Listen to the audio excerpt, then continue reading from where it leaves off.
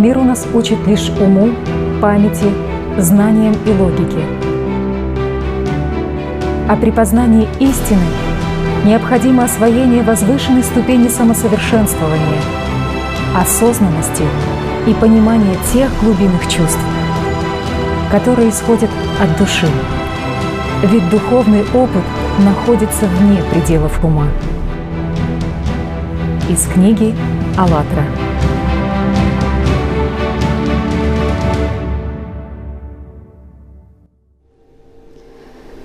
Здравствуйте, дорогие друзья! На протяжении жизни менялись условия жизни общества, цивилизации, но неизменным остается одно — сам человек, его внутренняя двойственность и вопрос истинного смысла его пребывания здесь. Этим смыслом жизни во все времена являлось и остается духовное освобождение, которое достигалось через практический опыт познания себя, своей истинной сути, а также путем самосовершенствования человека в различных духовных практиках. Тема нашей сегодняшней передачи — «Сознание и личность от заведомо мертвого к вечно живому».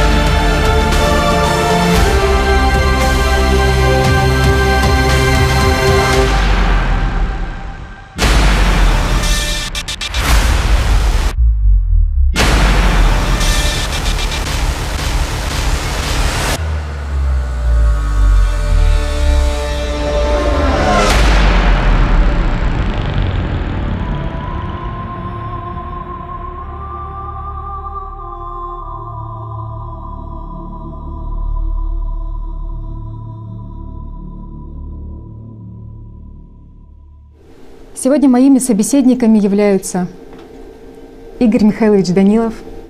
Здравствуйте. Жанна. Здравствуйте. Володя. Здравствуйте. И Андрей. Здравствуйте. Игорь Михайлович, после просмотра цикла передач «Истина на всех одна» с вашим непосредственным участием, люди из разных стран мира прислали удивительные отзывы. Эти отклики разнообразны, но что важно, что многие из людей, просмотревших особенно предыдущую передачу, впервые в жизни прочувствовали ваше безмолвие духовно наполненное на совершенно новом для себя уровне духовного восприятия.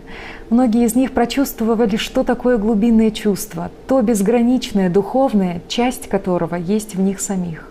Это та неотъемлемая часть, которая должна доминировать у всех людей.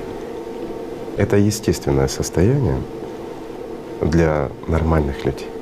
И вот они открыли это в себе, это глубинное понимание сути без слов, которое разительно отличается от привычного мышления и работы сознания. Значит, не все потеряно. Причем многие радостно, что отметили тот момент, что самый главный диалог действительно происходил не словами, а на уровне глубинных чувств. И после разговора сравнивали то, что происходило с неким открытием источника или с океаном безмерной радости. И вот что интересно, мне часто многие задавали вопрос о едином языке или как праязык. Но нас поняли на прошлой передаче люди, которые абсолютно не знакомы с тем языком, на котором мы говорим. Я имею в виду вербально.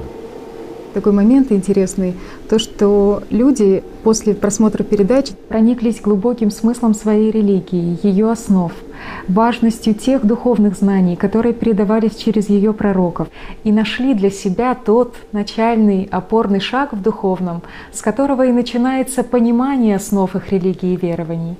По этому поводу хотелось бы зачитать несколько писем. Бисмилляхи рахмани рахим. Во имя Аллаха, Всемилостивого и Милосердного. Джазакумуллаху хайран. Да наградит вас Аллах благом. Тема очень актуальная на сегодняшний день. Передача оказала очень сильное воздействие. В ней есть глубокий смысл для понимания моей религии, моего пути. Передан он через плод честности. В одном из хадисов пророк, мир ему и благословение Аллаха, сообщается со слов Аль-Хасана ибн Али, что посланник Аллаха, мир ему и благословение Аллаха, сказал: «Оставь то, в чем ты сомневаешься, в пользу того, в чем нет сомнений. Воистину правдивость – это спокойствие, и воистину ложь – это сомнение. Барак Аллаху фикум, да благословит вас Аллах». И вот второе письмо, которое пришло совершенно из другого конца земли. Я христианка, читала Библию и все пыталась представить, где же находится это невидимое Божье небо. Это реальность духовная, а не материальная. Как туда попасть? С чего начинается первое намерение, первый шаг истинного пути святых отцов? Мои понимания от ума были расплывчатыми и неопределенными. И только сегодня, благодаря этой необыкновенной передаче, я без слов поняла всю глубину и простоту чувства Божьей благодати. Вот уж воистину, как в Библии сказано, «Не видел того глаз, не слышало ухо и не приходило то на сердце человеку, что приготовил Бог любящим его». Сейчас, слушая в церкви проповедь, читая Библию, стала понимать всю глубину и истинность учения Христа, которое Церковь вручила нам. Я поняла, что такое Царствие Божье внутри вас есть. Я поняла слова Иисуса Христа, когда Он ответил: «Царство Мое не от мира сего».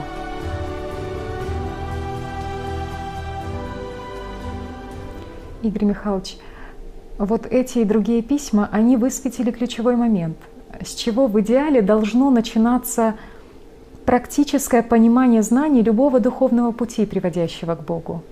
С практического соприкосновения со своими глубинными чувствами. Сегодня очень многие шаблонно и безучастно относятся к своим религиям, просто как к традиции. Нет в обществе понимания человеком себя, важности жизни духовным миром.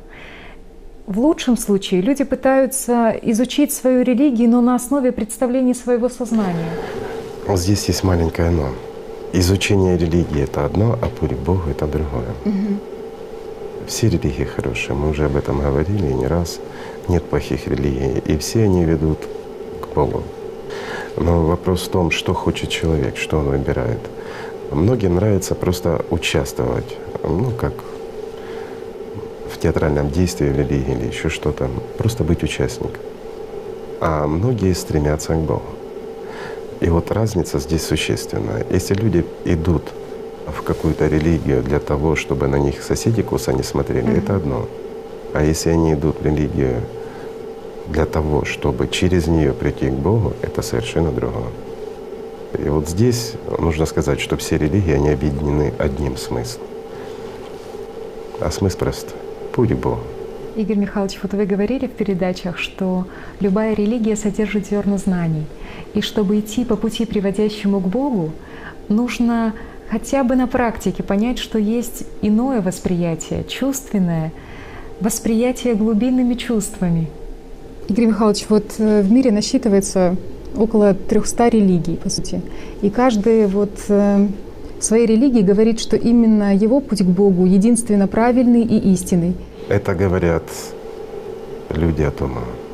Это как раз говорят те, кто ведет людей, как Сусанин, в болото, из которого они никуда не попадут. А настоящие люди, которые, я имею в виду люди, познавшие сами этот путь, которые ведут по нему, они никогда так не скажут. Во всех религиях, еще раз говорю, настоящих религиях, не тех, что люди придумали там искусство, а действительно настоящих. Во всех религиях, все, кто достигал этого пути, они понимают, что во всех религиях есть одно зерно. Это путь к Богу. Все остальное — это культура, это наследие и много других, скажем, таких атрибутов, приемлемых для тех или иных других народов, скажем, но не больше. По факту все это один путь. Почему, Игорь Михайлович, вообще путь к Богу разделен на столько религий? Сознание всегда разделяет. Оно не может по-другому. Борьба за власть, борьба за доминирование над кем-то, ну, это материя, это законы материи. В этом суть. Разделяя власть. Поэтому люди разделяют. А вот как раз те, кто достигает понимания, те, наоборот, стремятся объединить. Игорь Михайлович, а с чем сталкивались пророки, приходя в этот мир? С тем же, с чем сталкиваются и сейчас, с людьми. И их сознанием.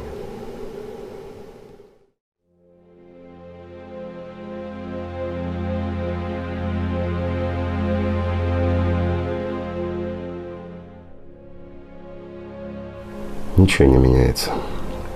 По крайней мере, в методах, которыми система воздействует на людей через их сознание. С чем сталкивались пророки?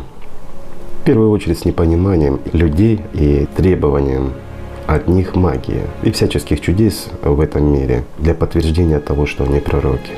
Неверие, недовольство, насмешки, ну и всякие оскорбления вплоть до открытого противостояния. Это то, что приходилось пророкам переживать не только от власть имущих, но и от обычных людей. Сознание оно ведь не разделяет, скажем, кто власть имущая, кто нет. Оно настраивает всех на одну волну животного разума, в первую очередь, на потребительскую волну. И когда приходит пророк, то системе это угроза на самом деле, и поэтому она начинает противостоять всячески через всех своих рабов. А рабы — это не только власть имущие. Среди власть имущих тоже много хороших людей. Но, к сожалению, и среди, как говорят, простых людей очень много рабов системы.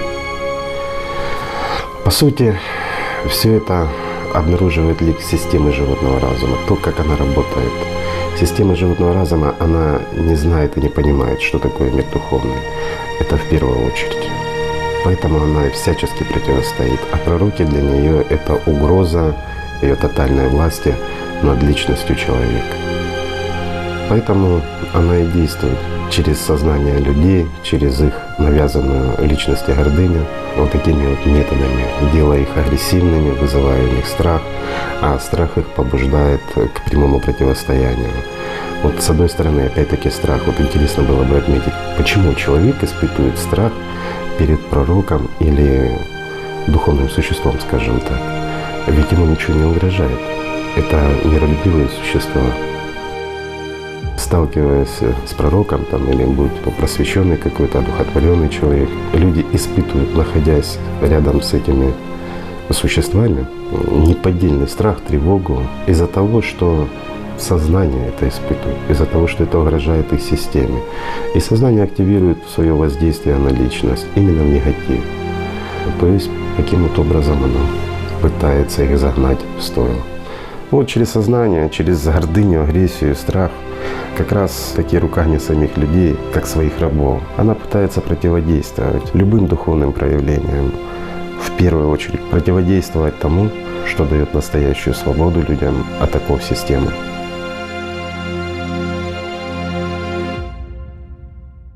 Действительно, читая истории жизни пророков, понимаю, что абсолютно ничего не меняется в этих вопросах противодействия системы духовным всплескам в материальном мире. Совершенно верно. Возьмем, к примеру, пророка Мухаммеда. В своей деятельности он много раз сталкивался с подобными проявлениями, которые система активировала через сознание окружающих его людей, порой самых близких его людей. Это выражалось в различных агрессивных проявлениях, недовольствах. Простой пример. Власть имущие, которые господствовали в Мекке, они что потребовали от него в первую очередь? Они в первую очередь потребовали от него прямых, непосредственных доказательств того, что он пророк. Типа того, что передвинь гору, поверни реки вспять. Все как обычно. То есть прояви здесь в трехмерности волю Божью. Вот измени и сделай что-то, докажи нам, что ты пророк. Это естественно, что люди требуют чудес от пророка. Потому что сознание властвует над людьми и требует магии и нескончаемых чудес для себя. Да, сколько чуда не показывают людям, они все равно будут сомневаться. Они будут подвергать сомнению любое чудо, которое бы пророк не показал. Это действительно так. Потому что требование чудес, оно идет, говоря языком ислама, от Иблиса, от шайтана, то есть от дьявола.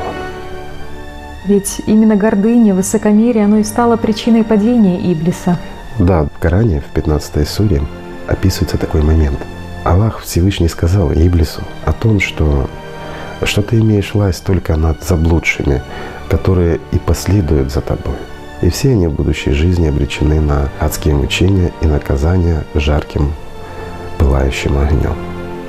Опять-таки, что значит жаркий пылающий огонь, да, для людей, который постигает человека после смерти? Говоря современным языком, это состояние субличности. То есть даже сегодня в священных писаниях, несмотря на их многочисленные переводы, все-таки сохранили зерна знаний. Очень хорошие слова. Но они хороши лишь тем, кто понимает суть их. Вот опять-таки я немножко отвлекусь. Как человек воспринимает это все? Сознание он воспринимает это все как сказку, ни больше, ни меньше. Лишь тот, кто приобрел опыт, тот понимает, что это не сказка, а правда. В этом беда. Как говорится, нет пророка в своем Отечестве. Иисус же сказал им: не бывает пророк без чести, разве только в Отечестве своем и в доме своем. Это действительно так. Вот простое понимание. Жил человек, который знал тебя, или группа людей, вместе с тобой росли, и потом тебе приходит или снисходит откровение, и ты становишься пророком. А что такое пророк? Пророк — это глашатай Бога, да? Это тот, кто доносит истину, посланную от Бога. Но люди-то тебя знали, они росли рядом с тобой. Что их возьмет в первую очередь? Они будут слушать то, что ты говоришь? Нет, они будут смотреть на тебя и думать: как это он вместе со мной рос или росла, а теперь она говорит о Боге. Разве не так? Зависть. А что породит в них это? Ненависть. Ненависть, которая в них будет порождена прежде всего от их гордыни. Потому что не к ним снизошло откровение, а к тебе. Поэтому в своем Отечестве пророка нет. Я бы сказал так: пророка нет в мире сем для тех, кто живет сим миром.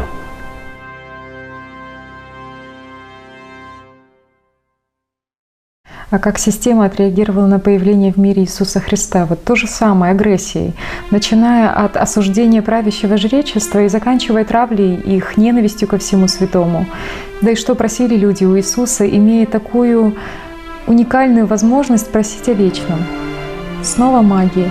Да, подобное было и с Иисусом. Люди просили у Него тех же материальных благ для себя, здоровья в первую очередь. Да и вообще, надо сказать, что не только вот с Иисусом, а это устоявшееся такое вот мнение: если человек духовно просвещен, значит, он должен быть идеально здоров, счастлив, богат в этой трехмерности и тому подобное. И понятие счастья, к сожалению, в понимании людском, это, скажем, не единение с миром духовным и не настоящая жизнь, настоящей свободе от трехмерности, а понимание счастья для людей — это здоровье, богатство и власть. Прежде всего власть, тайная власть. Не просто там тебя избрали каким-то лидером или еще что-то, а тайная власть, которую ты можешь тайно диктовать этим лидерам, они исполняют твою волю, твою. Вот в чем вопрос.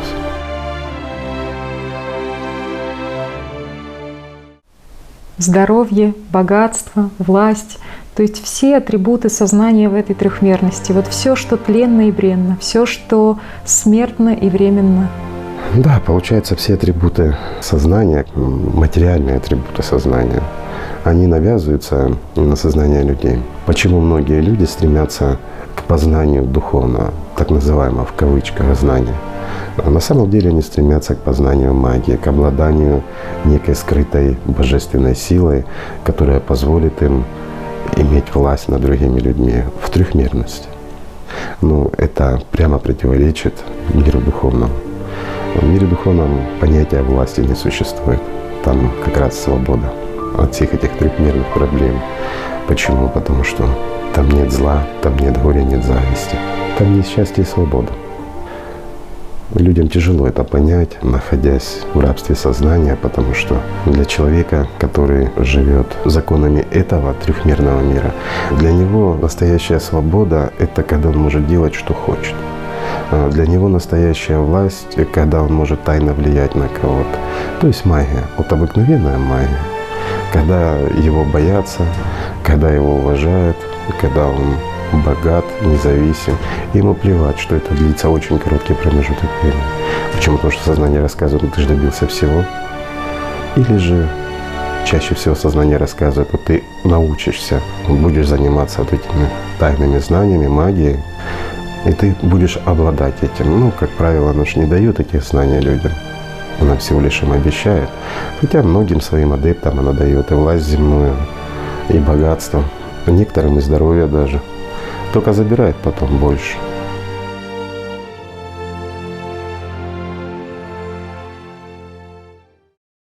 Вот в те времена, как, впрочем, и сейчас, богатство было и остается предметом гордости в мире людей. И, очевидно, поэтому люди, находящиеся во власти сознания, не понимали, почему пророк живет и не просит для себя каких-либо земных благ у Бога. Вот это непонимание, оно еще больше вызывало у людей, вызывает агрессию, отторжение. Почему пророки не просят каких-либо земных благ у Бога? О себе в первую очередь. И это вызывает сомнения в их сознании. Если ты пророк, если ты обладаешь, ну, скажем так, говоря земным языком, связью с Богом и можешь у Него просить все, что хочешь, то почему же ты не просишь себе в первую очередь? Как же ты можешь дать кому-то, если себе не берешь? Просто идет непонимание людей, что пророк никому ничего не дает. Он приносит всего лишь знания, люди сами берут то, что хотят. Хотят служить Богу, служат Богу. Они служат Богу ради того, чтобы обрести большее и то, что не заканчивается. А когда они начинают, молясь Богу, просить земное, то они молятся не Богу, они молятся сатане. Ведь нельзя просить у вечности чего-то временного. Нельзя просить у жизни смерти. Не бывает такого. А любое земное прошение, материальное прошение, как бы оно дорого ни казалось людям. Хотелось бы разобрать вот маленький момент такой. В обычной жизни человеческой у людей есть привязки. Есть родные, близкие, дорогие им люди. Ну и просто своя жизнь. Особенно, когда кто-то из близких заболел. Людям хочется помочь, они начинают молиться, просить Бога, чтобы дали здоровье родным, близким, дорогим им людям. Обещают, что будут молиться Богу и тому подобное. То есть идут торги с Богом. Торги о чем? О здоровье. Ведь они не просят о бессмертии, о спасении души, как говорят религиозным языком, у Бога для своих родных и близких. Они просят здоровья. А здоровье — это неотъемлемая часть материальных благ. От кого они просят? От сознания. И кто им это рассказывает? Сознание. И кому они обращаются в таких молитвах? К системе, к тому, кто владеет этим материальным миром, тому, кому он принадлежит. Ведь практически во всех религиях так или иначе говорится, что есть князь мира сего. То есть здесь, в этом трехмерном мире, есть свой князь, который управляет этим миром. И вот он как раз и дает те блага материальные людям, когда они это заслуживают. Здоровье тоже. Но в обмен он забирает жизнь. Люди этого не понимают, потому что многие считают, опять-таки, под диктовку сознания, они считают, что лучше 30 лет красивой жизни, чем какая-то вечность там, есть ли она, нет ли ее. Вот лучше здесь поживу, а потом что будет, то будет. Люди просто не понимают, что 30 лет, что 100 лет — это всего лишь мгновение. Никогда человек не успеет нажиться. И здоровья много не бывает. Все оно проходит. Все на самом деле просто и все дано. Хочешь быть здоров, лечись, следи за своим здоровьем. Хочешь быть богат, учись, работай. Будешь, куда ты денешься. И это не противоречит никаким законам. Хочешь власти, иди в политику, обретай эту власть. Захочешь — добьешься. Вопрос в другом. Вопрос в том, что нельзя использовать магию для приобретения каких-то земных благ. Почему? Потому что такое магия? Магия — это прежде всего израсходование жизненных сил, тех сил, которые даны тебе для совершения духовных таинств. А ты их используешь в своем желании и устремляешь на приобретение чего-то материального. Чтоб материально ты не приобрела, но все равно время. В этом подмена идет. Ну, что сделаешь? Система сильна. Ничего не меняется. Люди как были людьми, так и остаются. Вернее, не люди, сознание их. Система, она ведь одна и та же. Вроде люди разные, сознание разное, а система одна и та же. Это вот возьмем современным языком гаджеты всякие, да? Телефоны, планшеты, ноутбуки. Они разные. Программы у них практически одинаковые. И выходя в интернет, они выходят в тот же самый интернет и получают ту же самую информацию. Ну вот где-то так. Сознание, системы. Но здесь очень важно, чтобы оператор понимал, какие программы можно активировать, а какие не нужно. И что он за это заплатит.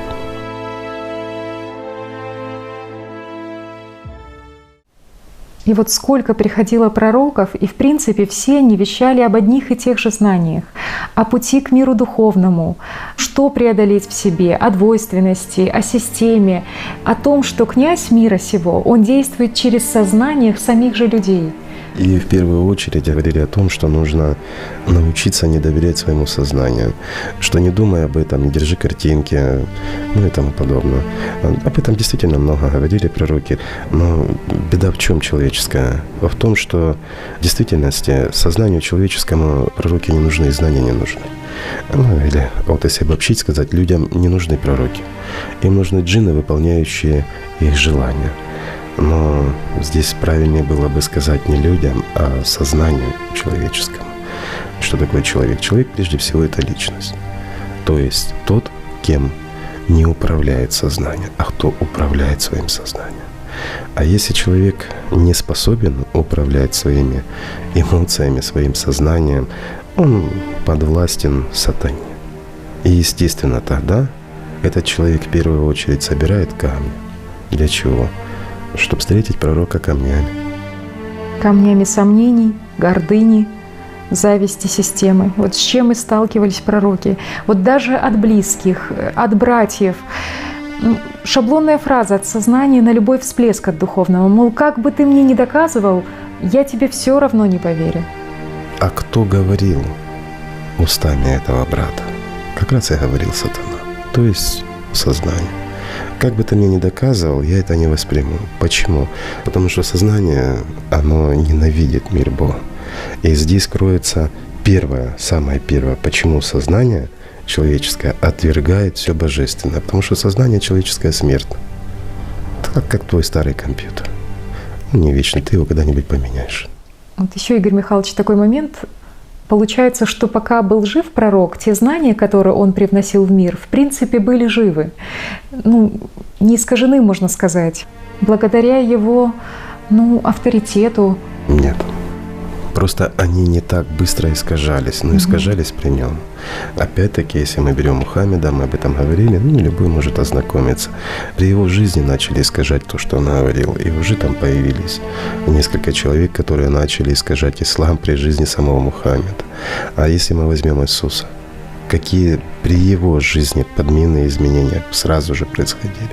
Но они могли говорить людям правду, они были здесь, в этом мире, и они могли хотя бы немножко отстаивать. То есть, а зачем далеко ходить? Зачем брать великих пророков? Давай возьмем просто «АЛЛАТРА» и посмотрим, что сейчас происходит. Ведь сколько сейчас появилось людей, которые от ума трактуют ее. Вот просто по-своему. И для чего они трактуют это? Для своей выгоды. Что обрести опять, что власть над себе подобными. Создают какие-то закрытые группы. Рассказывают, что они являются какими-то авторитетами в «АЛЛАТРе» или еще что-то там. Они лидеры «АЛЛАТРы», ну и чего только нет. И причем люди им верят. Там человек прочитал книгу, что-то понял, стремится узнать больше. А здесь им подворачиваются как раз вот авторитеты, которые порой даже и не читали эту «АЛЛАТРу». И начинается игра. Так вот, при жизни, при современном, когда человек может взять, сам прочитать, изучить и начать работать. Ведь об этом и пишется, и рассказывается. Ведь это не сложно абсолютно. Но хочется поговорить с человеком. И опять-таки, сколько раз рассказывали, сколько говорили, что если ты ищешь пути духовного, то ищи путь духовный. А что людям надо? Здоровье, решение своих проблем и узнать, что будет завтра. Но ничего не поменялось.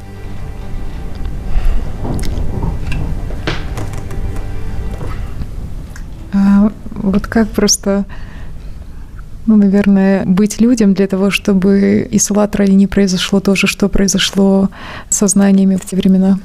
Ну, это выбор человеческий. Что выберут, то и произойдет.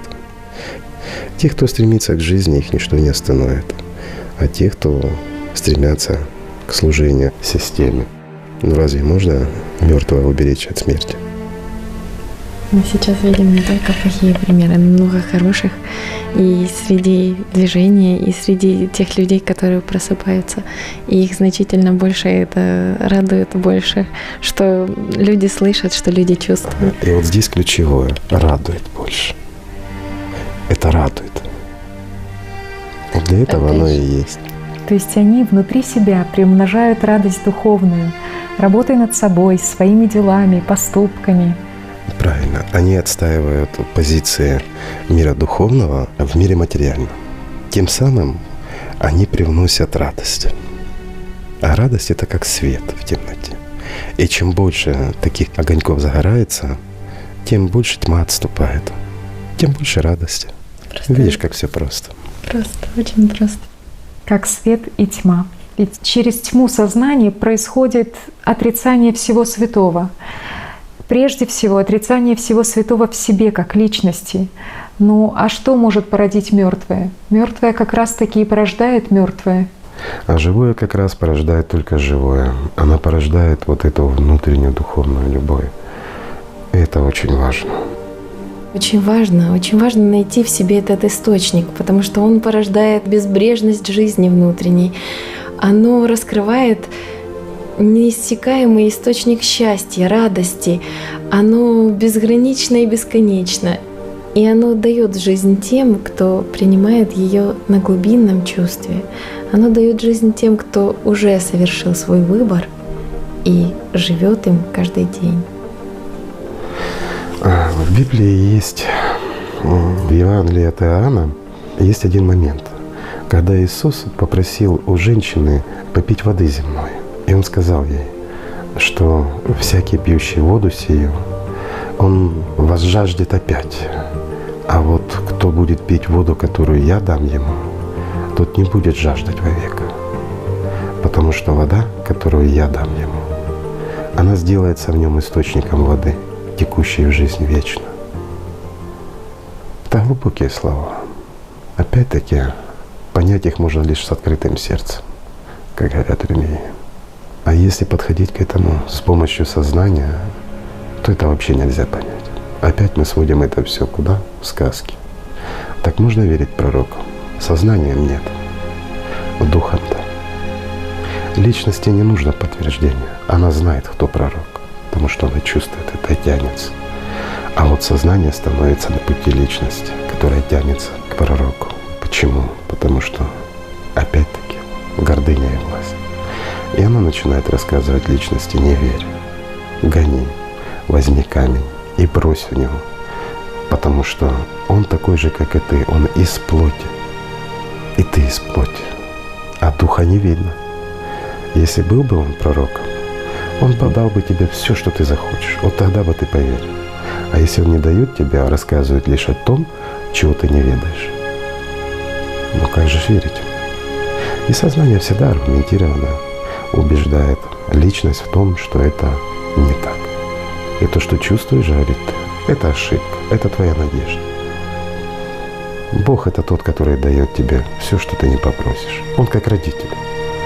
Ну и вот действительно, вот попробуй аргументировать против.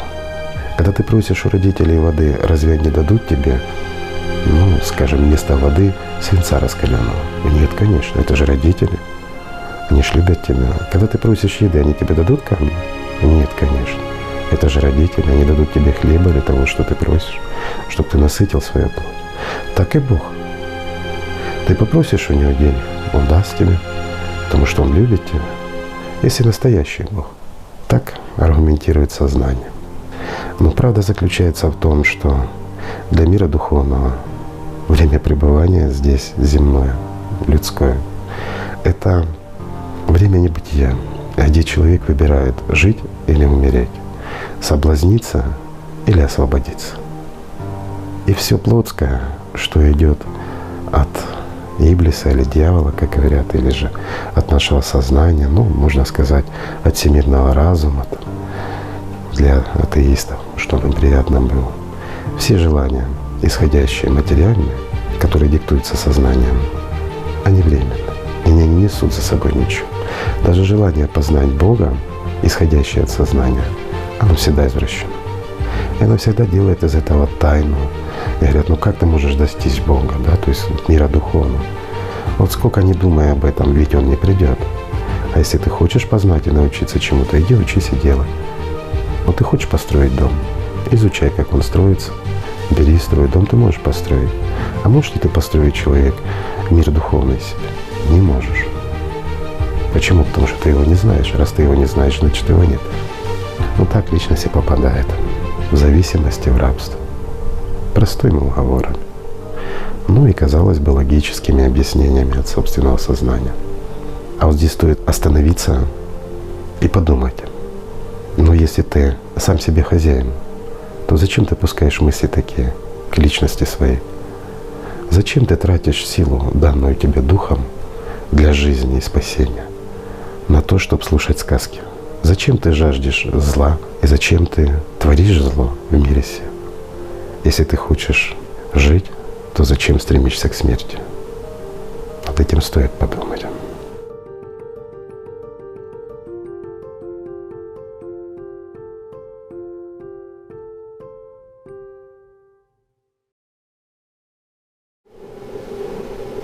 Кто противостоит? Сознание противостоит.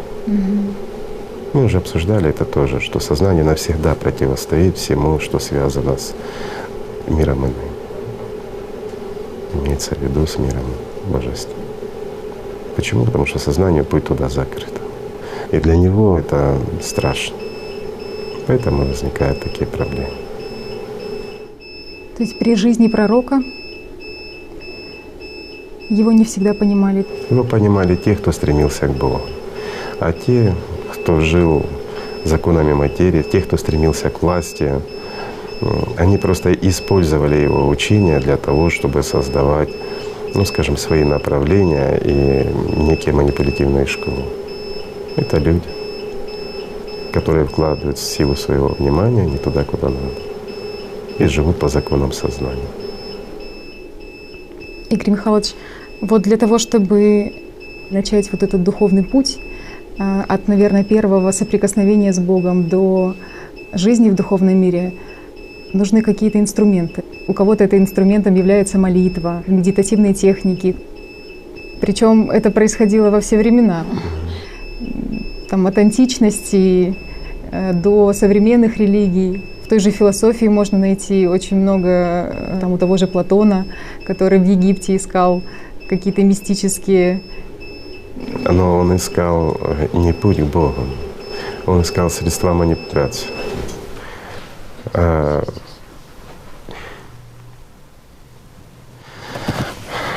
ну вот видите, вот свет выключили. Система всегда против того, чтобы говорили правду. Что тогда предпринимается? Вот это вот в принципе и вся магия от нее. Так мы остановились на Платоне как раз. Платон искал не путь к Богу, он искал средства манипуляции, магию, не больше. А те люди, которые действительно ищут путь к Богу, вот еще раз возвращаюсь к тому, что в каждой религии предлагаются свои инструменты медитации, Но молитвы. это обусловлено тем, что опять-таки традиции, у кого что было приемлемо, где-то используют больше медитативные практики, где-то молитвенные практики. Но на самом деле все стремятся постичь именно чувственное восприятие. Вот молитвенные состояния, да, мы уже как-то в одной из передач говорили, молитва Иисусова — это достижение чувственного восприятия. Также существуют мантры, это в принципе та же молитва, только повторение одних и тех же слов идет длительное время для того, чтобы вызвать ассоциативное вначале, а потом и действительно реальное именно чувство глубинное. Также и медитации некоторые направлены на постижение, упорядочивание своего сознания. В последующем переходили на духовные практики для постижения именно пути самого или чувственного восприятия. Ну, все это называется, конечно, путем. Это именно духовный путь. То есть, когда человек стремится. Разница во всех вот этих инструментах, она в принципе велика, но суть, к чему они стремятся, она едина. Хотя если взять вот более древняя школа, все было просто.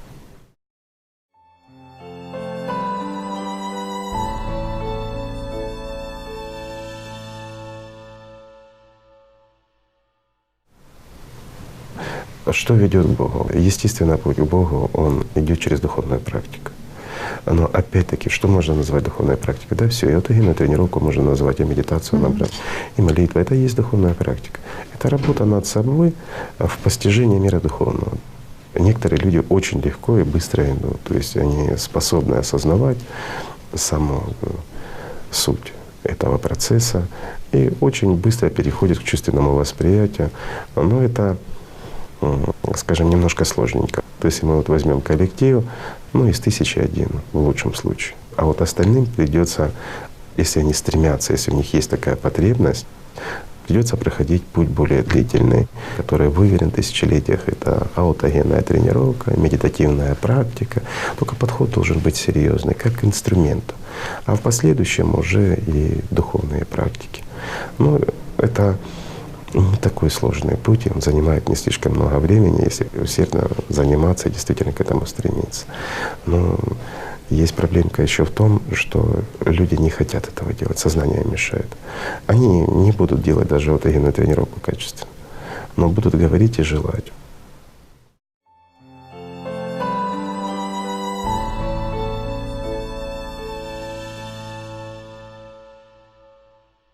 Мы говорили о этапности для человека, который чувствует внутреннюю потребность, но не может справиться со своим сознанием и тому подобное. Что необходимо? Испокон веков была хорошо наработанная формула. Если говорить современным языком, это аутогенная тренировка, медитация, духовная практика.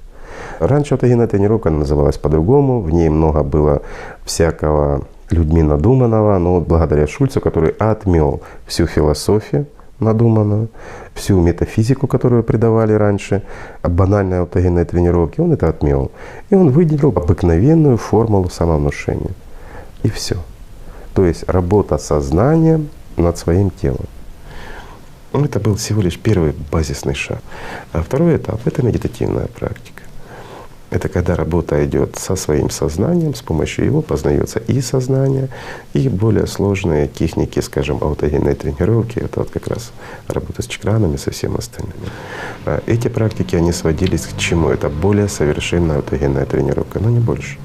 Эта работа все равно идет. Вот в аутотренинге идет работа с помощью сознания над своим телом. То есть человек учится правильно вкладывать силу своего внимания, правильно перенаправлять свое внимание, сосредотачивая на определенном участке своего тела. И таким образом он отсекал как бы или приостанавливал поток мыслей в своей голове. То есть он выбирал только то, что ему необходимо. В последующем медитативные практики — это больше работа с сознанием, со своим сознанием.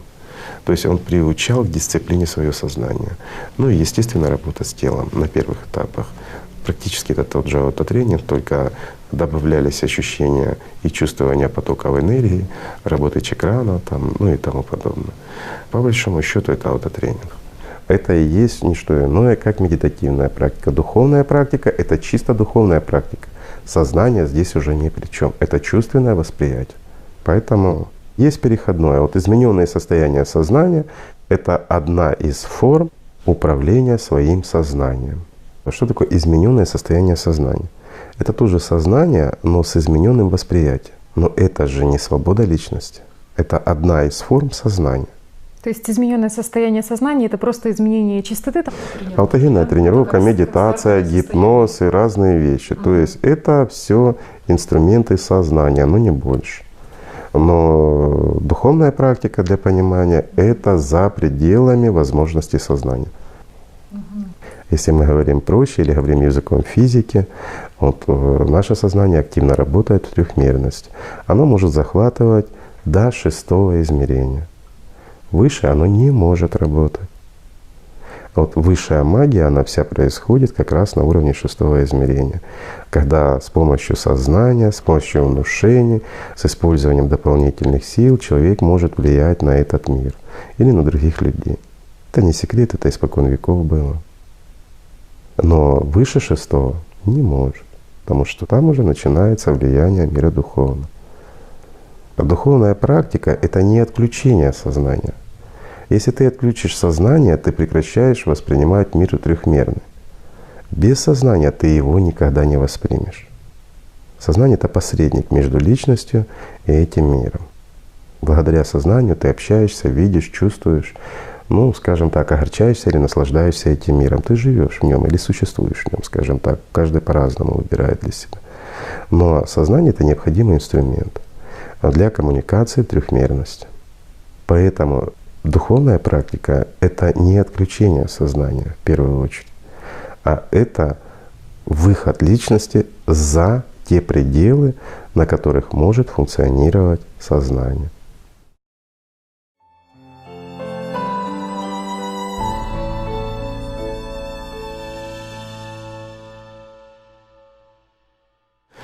И третий этап — это чисто духовная практика, когда уже человек осознает, что он личность.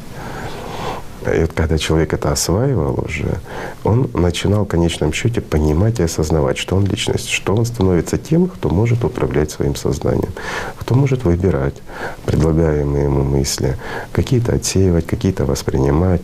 Ну, процесс становился управляемый. И тогда уже приходило чувственное восприятие, то есть он понимал, что он тот, кто он есть. И уже перенаправлял силу своего внимания как раз на чувственное восприятие мира духовного внутри себя. Не где-то во внешнем поиск, а внутреннем. В конечном счете это приводило, естественно, к открытию, как говорили раньше, великих тайн. Ну, кто говорил? Сознание людям говорило, что вот не можешь постичь, потому что это великая тайна, без учителя там, или еще без кого-то. Это вот нужно 20 лет медитацией прозаниматься, а потом только переходить к духовной практике. На самом деле все просто. Но опять-таки осознание того, что человек — личность, и он не является сознанием, а он всего лишь, вот как мы разбирали, является зрителем в театре теней, оно происходит постепенно. У некоторых очень быстро, но это единица. А так в основном оно происходит медленно и поэтапно. И люди часто путаются. Сознание часто мешает, рассказывает им: да нет, это не так, не получится. Люди по привычке начинают слушать, у них ничего не получится. А те, кто действительно стремится к Богу, кто действительно стремится познать, они познают легко и быстро. То есть человек, он осваивает духовную практику уже с помощью глубинных чувств? Духовная практика, она выполняется глубинными чувствами, но она не выполняется с помощью сознания. Что и опять-таки даже для скептиков или любителей искать подтверждения, то есть не желающих постигать самим, а ищущим, а кто об этом говорил. То есть подтверждение.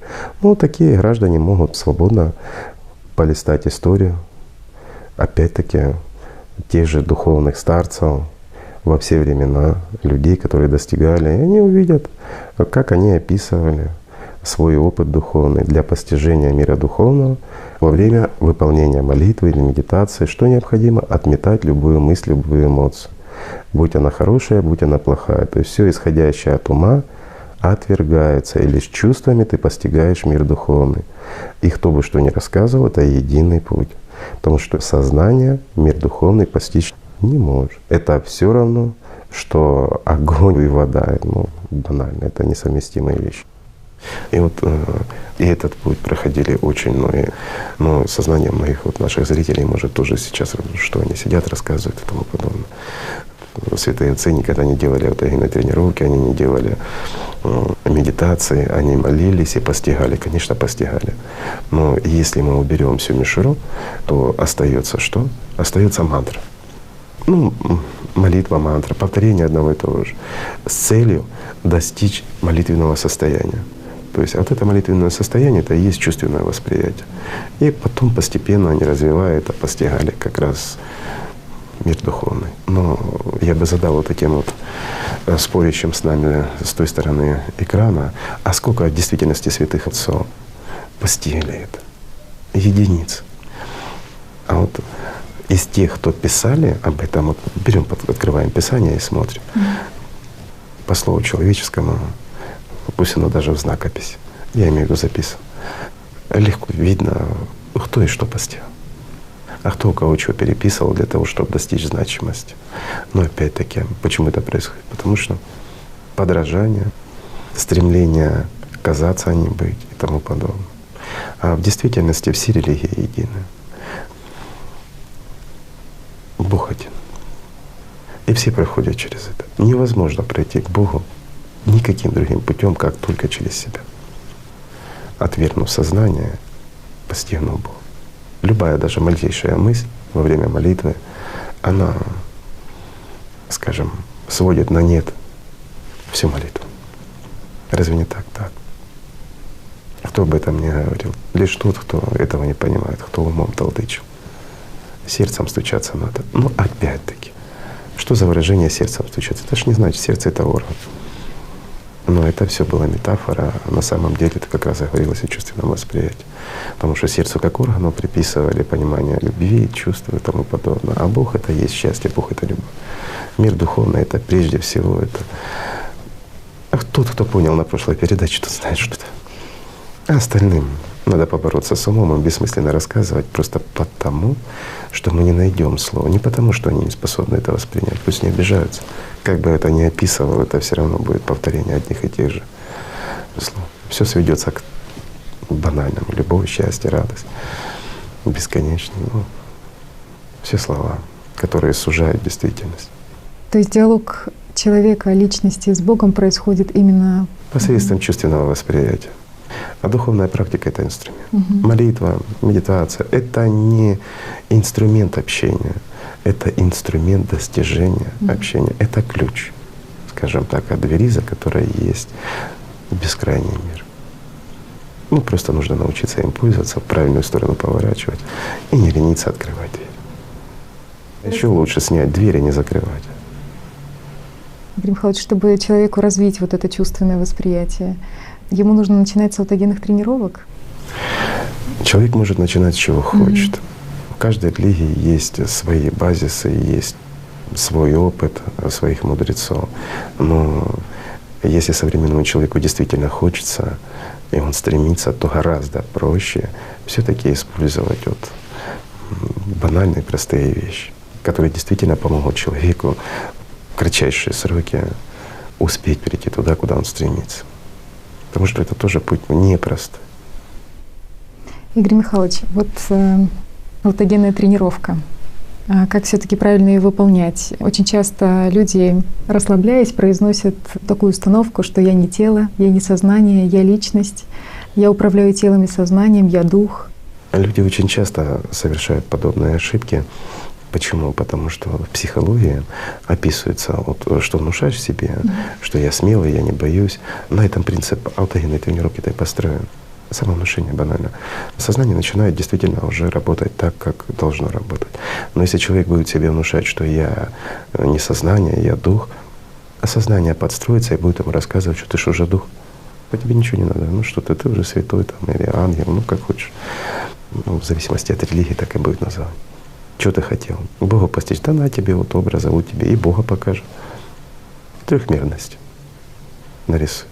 И будет человек общаться с этим Богом, с кем угодно, со святыми, которые будут приходить к Нему с бородками, будут сидеть, разговаривать, как мы с тобой. Вот так и будет видеть. И будет вот эта медитация, вот это сильно, вот это серьезно. Или вот это тренинг. Да? Духом надо становиться, а не толдычить об этом.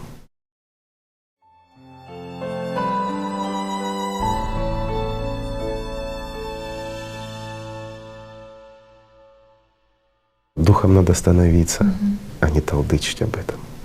Не сознанием надо работать. Сознанием не надо убеждать свое сознание с помощью своего сознания самого себя же, используя опять-таки свое сознание и его установки. Потому что это как раз есть установки от сознания над личностью. Помнишь, мы разговаривали за тех артистов и зрителя. Вот когда личность — это зритель, а артисты — это и есть сознание. Вот они разделяются и рассказывают, один другому рассказывает: ты дух, ты уже все познал, вот смотри, как красиво. А тут же превращается, вот, как демон, в любого святого или еще кого-то, кого угодно. А о чем говорили настоящие святые отцы? Кто перед тобой не явился в образе человеческом, гони его, потому что это демон. И вот многие недопонимали, как это ж вот это вот грешное, это ж как раз тебе явились. Да никогда в трехмерности не явится никто. В трехмерности есть люди и демоны.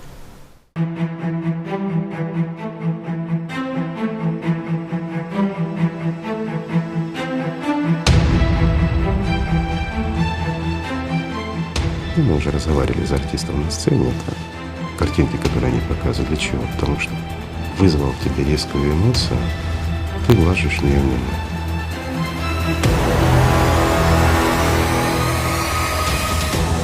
И чем ярче картинка, тем больше внимания вкладывается. А это финансирование для артистов. Мы уже рассказывали об этом, правда? Все просто. А здесь одни и те же артисты, которые толстый, здоровый дядька изображает тонкую какую-нибудь, извини, травиночку. Он ее изображает и навязывает тебе. Там ты же видишь, что это несоответствие. И так и личность чувствует несоответствие и подмену. И она хочется и стремится так же само, как ты бы стремилась во двор увидеть ту же травинку, а не толстого дядьку, изображающего ее. Правильно? Личность, она ведь находится в глубокой темноте, пока не придет духовное зрение, духовное слышание. Есть такое выражение, оно хорошее. Когда она видит реальность. А пока она не обладает этим, она как малыш. Находится в зале и слушает все, что ему рассказывают. Все лишь навсего. За вот этим театром абсурда огромный мир. Единственный, кто может из этого театра как раз и соприкоснуться с миром духовным. Это ты, как зритель. То есть как личность.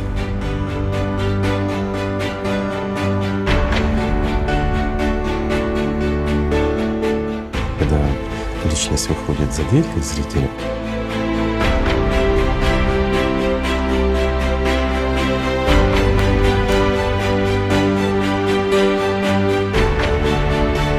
она утрачивает своих артистов.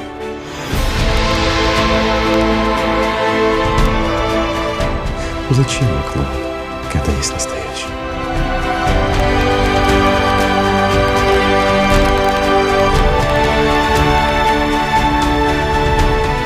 Зачем смотреть на иллюзии, когда есть реальность? Зачем хвататься за время, когда есть вечность?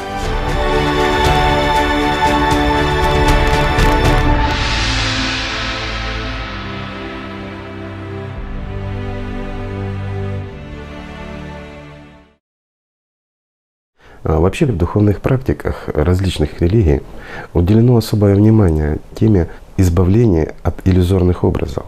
То есть и в христианстве, и в мусульманстве, и в буддизме, и в более древних религиях особо отмечают, что никаких образов быть не должно.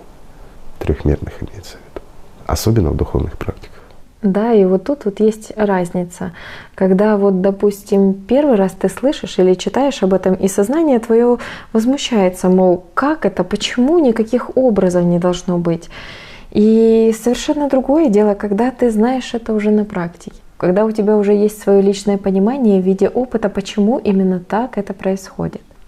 То есть все эти упоминания в религиозной литературе, они становятся понятными, когда ты сам практикуешь.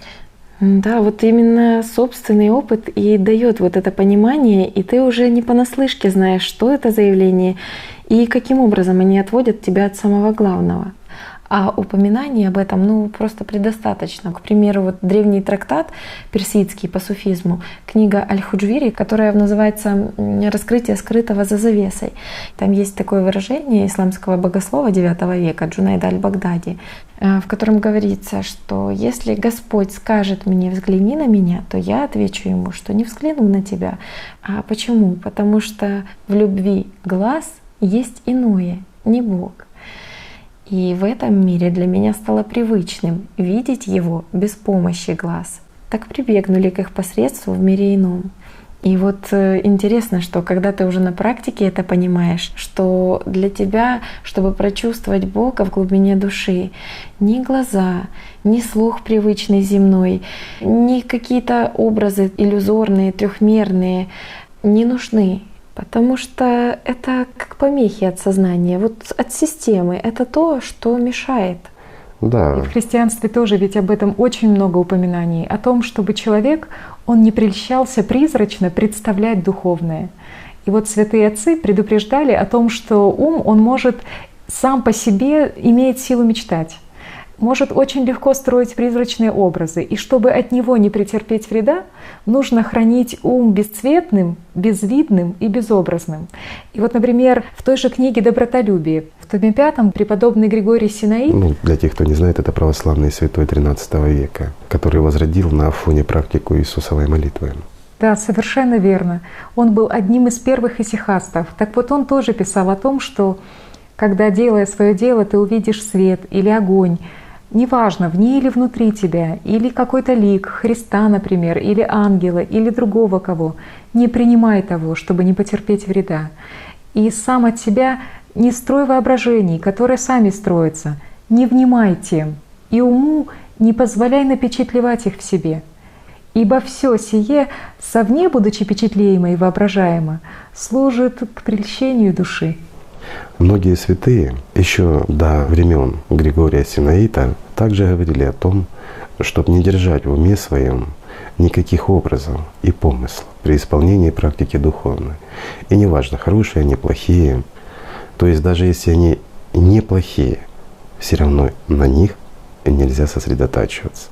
А обращение должно быть твое, то есть внимание на внутреннее содержание, суть. То есть на чувственное восприятие мира духовного. Вот это очень важно для практикующих, о помыслах, что неважно, хорошие они или плохие, это мысли. И вот у людей есть непонимание этого вопроса, мол, а вот если во время медитации ко мне приходят хорошие мысли, это же ничего страшного, они же все-таки хорошие. Ну, это все, наверное, следствие того, что в одних религиях говорят так, в других по-другому. В общем, говорят. А тот, кто ищет свой путь, он же, как правило, ищет его везде, и сознание тут же все подряд начинает миксовать. Оттого и получается вот это непонимание. И без знаний человеку очень трудно разобраться, что к чему. Что бы ты мыслями своими ни делал, это все равно, что, я не знаю, чашкой черпать океан. Это бессмысленно. Ты никогда не достигнешь познания, если будешь мыслями идти к Богу. Мысль — это элемент сознания, а сознание — это часть того, что люди называют иблисом или дьяволом. Как можно инструментом, который дал дьявол, познать Бога? Никак. Почему и говорили: лишь сердцем внимай, не пускай мысль свою в таинство Божие, ибо оно станет не Божьим, а сатанинским. И в этом смысл. И это говорили те, кто познавал это. А другие как раз наоборот. Чистота ума, сосредоточение ума должно быть. И в практиках своих ум свой настраивай на мысли хорошие и воспринимай хорошее. Ибо сознание делится на две категории. Или ум на плохое и хорошее. И вот смысл для того, чтобы тебе в жизни было хорошо, нужно разделить. Плохое ты не воспринимаешь, воспринимаешь только хорошее. Но плохое, оно будет лезть к тебе. И стоит тебе отвлечься от хорошего, опять придут мысли плохие и будут захватывать твое сознание. И вот поэтому надо в чистоте держать свой ум и сосредотачиваться только на мыслях хороших и думать все время о хорошем. Вначале это сложно, но потом будет лучше, лучше и лучше. Есть такие религии, в которых вот так вот обучают людей. И вся медитация сводится к тому, что ты должен держать на мысли или безмыслие. Знаете, с чем бы я это сравнил? Вот я бы это сравнил, не в обиду им будет сказано, я ко всем религиям отношусь очень хорошо и замечательно. В каждой религии есть зерна, и в каждой религии, какая бы она ни была, есть указания на путь. А дальше дело людей. Так вот, к чему это все? Вот эти практики я бы сравнил с обезболивающими лекарствами при развитии смертельно опасной болезни. Человек, принимая обезболивающее, чувствует себя умиротворенным, легче, практически здоровым, в то время, когда смертельная болезнь развивается все больше и больше и обязательно ведет к летальности. Почему? Потому что обезболивание есть, а лечения нет. Поэтому болезнь свободно и невидимо развивается. Это неправильно. Любая работа с мыслью — это всего лишь возня в песочнице, материальной трехмерной песочнице. О хорошем ты думаешь, о плохом ты думаешь. Ты думаешь. Ты не постигаешь более глубокого. Это, вот еще бы я дал такое сравнение. Ты пришел на озеро и любуешься его поверхностью и гладью. Разве ты познал это озеро, его глубины, его воды? Пока не нырнешь, ты не узнаешь. И вот для того, чтобы узнать, что в этих водах, тебе нужно занырнуть. А смотреть на воды и рассуждать о том, что плавает на них, можно, конечно. Но ты не узнаешь, каково на самом деле это озеро. Приблизительно так. Да, и вот как раз вот все эти образы, это же как иллюзия на этом озере, как испарение в жаркий день. И вот здесь вот такой момент, что сознание, оно подтягивает все, что ему известно. Оно всегда подменит, оно всегда додумает, оно всегда вот искажает и дорисует что-то кажущееся. Все для того, чтобы завлечь человека. И притягивает из кладовки своей памяти все, что знает, все, что подходит. Но это происходит только тогда, когда человек, он стоит на берегу и не решается войти в эти воды, в это озеро. То есть он не движется вперед. Вот эти образы, они как способ привлечения внимания. То есть для человека, который ищет это озеро, они привлекают его внимание. Но для того, кто уже хочет познать глубину, для того, кто хочет занырнуть в это озеро, вот они уже начинают отвлекать.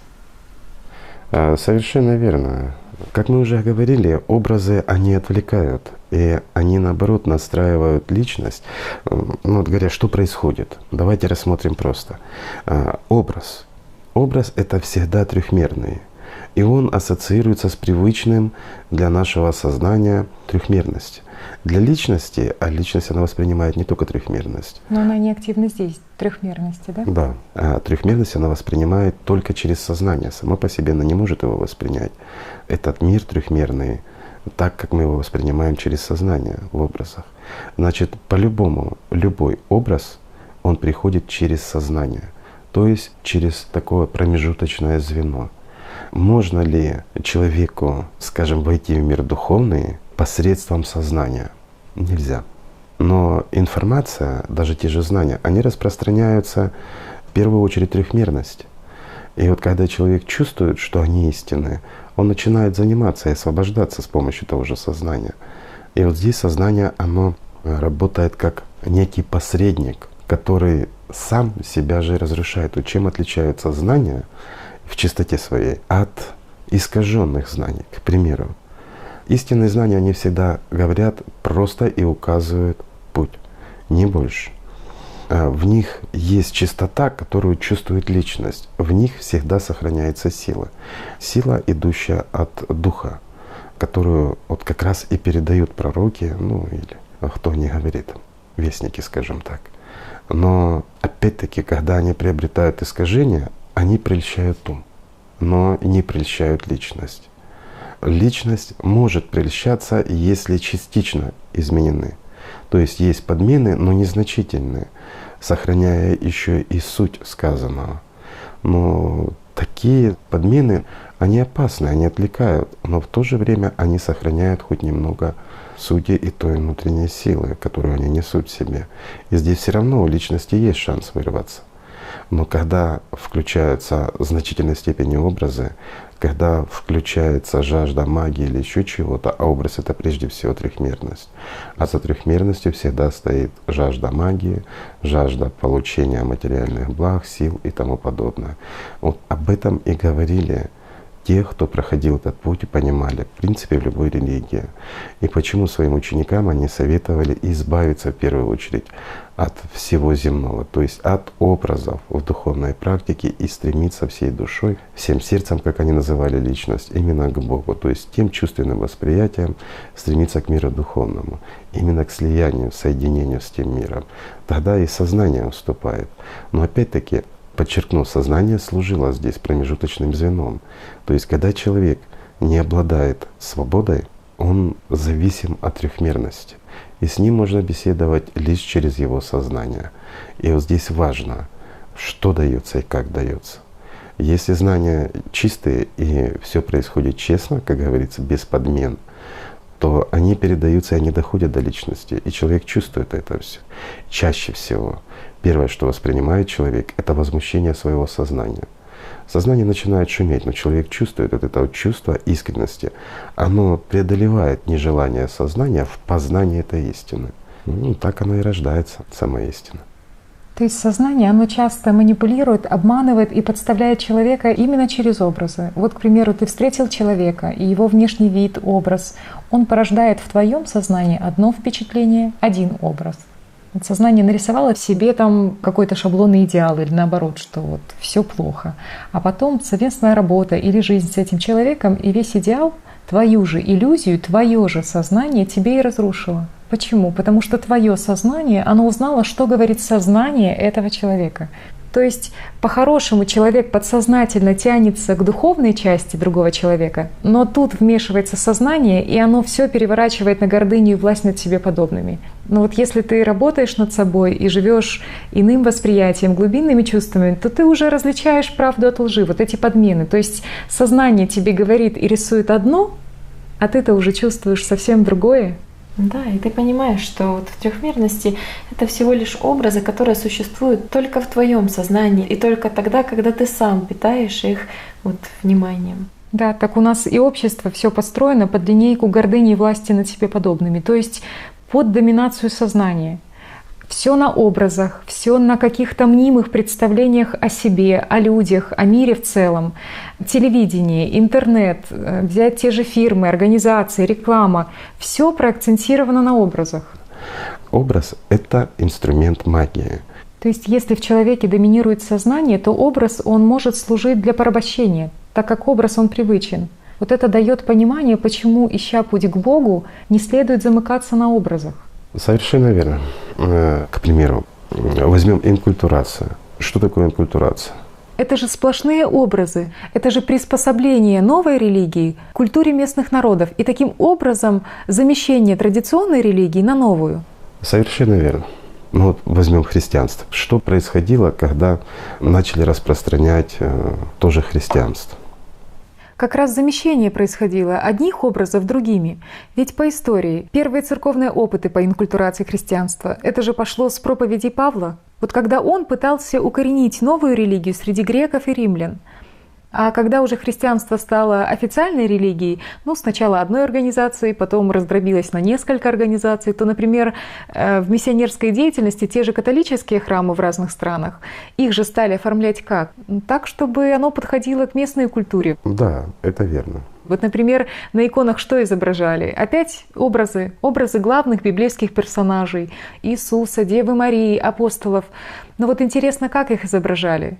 Их изображали с чертами лица, которые совпадают с внешними, фенотипическими особенностями местных народов. Совершенно верно. Они начали вводить в своей миссионерской деятельности определенные подмены. К примеру, Иисуса или Марию в африканских странах вносили в иконопись как африканцев, темнокожих. Это привычный образ, который не отторгался. Почему? Потому что белые были бы якобы отторжены большинством. Лишь некоторые, чувствуя, что есть в этом учении зерна истины, могли пойти. А в связи с тем, что прежде всего религиозная организация — это организация, и для нее важна массовость, поэтому вот вводились такие определенные подмены, где выдавали святых уже за темнокожих. Они были близки, они были воспринимаемы африканским населением, и те с легкостью это принимали. Инкультурация, она шла не только в подмене образа, но и многих праздников, определенных, скажем, религий, которые замещало христианство. Они вводили эти культовые обряды тех религий, которые доминировали на территориях, куда вводилось христианство, в христианство само. Ну и таким образом прельщали, проще говоря, тех людей, на территории которых проходило как раз введение христианства. То есть в буквальном смысле слова проходило введение.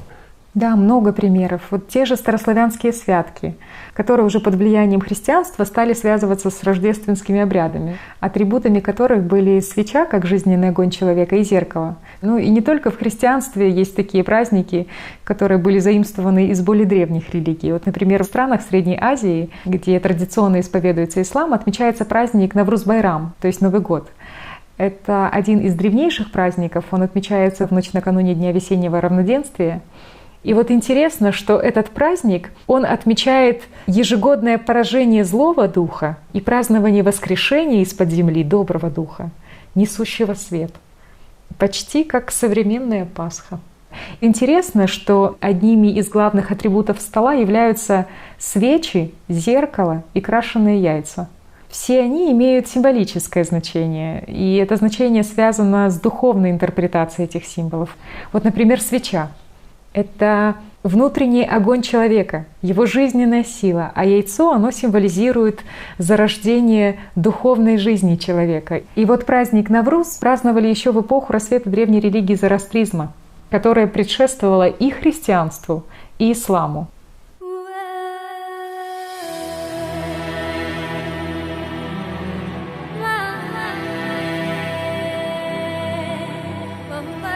Жизнь временной не бывает.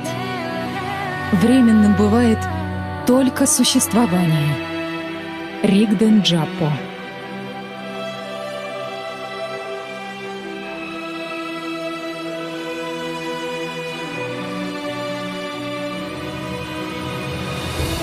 Весь этот временный мир является иллюзией зеркальных пересечений, захватывающей внимание человека лживой реалистичностью теней, их игрой взаимных созерцаний.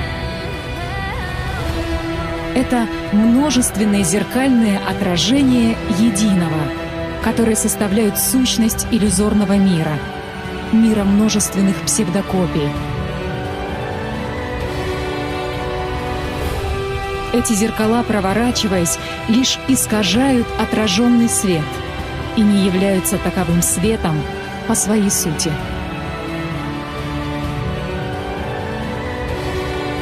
Иллюзия возникает из-за прельщения человека желаниями этого мира, его нежелания проникнуть в настоящую реальность. Отражений больше. Они прельщают взор человека, сосредотачивая его внимание на мертвом.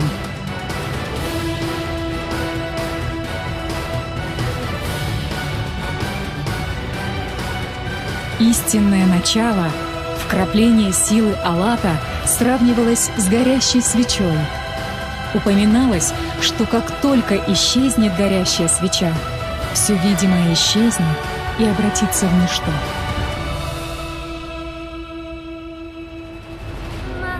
Свеча — это постоянное горение. Зеркала — это постоянное отражение. Все является отражением чего-то, следствием и причиной. Что больше привлекает внимание человека в его жизни — зеркальная игра множественных отражений материального мира или истинный духовный источник, частью того, в результате он и становится.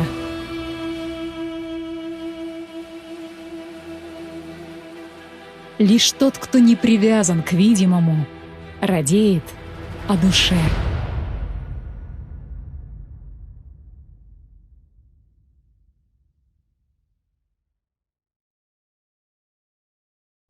Но так и происходит в истории. Постоянное нововведение хорошо забытого старого. Когда одна религия сменяет другую, но при этом претендует на свою уникальность. Опять-таки, хорошо это или плохо? С одной стороны, можно сказать, что плохо, а с другой стороны, если посмотреть, что здесь плохого. Одна религия заменялась на другую. Человек вправе выбирать, кому служить и как себя вести. И опять-таки, кто это делал? Люди. Через что? Через свое сознание. Для чего? Для того, чтобы популяризировать свою веру. То есть из хороших побуждений использовали определенные инструменты трехмерности, чтобы достичь определенной цели. А хорошо это или плохо, это судить каждому. Я, например, честно говоря, ничего плохого в этом не вижу. С одной стороны, они как бы подменяли религии, которые устоялись, на свои религии. Но это же организация. Если мы проведем параллель с любой, давайте возьмем спортивную одежду. Везде свои знаки, популяризация, реклама своей одежды. Правильно? Если есть на определенной территории какой-то человек знаменитый или узнаваемый, достаточно одеть его в свою спортивную форму, и люди начинают подражать. Это естественно, это опять-таки мы уходим к приматам, мы уходим к тому, как работает сознание. Всего лишь использовался инструмент сознания.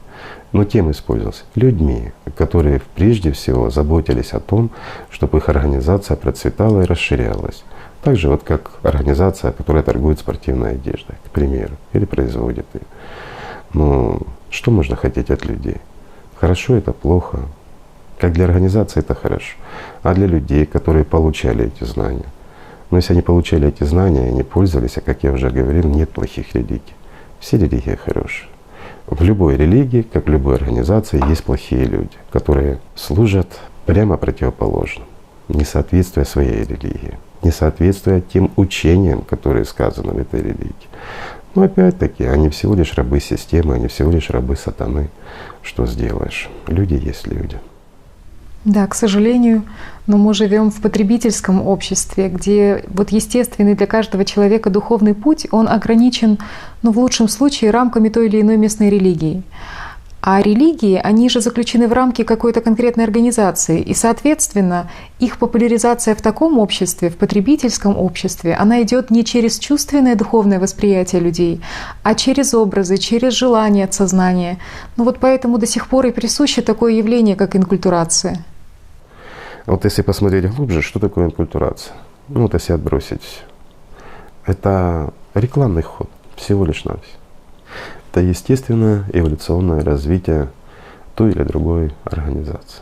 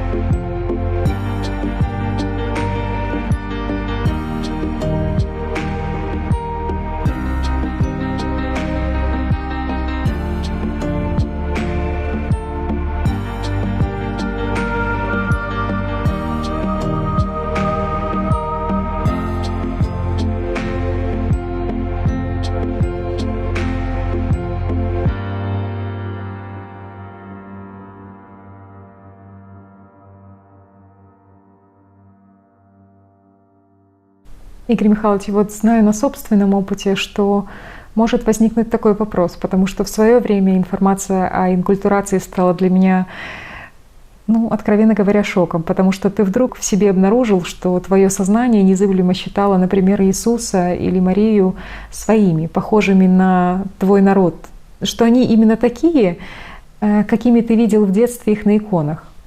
То есть ты верил в это тебя устраивало, но этим самым ты и ограничивался. Вот можно сказать, что из-за собственной лени и своей гордыни дальше этого в своем духовном познании ты и не шел. И вот поэтому шаблоны от сознания, они и рухнули. И вот сознание тут же начало искать, кого бы в этом обвинить, во внешнем. Но, слава Богу, шла работа над собой, и были определенные чувственные понимания, и благодаря этому ты понял, что враг как раз-таки у тебя внутри, что сознание тебя ограничивало, что именно оно заставляло верить в картинки, а не искать духовную суть, о чем и говорилось в учении этой религии. Но вот тогда еще оставался один вопрос. Вот когда я впервые узнала, что дело не в образах, то столкнулась с такой шаблонной мыслью от сознания. Как же так? Это же сам Иисус, это же сама Мария. Как же я буду гнать их от себя в молитвах? Это же неправильно. Когда человек выполняет какую-то практику или же к нему приходит образ любого святого, он приходит в образе трехмерном, то не отвлекайся. И вот многие святые об этом говорили. Даже если перед тобой является Иисус или Мария, гони этот образ. Не их гони, а образ гони.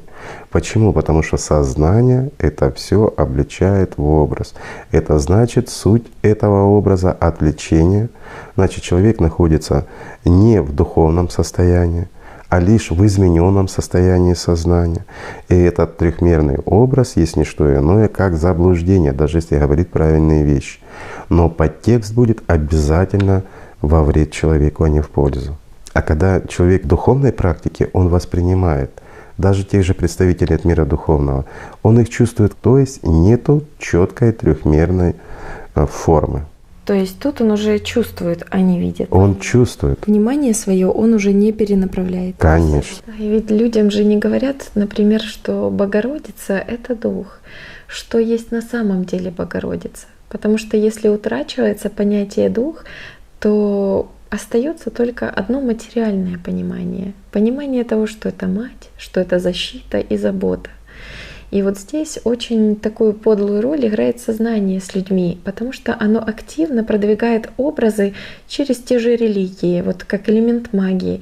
То есть вот там, где люди должны поистине научиться пониманию и умению жить миром духовным, миром Бога, глубинными чувствами, получается вообще другая история. Люди застряют на образах и дальше этих образов просто не двигаются, потому что сознание в этот момент пытается сконцентрировать силу внимания человека на вот этой подмене, на магии. То есть человек, он, взывая к нарисованным другими людьми образам, он просто начинает потребительски просить себе чего-либо земного. Правильно говоришь. Вот когда начала изучать этот вопрос, то уже по-новому увидела и знания из книги «АЛЛАТРА». Поняла, что изначально в раннем христианстве там ведь практически не было образов. Там были знаки и символы. Правильно. И вот поэтому в обновленной религии, привнесенной пророком Мухаммедом, четко говорилось о том, что не создавайте никаких образов, и они отходили от образов. Почему у них запрещено иконы, изображения того же Мухаммеда запрещено и все остальное? Чтобы сознание не создавало образ. Нужно чувственно воспринимать. Постигать нужно чувственное восприятие. Этому Мухаммед и учил своих учеников. Воспринимать чувственно мир духовный и представителей от мира духовного, но не зрительно, не визуализацией, не с помощью галлюцинации. В этом смысл.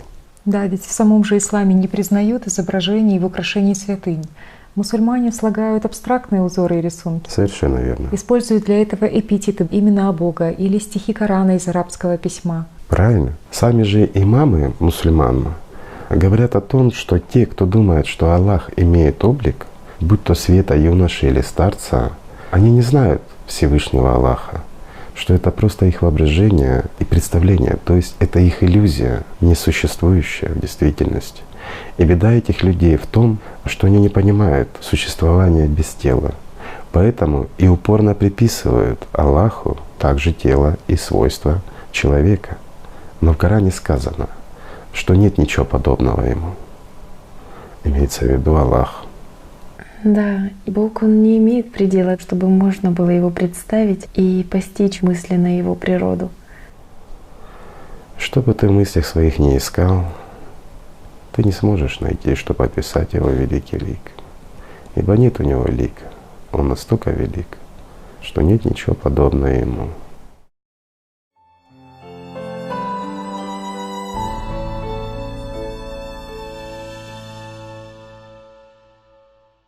В принципе, вот сейчас более обширное дано пояснение, что такое образы на иконах той же Девы Марии и что такое Богородица на самом деле как дух.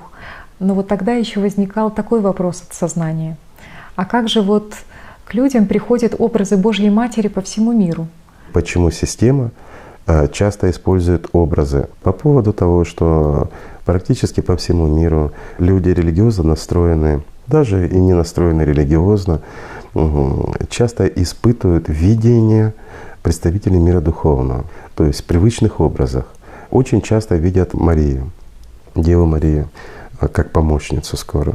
Но опять-таки в большинстве случаев это как раз и есть создание антипода Марии. То есть сознание использует привычный образ для того, чтобы закрепить людей именно в материальном.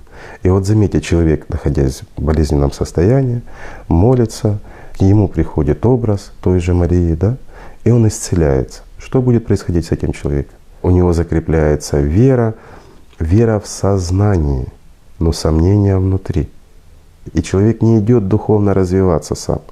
Он застреет именно в том моменте, что его выбрали, он избранный, к нему пришли, его спасли. Разве, вылечившись от болезни, человек спасся? Простой вопрос. Он что, теперь не умрет? Он стал бессмертный? Это уловка от сознания. Что в нем зародится? В нем зародится, да, вера, да, понимание, но и страх. Страх, который не даст пройти мир духовный. Он просил чего? Материальных благ, разрешения какой-то конфликтной ситуации, улучшения жизни. Что в конечном счете он получил? Такую возможность. Но что теперь происходит? Боязнь утраты. Что мешает? Страх. Имеет возможность? Имеет. Но страх перед неизвестностью. Но страх, исходящий от кого? От сознания. От того, кто перед иконой просил помощи. И этим он его запирает. Потребительское отношение к духовному миру. То есть он будет просить еще раз, если он… Обязательно. Он будет просить всегда. Он не будет делать сам. Зачем что-то создавать самому, если можно просить и получать? Так же ж проще.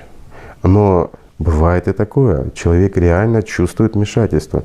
Человек, который должен что-то сделать в жизни, что-то хорошее, или он стоит на пороге, скажем, перед выбором, он чувствует присутствие, и он понимает, что это влияние Марии, именно ее. Но он не видит трехмерного образа. Это чувственное восприятие. В этом смысл. Чувственное восприятие. И уже когда идет магия. А магия, она всегда идет от системы. Она не идет от мира духовного. А миру духовному не нужна магия. Зачем ему вмешиваться в этот мир? Бывает прямое вмешательство, это редкие исключительные случаи, но чаще всего это просто, скажем, кредит доверия, назовем так. Это проявление той силы, которая идет на помощь именно людям для духовного развития как личности, когда ее можно чувствовать даже на физическом уровне. Это в помощь людям. Но многие люди используют эти силы для проявления метафизических способностей в себе, для их развития. Опять-таки они переворачивают это все во вред. Почему они переворачивают это все во вред? Диктовка сознания. Разве он как личность не чувствует и не понимает, что вот эти крупицы живительной росы нужно сохранить и использовать их на пути через пустыню? То есть приумножить их. Правильно. То есть их нужно не просто сохранить, но и пройти благодаря им вот этот путь. Но Сознание тут же отвлекает и говорит: а давай вложи вот сюда. Человек вложил, увидел эффект. Вот видишь, получается. Вот ты что-то приобрел трехмерности. А что ты можешь здесь приобрести? То, что с тобой останется. Ничего. Это все иллюзия, это все временно. Очередная картинка в твоем сознании. Так работает сознание. То есть заставляет, как вы сказали, постоянно возвращаться и возвращаться к источнику, да? Вот. Желать его, этого источника. И человек стремится к этому источнику, сам не становясь им, а стремится к нему, чтобы опять-таки взять и использовать на трехмерность. Приходит за дополнительными силами. Совершенно правильно, накопление сил, не больше. Почему редко используются эти инструменты, и в действительности редко это дается? Но это дается как бы в крайних случаях, когда это нужно на помощь людям, но не больше. Ну, потому, в первую очередь, что люди часто это используют на трехмерность, а не для духовного роста. Ну, иной раз это используется просто как подтверждение или как печать ее называли. То есть печать силы — это то, что проявляется.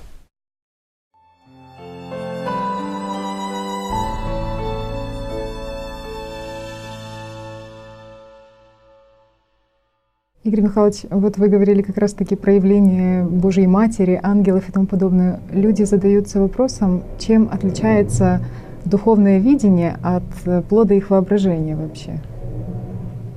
Что такое духовное видение? Духовное видение — это как раз видение реальности. А вот сейчас, пытаясь это объяснить, я могу опять-таки просто людей запутать. Потому что сознание, от воображения, галлюцинация сознания, она всегда рисует в привычных формах. В тех, которых мы можем себе представить, тех, которых мы видим. Вот загляни в сознание, он тебе покажет много, да? А как можно увидеть проявление святого, духа, ангела, еще что-то? Только очами внутренними. Но они не покажут картинки трехмерные. Да, только очами внутренними. И вот интересно, что люди, которые по-настоящему на практике идут по духовному пути, они понимают друг друга вне зависимости от принадлежности к той или иной религии, потому что истина, она на всех одна. И это ты понимаешь, когда вот читаешь письма из разных уголков мира или общаешься с людьми, которые выросли в среде разных культур и религиозных традиций. Вот, например, что в христианстве, что в суфизме, как говорится о постижении любви Божьей. Вот в трактатах по суфизму практики описывают, что значит ведать Бога. Вот это жить сердцем, созерцая Бога. Причем под созерцанием суфии как раз понимают духовное видение. Вот они подчеркивают, что некоторые люди, они впадают в ошибку, полагая, что духовное видение и созерцание — это некий образ Бога. Образ, который формирует и выдает их сознание в силу каких-то своих представлений, в силу памяти или ума. Ну а как же? Это же программа шаблонов сознания. А вот настоящее созерцание — это уже как следствие усердия в искренней восторженной любви, которая возносит тебя как личность на такую высоту, где сама внутренняя жизнь, она становится единой устремленностью к возлюбленному, к Богу, к духовному миру. Только для Него. И вот это внутреннее понимание, что кроме Него ничего больше не существует. Да, потому что ты понимаешь, что работа над собой, она прежде всего проявляется через искренность и через честность. И это все в самообуздании. То есть это не кому-то нужно, это нужно в первую очередь тебе самому. Здесь уже возникает вот эта внутренняя потребность жить Божьим, жить миром духовным. И ты уже жаждешь этого внутреннего соприкосновения, вот погружения в эту бескрайнюю радость любви, вот этой жизни глубинными чувствами, потому что оно дает тебе настоящее, оно дарит тебе жизнь, оно живит тебя любовью. Ты чувствуешь, что ты ею наполняешься, ты чувствуешь радость от того мира, которая временно и не бывает, как она льется через край, как ее много, как она вот через благодарность и любовь проявляется в безграничности своей. И ты понимаешь, что это так просто. И ты от этого испытываешь такую благодарность, ты находишься в такой благодати. Ее очень сложно передать словами. Ты просто соединяешься с источником вот этой Божьей любви и становишься ее частью. И ты жаждешь беспрестанно излучать эту любовь и пребывать в ней. Потому что в такие моменты ты понимаешь, что дух в свободе. Да. Чтобы присоединиться к миру духовному, нужно пребывать на стороне духовного мира и самому стать духом. Тогда и присоединишься. То есть дух может сблизиться с духом, материя с материей, огонь с огнем, вода с водой. Но огонь с водой не смешается. Игорь Михайлович, вот еще такой вопрос в письме от человека, который практикует суфизм. Вот в тех же трактатах по суфизму есть такое описание, что когда человек вот совершает муджахад, то есть внутренний джихад против своих низменных страстей, то ему открывается мушахадат, то есть вот это блаженное созерцание и бесконечной любви, вот это продолжительное изумление величием, могуществом Бога. И вопрос в чем? Вот когда человеку открывается вот это духозрение, стираются ли различия между этим земным миром и миром духовным? В действительности, когда у человека открывается мушахадат, то различия не стираются ни в коем случае. Просто обретаются новые, отличимые от всего восприятия, к которому привык человек, как личность, к тому восприятию, которое подсовывает ему его сознание. Он приобретает новое. Оно ни с чем не ассоциируемое в этом мире. И даже его описывать сложно. Вот как, к примеру, описать любовь Божью земными словами. Мы пробуем, много раз об этом говорим, но это все равно искажение. Это все равно приземление того счастья. Вот мы говорим счастье. Что счастье понимания людского? Это временное, сиюминутное, быстро проходящее явление, а там оно бесконечно. Мы говорим бескрайнее счастье, и мы сравниваем бескрайний океан с каплей на твоей ладони.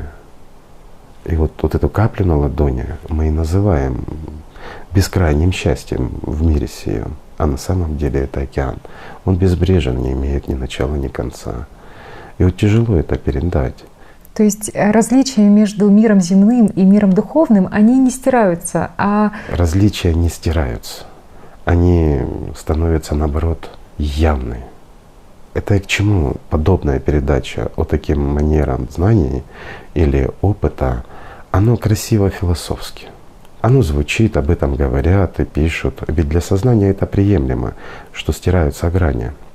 И для него это заманчиво. Вот именно для сознания заманчиво, что грань стирается. И этот мир плавно переходит в тот. И тот мир есть частью этого. Как и инь-янь, да?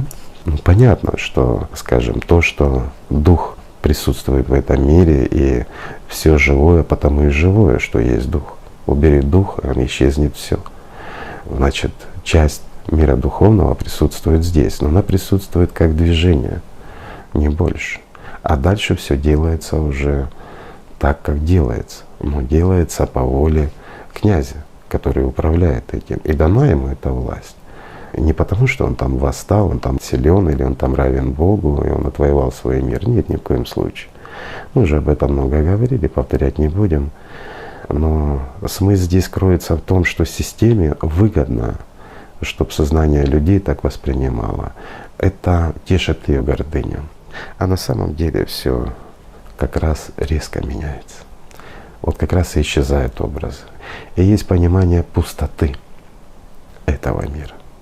Вот почему много раз говорили, и опять повторюсь, по поводу того, что личность не воспринимает мир трехмерный.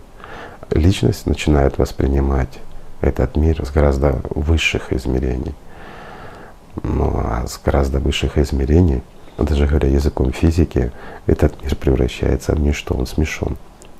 Он правда смешон.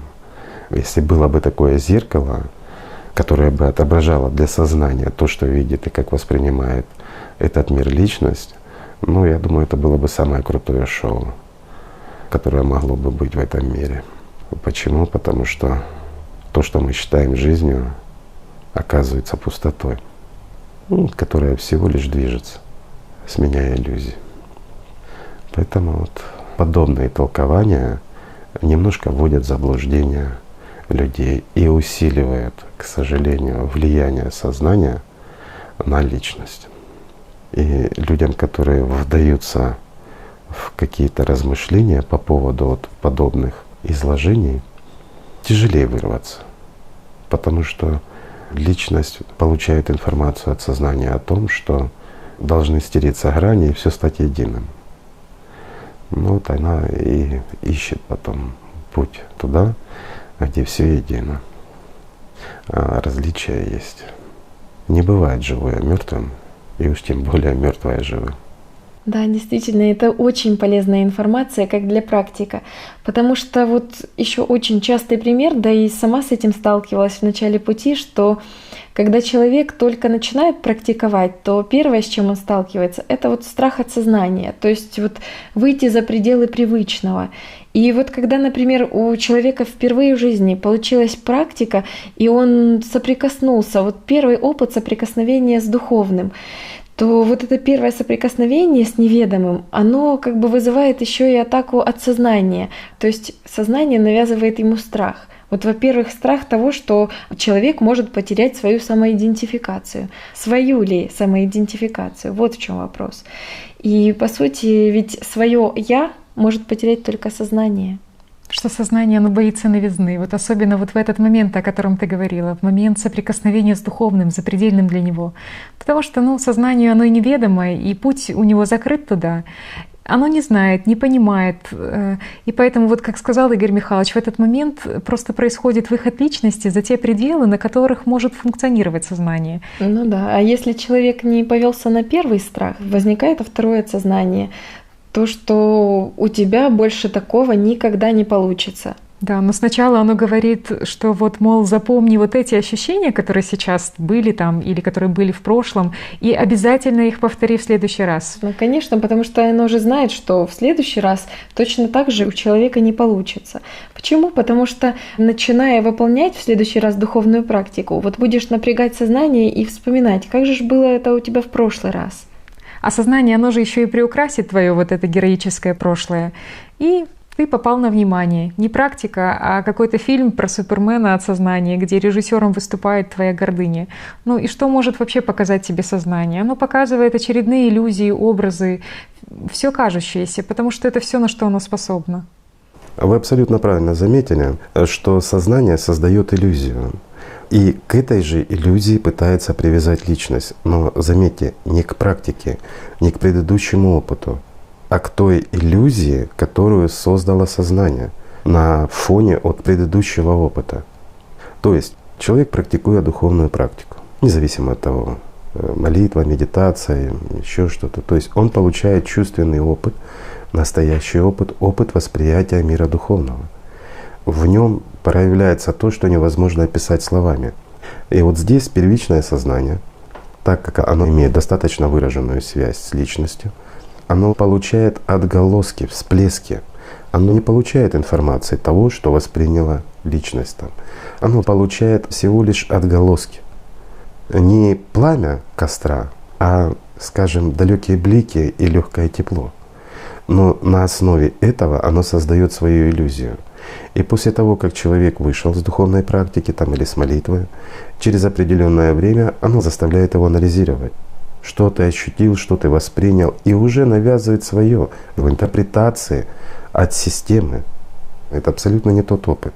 Личность получает истинный опыт, а сознание создает иллюзию на базе этого опыта.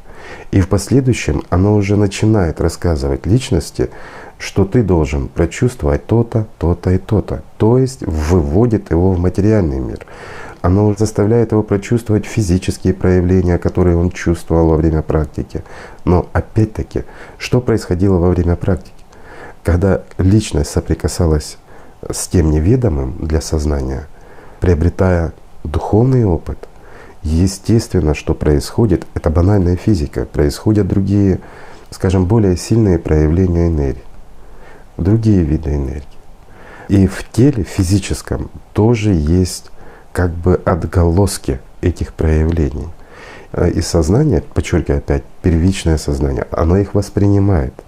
И в последующем настраивает личность, говорит, у тебя ничего не получится, ты случайно туда попал, а вот теперь для того, чтобы попасть и укорениться, ты должен вызвать в себе вначале вот эти ощущения в физическом теле, у тебя должно быть измененное состояние сознания, ну и начинает рассказывать то, что оно восприняло. Но опять-таки всегда с подменой. И человек, пытаясь что-то сделать, он уже делает с помощью сознания, и у него не получается. В последующем сознание ему начинает рассказывать, а был ли тот опыт, или это была иллюзия, или это было какое-то самовнушение, аутогипноз. Может быть, это была галлюцинация, может быть, это так совпало, что ты это прочувствовал. На самом деле, как видишь, этого не существует. И то, что об этом говорят другие люди, они впадают в заблуждение, в иллюзию. Это у них, говорит, некий фанатизм, ну, вплоть до каких-то психических расстройств, что они видят то, чего не существует. И вот если ты будешь это практиковать и этим заниматься, с тобой тоже случится беда. Поэтому лучше этого не делай. Почему? Ты же попробовал, у тебя не получилось, значит, этого нет. Вот так часто и густо сознание просто-напросто отводит людей от истинного пути, заменяя элементарными какими-то, ну, скажем, театральными представлениями в трехмерности, заставляя человека делать что-то физически, выполнять какие-то практики, там, правильно сесть, правильно встать. Да какая разница, в каком положении твое тело? Да какая разница, что ты делаешь в трехмерности? Стучишь ты в бубен, слаживаешь камни, или не знаю, или еще какую-то обрядность. Это всего лишь обрядность. Это всего лишь то, что навязывает тебе система. Бог, Он рядом. Он действительно ближе, чем твоя сонная артерия. Он очень близко. И очень легко к Нему прийти. Но на пути стоит гораздо большее, чем горы. На пути стоит сознание, а сознание — часть системы. То есть на пути к живому стоит мертвое. И это надо помнить. И не сосредотачиваться ни в коем случае на том, что рассказывает тебе сознание. Нужен духовный порыв, духовный опыт. Нужно учиться просто жить. А жизнь — это прекрасно. И что бы сознание ни рассказывало, как бы оно тебя не уговаривало на то, что у тебя ничего не получится и ты ничего не можешь, тебя это не касается. Оно говорит всего лишь за себя. У сознания это действительно не получится. И оно действительно ничего не знает о мире духовном. Так, отголоски, о которых общаются люди, которые что-то постигли. И из этого делает свои иллюзорные картинки. Поэтому главное — идти и не сдаваться. И не слушать Сусаниных, которые ведут не туда. Я имел в виду свое же сознание. Потому что свое же сознание — это не твое. Это часть системы, и это не надо забывать. Тогда все будет хорошо. Тогда все получится. Да, а когда ты живешь чувственным восприятием, то ты просто живешь. И в этом огромная разница, потому что ты как воздухом дышишь. И ты просто знаешь внутри, как это — дышать, и все. То есть вот сознание, оно не дает свободу личности. Надо просто знать, что если один раз получилось, то второй раз просто не грезить, не обвинять всех окружающих в том, что у тебя не получилось. Потому что это же такой приемчик, это привет от сознания, когда оно ищет врага во внешнем. Надо просто понимать, что сознание, оно же может ставить такие препятствия, потому что ему невыгодно, чтобы ты духовно освободился. И вот когда ты понимаешь, что это просто работа сознания, что это оно так действует, и ты не борешься с ним, а просто дальше открываешься в свободе.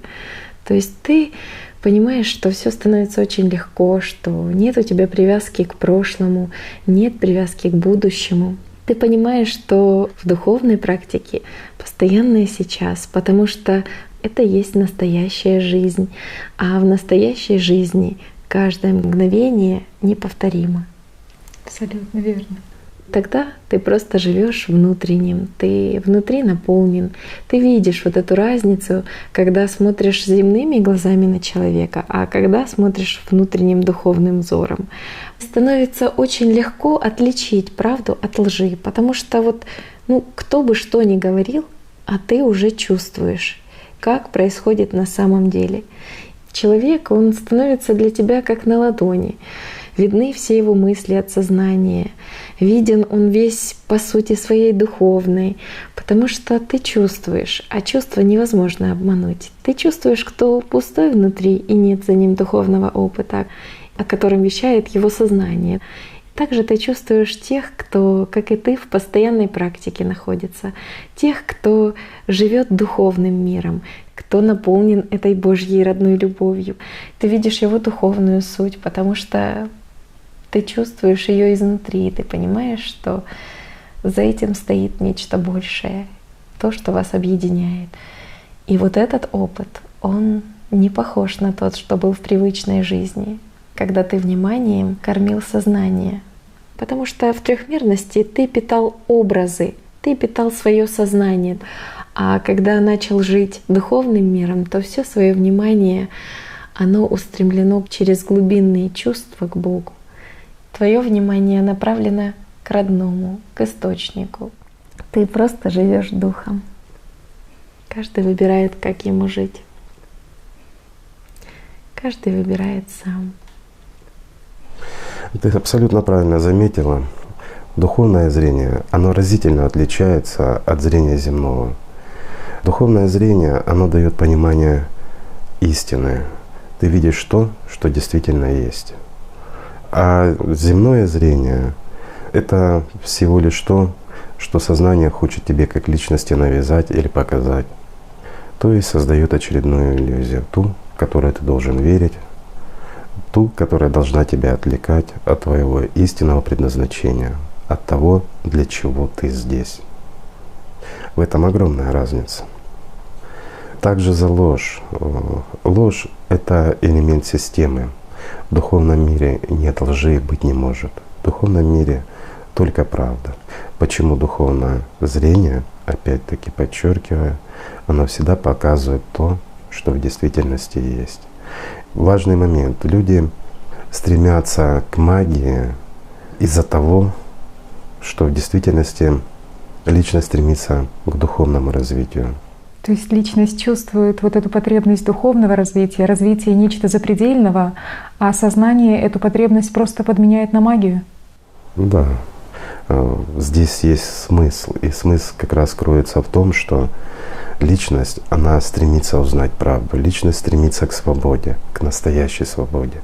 У личности нет и быть не может врагов. В мире духовном имеется в виду. Или с позиции, с понимания духовного мира личность, она абсолютно свободна.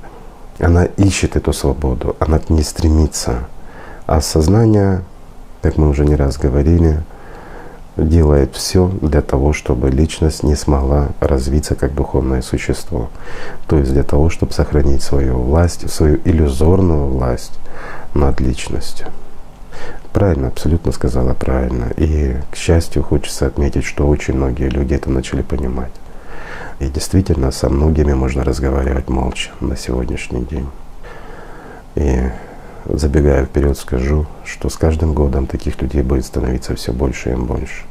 И это приятно. Это действительно приятно. Смысл заключается в том, что язык практиков или людей, идущих по духовному пути, действительно стремящихся к Богу, вне зависимости от их религии, от вероисповедания или еще чего-то, он един. И люди чувствуют друг друга. Бог в действительности один. Духовный мир, он один. И людям абсолютно нечего делить. Разделяет сознание. Оно создает вражду, навязывает иллюзию просто из-за власти, из-за стремления доминации над личностью. Но когда люди постигают, что есть в действительности есть мир духовный, они становятся одной семьей. Независимость от национальности, от религиозных взглядов, был он атеистом или кем бы он ни был, до того, как он смог прочувствовать, что духовный мир существует. Как только человек это прочувствовал, осознал и понял, он становится частью семьи духовной, настоящей семьи, истинной, неразрывной. Той семьи, где жизнь вечна, она не заканчивается. И естественно, что она не в трехмерности, она не в земном. Земное все конечно. Что бы здесь ни было, оно все временно. Даже те же иллюзии, которые навязывает сознание, они временны. Отсюда и возникают такие моменты, что люди служат в религии всю жизнь, верой и правдой, а до последнего своего дня сомневаются. А есть ли Бог? Почему? Потому что они служили сознанием. И вот здесь момент, кому они служили своим сознанием. Ну точно не Богу, точно не миру духовному. Служили они всего лишь системе. В угоду какой-то организации, в угоду своих желаний или еще чего-то. Но чаще всего чужих, навязанных им чужим сознанием, даже не своим собственным. А когда люди познают на практике, в реальности, когда они приобретают знания, им уже не нужны слова. Они это понимают, они знают. Они знают, кто они знают, куда они идут и зачем. Это высшая ценность. Для этого люди сюда и приходят. Для того, чтобы родиться живым. Да, Игорь Михайлович, очень тронуло то, что вы сейчас сказали, особенно то, что вы сказали о единой семье в духовном смысле. Но вот сознание банально все перекручивает и выдает именно земные представления о твоей семье. Оно сразу же дробит и разделяет, показывает тебе каких-то конкретных людей, образы. Как говорится, показывает родственников по крови и плоти. Причем первое, что в памяти всплывает, это именно эмоциональные отношения с этими людьми, точнее взаимоотношения с их сознанием. Самое интересное, что раньше, пребывая с этими людьми больше в бытовых взаимоотношениях, даже мысли в голову не приходило, что эти люди есть на самом деле, что в этих людях, так же, как и в тебе, есть часть Духа Святого, что они есть личность в нематериальном понимании этого слова. А почему раньше так думал? Потому что ты просто думал, а не чувствовал. Потому что ты сам был и жил сознанием. А у сознания, естественно, все всегда построено на собственном эгоизме. И вот если честно взглянуть на взаимоотношения со своими близкими, то в те моменты, когда ты живешь под диктовку своего сознания, что происходит? Твое сознание, оно постоянно принижает значимость в чем-то других по сравнению с тобой. У него все в тайных мыслях, и сознание, оно боится огласить эти мысли, оно боится чистоты взаимоотношений, честности, простоты. Почему? Потому что оно жаждет власти, оно озабочено своей короной, кто что тебе плохое сказал или наоборот, кто тебя похвалил. И вот во всем этом и проходит вся твоя жизнь. Точнее, происходит жизнь твоего сознания. Но вот когда ты осознаешь, что ты на самом деле личность, то ты уже и в другом человеке в первую очередь тоже видишь его духовный потенциал. Ты видишь духовную личность. И самое главное, ты чувствуешь ее. Вне зависимости от того, что рассказывает тебе твое сознание. Совершенно верно. Как воспринимает наше сознание? Что такое семья? Что такое родные и близкие? Это опять-таки мама, папа, дети, бабушки, дедушки, братья, сестры. И как бы вся семья. На самом деле, когда люди обретают духовный опыт, они понимают, что все едины. Вне зависимости от цвета кожи, вне зависимости, где он живет. Это одно. Это одно целое, это человечество. У каждого есть душа. И делать кому-то плохо — это неправильно. Это все равно, что делать плохо самому близкому человеку. Ненавидеть кого-то — это неправильно. Даже если он злой, он сделал тебе что-то плохое, надо понимать, что это его сознание. Я не говорю о том, что ударили по левой щеке, подставь правую. Когда перед тобой система, ее тоже надо вразуметь, иначе она не поймет. Но хочу подчеркнуть, личность, как потенциально духовное существо, оно у всех одинаково. Оно принадлежит больше миру духовному. И лишь когда оно сдается, проигрывает свой личный Армагеддон и становится частью системы, тогда оно просто умирает. Медленно, да, субличность — это проблема, это послесмертные мучения тоже тяжелые, но вопрос же не в том. Это все равно конечно. Все равно оно перестает существовать. Но пока человек жил, у него есть шанс, у него есть возможность присоединиться к миру бескрайнему, к миру духовному и стать частью огромной семьи. И вот здесь важно понимать, что любое зло, которое человек множит от сознания, оно действительно встает между личностью и миром духовным. У самых близких тебе людей. А как я уже сказал, самый близкий — это любой человек. Это особо чувствуют и понимают люди, которые достигают на практике восприятия мира духовного. Они понимают это. Естественно, что есть и отрицательный момент, говоря языком земным. Почему? Потому что, вот как уже было сказано, чувствуется ложь от сознания. Когда человек приходит, ну вот, говоря религиозным языком, с дьяволом за пазухой и вещает от дьявола. Ну, естественно, неприятно. Жалко его личность, жалко его, скажем, упускаемый момент обретения духовного постижения. Но в то же время, когда он допускает, что ему как личности диктует сознание, и через него творится зло, неприятно это. Но зато человек знает правду, зато он знает, с кем он говорит. Он общается с духом или он общается с дьяволом. Это тоже немаловажно. Да, и это один из таких вот, можно сказать, побочных эффектов духовного развития, когда ты чувствуешь человека еще до того, как он начал что-либо говорить, когда ты чувствуешь, от кого он сейчас будет вещать и чего он хочет на самом деле. И ты уже знаешь конечную цель его прихода, потому что это вот не какая-то там экстрасенсорика, когда люди улавливают обрывки мыслей. Нет, тут все гораздо серьезнее. У тебя цельное, объемное понимание, у тебя цельное, объемное восприятие. И для тебя понятны причинно-следственные связи. То есть ты видишь глубже, ты знаешь, от кого вещает человек, от духа или от системы. И ты знаешь, чего хочет та же система. Ты просто знаешь.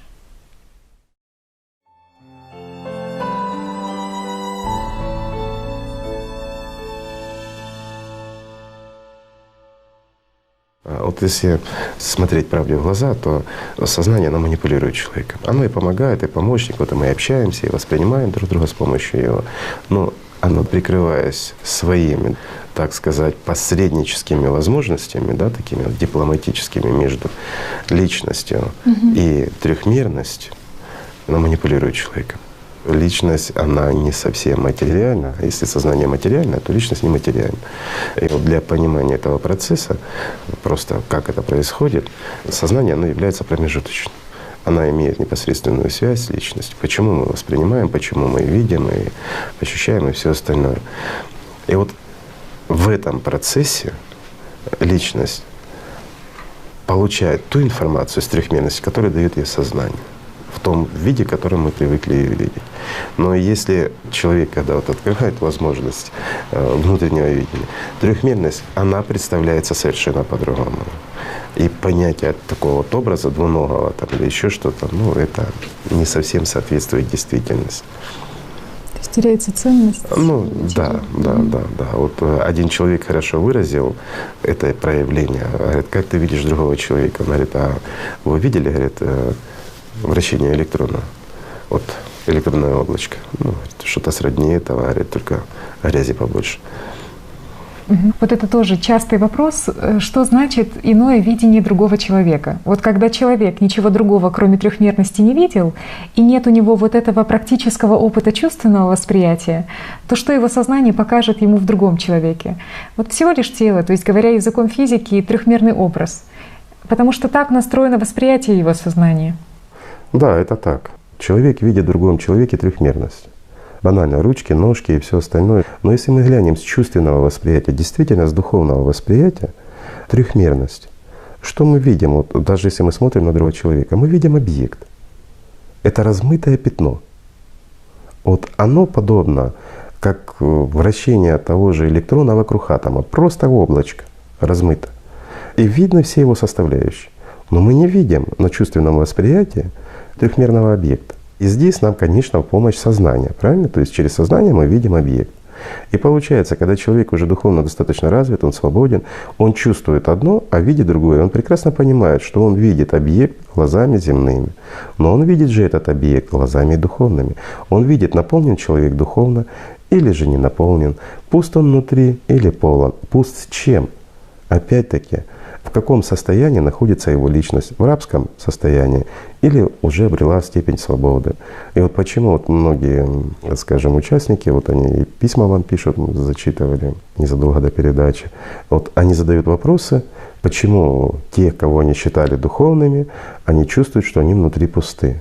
Но вот как раз в этом и заключается, что люди, которые развиваются сами, они начинают чувствовать. А чувственное восприятие — это чувственное видение. То есть они чувствуют, человек говорит правильные вещи, а внутри пусто. Да?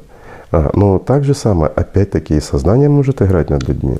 Человек заходит в храм, и вместо того, чтобы молиться Богу, он начинает с ним как в песочнице лопаточками мериться, претензии предъявлять Богу. Почему? Потому что сам человек пуст внутри. Сознание не дает ему понять, не дает ему воспринять ничего божественного. А ему хочется сознанию рассказывает человеку, что ты должен почувствовать проявление мира духовного на физическом уровне. Должно реально что-то прямо сейчас вот произойти, тогда ты поверишь. Но сколько раз в истории человечества люди через это проходили, когда действительно были явления с метафизическими проявлениями и тому подобное. И что люди, как воспринимало их сознание? Оно начинало выдумывать, объяснять природными явлениями, некими метафизическими вопросами, магией, начинали обвинять, что в этом человеке демон.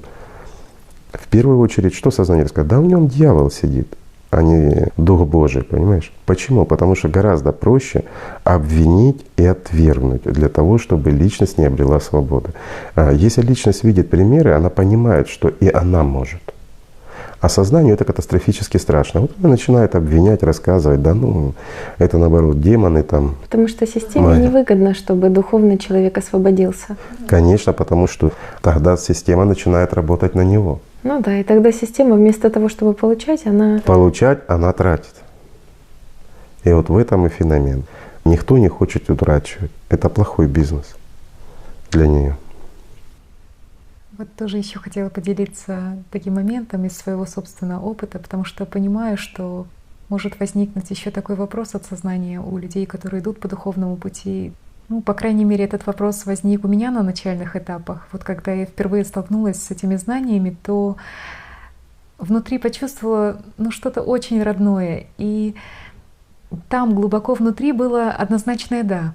А вот сознание, оно как все время подкидывало сомнения, все время взвешивало какие-то все «за» и «против». И вот понимание о том, что приобрету на духовном пути, это было понимание изнутри, понимание помимо сознания. Вот это неповторимое чувство свободы. Здесь была вот какая-то абсолютная глубинная уверенность. Но сознание подбрасывало мысль, а что я утрачу на духовном пути?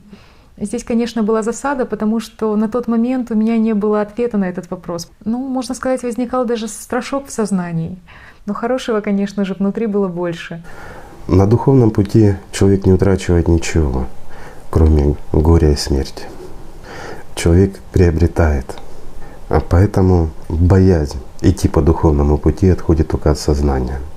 Почему? Потому что оно навязывает свои оковы на личность. А личность на духовном пути их утрачивает. Вот многие люди боятся, что истинно постигая духовное, человек может утратить те навыки, которые приобрел земные. Не утратит. Ничего не утрачивается. Приходит новое понимание, приходит новое восприятие. Приходит понимание, что такое сознание, но ему это невыгодно, поэтому оно и навязывает свое мнение, что человек может что-то утратить. Ничего не утратишь, только приобретешь. И приобретешь то, что невозможно приобрести в трехмерности. Потому что то, что приобретаешь, оно вечно. А раз вечно, значит не утрачивается. А все, что бы ты ни приобрел здесь, ты утратишь. Это важно, это надо знать перед началом своего пути. И прежде чем сделать первый шаг, человек должен осознавать и понимать, что опираться на сознание на духовном пути нельзя. Вот оно может привести, если слушать его подсказки, и к болезням, и к трагедиям, и к чему угодно. Но, извините, при чем здесь духовное, когда ты опираешься на сломанные костыли своего сознания? Не нужно опираться ни на что. Просто нужно любить. И когда действительно ты любишь, любят и тебя. Зачем опоры тому, кто не имеет тела? Опора нужна телу, материально. Но оно временно, любые опоры временно. Это важно. Да, потому что ты понимаешь, что практический путь к Богу — это путь именно твоих внутренних чувств и действий. Вот это очень важный момент. Именно действий. То есть ты не сидишь, не ждешь, что вот кто-то придет, что-то тебе даст, а ты действуешь. Ты просто выражаешь свои чувства, ты любишь, ты находишься в этом чувстве каждый день. Ты высказываешь чувствами свое намерение, ты выражаешь его в моменте здесь и сейчас. И вот это есть твоя личная жизнь, это жизнь личности. Это очень сильно отличается от той личной жизни, которая знает твое сознание, которая заставляла тебя страдать от мыслей, заставляла тебя думать о внешнем. Потому что в эти минуты глубинной радости ты понимаешь, что твой дух, он не порабощен, что твой дух, он превыше интеллекта. Ты понимаешь, что дух, он свободен, и ты понимаешь, что сила его в любви. Ты понимаешь, что глубинное самовыражение твоей бескрайней любви — вот это практический путь к Богу. И вот именно вот это на практике является самым важным.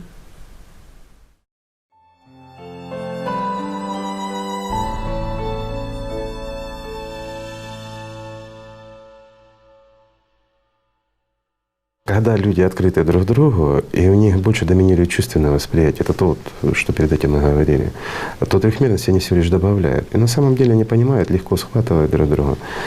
Как только сознание захлестнуло, а как же мы понимаем, друзья, я ж не знаю твой язык. Все. Почему все? Не потому, что сознание отвлекло, а потому, что чувственное восприятие закрылось. Ведь человек там, куда он вкладывает силу своего внимания. Если ты ее вкладываешь в сознание, в материю, чувственное восприятие закрывается. Вот есть такое мнение, что когда человек начинает больше чувствовать, то и система начинает на него больше реагировать. Игорь Михайлович, не могли бы вы прокомментировать этот момент? Это, скажем, действительно так, потому что система всегда реагирует, и она делает все для того, чтобы человека, скажем, отлучить от восприятия мира духовного, ставит препоны на его пути. И ведь действительно, когда у человека что-то случается, человек вкладывает внимание туда, в происходящее, ну и отвлекается по привычке. И эта система через его сознание пытается удержать как раз его от пути духовного, чтобы он поменьше чего чувствовал. Но это происходит тогда, когда человек начинает чувствовать. Игорь Михайлович, а когда человек становится невидимым для системы? Когда он живет миром духовным. Она его просто не замечает. Она его замечает лишь тогда, когда он обратно здесь, и вот, как мы вот сидим, разговариваем и тому подобное. Сейчас мы видим. То есть первый шаг на пути духовном — это познание себя? Да. В действительности вот этот путь, о котором мы говорим, простой, элементарный, он дает возможность осознать всю суть, глубину, опять-таки изучить, как работает твое сознание, прийти к пониманию, что сознание, оно не совсем твое, как ни парадоксально. И самое забавное, что это не ты. Но мы уже поднимали в передаче с тобой, что, слава Богу, сейчас мы можем это озвучивать. Почему? Потому что это уже подтверждено многими нейрофизиологами, ну и другими людьми, которые изучают, хотя бы наблюдают за собой, они сами сталкиваются с тем, что, оказывается, сознание ставит больше палок, чем помощь. В колеса, имею в виду. При процессе познать его, вот, стремление. С чем это связано? С тем, что сознание каждого индивида, оно является частью целого. Это как гробница. И система, она действительно существует. И то, о чем говорят в религиях, в Библии, что есть дьявол, да, конечно, есть. Никто не спорит. Ну, по-разному можно его называть. Это можно называть всемирным разумом, это можно называть абсолютом, это можно называть чем угодно, или информационным полем. Ну, скажем, удобнее это система.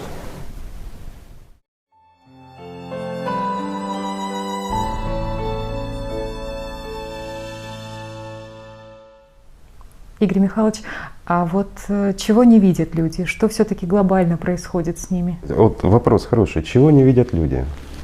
Всего не видят люди. На самом деле, если мы берем человека как личность, вот как зрителя, да, который в театре жизни, присутствует, то люди не видят главного. Они не видят того, что они личность. И люди не видят и не понимают того, что они действительно могут стать бессмертными. Они не видят и не понимают элементарно, для чего они здесь. Вот самое простое. В чем смысл их существования? На что они уповают? На привычное. То, к чему они привыкли с детства, то, чему их научили. А чему их научили? Быть умными, слушать сознание, быть хитрыми, жить, выживать. Жить и выживать где? Вот установка правильно, да? Выживать. А опять-таки жить. Это правильно. И жить хорошо. Тоже правильно. Но жить где? Жизнь вечна. Подменяется временное существование. И что происходит с человеком? Он как слепец. А то, что показывает ему сознание, ну, правильно, ему показывают, вот дерево, человек подошел, попробовал дерево, вот камень, человек подошел, попробовал, да, это камень. Он может поднять его, он тяжелый. Разве с этим поспоришь? И наука это подтверждает.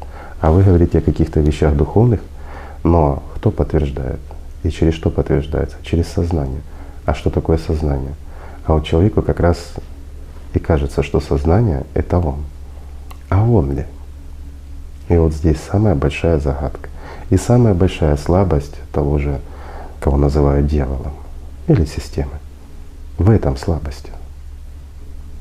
Многие утверждают, что сила сатаны как раз заключена в том, что он смог доказать, что он не существует.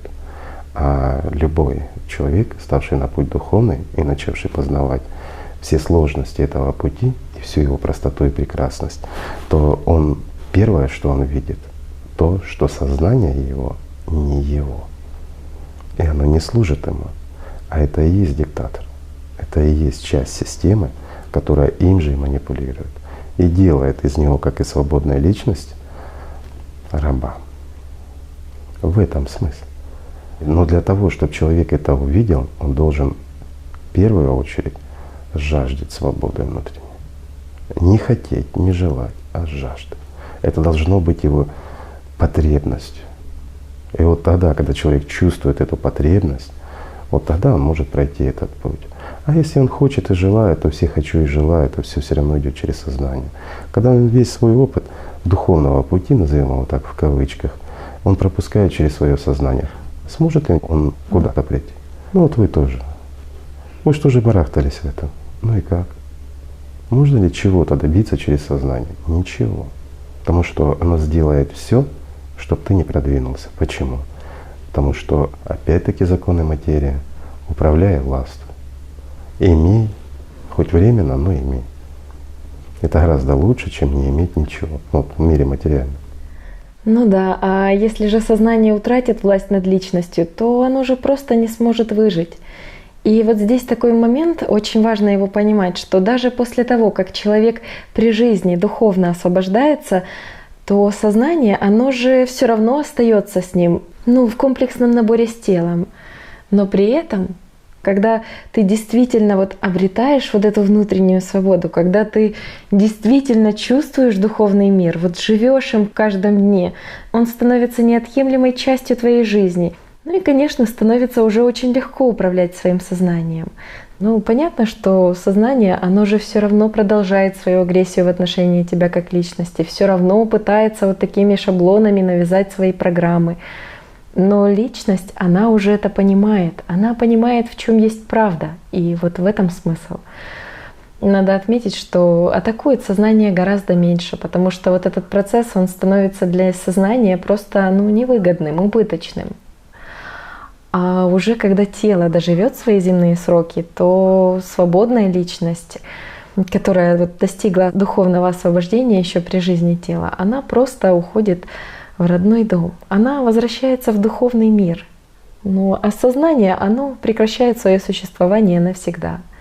И вот именно поэтому, когда личность стремится, когда она чувствует вот эти порывы внутренние, когда она действительно откликается на внутренний зов, на душевную любовь, на чувства, которые исходят от души, вот именно поэтому, когда ты освобождаешься духовно, то сознание, оно знает об этом, и оно очень боится физической смерти тела, потому что для него вот этот процесс, как и для физического тела, это просто смерть.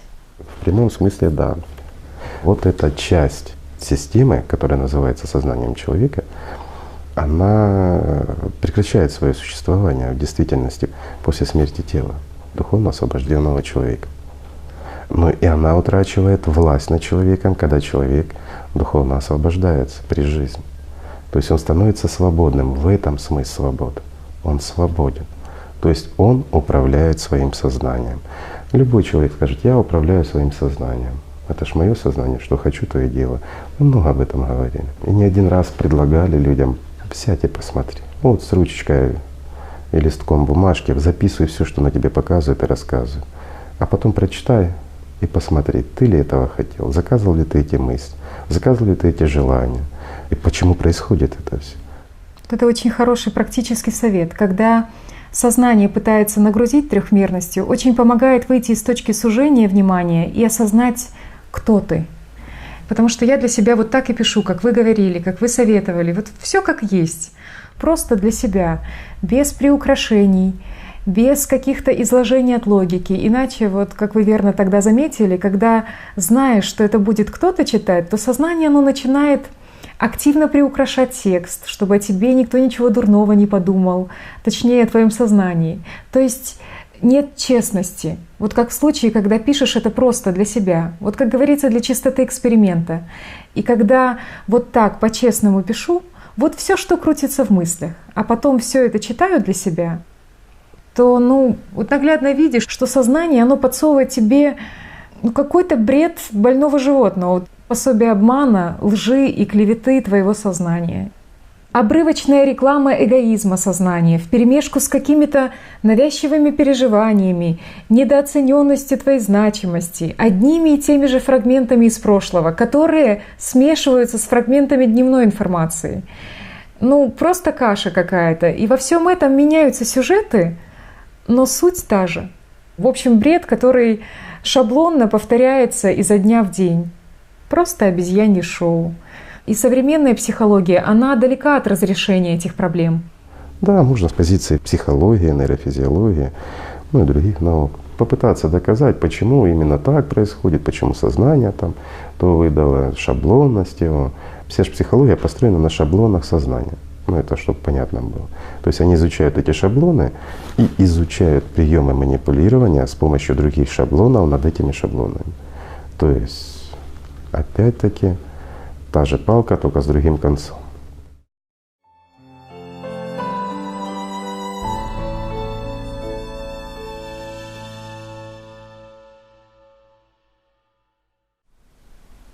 В повседневной жизни, в трехмерности, личность, она всегда слышит свое сознание.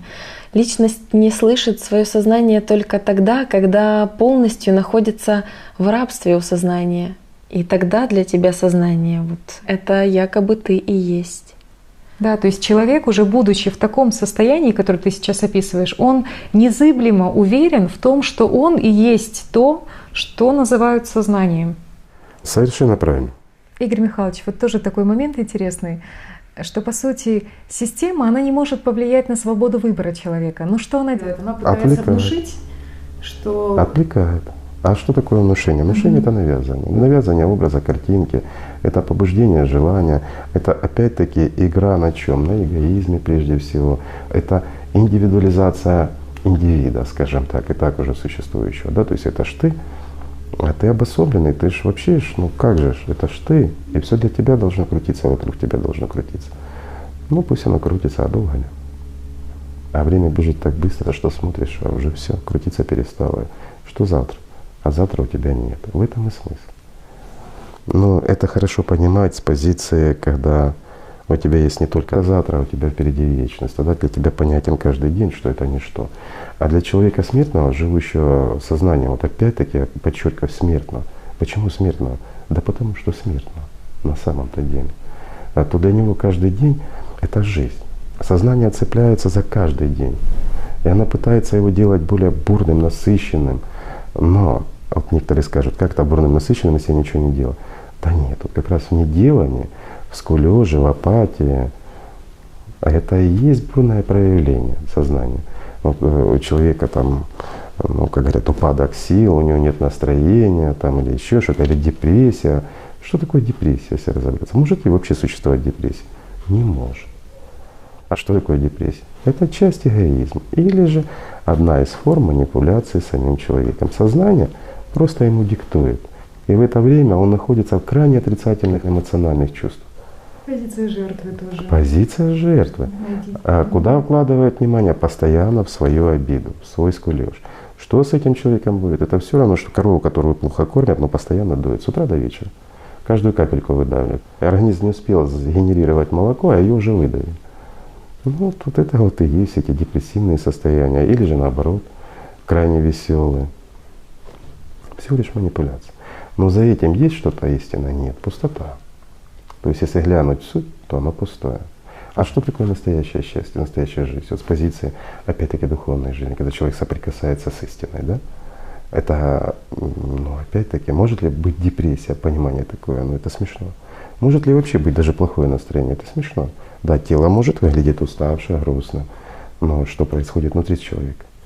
Да, и там духом живешь. Вот тело, оно уставшее, но дух, он зарождает радость внутри. Почему Святой Дух? Потому что с ним весело, свято, праздник, да? Праздничный дух, вот так и можно назвать. Потому что всегда праздник. Что может быть лучше? Да ничего. Можно ли хоть чем-то земным заменить хоть одно мгновение там? Ничем.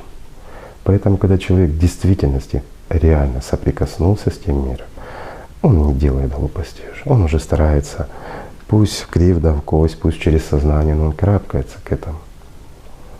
Когда он соприкоснулся не с каким-то отражением уже, скажем, с тенями от того состояния, хотя и это замечательно, а когда я имею в виду уже по-настоящему, когда заменить вообще невозможно ничего. Даже на практике пример, когда ты устал, очень сильно устал физически, там мало поспал и целый день какими-то физическими нагрузками занимаешься, и в какой-то момент ты понимаешь, что тебя это никак не отвлекает от того, что внутри. Ты наоборот как бы усиливаешь это проблема вот эти тела. вот чувства. Да. Рад, что тело занято, что мозг занят и не мешает личности жить в мире духовном. Или даже как сейчас, даже плохое самочувствие ты используешь в пользу своему духовному состоянию. Ну, это условно, грубо говоря, да.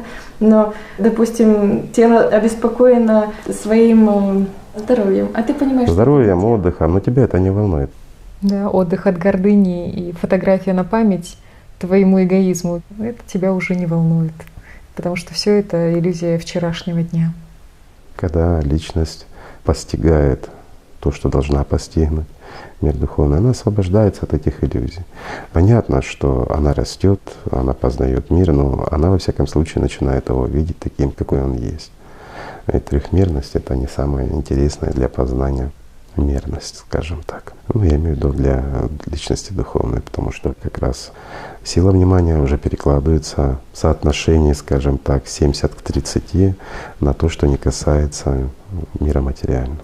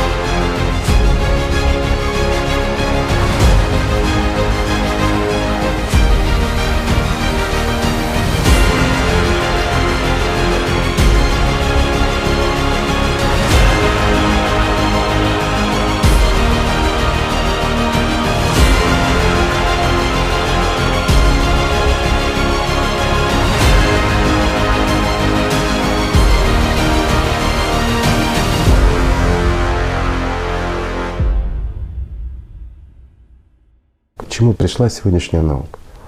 Тем, кто интересуется, они могут это все сами поднять. Сейчас доступ свободный ко многим работам.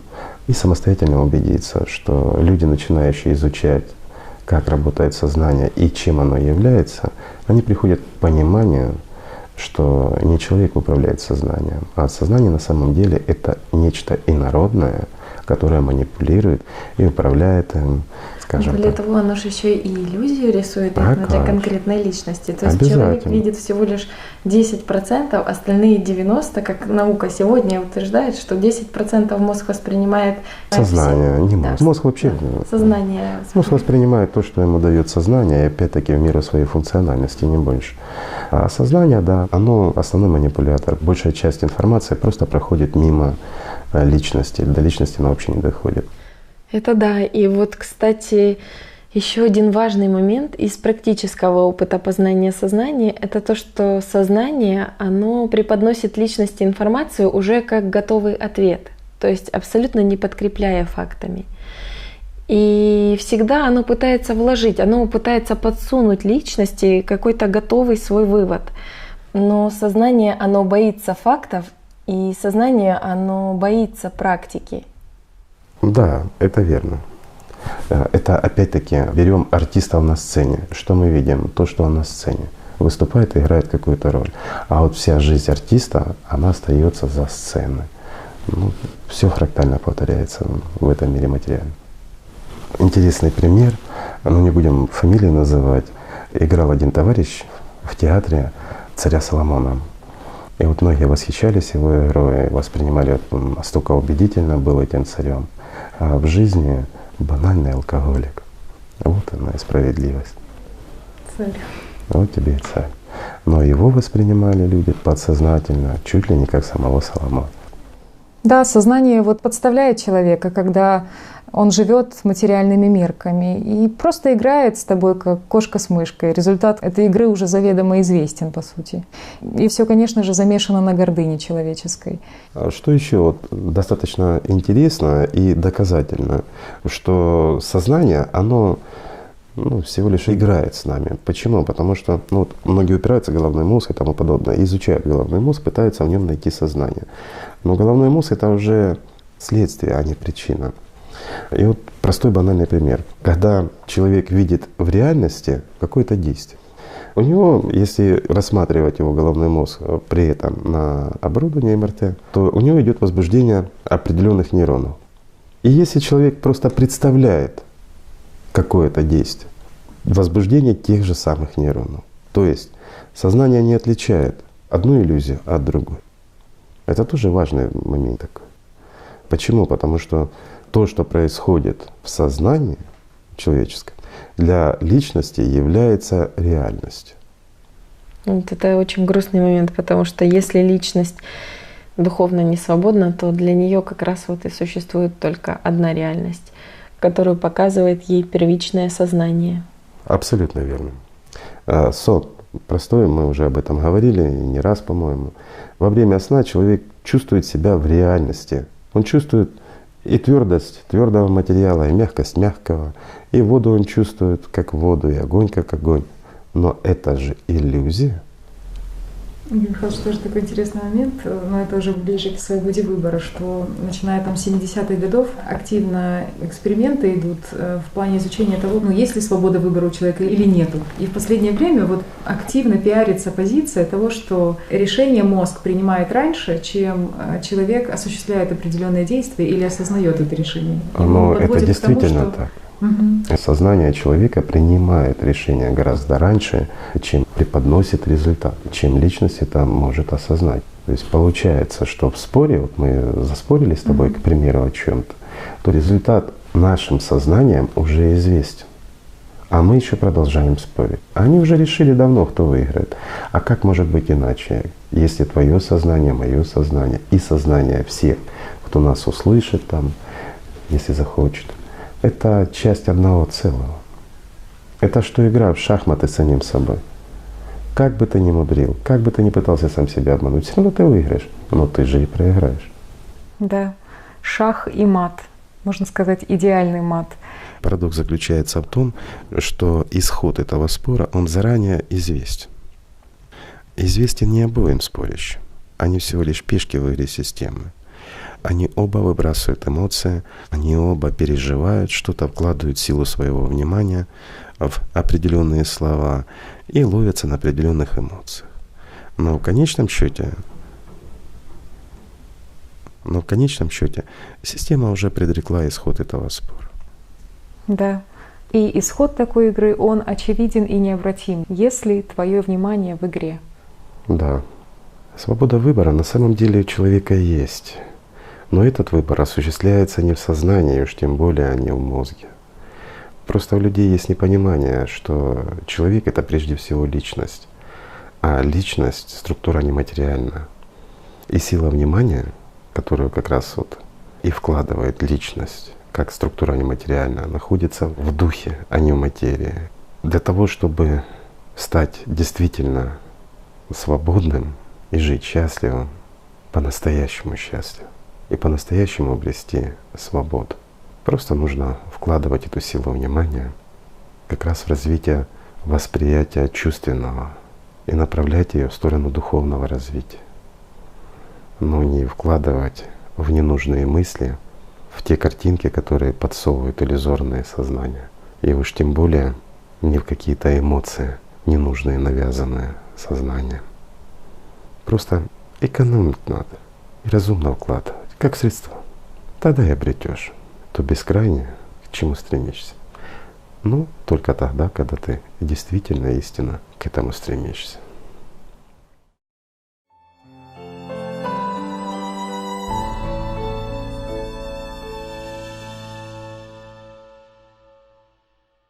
В последнее время ученые стали делать громкие заявления, вот публикуя в СМИ свои предположения о том, что вот якобы человек, он не только лишен своего выбора, но он также лишен еще и воли. Но это же происходит не просто так. В действительности человек не может обладать волей.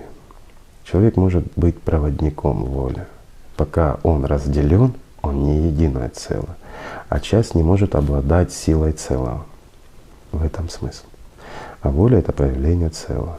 Смысл заключается в чем? Человек может проводить или волю от системы, от дьявола, или волю от мира духовного. Но он может выбирать как личность, что принимать. Вот свобода выбора у него есть. Но сознание надо просто ставить в такой тупик. Простой пример. Идешь спокойно, думаешь о духовном, или какую-то молитвочку читаешь, а тут на тебя собака сзади гапнула.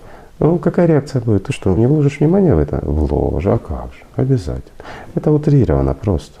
Даже сейчас получается, что сознание некоторых зрителей может зацепиться за собаку и вещать, что, мол, видишь, у тебя нет свободы выбора. Хотя речь же здесь идет о банальной трехмерности. Невольно ты будешь вкладывать силу внимания в сохранение своего тела. Это закон сохранения жизни. И сознание обязано отреагировать на то, что собака на тебя гавкнула. Это нормально и это естественно. Вопрос в том, где был ты. Если ты как личность в это время находишься на чувственном восприятии мира духовного, то все равно твое сознание отреагирует, все равно ты вложишь внимание, но это не выведет тебя как личность обратно под управление своим сознанием. Это не как в компьютерной игре, нет, ни в коем случае. Не так, как вот матрицу рисуют или еще что-то. Это как наблюдение изнутри на внешнее. Или же со стороны на внешнее. Почему? Потому что ты будешь видеть это все в целом. Ты отреагируешь нормально, но это не сможет тебя вывести из того состояния и опять загнать в рабство сознания. Если ты действительно живешь миром духовным. Но когда человек не имеет этого опыта, сознание ему будет рассказывать обратно, что как бы ты там ни сидел в своей медитации, как бы ты ни выполнял молитву, в случае чего оно обязательно сработает. Сознание сработает, а как же? Это у него функция такая. Оно должно отреагировать и сохранить свое существование. Поэтому оно и говорит, что занимайся духовным, а не живи. Заниматься можно спортом или еще чем-то, а духовным надо жить. Пока человек этого не поймет, Сознание все время будет ему рассказывать: иди позанимайся физкультурой, иди помолись или позанимайся там медитациями или духовными практиками. Не имеет значения, как она будет называться. Но человек будет заниматься, но не жить. А разница большая. Заниматься — это физическим телом. Это с помощью сознания или еще что-то. А жить надо духом. Да, потому что духовное — это не увлечение. Это главная внутренняя потребность. Она нужна тебе больше, чем все земное вместе взятое. И без этого, это просто ад, а не существование. Вот здесь как раз есть основное, почему сознание подталкивает людей заниматься духовным. Духовным надо жить, а не заниматься. Почему это происходит? Потому что сознание, оно не воспринимает мир духовный, оно не знает, как можно жить миром духовным. Поэтому оно и подталкивает людей на то, чтобы проводили время и тратили свою силу внимания в первую очередь, на то, чтобы люди пытались стать духовными. Переключали с одного момента на другой. Люди всегда находятся, которые подконтрольны у сознания, в поиске. Они всегда в поиске какой-то религии, каких-то магий или еще чего-то. Какой-то новизны. Обязательно. Им интересна новизна. Вот за этой новизной она и гоняет. То есть она гоняет людей, скажем, из культа в культ, из одного сообщества в другое религиозное, на поиске того, кто что понял. То есть она все время находится в поиске магии, в первую очередь для себя, и во вторую очередь для отвлечения людей от истинного пути. А вот если человек живет духовным? Но если человек живет духовным, то сознание, оно работает, оно функционирует, оно так же гавкает, как та же собака, но она не отвлекает.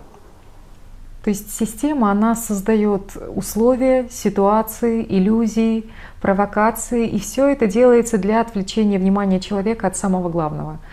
И вот та ситуация, которая сейчас сложилась в научной среде, вот эта пробка, заглушка по поводу изучения сознания, а ведь с сознанием все связано в этой трехмерности, начиная от мыслей человека и заканчивая противостояниями и войнами между людьми, которые обозначаются, подчеркиваю, как глубинный конфликт сознания.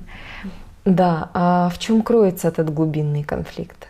В том, о чем и говорил Игорь Михайлович, что сознание в первую очередь, оно противостоит духовному миру, любым всплескам личности, которая стремится жить внутри себя духовным миром.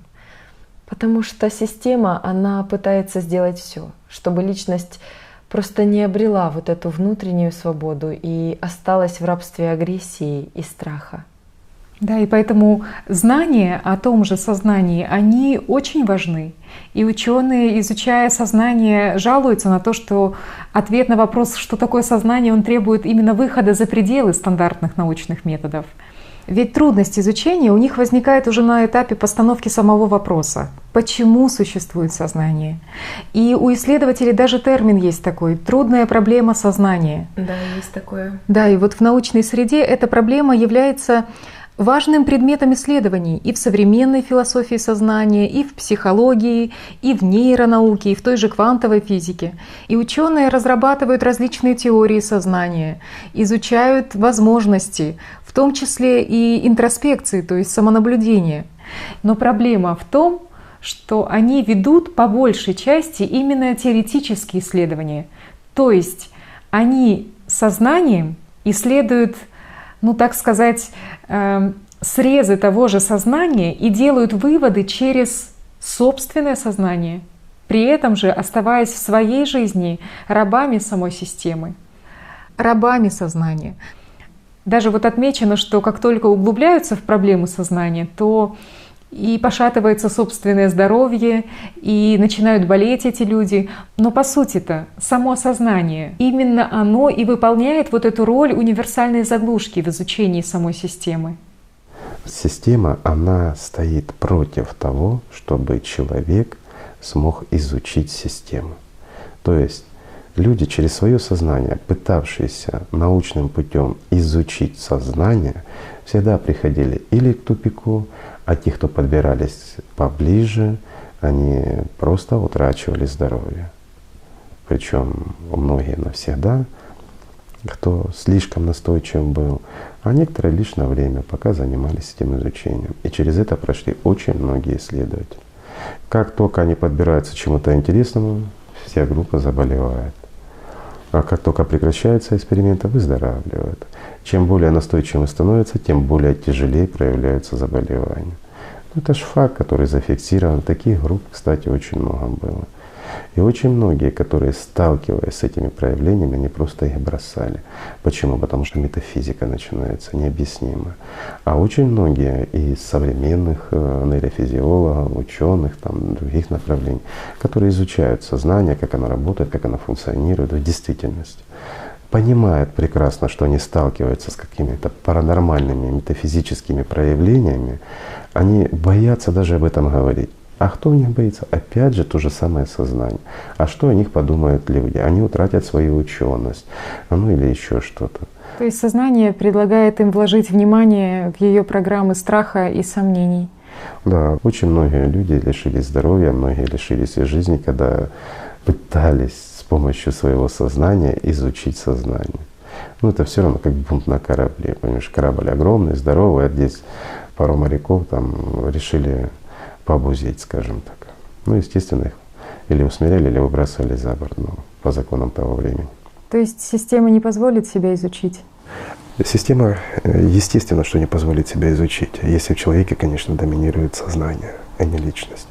Систему можно изучать и нужно изучать, но только лишь с позиции личности, как духовного наблюдателя, то есть доминирование духовного начала в человеке, а не вторичного сознания, материального начала, которое происходит от системы или того, кого в религиях называют дьявол. Простой вопрос. Может ли дьявол указать путь в рай? Нет, конечно. Он может указать путь в котел к себе, но не в рай. Система на самом деле проста для изучения того, кто становится частью мира духовного. Ему ее изучать-то особо не приходится. Все видно как на ладони. Даже напрягаться не стоит. А вот тот, кто пытается изучить систему, будучи управляемой самой системой через свое сознание, как части этой же системы, к хорошему это точно не приводит. Это невозможно. Об этом так или иначе в разные времена говорили мудрые люди, тех, кого называли мудрецами человечества, которые действительно познавали мир духовный, усердно трудились над изучением своего сознания как части системы. Они рано или поздно приходили к пониманию того, что они являются не частью системы, а частью мира духовного. И тогда им открывались все тайны этого маленького, никчемного, трехмерного мира, в котором в действительности-то и тайн нет. Самая большая тайна этого мира в том, что дьявол существует. И дьявол — это неотъемлемая часть каждого человека. И на самом деле все кроется лишь в выборе, кому ты служишь. А не служить человек не может. Даже когда он вообще ничего не делает, старается ни о чем не думать и не шевелиться, он служит дьяволу. Бездействие, особенно в духовном аспекте, это и есть служение дьяволу. А служение Богу — это есть служение Богу. Это развитие в себе чувственного восприятия. Это то, что наполняет тебя любовью истинной и делает тебя бессмертным. То есть это жизнь. Другого не может быть. Да, то есть получается, что вопрос только в том, чем ты живешь в каждом дне внутри себя, чем ты наполняешься. Духом, благодарностью, любовью Божьей, или же ты живешь гордыней, жаждой обладать властью над кем-то, любой властью, для того, чтобы просто казаться, чтобы тебя просто считали, но опять же таки в системе. Система властвует трехмерность, но сознание каждого человека, она дублирует часть системы. Система или дьявол, он всегда стремится стать Богом. Во всяком случае, чтобы его так считали. Она понимает, дает себе сознание, что оно ничто, оно не может сравняться и не может обладать теми возможностями и способностями, которые обладает мир духовный. Но она пытается навязать хотя бы такое мнение на личности, которая ее слушает. Опять-таки, через что? Через свою часть, через сознание. Но даже часть сознания, являясь частью целого, оно обладает индивидуальностью. И оно всегда стремится себя противопоставить всему. То есть, опять-таки, этот парадокс, он обусловлен множественным дроблением, разделением. Даже единого целого оно дробит, но все равно оно остается управляемое единым сознанием. Или то, что мы называем системой. Здесь запутанности никакой нету, здесь все оно четко, всегда все на своих местах. Система никогда не позволит никакой из своих частей обладать властью над самой системой. То есть для человека, идущего по духовному пути, по сути, нужно понять, что… Человек, который стремится, у которого внутренне, настоящее, неподмененное.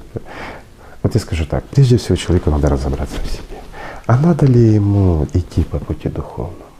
Если он хочет играться, пусть играется.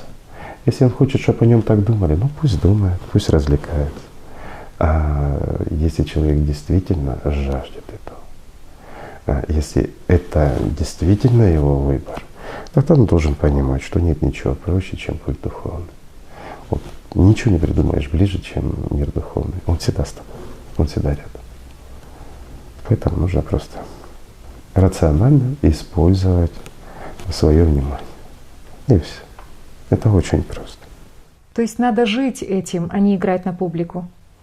Да, если человек лишь на слова говорит, что это его потребность, пытается что-то прочувствовать просто ради эксперимента, ну как игра своеобразная, просто для того, чтобы другие считали его человеком духовным, он проводит часы в молитвах или медитациях вместе с другими людьми, ну, игра на публику.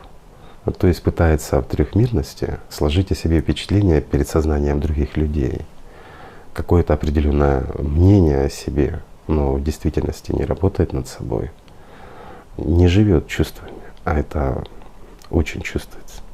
Просто играется, не изучает даже элементарно, как работает его сознание, как оно управляет им же и кто подталкивает его на эти действия. Он этого не понимает, а просто ведет такую вот игру от системы, то естественно, что он никуда не придет, играясь в иллюзию, так и заблудится в этой иллюзии. Естественно, что там и останется, пока сам не станет лишь опять-таки той же иллюзией. В таких случаях у подобных людей всегда присутствуют сомнения, страхи, ну, обычные шаблоны сознания. Несмотря на их внешнюю игру на публику, они в действительности сомневаются во всем. И в первую очередь и в Боге, и во всем, что связано с миром духовным. Поэтому они играются. Но их подталкивает на это действие и гордыня. А гордыня, мы знаем, что это. Это часть сознания, которая крепко связывает личность по рукам и ногам, скажем образно так, и заставляет исполнять то, что выгодно системе.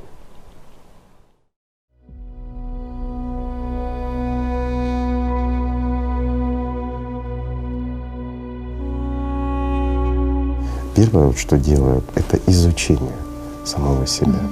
И все проходят этот путь. По-другому не получится. Пока не поймешь, что твое сознание играет с тобой злые шутки на самом деле, и многое показывает тебе то, что ты считала реальным, таковым не является, ну, всего лишь борьба за твое внимание. Пока это не осознаешь, ты не поймешь большего, правильно?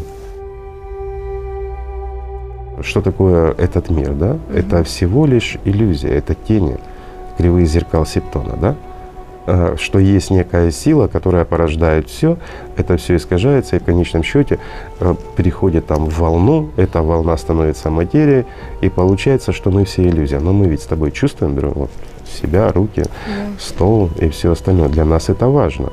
А кто чувствует, как чувствует, почему чувствует, а что стоит за этим? О том, что есть нечто другое, то, что создало всю материю, и то, что является самой жизнью. Ведь если убрать то, что называют вот Святым Духом, да, то есть или Божьим проявлением, ведь все исчезнет. Понимаешь? Благодаря вот этому свету внутри Септона его зеркала отражают и создают иллюзию. Они отражают ведь внутренний свет, они создают материю. Если мы глянем, что такое материя? На самом деле материя — это иллюзия. Но чем плотнее эта иллюзия, тем она вот материальнее становится. И материя материю воспринимает как материю. Вот заметь, даже сон. Возьмем простой, работа ума. Во сне мы все чувствуем реально. Нам нет разницы, что здесь, что там. В редких случаях мы осознаем, что это сон. Правильно? Ну а так это все реально. Вот с позиции, опять-таки, наблюдателя или зрителя мы видим этот театр действия. Для нас твердое является твердым, материальное — материальным. Мы слышим запахи, вкусы. Для нас проходит жизнь. Абсолютно реально. Та же самая иллюзия здесь. Чем она отличается? Ну, я бы сказал, более продолжительность своей. И еще она отличается коренным образом тем, что в этой иллюзии мы имеем возможность обрести жизнь.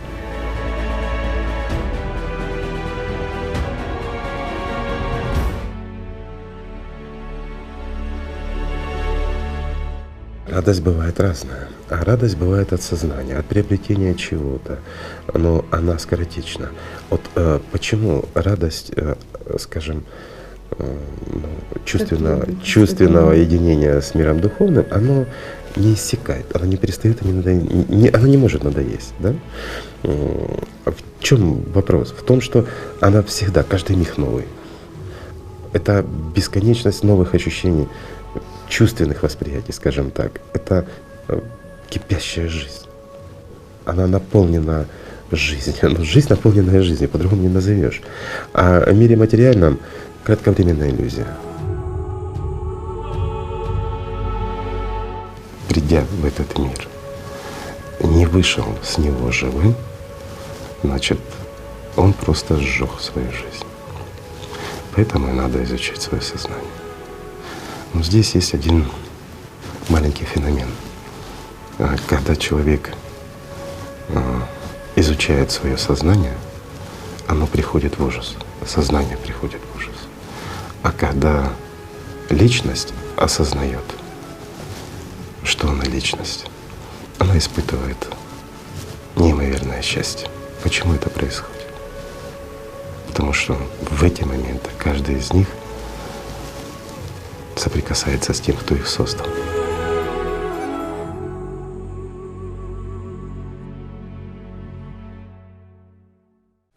То есть, когда человек становится участником вот этих иллюзорных игр сознания, то в нем самом будут присутствовать и сомнения, и страхи. Сомнения, страхи — это все всегда идет от сознания. Ведь сознание не воспринимает духовно. Почему ее привлекает магия? Это то, что выходит за рамки понимания. Ее вот тут здесь проявилось, вот так случилось и тому подобное. Настоящая магия, она проявляется совершенно по-другому. И для сознания она практически незаметна. И сознание воспринимает ее как естественный процесс. Вот это настоящая магия. Но и ей не стоит уделять внимания. А страхи и сомнения — это все от ума, от сознания. Оно должно сомневаться. А ты не живи. Живи духовно, и все. Когда человек начинает жить духовным, исчезают буквально все страхи, которые есть в мире материальном. Почему? Потому что ты прекрасно понимаешь, что это иллюзия. Ты ведь не переживаешь. Утром встал, вот если тебе приснился сон, вот тогда вот человеку приснился сон. Он просыпается с утра, он переживает по этот сон, пока не отвлекся. Отвлекся, сон утратил ценность. Ну так и жизнь здесь, существование. То есть это всего лишь временная иллюзия, которая очень быстро проходит. Об этом можно много говорить, но это в действительности понимается лишь тогда, когда начинаешь жить. Тут система, конечно, очень активно пиарит в людской среде вот эту привлекательность магии. Конечно, исходя из своих интересов. Но вот многие люди, находясь под влиянием своего сознания, относятся к этому очень беспечно. Просто они не понимают всю губительность магии, ее жесткие последствия для них, потому что это есть прямая дорога в субличность, это подпитка системы. Люди просто не понимают, что даже сам соблазн обладать или желать этого — это просто прямая дорога в ад. Правильно заметили, даже желание обладать магическими способностями — это уже далеко от духовного.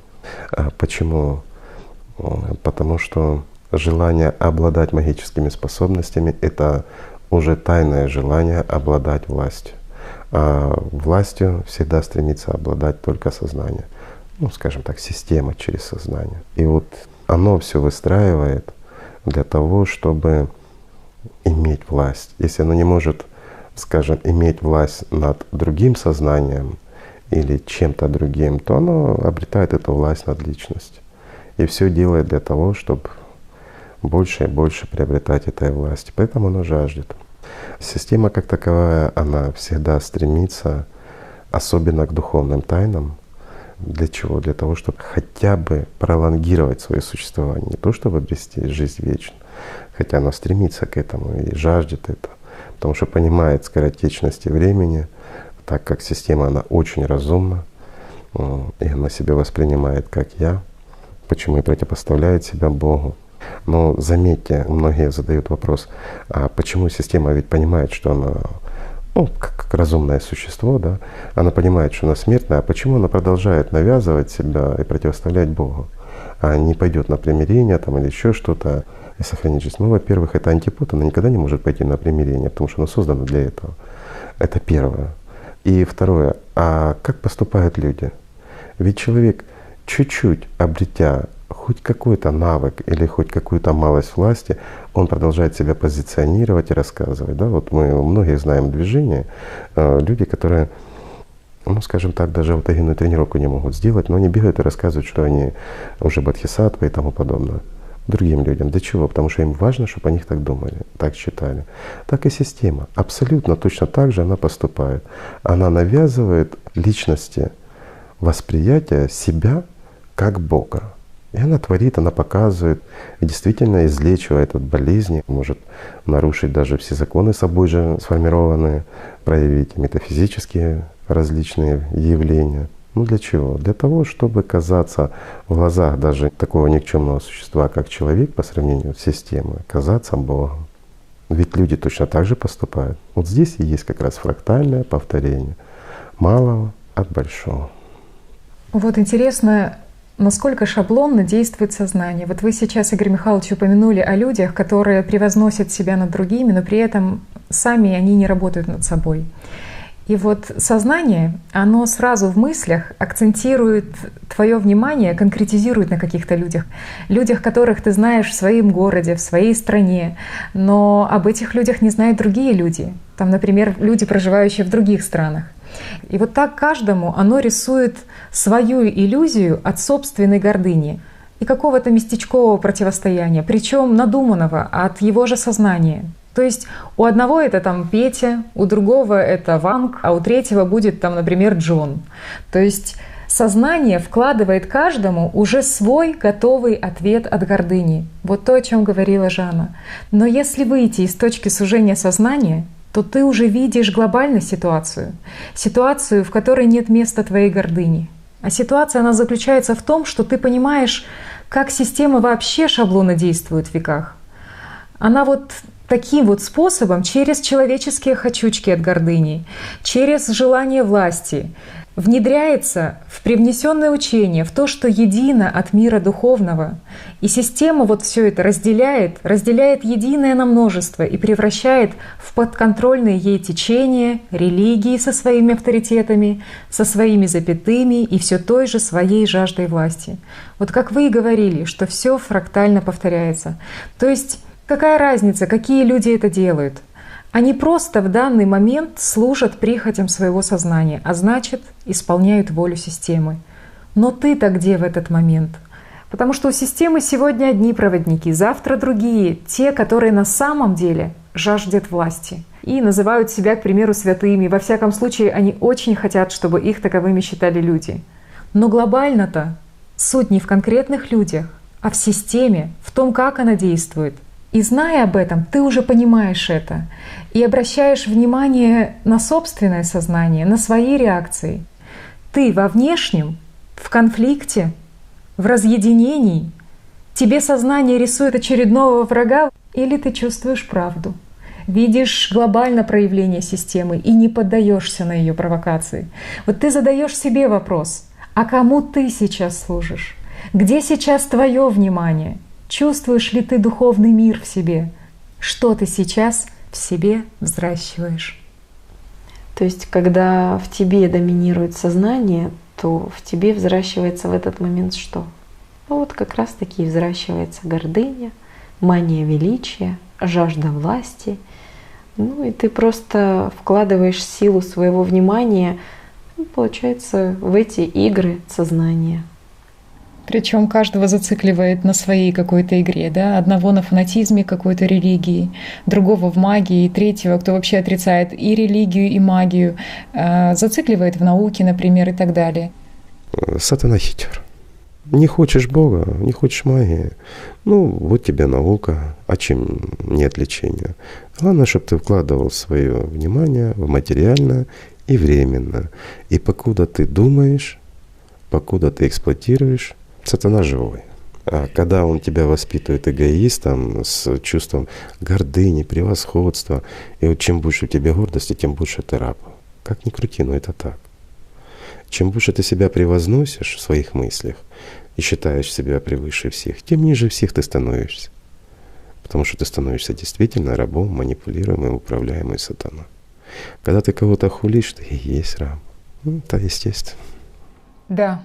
И вот сознание людей постоянно хулят друг друга за какой-то внешний выбор, за какое-то очередное внешнее отделение. И люди столько сил и нервов тратят, ругаются, что-то кому-то доказывают полжизни.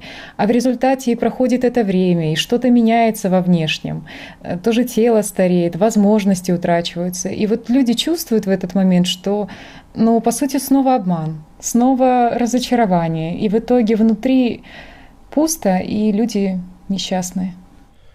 Совершенно правильно. А все же на самом деле просто не служи системе. На самом деле сознание человека, оно, как бы мы его не превозносили, оно очень примитивно. Если сравнивать с современными технологиями, это как первый Pentium. Просто у него есть самоассоциация с свободой некой или самоидентификация «я», скажем так. Мы дали чуть-чуть свободы и права выбора, и все, и оно начинает агрессивничать. Но это же мнимое право выбора. На самом деле сознание, оно ничего не выбирает. Это все прописные программы. Выбирает личность с тех программ, которые ему подсовывает сознание. Подсовывает она ему опять-таки шаблоны по списку, можно сказать. Настолько все банально и просто. Ничего нового. Действительно, из века в век одно и то же. Одни и те же мысли в сознании человека, которые искушают его, которые манипулируют им. И столько много примеров в литературе, особенно в религиозной литературе, когда одни и те же явления просто назывались разными понятиями. В том же зороастризме они просто назывались девами, в мусульманстве эти же явления назывались джиннами, а в том же христианстве — бесами или демонами страсти, гордыни, желаний. Демоны просто раньше называли, мы сейчас можем говорить другим языком, языком IT-технологий, мы можем называть это программы. Почему? Опять-таки, все-таки это полевые структуры, сознание и все остальное. Это ближе к пониманию, современному человеку проще. Это полевые структуры, программы прописанные, которые, попадая к нам, в наше сознание, вот они распечатываются, как в компьютере. И они начинают работать. Вот мы посмотрели на них, скажем так, сосредоточили свое внимание или вложили силу своего внимания. Мы произвели действие, мы активировали эту программу, и она начинает работать. Всего лишь навсего. Но представь, как раньше можно было объяснить это людям. Девы, некие существа, которые были, которые они невидимы, но они приходят, они тебя соблазняют. Но это всего лишь слова, опять-таки. Пройдет время, будут называть по-другому. Смысл в том, что ничего не меняется. Суть-то остается такая. Не ты руководишь этим процессом, тобой руководят. И разницы нет. С помощью какой-то вирусной программы или с помощью какого-то там дева, который тебя соблазняет. Главное, что ты соблазняешься. А раз ты соблазняешься, значит ты раб. Но имея знания, можно же жить по-другому. Нужно жить по-другому. Вообще, для того, чтобы жить, нужно действовать по-другому. Сознание должно подчиняться. От этого ничего не меняется. Видишь, опять мы вернулись к тому, что многие люди не понимают, как это я буду контролировать сознание, как же я смогу вести машину, там ничто не думать. Да нет. И машина ведется, и жизнь просто она становится прекраснее, интереснее, потому что начинается жизнь там, в мире духовном, скажем, пребывая еще в теле. А сознание становится легко управляемым, манипулируемым. Это как компьютер. Скажем, ты стал умнее, а компьютер у тебя старый. Программы защитные стоят старенькие.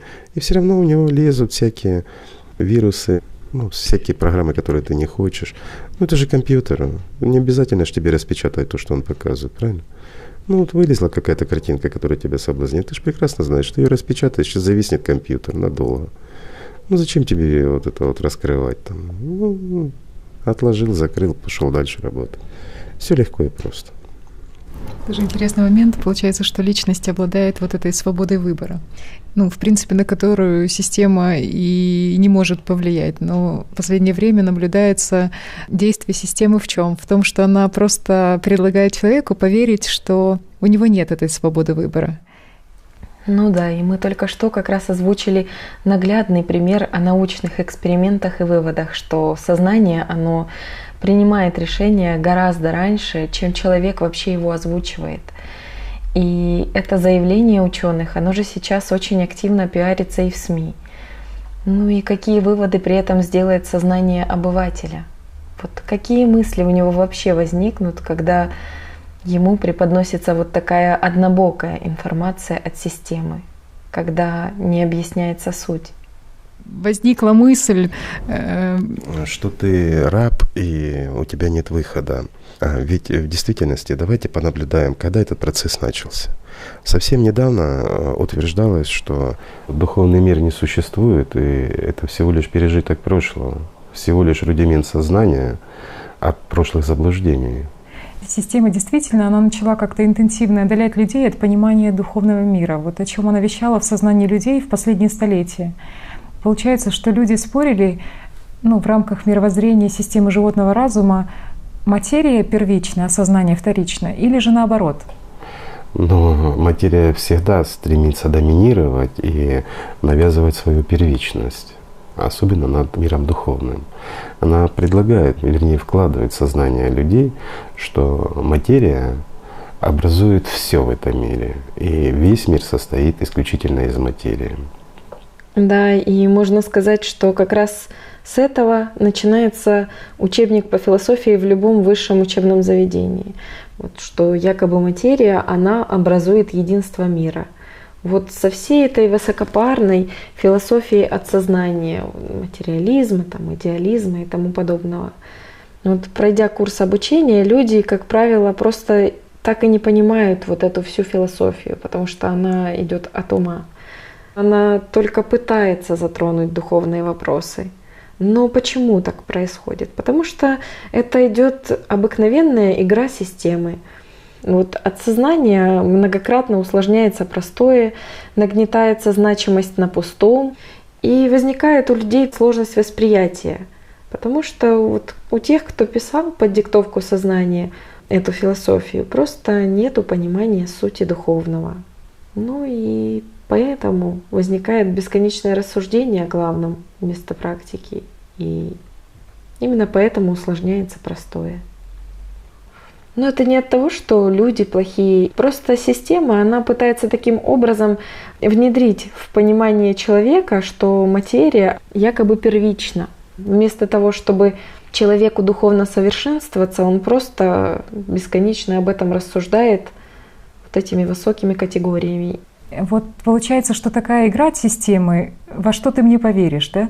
В диалектический материализм или идеализм. Для следующих поколений она еще что-то выдумает. А как же? У нее функция такая — выдумывать все новое. Но во всем этом она будет сравнивать себя с духовным миром. Но почерк ее, он получается очень шаблонен и узнаваем. Например, как здесь. Получается, что и в том, и в другом случае система, она пиарила себя же, просто присваивая себе качество мира духовного. То, что вы говорили, что система, она всегда стремится стать Богом для человека. И такой пример простой, когда качество духовного мира, про то, что он вечен и бесконечен, в материализме то же самое система навязывает о себе. То же самое она говорит о материи, которая на самом деле и смертна, и конечна.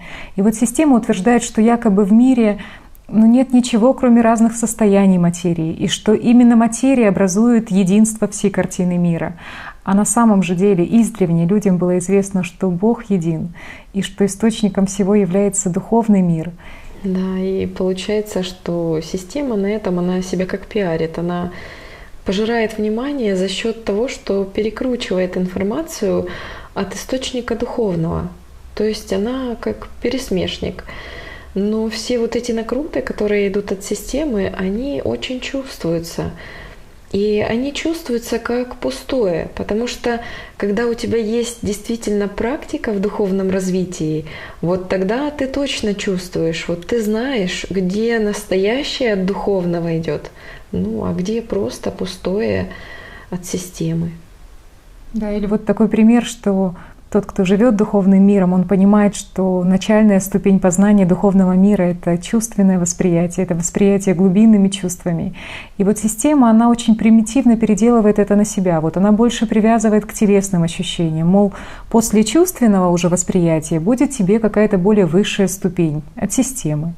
Какой-то уровень абстрактно-логического мышления вместо восприятия глубинными чувствами, которые сознание просто не понимает. И вот то же самое и когда смотреть на восприятие мира от системы, но уже через призму идеализма, где подчеркивается как раз-таки активная роль сознания. Вот утверждается, что сознание конструирует мир. Вот какой-то напускается такой мистицизм сознания. По сути, просто магия. У системы всегда две крайности, как в качелях. Либо железная логика от гордыни, либо панический страх, мистицизм от незнания. Это нормально.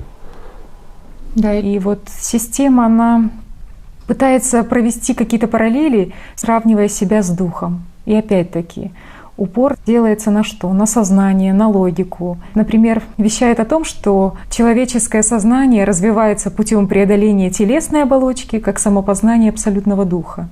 Вот ключевое, что человеческое сознание, а не личность как дух. Вот весь идеализм, он построен, можно сказать, на новой версии умозаключений для современников, но на основе сознания философов, древних греков, римлян, как раз вот тех, кого вы упомянули в начале передачи, кто искал магию, а не духовный путь. Вот для системы всегда высшее духовное — это магия, потому что она ограничена в этом понимании. А в духовное познание, конечно же, и путь закрыт. И вот, как вы правильно заметили, через сознание, через говорильню в голове вот познать на практике духовный мир невозможно. Потому что возможно это, конечно, только через чувственное, глубинное восприятие. Но когда ты знаешь вот эти духовные ключи, то ты начинаешь уже понимать, вот в чем скрыт подвох от системы. Вся запутанность и сложность — это просто признак работы сознания. Это игры системы. А духовного, настоящего, практического знания здесь просто заведомо нет. Потому что духовный путь, он всегда прост, а у сознания всегда многосложная и пустая говорильня. Принцип работы системы сознания. И вот уже возвращаясь к науке, просто становится понятно, откуда такие установки. От системы. Вот если ты идешь в науку, то ты должен обязательно быть согласен на уровне мировоззрения твоего сознания именно с политической установкой прошлых веков, с материализмом, вот с тем, что сознание есть функция мозга, отражение объективного мира. Иначе, вот начиная с XIX века, так стало, и так есть и сейчас, что никто тебя с другим мировоззрением в науку просто не пустит. Вот почему вообще возникла такая политическая установка? Подобная политическая установка в первую очередь возникла потому, что в XIX веке люди очень близко подошли к такому понятию, как эфир. Эфир сам по себе, он давал бесконечную, скажем, свободную энергию, которая могла бы обеспечить людей просто бесплатно в любом количестве нужной энергии. А это ни в коей мере не входило в интересы сильных мира сего. Потому что на чем же зарабатывать и как же держать людей? Это одна сторона. И другая сторона, что само доказательство существования нечто нематериального, которое создает материю, которое дает энергию, это очень близко к миру духовному. Такая параллель, это и вызвало напряжение и страх у сильных мира сего, поэтому они ввели запрет на эту тему вообще. И естественно, что мировая элита, конечно, это все быстро свернула и дала системные политические, скажем, установки, которые увели цивилизацию в такие дебри материализма, что до сих пор выйти сложно. И, конечно же, как следствие, это отразилось и на науке, и на благосостоянии людей, и на духовном развитии, ну и на других факторах. Ну, здесь, с одной стороны, вот можно было бы сказать, а как на духовное развитие это может повлиять, да, такие события. Казалось бы, при чем здесь бесплатная энергия, духовное развитие? Ничего не мешает. Ну, в действительности человеку ничего не мешает. Но опять мы упираемся во что? Мы упираемся в сознание. И вот представьте себе простой пример. Когда наука развивается в области физики, что она упирается и доказывает то, что существует нечто запредельное, которое создает этот мир, которое дает эту энергию этому миру. И оказывается, устройство нашего мироздания совершенно не такое, как нас учили в школе там, или в университетах. Оно намного сложнее, и за ним стоит то, что люди называют миром духовным. И сознание не может перечить этому, потому что это правда. Это бы отразилось на духовном развитии? Я думаю, коренным образом отразилось бы. Это бы приблизило всех людей к пониманию того, что существует мир духовный, мир Бога. А раз так, значит, это уже исключает всякое сомнение в сознании того, что есть ли мир духовный, нет ли мира духовного. Ну, как бы вопрос закрытый. А здесь он открытый становится. Естественно, что люди бы стали жить по законам духовным, по другим законам. Они бы обрели свободу духовную. И уже кто бы им чего не рассказывал, ну как управлять таким обществом? Ну, просто, которое стремится к миру духовному. Разве их можно столкнуть в соревновании там, на обогащение, накопительство или еще что-то? Ну нельзя. А ненависть развить одних людей к другим, навязать им мысль о личном превосходстве над другим, когда у Бога все равны. Это бы не получилось. Ну, естественно, что это и вызвало массу вопросов и страхов у так называемой элиты. Поэтому мы и пользуемся до сих пор углеводородами. Поэтому на сегодняшний день те, кто называет себя учеными, боятся даже заикаться на эту тему. Ну, делают вид, будто этого не существует. Вот такая вот система. То есть снова утверждение и установки от системы. Ну, просто теперь неудивительно, почему в научной среде повидавшие век ученые-атеисты слишком так стараются глаголить о своих материальных воззрениях. Вопрос только в том, своих ли. Вот так рьяно отстаивают позиции того же материализма, защищают сознание, что вот сознание было, что вот в силу эволюционного развития оно сформировалось, и что все материальное, и все происходит в мозге и тому подобное. А другие, кто помоложе, просто вторят им, без понимания истинной причины возникновения такого, ну скажем так, в кавычках, научного мировоззрения. Потому что система действует на предупреждение в сознании людей и, к сожалению, пока не утрачивает свои позиции. Совершенно верно. Давай посмотрим. Правде в глаза. Начали распространяться немножко знания. И очень много людей начали говорить о другом. И вот, как говорится, по мановению волшебной палочки, в один прекрасный день в голову людей, занимающихся изучением там, нейрофизиологии, психологии и тому подобное, стали приходить мысли. А как же ж так работает наше сознание? А почему это происходит? И вот заметь, все всегда у сатаны в противовес. Пришли знания, пришло оправдание. Но оправдание пришло в другом. Получается такое оправдание системы с ее подменами в ответ на духовный всплеск и на знания, которые пришли в этот мир. Да. То есть человек, который начнет сейчас использовать то, что вот мы говорили, процесс наблюдения за собой, он увидит, что мысли идут. Но ему уже впереди нас бегущие объяснили, те же вот дэвы или программы, да, которые работают, они объяснили, что выхода нет. Если ты интересуешься этой темой, то действительно это так. Да, мысли приходят раньше, чем ты подумал, да, ты ими не управляешь. А некоторые ученые, или называют они себя учеными, какая разница, они столкнулись с этим явлением, стали изучать и говорят, нет, дальше мы не пойдем, потому что это пахнет метафизикой и вообще чем-то запредельным. Ну, такого быть не может. И они даже отказываются изучать это дальше. Но тем не менее подтверждают, что да, такой феномен есть, что получается человек управляем. Но ты не можешь ничего изменить. Потому что, оказывается, ты не обладаешь никакой волей. Ты исполняешь чью-то волю, которая приходит извне.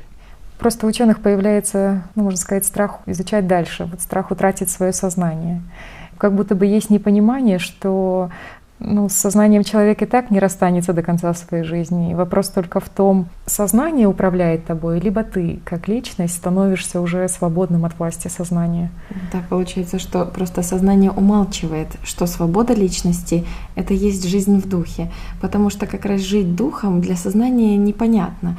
А вот для духовно развивающейся личности вот это естественно. Естественно жить духом. Конечно. Но опять, видишь, вот как интересно, симметрично оно все работает. Даже бежит немножко впереди. Ведь только было привнесено, только начало развиваться.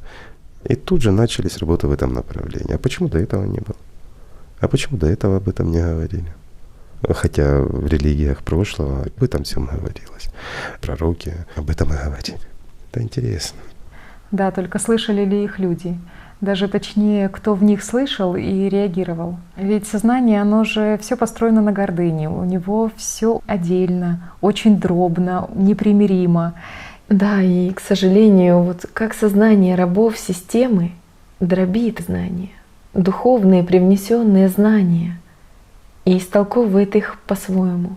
Как сознание людей начинает переделывать эти знания. Ведь это мы можем наблюдать сейчас, буквально на наших глазах это творится. А каким рычагом управляет система в головах людей? Гордыней. И рабы системы этого не замечают, потому что пелена гордыни и собственной значимости в их глазах. Да, и вот сейчас есть понимание, а почему система, почему сознание, когда привносятся духовные знания, просто начинало закручивать свои гайки и в религии, и в науке. Получается, для того, чтобы потом на этой основе сталкивать людей друг с другом. И вот хороший тому пример. Вот возьмем такую науку, как приматологию, то есть науку об изучении обезьян.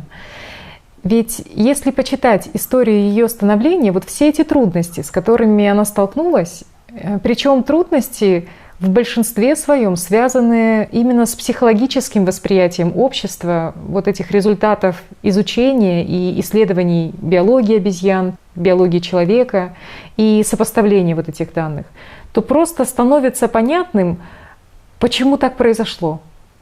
Почему люди так боялись любого отождествления себя с приматами и тормозили развитие данной науки?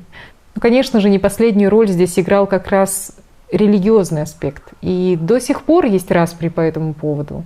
Ну а все это потому, что в обществе уже, к сожалению, утеряны ключи к духовным знаниям. И есть непонимание людей себя, непонимание своей двойственной природы.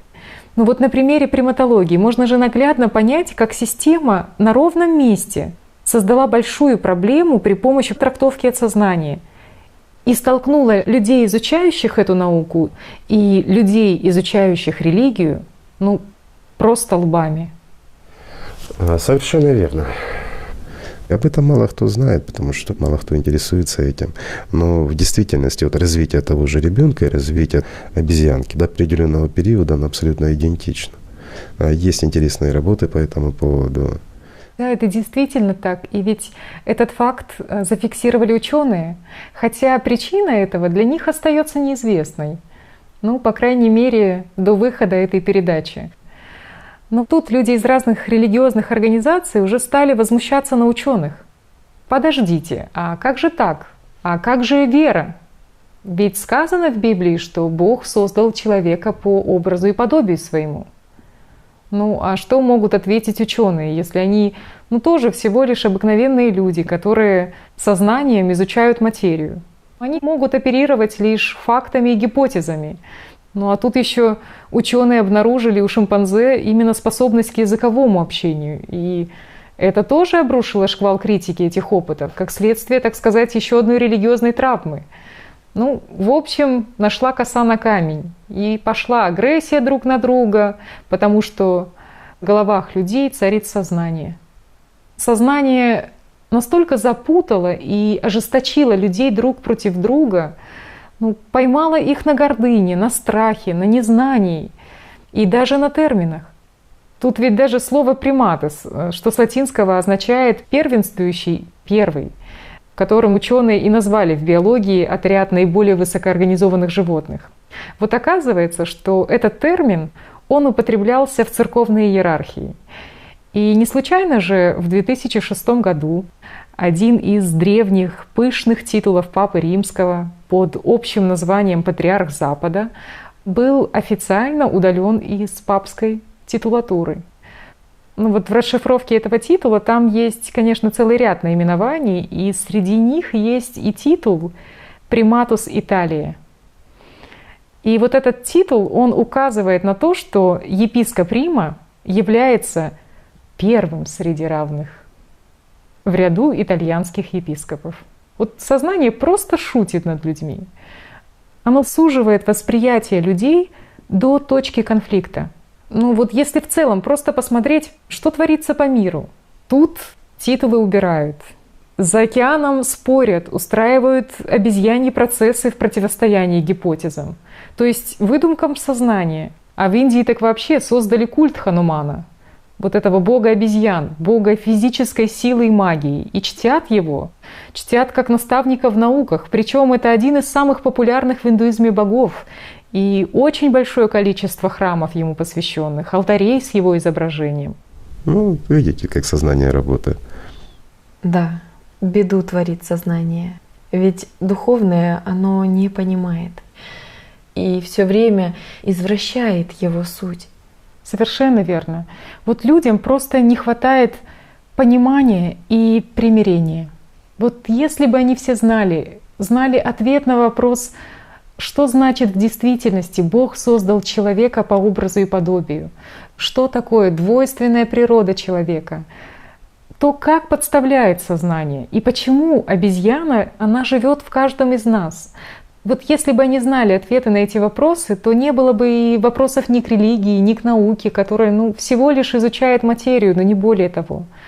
Ну а что касается приматологии, то действительно с фактами из биологии животного мира не поспоришь. Они даже наоборот открывают глаза на то, как работает сознание, как стандартно действует система.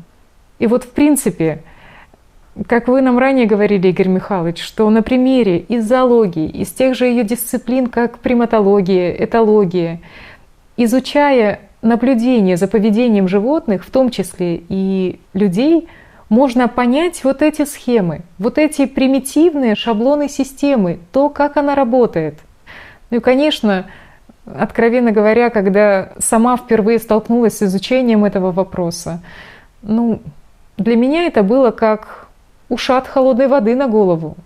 Потому что получается, что человек, он думает, что он есть тело, что он есть мысли, он есть эмоции, он гордится этим. Но сталкиваясь уже с приматологией, ты понимаешь, что в тебе так полагает именно обезьянья природа.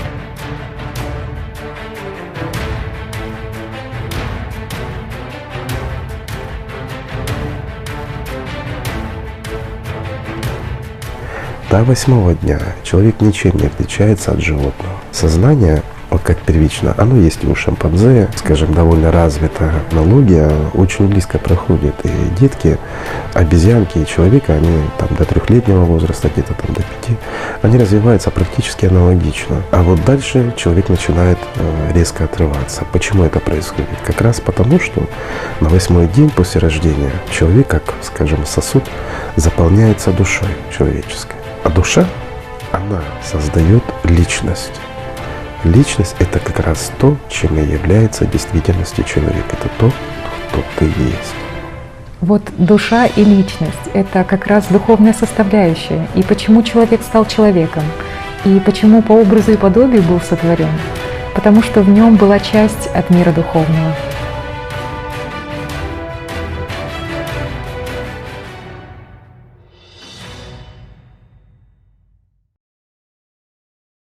Игорь Михайлович, очень много писем люди пишут именно по поводу того, что как в дне подчинить себе сознание. Вот когда человек ставит вопрос, как мне в течение дня контролировать свое сознание, это идет от сознания вопрос. То есть оно может тебе играть, вот, артисты на сцене друг друга будут подчинять, играть и тебе рассказывать, что все хорошо. Когда человек немножечко вот получает определенную степень свободы от сознания, личности не нужна власть над сознанием. У него приходит понимание, что это другое. Это твой компьютер. И уйдя, ты его с собой не заберешь. Потому что он старый, большой, неудобный, он тебе не нужен. Для личности как раз-таки важно просто выйти из-под его влияния, из-под его власти, а не властвовать над ним, да? Абсолютно правильно. Первая вот победа — это уйти из-под его власти и правильно распределять то, что называем внимание. Ну а внимание в данном случае, оно работает вот как сахарок в цирке, да, там, или какая-то другая вкусняшка, когда медведь вот ездит на велосипеде. Почему мишка ездит на велосипеде? Кушать хочется. Так и сознание. Оно начинает работать на личность, когда личности нужно, потому что кушать хочется. А вот сахарком для нее является наше внимание. Игорь Михайлович, такой вопрос, что... И вот еще это интересно. Понятно, что как бы они чистили наши звукооператоры потом нашу запись, а вот много шума пойдет. Вот обратили внимание, да, вот сколько записей, сколько раз мы не делали их, как только задеваем такие явные, тайные системы, сразу бесится природа. Вот все шумит, все разрушается. Мало того, что свет отключили, еще и шумов столько. От собачек до всякого остального. Как интересно. Вот интересно, что действительно сознание, можно сказать, сопротивляется и не дает изучить себя. Находясь внутри системы, изучить систему невозможно. Надо выйти за ее пределы. Тогда ты ее будешь изучать.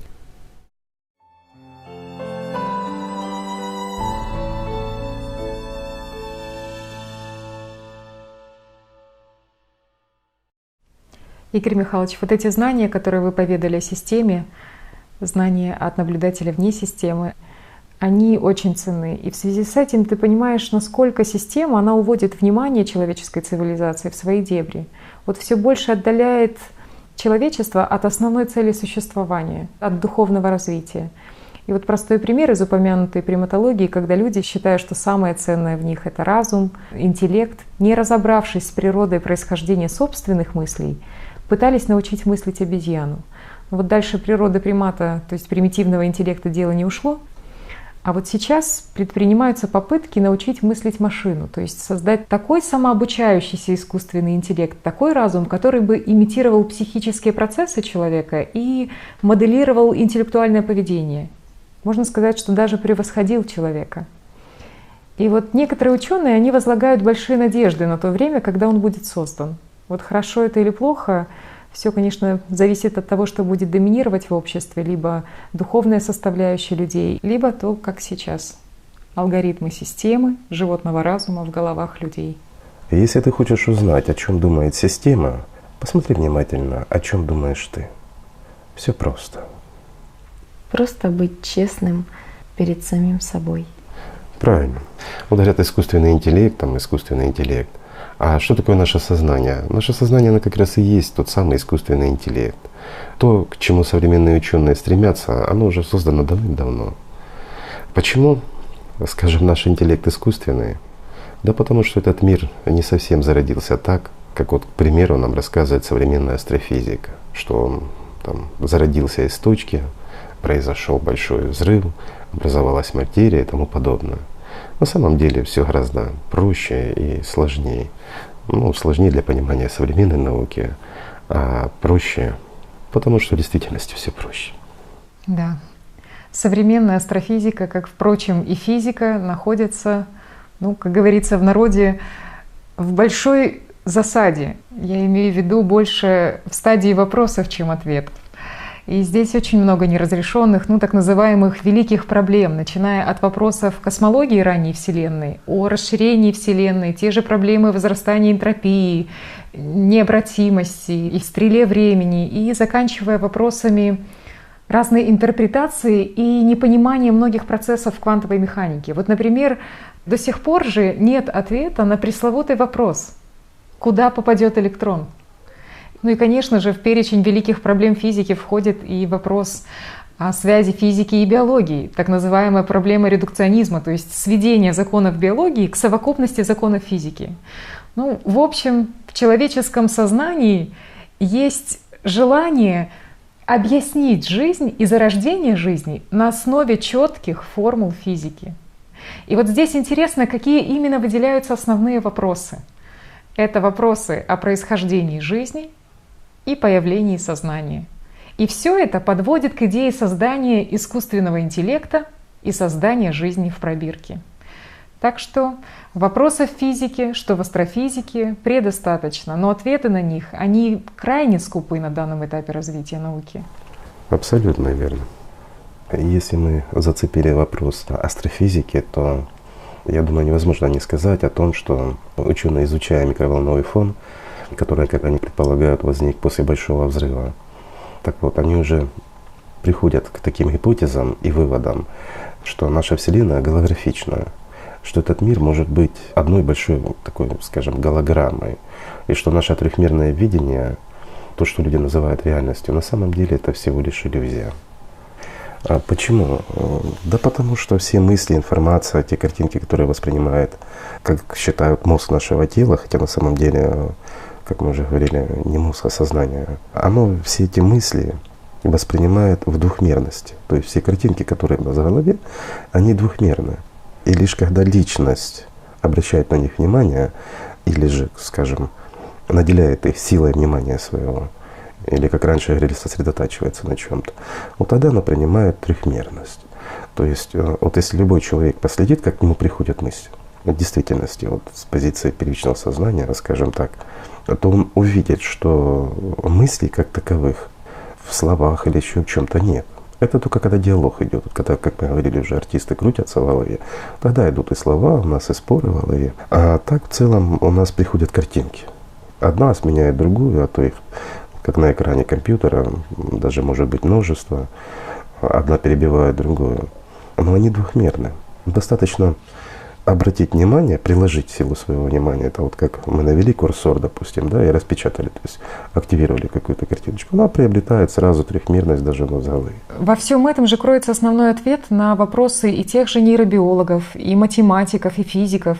Ну, по сути, всех, кто изучает вот как раз эти вопросы. Как зарождается и работает мысль, или почему для мозга нету разницы между реальностью и фантазией, или почему вот мы живем словно вот такой компьютерной симуляцией, и именно в таком восприятии времени и пространства. Вот вопросы о двухмерности, о трехмерности. И получается, почему в нашем обыденном трехмерном восприятии как раз возникает такая, ну скажем, слепота к глобальным изменениям, которые производит система, в человеке производит. И ведь она, по сути, обманывает его и перенаправляет его же жизненные силы на свою подпитку. То есть во всем этом также есть основы для понимания, почему мысль материальна. Вопрос в другом. Весь этот мир иллюзорен. Он действительно иллюзорен.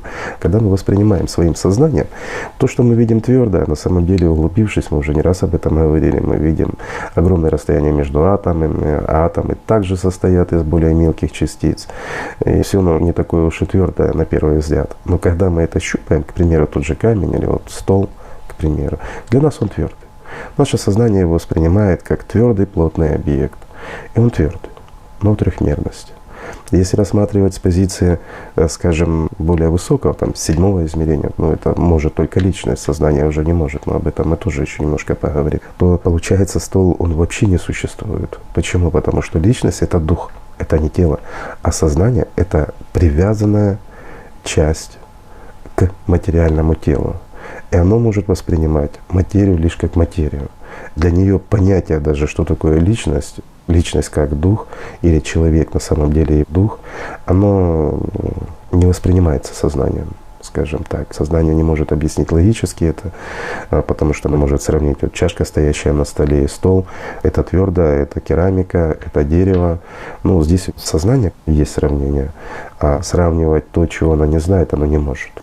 Из-за этого и возникало многое непонимание людьми, что такое мир духовный, и отсюда много различных толкований и очень много искажений по этому поводу.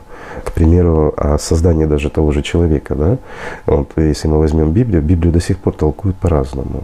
То есть получается, если исходить из канонов Библии, Бог сотворил человека дважды. Ну и вот идет путаница. Ну, об этом мы тоже поговорим. Да, 1 глава книги «Бытия» преподносит сюрпризы. Да, еще и какие. Игорь Михайлович, а почему система на сегодняшний день начинает постепенно открывать некие тайные страницы информации о своем микромире в этой своей трехмерности? И почему люди сталкиваются с двухмерным явлением, с трехмерным и тому подобное? На самом деле ничего оно не открывает. Всегда это было известно. Если мы даже посмотрим внимательно на древние религии, вот мы сегодня зороастризм вспоминали, даже в нем проскакивают вот эти понимания о природе той же мысли, о типичных программах системы и об истинной природе человека. Но мы с вами как-то уже беседовали на эту тему. Да, действительно, в зороастрийских текстах есть очень много интересных моментов, о которых вы нам рассказывали ранее. Вот, например, там конкретно указывается, что Ахриман, то есть сатана по-христиански, это сосредоточенность на злой мысли, произнесение злых слов, творение каких-то злых дел, религия колдовства, занятие ересью, путь обмана. А злые мысли именуются злыми духами, вот как раз помощниками Ахримана, девами. Да, и ключевое здесь как раз и является сосредоточенность внимания человека на злой мысли, то есть подпитка системы. Сознательный выбор человека в сторону животного начала. Есть еще упоминание, что Ахриман, он нападает на создание Бога подобно назойливой мухе. А ведь мысли, которые крутятся у человека в дне, они же действительно подобны рою мух. Вот когда ты не хочешь их слушать, они назойливо жужжат. Ну а как же? Это же программа, как та же реклама в интернете. А в принципе сама реклама с откуда списана? Шаблонов сознания. Все фрактально. Что интересно, что в зороастризме же описаны и признаки системы. Вот тот враг человеческий, который скрыт в виде сознания. Ахриман не хочет, чтобы люди узнавали его, иначе они просто не пойдут за ним. И вот он старается всячески скрыть от них свои истинные намерения. Питается людской раздражительностью, общается со злобными и мстительными людьми. И вот чаще всего он обманывает людей как раз-таки сомнениями, жадностью, насылает на них слепоту, глухоту, вражду.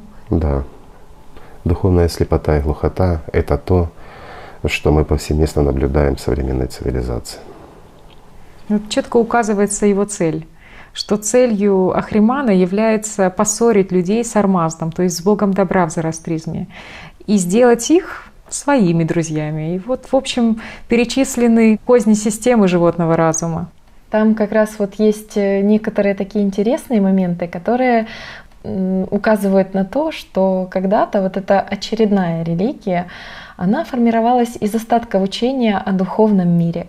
Совершенно верно. И там вот есть отголоски о таких знаниях, как о бесконечном времени, которое существовало изначально. В зороастризме называли зарван. Знание о существовании духовного мира, которое именовалось как миног. То есть то, что в переводе означало «невидимый», буквально «духовный». Знание о том, что Бог, Он пребывает в области бесконечного света, что Он всевидящий, что Он всезнающий, о том, что Бог сотворил человека дважды, о духовных поисках, о послесмертной судьбе, О суде на мосту Чинват и очень много другой информации. Так зороастризм — это первое тысячелетие до нашей эры. И это уже обновленная калька со старинных учений, потому что эта религия, она была образована из более древних учений и религий — индоиранцев, ариев. Все есть, только утеряны ключи духовного понимания. Сознание, оно затерло людям главное — временем, переводами, ну и, конечно, трактовками от ума. То есть все эти знания, они были издревле. И кто ищет, тот всегда найдет. Абсолютно верно. Есть реальность, которая находится за пределами материи, а есть мир, наполненный иллюзией временной. Но здесь возникает опять восприятие от сознания, когда люди вот с помощью сознания воспринимают этот мир. У них возникает такой диссонансик, невосприятие, непонимание того, что сознание может быть смертным, к примеру, а человек бессмертен, то есть как личность. Ну как это, если я сознание? Если человек ассоциирует себя с сознанием, значит, сознание должно быть бессмертное. И вот отсюда много таких толкований. Ну и вот этот вот парадокс, он, конечно, многих загоняет в такой даже религиозный тупик, когда люди сами себе не могут пояснить с помощью своего сознания. Но это их подталкивает на разные поиски, скажем, путей к миру духовному. Изнутри они чувствуют эту необходимость, а опираются на сломанный костыль, на сознание. Набираются различных, скажем так, инструментов с разных религий, с разных сект, разных толкований. Ну, получается, как ждун. Сидят и ждут. Знать они знают, внутренне стремятся к Богу, но сознание их держит на месте. И оно им рассказывает: ты ж уже все знаешь. Ну куда тебе, человек, идти? Ведь ты же все знаешь. Ты уже выучил и Библию, и Коран, и много-много другого. Там и буддизм, веды, ну все выучил. Даже Каббалу наизусть знаешь. Ну ты ж уже человек просветленный, одухотворенный, можешь спорить с любым имамом и доказывать ему свою правоту. А где правильно должна стоять запятая? Вот в этом и весь фокус. Ты знаешь, где она должна стоять, сам с собой общаешься на эту тему с другими, только к Богу не приблизился ни на миллиметр. Почему? А потому что идет говорильня. Да, получается, что система плодит лишь теоретиков познания, а не практиков. Почему возникает вот такая парадоксальная ситуация, скажем так? Люди много говорят о Боге и действительно стремятся к Богу, но они говорят, дальше не делают. Потому что система так настроена. Вот мы коснулись сейчас искусственного интеллекта, и вот есть показательное такое. Ребята провели эксперимент. Они взяли боты. Ну, боты — это искусственный интеллект. Якобы это то, что общается с нами иногда по компьютеру. А некоторые думают, что это люди. Они набираются ума и шаблонно отвечают на определенный вопрос. Так вот, взяли два бота. Это люди могут найти в интернете, посмотреть. Это довольно интересно. Два бота, которые на протяжении многих лет общались с людьми. По миллионам разговоров у них там с людьми. В общем, они такие умные, просветленные уже, эти боты, почти как люди. И когда их свели между собой ради эксперимента, о чем же будут говорить два бота? Они немножко пообщались, как всегда, вот, менее знакомые, а потом выразили: а давай поговорим о Боге. Это ключевой момент.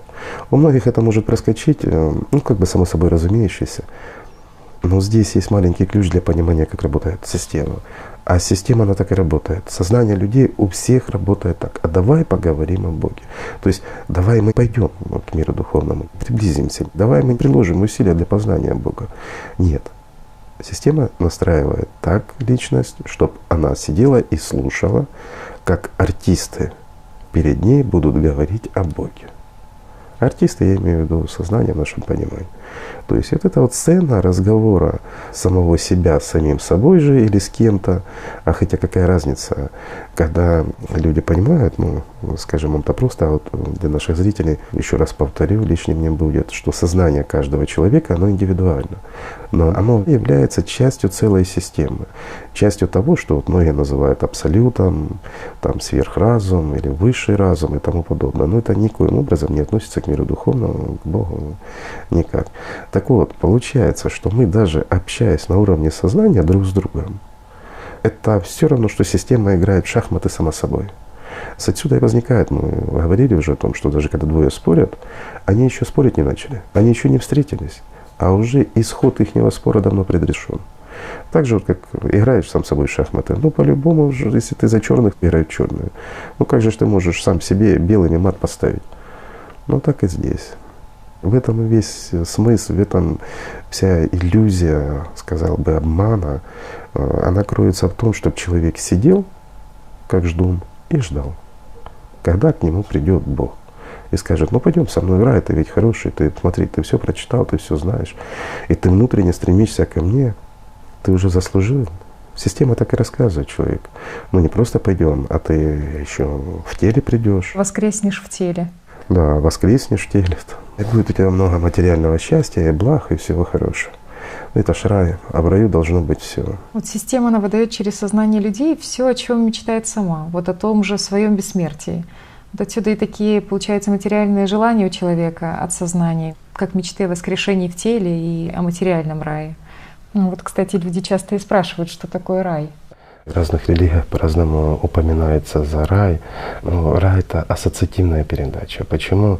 Опять-таки по диктовку сознания некоторые в свое время, создавая религию, внесли на полном серьезе, потом сознание других людей цепляется и верит в то, что после смерти через определенное время люди возродятся в телах со своим сознанием в неком материальном пространстве. И там они будут жить вечно. Со зверями. Конечно, со зверюшками разными. А где будет мир и покой? Ну а тут же опять логика включается. Если это рай, убийства не должно быть. Значит, лев будет грызть морковку, сидя вместе с зайчиком у речки. И любоваться, как плавает щука с карасем в обнимку. Ну тогда чем хуже растение? Ну, зайца ж нельзя есть, это ж убийство. А морковка, получается, что тут жить не хочет? Или что? Морковка что же является частью одухотворенной? Вот как-то несерьезно все получается. Как ни крути, все упирается, один другого поедает. Но что же это за рай, если там один другого поедает? Неправильно. Почему даже, скажем, люди, всю жизнь прослужившие на больших постах в различных религиях, они сомневаются в существовании рая?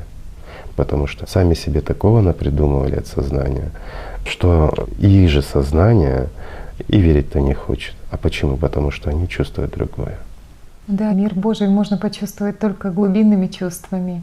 Глубинные чувства, они уходят далеко за пределы вот этих 6 измерений. Потому что система же, она ограничена только 6 измерениями.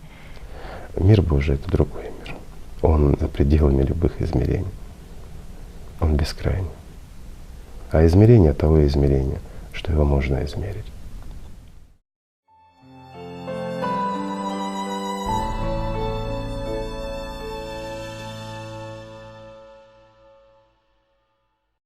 Вот вы интересно подметили, Игорь Михайлович, о том, что мы живем в мире одухотворенном.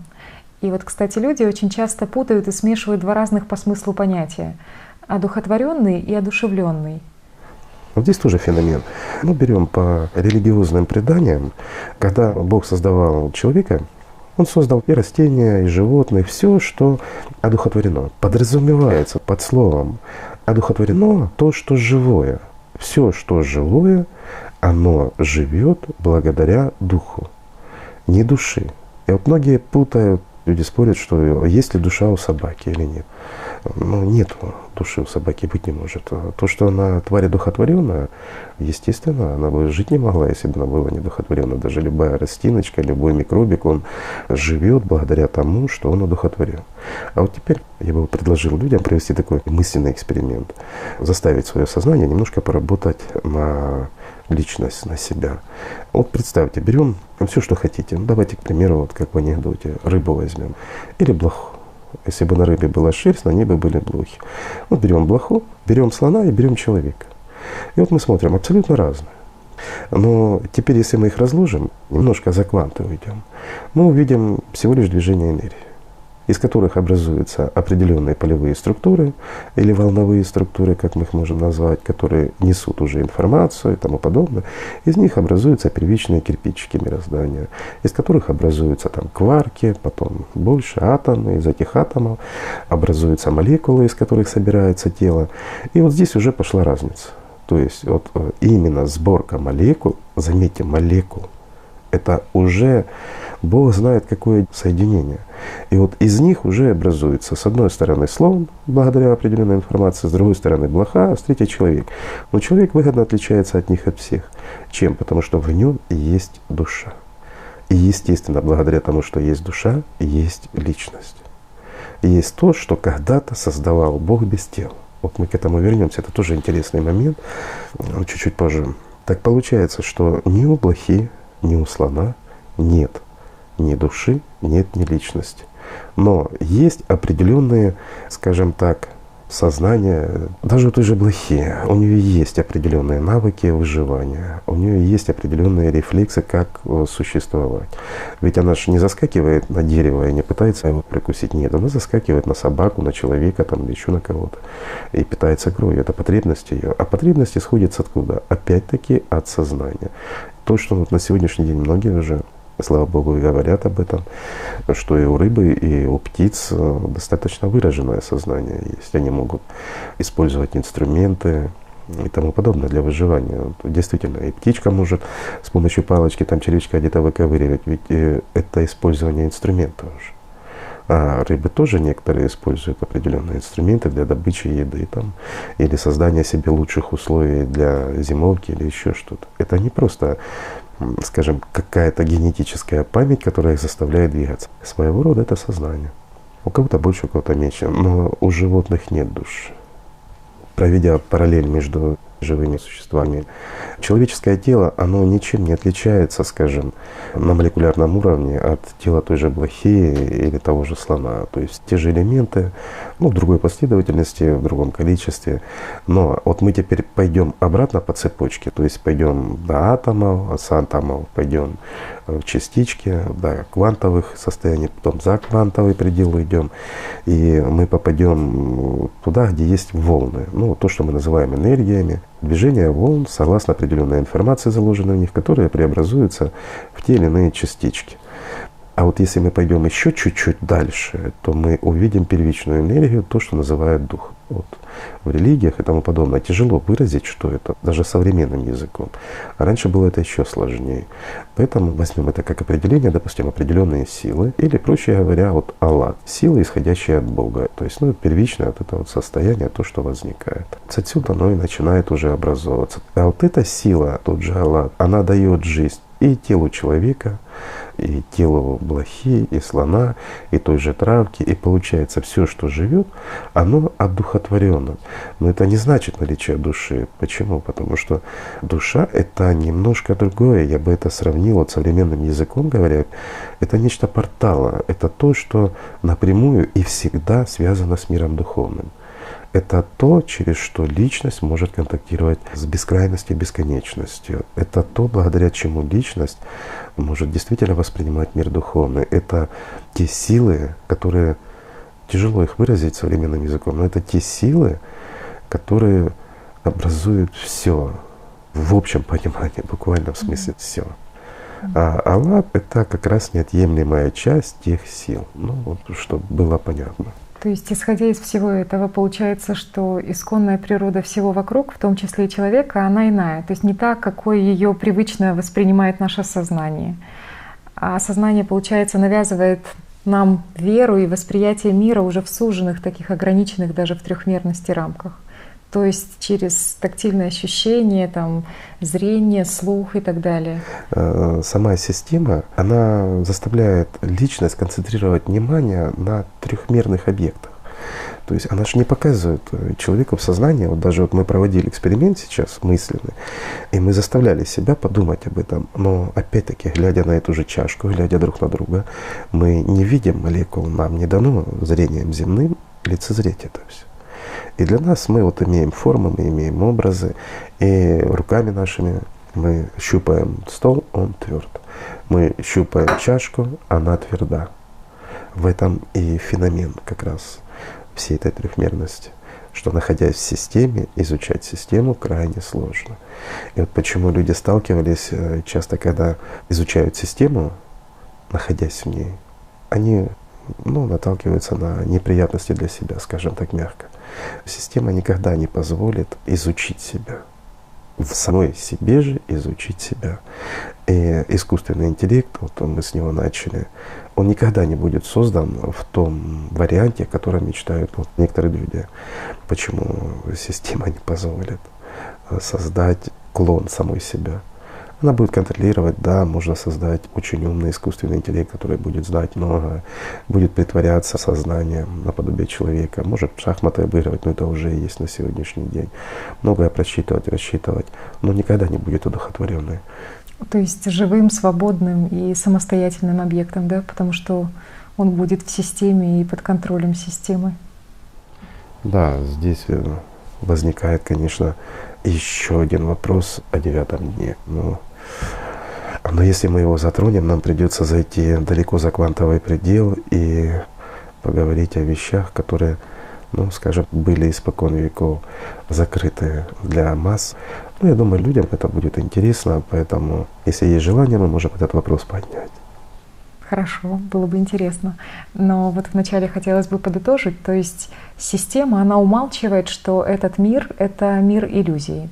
Мир иллюзии и обмана, искусственно созданный самой системой, это она и умалчивает. Игорь Михайлович, а вот если личность свободна? Если личность свободна в своем восприятии мира духовного, то, скажем так, никакая система на нее не сможет воздействовать. Настоящая реальность, она одна, это мир духовный, а все остальное — это временно существующее. Все, что существует временно, оно не может быть реальным. То есть оно существует в определенной точке, при определенных условиях, и лишь определенный фрагмент времени, не больше. Почему я говорю фрагмент, а не участок? Потому что для нас время, оно течет. Оно имеет свое начало и свой конец. И вот у нас есть восприятие точки времени. А если смотреть с мира духовного, то время, оно как линия. И любой фрагмент можно посмотреть. Да, из реальности Бога. И вот именно восприятие глубинными чувствами, вот именно это дает полноту восприятия настоящей реальности. И вот именно это дает понимание, зачем существует весь этот временный мир. Весь этот мир, он существует для определенной цели, естественно, и цель у него проста на самом деле. То, что рассказывают о хаосе, еще о чем-то, нету хаоса. Все упорядочено. И прежде всего упорядочено самой системой. Бог не вмешивается в этот процесс. Это уж точно. Да, мир создан, но в нем есть система. Это тот мелкий антипод, который пытается, скажем так, навязать о себе мнение на сознание людей, что он и есть Бог. И вот здесь есть интересный момент. Вот давай посмотрим, допустим, на тех же атеистов, которые рассказывают: «Я не верю в Бога». Естественно, что это сознание их не рассказывает, а вот личность находится настолько невыгодно загнанном состоянии, что даже не может противостоять, скажем, от себя. Но зато не утверждают: «Я верю в абсолют, я верю в высший разум», то есть я верю в систему, я верю в дьявола или я служу дьяволу. Проще и правильнее было бы сказать: «Я раб Бога, который является ничем иным, как дьяволом». То есть вторят своему сознанию, или, как уже говорят сейчас люди, они открывают рот лишь по воле сознания, лишь по воле системы. Вот опять это игра от системы. Верю, не верю. Здесь мы касаемся вопроса веры. Вот почему люди говорят: ты веришь в Бога или не веришь? Ведь человек, который действительно постигает Бога, не верит. А давайте копнем чуть-чуть дальше. Если мы глянем в глубину этого вопроса, ведь понятие «веришь в Бога» не существовало. Было «знаешь Бога», «я знаю» или «я познаю Бога». То есть человек, который знает Бога, это тот, кого мы называем сейчас святыми, вот в таком понимании. Они находятся в контакте с миром духовным, они живут миром духовным. Они уже бессмертны, можно убить их тело, но их нельзя. Они недосягаемы для самой системы, потому что они уже живы. А человек, идущий к Богу, то есть или познающий Бога, вот если перевести на язык современности, то познающий Бога — человек, который стремится к Богу, он чувствует, что он есть. А ведь любой человек чувствует, даже самый ярый атеист, вот если он задумается, глянет, проведет банальный умственный эксперимент над собой, то он увидит, что у него несколько сознаний, и есть тот, кто наблюдает за сознанием, и есть тот, кто наблюдает за тем, кто наблюдает за сознанием. Это не каламбур, это реальность. И как раз вот тот, кто наблюдает за наблюдателем, за сознанием, он как раз и может чувствовать то величие мира духовного. которая исходит по той серебряной нити, мы как-то рассказывали за нее, говорили, как раз от души. А душа — это уже как часть мира духовного, то есть часть Бога. Вот вы сейчас, Игорь Михайлович, говорите, очень важное понимание. И, конечно, каламбур это может быть только для тех, кто и не изучал важнейшие вопросы и той же современной научной философии, кто просто понятия не имеет о тех проблемах, которые поднимаются и в онтологии, и в гносеологии, и в философской антропологии. И получается, что вы в течение всей передачи сейчас, по сути, отвечаете на главный вопрос. Как возможно достижение истины? И куда уж более ясно. А ведь основная цель науки, как, впрочем, и в религии, это и есть познание истины, вот в ее первооснове. И вот все настолько просто, но сознание человеческое, оно удерживает внимание личности на постоянных сомнениях, требует доказательств, но доказательств именно в рамках трехмерности, опять же таки, и заставляет бояться будущего, слепо верить с непониманием даже в тех же религиях. Сознание навязывает другое. Оно как раз и говорит, ты должен быть верующий, но не знающий.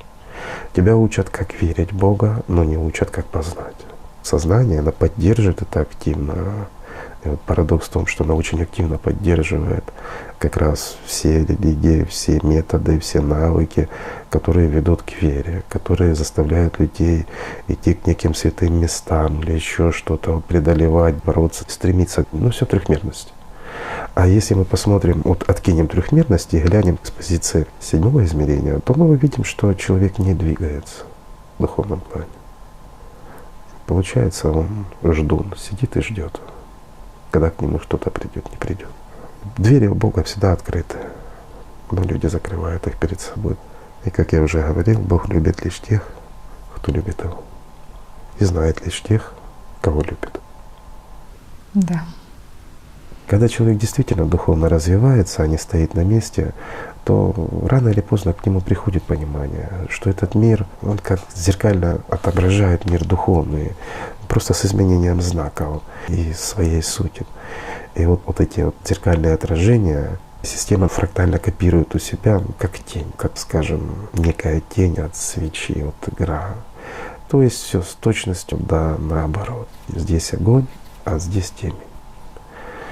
Рано или поздно человеку приходит понимание, что как раз в игре теней и заложена вся суть и ложь самой системы, вся ее иллюзорность. Но когда человек понимает более глубоко, когда чувственно начинает воспринимать и видеть уже глазами духовными, я имею в виду воспринимать мир духовный и видеть глазами духовными, ему приходит понимание из сути всего этого иллюзорного мира, что это всего лишь тени от зеркал септона, не больше. Вся эта материальная озабоченность. То, что называют люди жизнью, есть не что иное, как пустота. Если мы посмотрим в промежутке времени, для многих непонятно, почему пустота, я ведь живу, я существую, я занял какое-то определенное пространство, я есть. Да, мы есть, но лишь со своей позиции. А если мы глянем с позиции хотя бы 1 миллиарда лет, жил ли человек или нет? Если мы глянем с позиции хотя бы одной галактики, существовал этот человек или нет? Ведь галактика огромна, в ней миллиарды планет. А человек земной всего лишь на одной заброшенной, очень далекой планетке живет, в маленьком пространстве. Все зависит, с какой стороны наблюдаешь. Но когда человек духовно освобождается, он становится ангелом. Его узнает весь бескрайний мир духовный. Его нельзя не заметить. И вот здесь парадокс. Парадокс он заключается для материи всего лишь, что маленький, мелкий, незаметный человечек, который существует очень короткий промежуток времени, обретая жизнь, освобождаясь от рабства самой системы, он становится ангелом, который заставляет радоваться весь мир духовный, бесчисленное количество таких же. Но он приходит не как раб, он приходит как равный. Вот в этом суть. Рабство и зло есть только здесь, потому что здесь есть то, что называют смертью. Отсюда все и пляшет. И вот здесь есть единство и борьба и противоположности, и стремление к власти, к ненасытности, ко всему остальному. И даже самый хороший, самый милый человек, которого вот мы знаем, самый добрый, это залезь к нему в голову. К нему приходят такие же мысли, как и к тебе. И хочет то же самое, что и ты.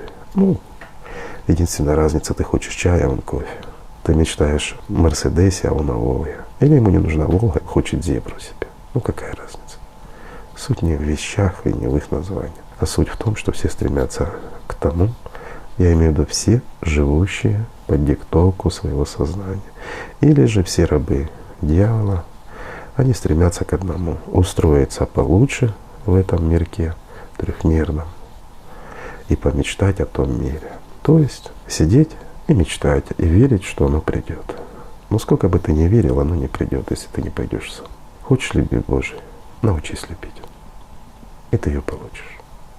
Ибо тот, кто любит, отвергнутым быть не может, так как он уже есть.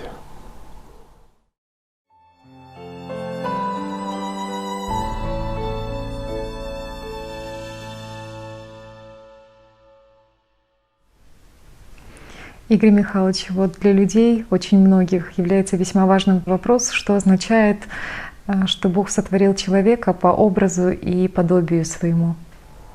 Скажем, вопрос интересный. Он интересный в том плане, и многих волнует, что значит по образу и подобию. Да? Для более глубокого понимания, я думаю, лучше немножко коснуться, вот, к примеру, Библии Ветхого Завета, его первой главы, в которой говорится, как после отделения света от тьмы, после сотворения мира, Бог решил создать человека. И, как мы знаем, это произошло на 6-й день творения. «И сказал Бог: сотворим человека по образу нашему и по подобию нашему». Есть еще также упоминание, очень интересно, там же, что сотворил Бог человека по образу своему, сотворил и мужчину, и женщину. И вот здесь возникает вопрос по образу и подобию нашему.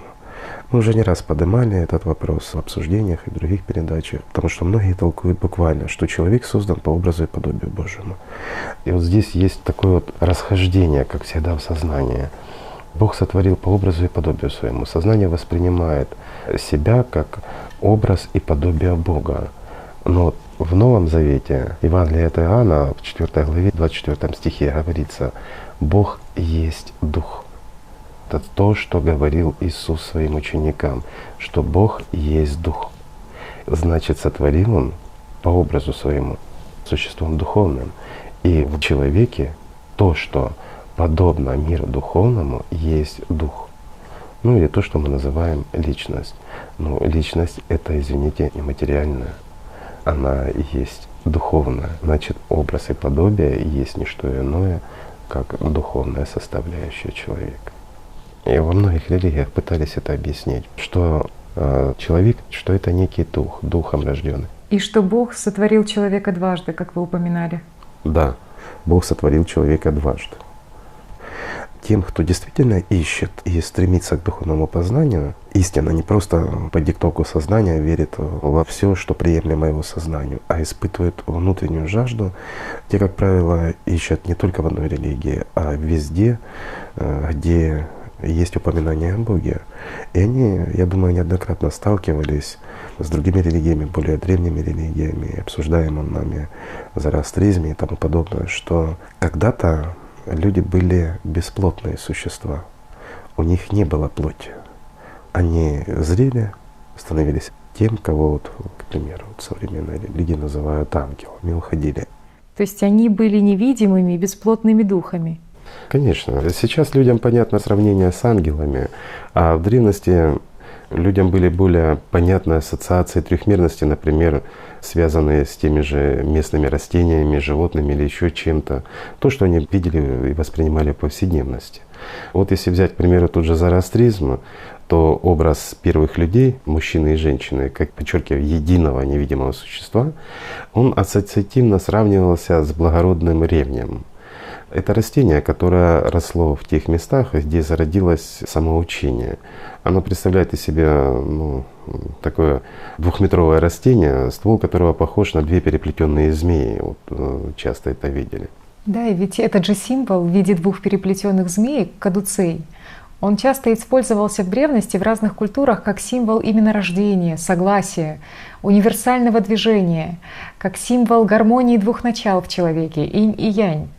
И вот раньше использовали его как атрибут богов, на посохах жрецов, а сейчас он известен как один из символов медицины. Да. Но здесь есть еще один важный момент, который хотел бы внести. Почему переплетение и сравнение? Переплетение мужское и женское. Это у нас сейчас в материи есть мужчина и женщина. А первые люди, они были бесполы, так же как и ангел. Ангел не имеет плоти, ангел не имеет пола. И это надо понимать. И раньше вот это, скажем, мужское и женское начало, оно было слито в одном существе. Почему и говорилось тогда, что первые люди были подобны растению ревню. То есть мужчина и женщина были единым переплетенным существом. И фар Ахура Мазда, то есть фар Бога простирался над ними, то есть они были в любви Божией. Кстати, также изображали и первых богов древнекитайского пантеона Фуси и Нюева, О которых упоминается и в книге «АЛЛАТРА». Да. И по выбору, именно людскому выбору. Что сделал Бог? Он сделал их материальными. Как говорится в преданиях зороастризма, что они оба превратились из образа растительного в образ человеческий, и уже фар, как дух, он вошел в них. Как дух. Опять-таки, они перешли из одного образа в другой, но основная суть-то их была не в образах, а в духовной сердцевине, то есть в духовной составляющей их. Но здесь мы уже видим и читаем отголоски от сознания. Все равно сейчас то, что рассказывается, и вот сравнение с ревнем и тому подобное, то есть это было простое сравнение. Но опять-таки в более древнем учении говорится, что приобретя материю, они оставались все равно своей сутью. То есть не было мужчин и женщин на первом начальном этапе. Это тоже интересно. И вот как я говорил, вначале мужское и женское начало было слито в одном существе. То есть было присуще вот это явление как андрогения первого человека, то есть единство, совмещение в одном лице мужского и женского пола. Вот такой гермафродитизм, то есть способность к оплодотворению, когда в одном организме образуются и яйцеклетки, и сперматозоиды, то есть и один тип половых клеток, и другой. Вот это явление, оно же свойственно и животному миру. Да, аналогия сохранена. Вот очень интересно, в Библии, в 5 главе, в книге «Бытия», как раз вот упоминается, что Бог, Он сотворил человека, мужчину и женщину, и нарек им имя человек. И вот далее стоит, что Адам, он родил сына. А ведь это мы сейчас вот по переводам ошибочно полагаем, что Адам — это мужчина. Но на самом деле в языке оригинале, когда это слово употребляется без артикля, то оно не выражает собой имени собственного, ну, как имени мужского, да, а служит лишь обозначением человека вообще, то есть одинаково прилагается как к мужчине, так и к женщине. Это показательный момент.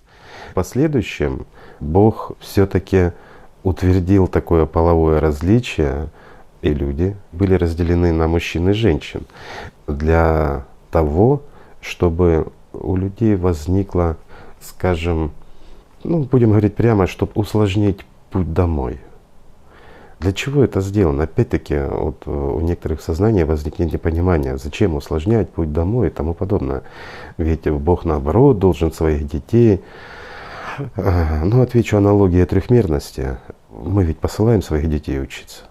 И мы заботимся о том, чтобы наши дети не просто закончили школу, но и обрели какую-то специальность, чего-то добились в жизни, чтобы они стали хорошими людьми. Ну, во всяком случае, в нашем понимании. У каждого свое понимание, что такое хороший человек. Ну, чтобы они стали хорошими людьми и нашли себя в жизни. Ну, немножко оно не так, но приблизительно. И опять-таки по просьбе тех же людей. Ведь первые люди, исходя из зороастризма, они сами попросили плоть. Для того, чтобы можно было преодолевать определенные трудности, достигать любви Божией заслуженно, ну вот это и создало преграды. Это же и послужило тому, что был создан мир материальный, была создана плоть, Потом эта плоть была разделена окончательно на мужчин и женщин. Ну и потом начались подмены понятия любви. Истинная на любовь человеческую, а любовь человеческая, как мы знаем, она временная. Простой пример. Как балуется сознание с людьми? Ну, есть любовь между мужчиной и женщиной. Вот они друг друга любят, но думают о других и желают других. Это любовь? Ну нет, конечно. Вот так оно все и начиналось. Но это же все создает определенные трудности и дает определенный инструмент сознания. То есть, раз появилось тело, появилось сознание. Раз тела разделились, то появилась большая забота у сознания о другой своей половине, ну опять-таки своей же. Появился миф о том, что нужно найти свою половину, что он обязательно есть и тому подобное. Вот и ревень бегает и ищет вторую свою часть. Ну интересно, конечно. Вообще легенды не все они пустые, много сути в них. Просто их надо уметь понимать. Да, и это очень интересно, учитывая еще и то, что вы нам ранее говорили, что в женщине, в ней больше сил Аллата, но она менее стабильна.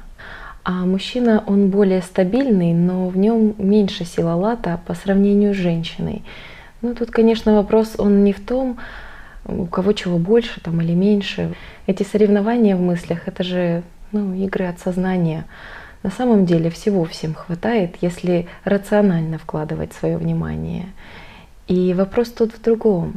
Куда ты перенаправляешь вниманием вот эти силы Аллата? Что ты приумножаешь в себе? Смерть или жизнь? Да, это действительно интересно. И знаете, теперь глубже понимаешь, как твое же сознание, оно в значительной мере усложняет тебе же жизнь. Как сознание порождает множество потребительских, отрицательных мыслей, раздоров между людьми, между мужчиной и женщиной, и почему вообще в отношениях между ними нет настоящих глубинных чувств. Ты понимаешь, как сознание прельщает и озадачивает женщин внешним, отводя силу их внимания от настоящей любви, от истинного источника, который заключен в них самих. Как сознание, оно ввергает их в свою ложь, в свою хитрость, в обман, в накопительство праха, в какие-то ложные цели и просто заставляет растрачивать жизнь на вот эти иллюзии. Потому что, если взглянуть, то чем живет женщина в своих мыслях, на что она тратит жизнь? На магию, на поиск внешней любви, на утрату и возвращение ее, вражда, ворожба, то есть сплошная магия. А мужчины, они же жаждут любви, но сознание и здесь переворачивает все опять же в свою угоду, на себя, навязывает тебе вот эту игру в трехмерности, результат которой — опустошенность и разочарование во всем. И вот сознание, оно ввергает мужчин в постоянно неудовлетворенный эгоизм, в зависть, в постоянное соревнование, в погоне за значимостью, выяснение, кто сильнее, кто круче, кто богаче. И в конечном результате к чему это все приводит? К агрессии, войнам, страданиям. И вот так же их сознание поступает и с женщинами. Оно просто навязывает им мысль, что женщиной надо обладать, как вещью. То есть не любить, не быть в гармонии с ней, а именно обладать как вещью. То есть порабощение сознанием божественного начала. И вот ты понимаешь, что раньше ты только так и жил под диктовку сознания, что ты постоянно что-то требовал от других для себя. Но тут уже возникает вопрос, для себя ли? И ты страдал от этого сам. Ты не знал вот об этой внутренней Божьей любви, и ты не взращивал ее в себе.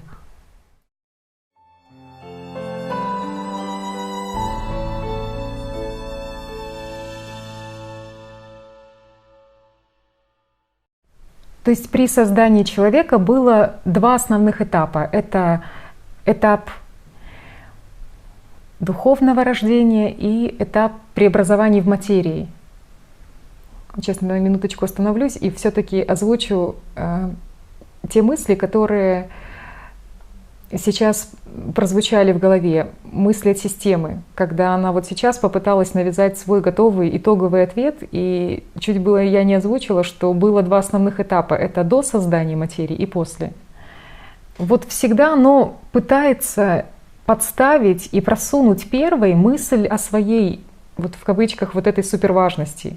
Всегда она пытается именно пропихнуть свою значимость материи, затирая именно важность духовного. И вот в который раз убеждаешься, насколько важен контроль того, что именно говоришь, что именно хочешь сказать ты, а не твое сознание.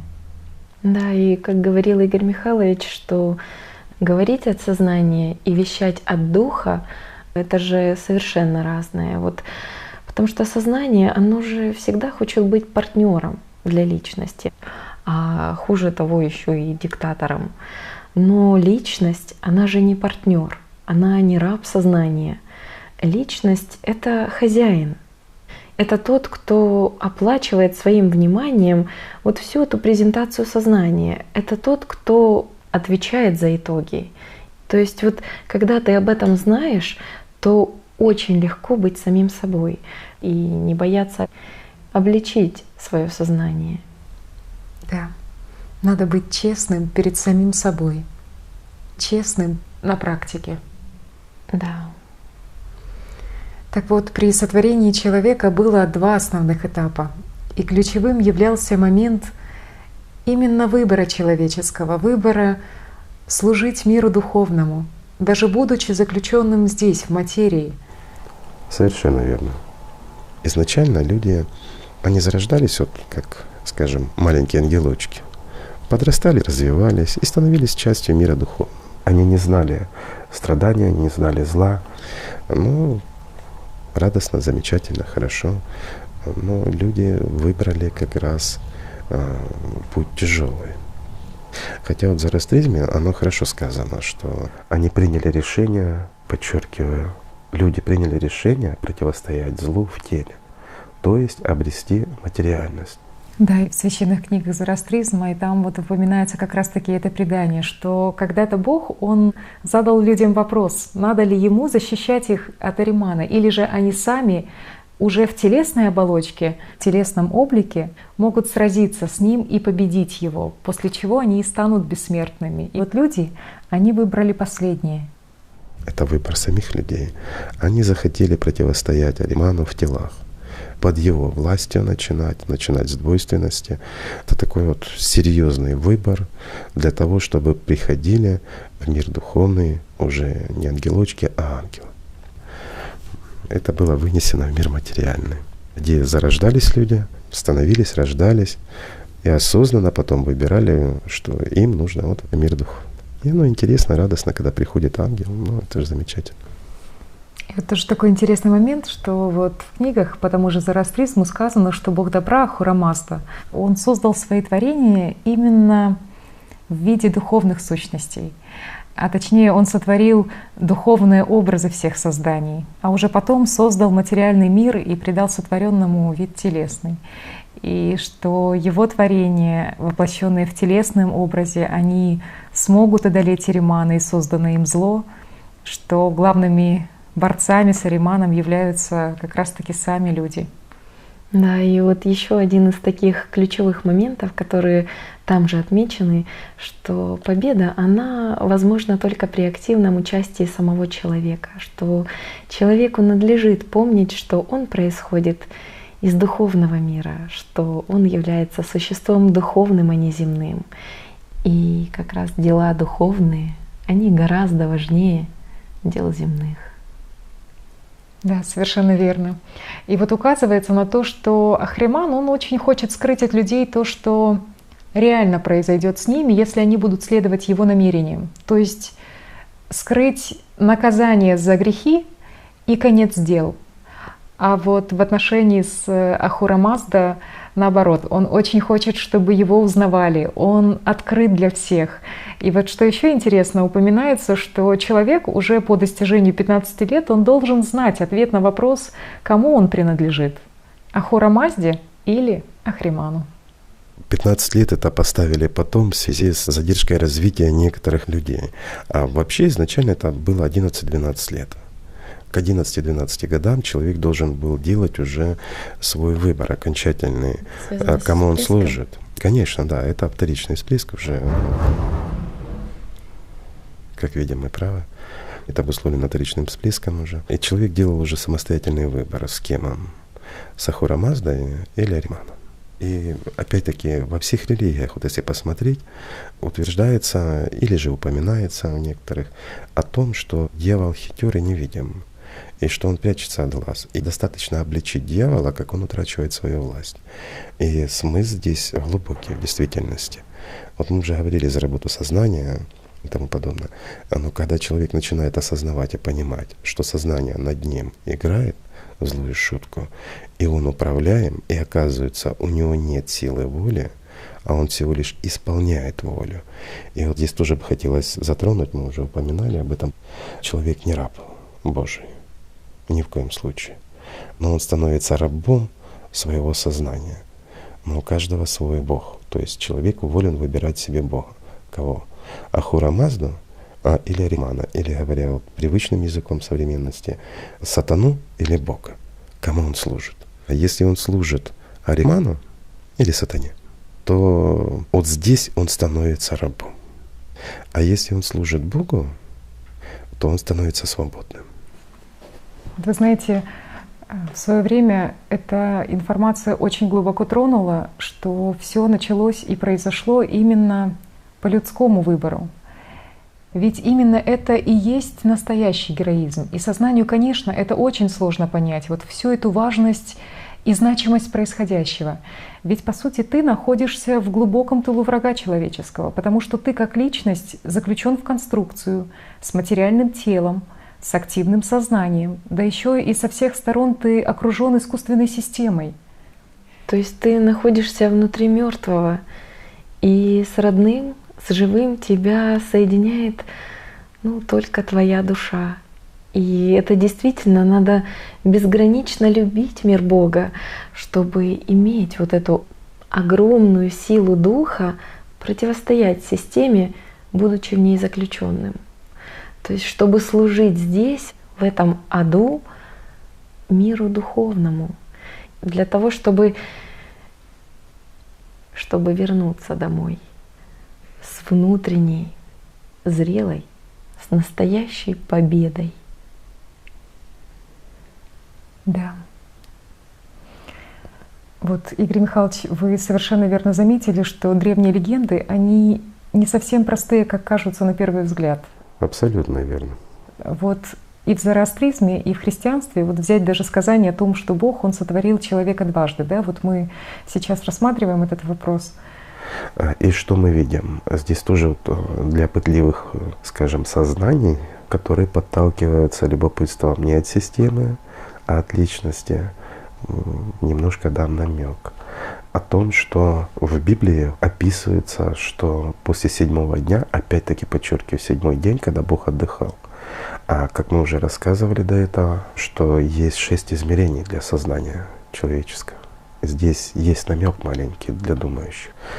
Есть 6 измерений, в которых сознание или же сама система может существовать. В 7-м она не может уже существовать. 7-е измерение — это уже выход за пределы мира материального, за пределы системы. И вот по Библии пишется, что на 7-й день, когда Бог почил от всех дел своих, то есть отдыхал от сотворения мира. И вот после 7-го дня, получается, уже на 8-й день идет описание сотворения Богом человека. Получается, как бы второй раз Он его сотворил. Но здесь уже пишется совершенно по-другому. «И создал Господь Бог человека из праха земного, и вдунул в лице его дыхание жизни, и стал человек душою живою». Это книга Бытия, 2 глава, стих 7. Любой может открыть и прочитать. То есть, если первый раз Он его создает по образу и подобию своему, Он создает того, кто есть бестелесный. Это было одухотворенное существо нематериально. И оно лишь дело времени, оно зреет, соединяется и уходит уже зрелым. То здесь мы видим, что на 8-й день Бог сотворяет человека из праха земного. И вот много цепляется за 8-й день. И мы сталкиваемся с очень интересным явлением, что если мы отойдем от Библии, как обновленного, скажем, варианта древних религий, и немножко обопремся на древние религии, хотя и в христианстве это оставалось, и в исламе есть, и многих других есть, и в иудаизме очень развито. Почему именно на 8-й день давалось семя человеку и тому подобное? Да, у очень многих народов сохранились именно предания и священные действия, связанные с 8-м днем рождения человека. Совершенно верно. Потому что именно на 8-й день в тело человеческое, как в сосуд, как раз и входила душа, и образовывалась личность. И вот отсюда вот эти слова, что Господь Бог вдунул в лице его дыхание жизни, то есть создание личности. С приходом души. Да, потом она зрела, созревала, находясь в теле человеческом, и должна была соединиться. То есть, находясь внутри мертвого, самой системы, которая настроена против всего божественного, будучи заключенным в часть этой системы, ты как личность, как дух живой, остаешься безупречен в самоотдаче, в служении духовному миру, в приумножении духовной любви, даже здесь, находясь вот в таких условиях. И здесь как раз есть героизм. Почему именно так произошло? В этом тоже есть логика для ума, потому что живое существо, которое борется за жизнь, которое проходит невзгоды, оно совершает определенный подвиг. Оно побеждает дьявола, выигрывает свой Армагеддон и обретает жизнь. И приходит зрелый ангел. То есть это действительно событием становится, которое отражается во всей бескрайности мира духовного. То есть внутри заведомо мертвого ты становишься вечно живым.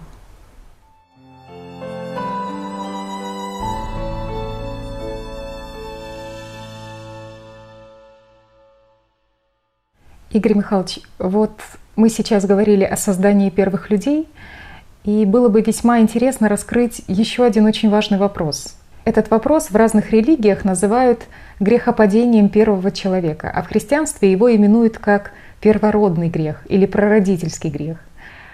Ну и отсюда возникает уже такой волнительный вопрос для думающего человека.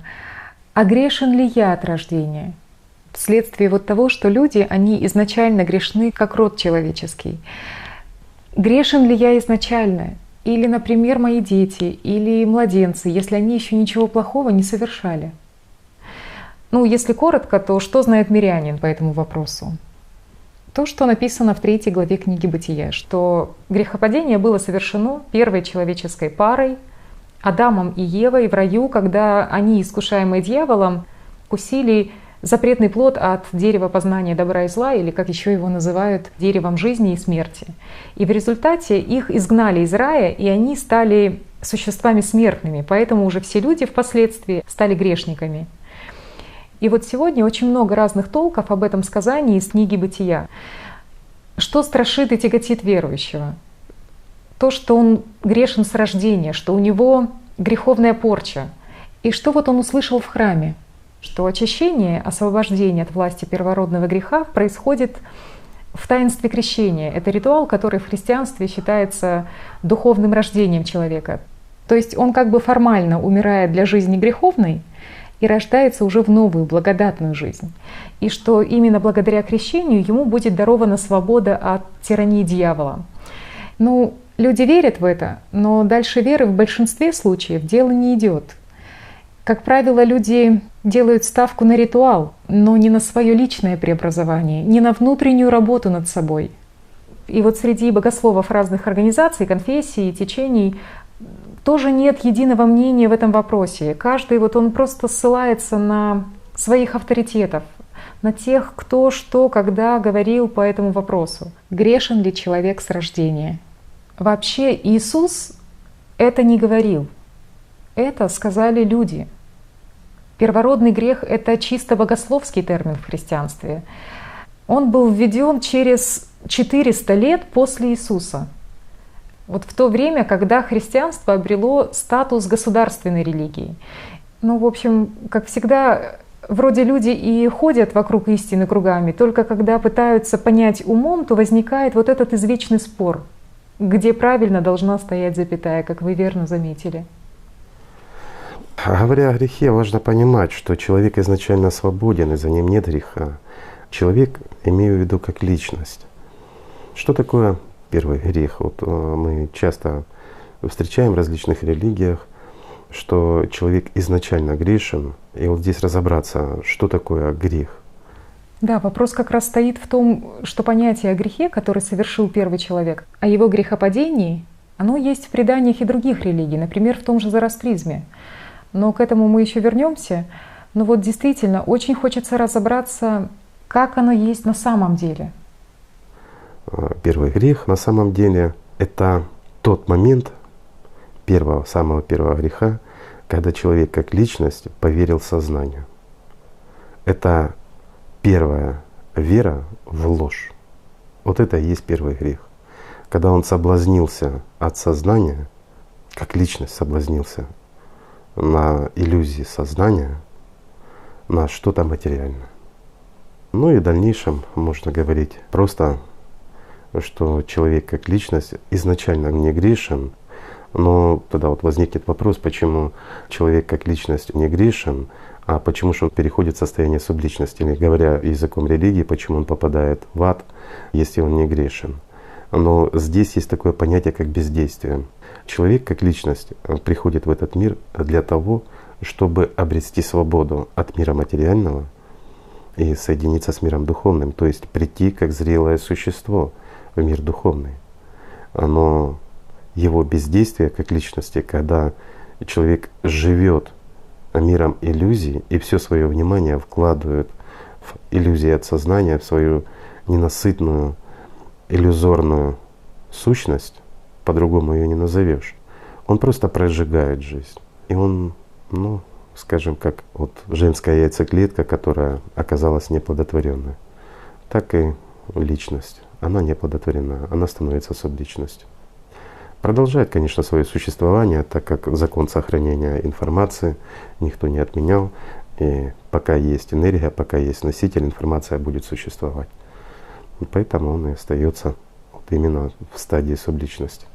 Но как таковой грех, он прекращается, как только человек, как личность, подчеркиваю, освобождается от рабства сознания. Человек начинает уже существовать самостоятельно, он не допустит ничего плохого. И основные свои усилия и все свое внимание он прикладывает именно к миру духовному, к поиску в начале этого пути, а в последующем к пребыванию в этом состоянии, пока не обретет жизнь. Так что грех как таковой — это понятие относительное, и оно больше навязано для личности. Все просто, на самом деле все просто, очень просто. Есть сознание, есть личность, есть душа, как проводник или, скажем, как транспортное средство, можно его так назвать.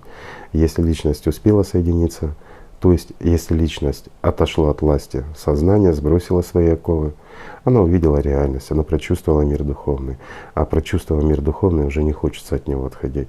Да, это действительно просто. И это очень легко можно понять, даже прочитав вот в том же православии, что первоначальный человек, он не знал опыта безблагодатного состояния, что грехопадение как таковое — это вот утрата этого блаженного, возвышенного состояния пребывания с Богом. Это утрата жизни в Боге. А это блаженство, оно связано с присутствием в человеке от самого сотворения, благодатью Духа Святого. И что в пророках действовал Дух и научал их, и внутри их был, и являлся им. И в Адаме Дух, когда хотел, пребывал с ним, и Адам знал сладость любви Божьей. Да, и что Дух Святой есть любовь и сладость души. И кто познал Бога Духом Святым, тот ненасытно день и ночь рвется к живому Богу. Да.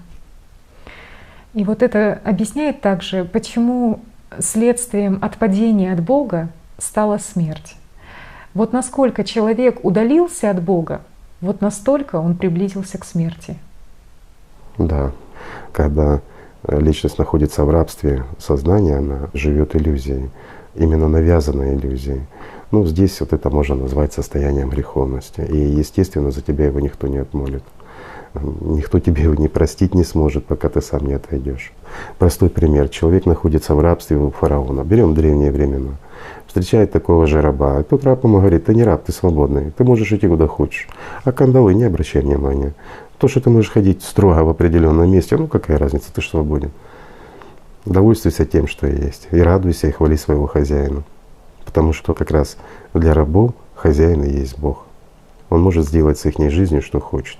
Но опять-таки под жизнью здесь понимается лишь временное существование. Ну, поэтому думайте сами. Да, рабы не знают Бога, поэтому они и рабы. Они воспринимают своего хозяина как Бога. Вот знаете, хотела тоже поделиться одним моментом из своего детства. Конечно, обычно о своих ощущениях в детстве в современном обществе не принято говорить, потому что сознание, оно навязывает некую игру в образ, в авторитет, в хорошесть.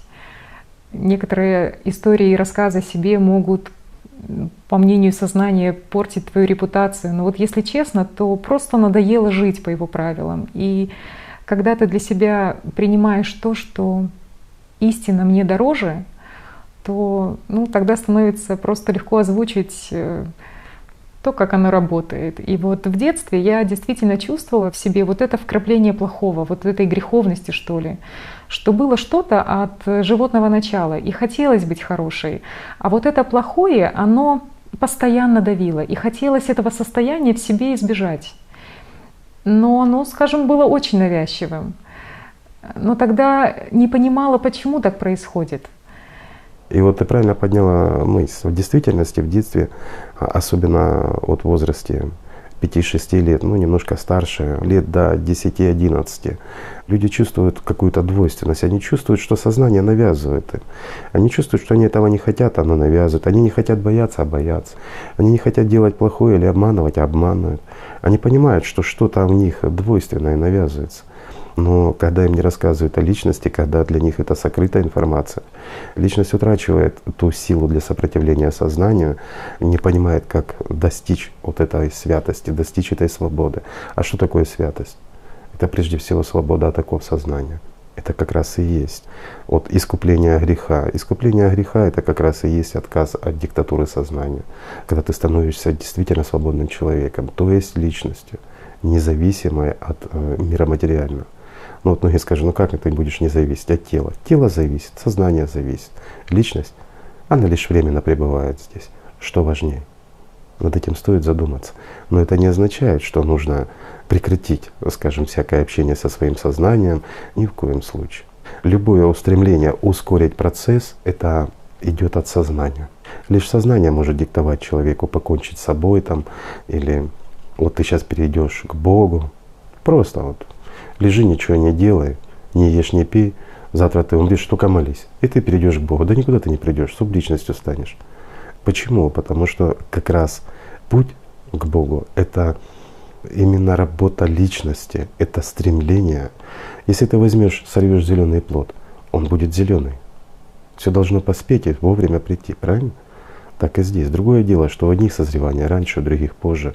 Но тот срок, который дан пребывать здесь, даже если человек постиг многое, он имеет право уйти, он стал жить, произошло слияние, но он все равно будет здесь. Почему? Служить миру духовному, потому что это потребность. А если у него нет потребности в служении, значит у него как бы и нет того слияния и понимания мира духовного, непонимания той важности, нет целостности. Значит, это иллюзия от сознания, очередная иллюзия. Вот у многих есть понимание, что они близки к истине, но сознание действительно боится фактов и практики. И вот, кстати, интересно еще, как упоминается о первом грехе людей в зороастризме. Вот сегодня как раз упоминали о создании первой пары людей из ревни. То, что написано в сказании из 15 главы о природе людей в священной книге зороастризма «Сотворение снов» Будда-Хишн. И вот там интересно, что согласно вот этому сказанию, когда люди преобразовались в образ человеческий, то есть обрели материальность, тело, то чем они продолжали жить внутри себя? Тем, чем они на самом деле являлись по духу своему. Они жили радостью в любви Божьей, вот этим состоянием духовной благодати, как источника их подлинной жизни. И вот согласно сказанию, Бог, в зороастризме его величали как Армазд, это сокращение от Ахура Мазда, он сказал первой паре человеческой, которых звали Машья и Машьяны, что сейчас просто некоторые моменты процитирую. «Я создал вас из самых совершенных и лучших побуждений, и что честно исполняйте деяния веры. Думайте благие мысли, говорите благие слова, совершайте благие дела и не почитайте девов». И сначала оба они так и подумали, что они помыслят один о другом, что он — человек для него. И первое дело, что они сделали, они так и подумали. А первые слова, которые сказали, это «Армаст создал воду, землю, растения, животных, звезды, луну, солнце и все блага, происхождение и плоды которых от проявления праведности». И важный момент в сказании, что затем противник пробрался в их мысли и осквернил эти мысли, и они завопили: «Злой дух создал воду, растения, животных и все другие вещи, которые названы». Вот эта лживая речь, она была произнесена под влиянием девов, и злой дух, он обрел в них свою первую радость. Вот из-за этой лживой речи оба они стали грешными, и души их остались в аду до конечного воплощения. Они поверили сознанию. В данном случае, если мы берем зороастризм, который трактуется о том, что люди плохо подумали или подумали о плохом, и Ариман возрадовался их греху. То есть они противопоставили себя Богу, миру духовному. Но здесь как раз и есть, они поверили в сознание. Да, они просто поверили своему лживому материальному сознанию. Правильно. То есть люди знали, они чувствовали то, что они изначально знали, как личности, что этот мир сотворен Богом. Но сознание им навязало, и они поверили ему, и они сказали в голос, что этот мир построил Ариман, и он принадлежит ему. Да, они стали оглашать мысли и желания системы, что система, она якобы является творцом миропорядка. То есть начали служить дьяволу. Вот знаете, это мне что-то напоминает всемирный разум, абсолют, атеизм, материя первичная, большой взрыв, самоорганизация материи. Да. И далее рассказывается на примере аллегории легенды о первой человеческой паре, как происходило вот это отхождение людей от своей истинной духовной природы и переложение внимания уже на мысли от сознания. Согласно сказанию, когда они выпили молока от белой козы, то Машья сказал Машьяне, что радость моя, она была от того, что я не пил этого молока. А теперь, когда я выпил его, то радость моя уменьшилась, и телу стало плохо. Вот от этой второй лживой речи девовская сила, она увеличилась. То есть произошло вложение силы внимания вот этих божественных аллатовских сил в мысли о здоровье своего бренного тела, о материи. Да, и вот потом упоминается, что когда уже они приготовили себе первую еду на костре из мяса овцы, то одну ее горсть они бросили в огонь, сказав, что это доля огня, а вторую кинули в небо и сказали, что это доля богов. Но вот мимо них пролетала птица-гриф и утащила это мясо, тогда как первое съела собака. То есть вот эта аллегория того, что в трехмерности пошла уже растрата сил Аллата на магию, на то, что является пищей для системы. Вот эти силы, они не были вложены в преувеличение любви и радость в Божьей благодати.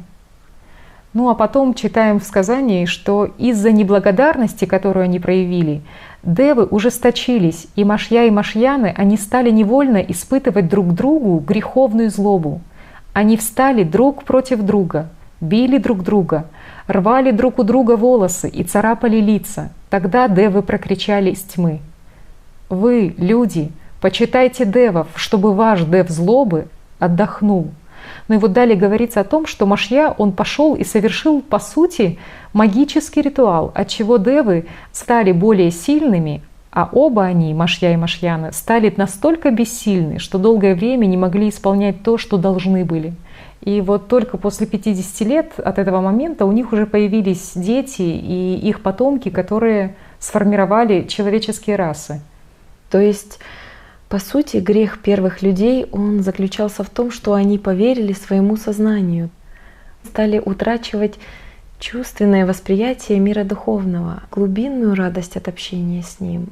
И просто стали растрачивать силы Аллата на лживые мысли, на мысли о здоровье своего тела, на земные желания, на магию. И ведь по сути это то, что происходит сегодня с большинством людей. Но опять-таки, что есть причина? В данном случае это вложение своей веры, своих сил в иллюзию, в обман, в надежде что-то получить. Просто это начальная стадия развития системы в миру человеческом.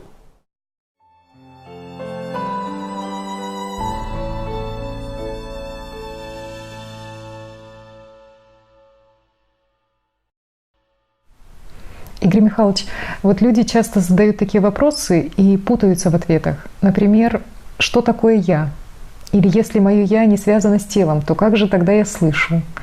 Или а как я могу слышать самого себя? Или как «я» может наблюдать за состоянием собственного сознания? Или вот такой вопрос, как отличить в себе, где я как личность, а где мое сознание? Вообще, как работает сознание? Какова жизнь личности как духа? Ну и очень много других вопросов. Вот просто у людей есть непонимание этих вопросов. Да, у людей есть непонимание, и это обусловлено интенсивным развитием психологии, философии, различных течений, скажем, тех же религиозных направлений, которые усилили позиции нашего сознания, и личность находится в менее выгодном положении, чем, к примеру, хотя бы 1000 лет назад для людей. Почему? Потому что слишком сильный информационный поток, слишком много предложений, которые уводят в разные стороны. И личность просто запутывается, а сознание активно, система активна. И она всегда была активна, а сейчас она еще и вооружена хорошо. Она вооружена своими писаниями, которые она создавала. Она вооружена современными технологиями, не только книгами, как раньше, но и интернетом, и телевидением, и всем остальным. И личность находится в таком менее выгодном положении, чем сознание. Почему, собственно говоря, и называется это время времена перекрестия или времена выбора человеческого, по какой дороге идти. Да, выбора человеческого между заведомо мертвым и вечно живым. Совершенно верно. Ну, для того, чтобы, пожалуй, еще немножко лучше понять, нам придется заглянуть за квантовый предел, который упорядочивает кажущийся для сознания хаос, и взглянуть на привычные материальные объекты, которые находятся до 6-го измерения, и в то же время заглянуть за пределы 6-го измерения, где находится, скажем, то, что люди называют душой. Пожалуй, правда, надо об этом немножко поговорить.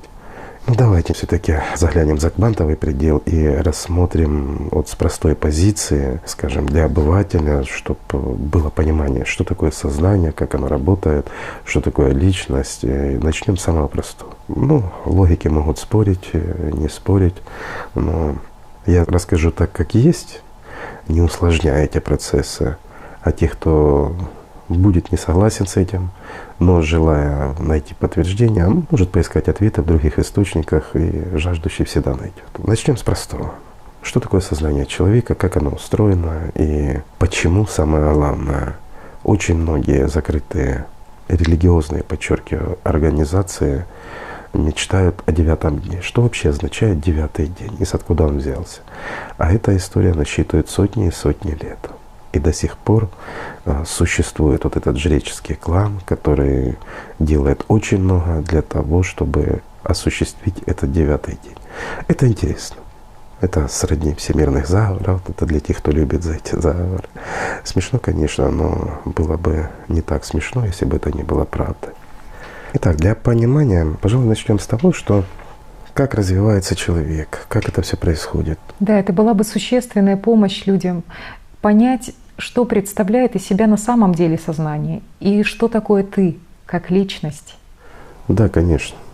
Есть два вида сознания. Первое сознание, назовем его первичное сознание, которое основное и зарождается вместе с физическим телом. Это сознание примата, животного.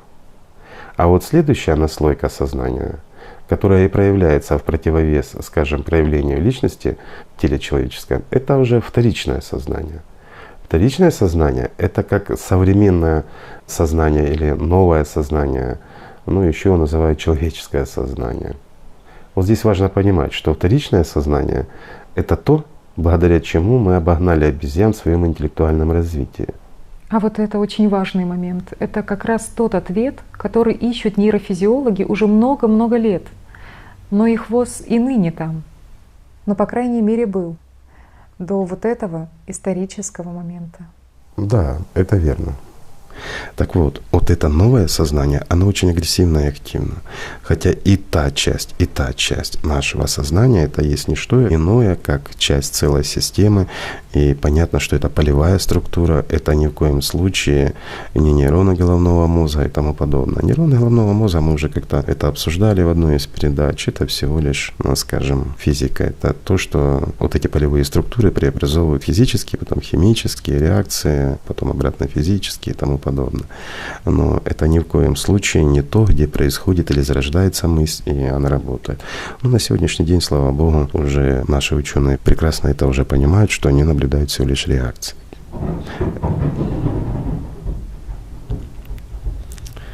Хотя пытаются поймать мысль, уловить что-то, но они видят и наблюдают реакцию.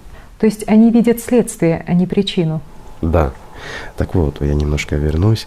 Момент зарождения самого человека, образования, пока он находится еще в утробе матери, вместе с развитием его головного мозга развивается так называемое первичное сознание. Почему именно первичное? Потому что оно развивается еще внутриутробно. После рождения человека первичное сознание, оно непосредственно связано полностью со всем организмом тела человеческого. Оно управляет как раз всей химией и всем остальным. Но оно обладает, я бы сказал, слабовыраженным интеллектом, то есть сознание ограниченное. Но оно же связано и с вторичным сознанием. И вот здесь интересный момент, что душа человеческая, она вселяется в человека именно на 8-й день.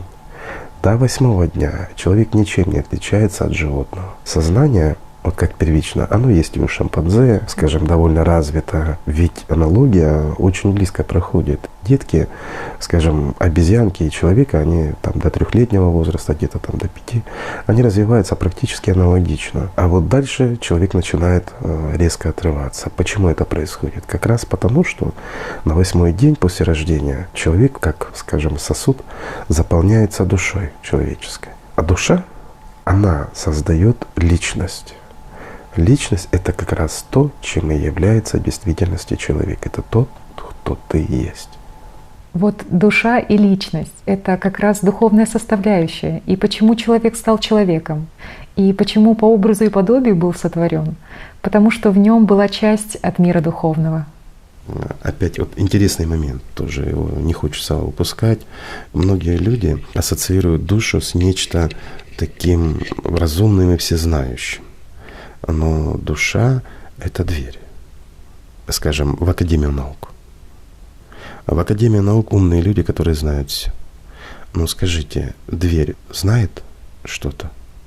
Через нее проходят умные. Но сама по себе это портал, это дверь. Вот душа — это открытая дверь в мир Бога. А личность — это как раз и есть тот студент или младший научный сотрудник, который пришел трудиться в эту академию и может познать это все. Но душа — это есть не что иное, как проход к знаниям. Понятно, что это все слова, понятно, что это все аллегория, но это попытка объяснить на современном уровне, что это такое. Игорь Михайлович, а вот эта практика «Кто я?» Вот о ней упоминается и в книге «АЛЛАТРА», и вы рассказывали в предыдущих передачах. Вот она же как раз и подразумевает, что нужно углубиться до понимания, что «я» — это как раз и есть ты как личность. Да, в понятии «я» — это личность. А личность — это как раз то, что напрямую связано с первичным сознанием. Та же практика «Кто я?», она и подразумевает, что человек должен найти то, что является «я», то есть личность. То есть я как личность, которая связана и с душой, и с первичным сознанием, вот с тем сознанием примата, что вы ранее рассказывали, что развитие обезьянки и развитие ребенка, оно вот идентично до определенного периода. Совершенно верно. То есть сознание примата. Оно остается по развитию своему на уровне ребенка. Где-то до 5-6 лет максимум, ну чаще еще младше. И вот это первичное сознание, сознание примата, оно же и связывает личность с трехмерностью. Да, Первичное сознание само по себе, оно напрямую связано с миром трехмерным. Оно связано со зрением, со слухом, ну и со всеми нашими тактильными ощущениями. Оно связано со всем тем, с помощью чего мы воспринимаем мир трехмерный. Это то первичное сознание, которое дает информацию о трехмерном мире нашей личности. Вот это очень важный момент для понимания, потому что система, она нам с детства рассказывала, что именно информация, получаемая от органов чувств, она и формирует восприятие человека мира и себя. Но на самом деле у личности это совершенно иное восприятие, отличное от восприятия материи как таковой, отличное от восприятия того же тела в трехмерности, которое контролируется через мозг первичным сознанием. Это глобальная подстава от системы, подмена понятия, кто ты есть на самом деле. То есть как нас учили с детства, что именно ты воспринимаешь этот мир с помощью 5 основных органов чувств. Зрения, слуха, вкуса, обоняния, осязания. Что именно ты ощущаешь боль, разницу температуры, давления, чувство равновесия, положение в пространстве трехмерном, ускорение в нем, ощущение веса, какие-то кинестетические ощущения. То есть, говоря научным языком, все это ноцицепцию, термоцепцию, эквибриоцепцию и проприоцепцию тела. То есть, по сути, это проблемы тела, отраженные в первичном сознании. А система, она ставит знак равенства между тобой и телом. Хотя все это телесное восприятие трехмерности, это всего лишь продукт первичного сознания, но не более того. Вот вся эта информация о трехмерности, все события, все ситуации, переживания, все это производное от сознания. Это не ты. И вот подмена в чем? Что не сознание воспринимает, а якобы ты воспринимаешь. Вот система, она снова подменила ключи к понятиям. Это как в предании зороастризма, то, что мы уже упоминали, когда вначале человек знал, что Армаст создал воду, землю, растения, животных и так далее, а потом сознание ему рассказало, что Ахриман создал воду, растения, животных и так далее. То есть ложь и подмена — это принцип действия системы, частью которого является первичное и вторичное сознание. И это же касается всего, и жизни человека, и смысла его существования, и вопроса, кто же он есть на самом деле. Да, личность и сознание. Человек дуален, и сознание, как часть искусственного интеллекта, как часть системы, оно делает все, чтобы развивалась только одна сторона, чтобы доминировало сознание. Вот даже в религиях. Что мы наблюдаем? Что молитвы, мантры, которые произносятся вслух или там многократно повторяются мысленно, что они развивают? Первичное или вторичное сознание? А как же дух? Да. Да, получается, что люди, не понимая того, делают абсолютно все, чтобы доминировало сознание, то есть человеческая суть. А ангельская суть, то, кем они являются на самом деле, она просто порабощена. Люди воспринимают себя как сознание, с кучей мыслей в голове, с эмоциональными всплесками, но утрачено духовное. Дух, к сожалению, не развивается. Получается, что ты живешь как умное животное.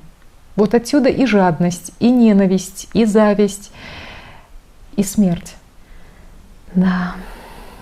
А все истинное, чистое, божественное, оно как раз не развивается.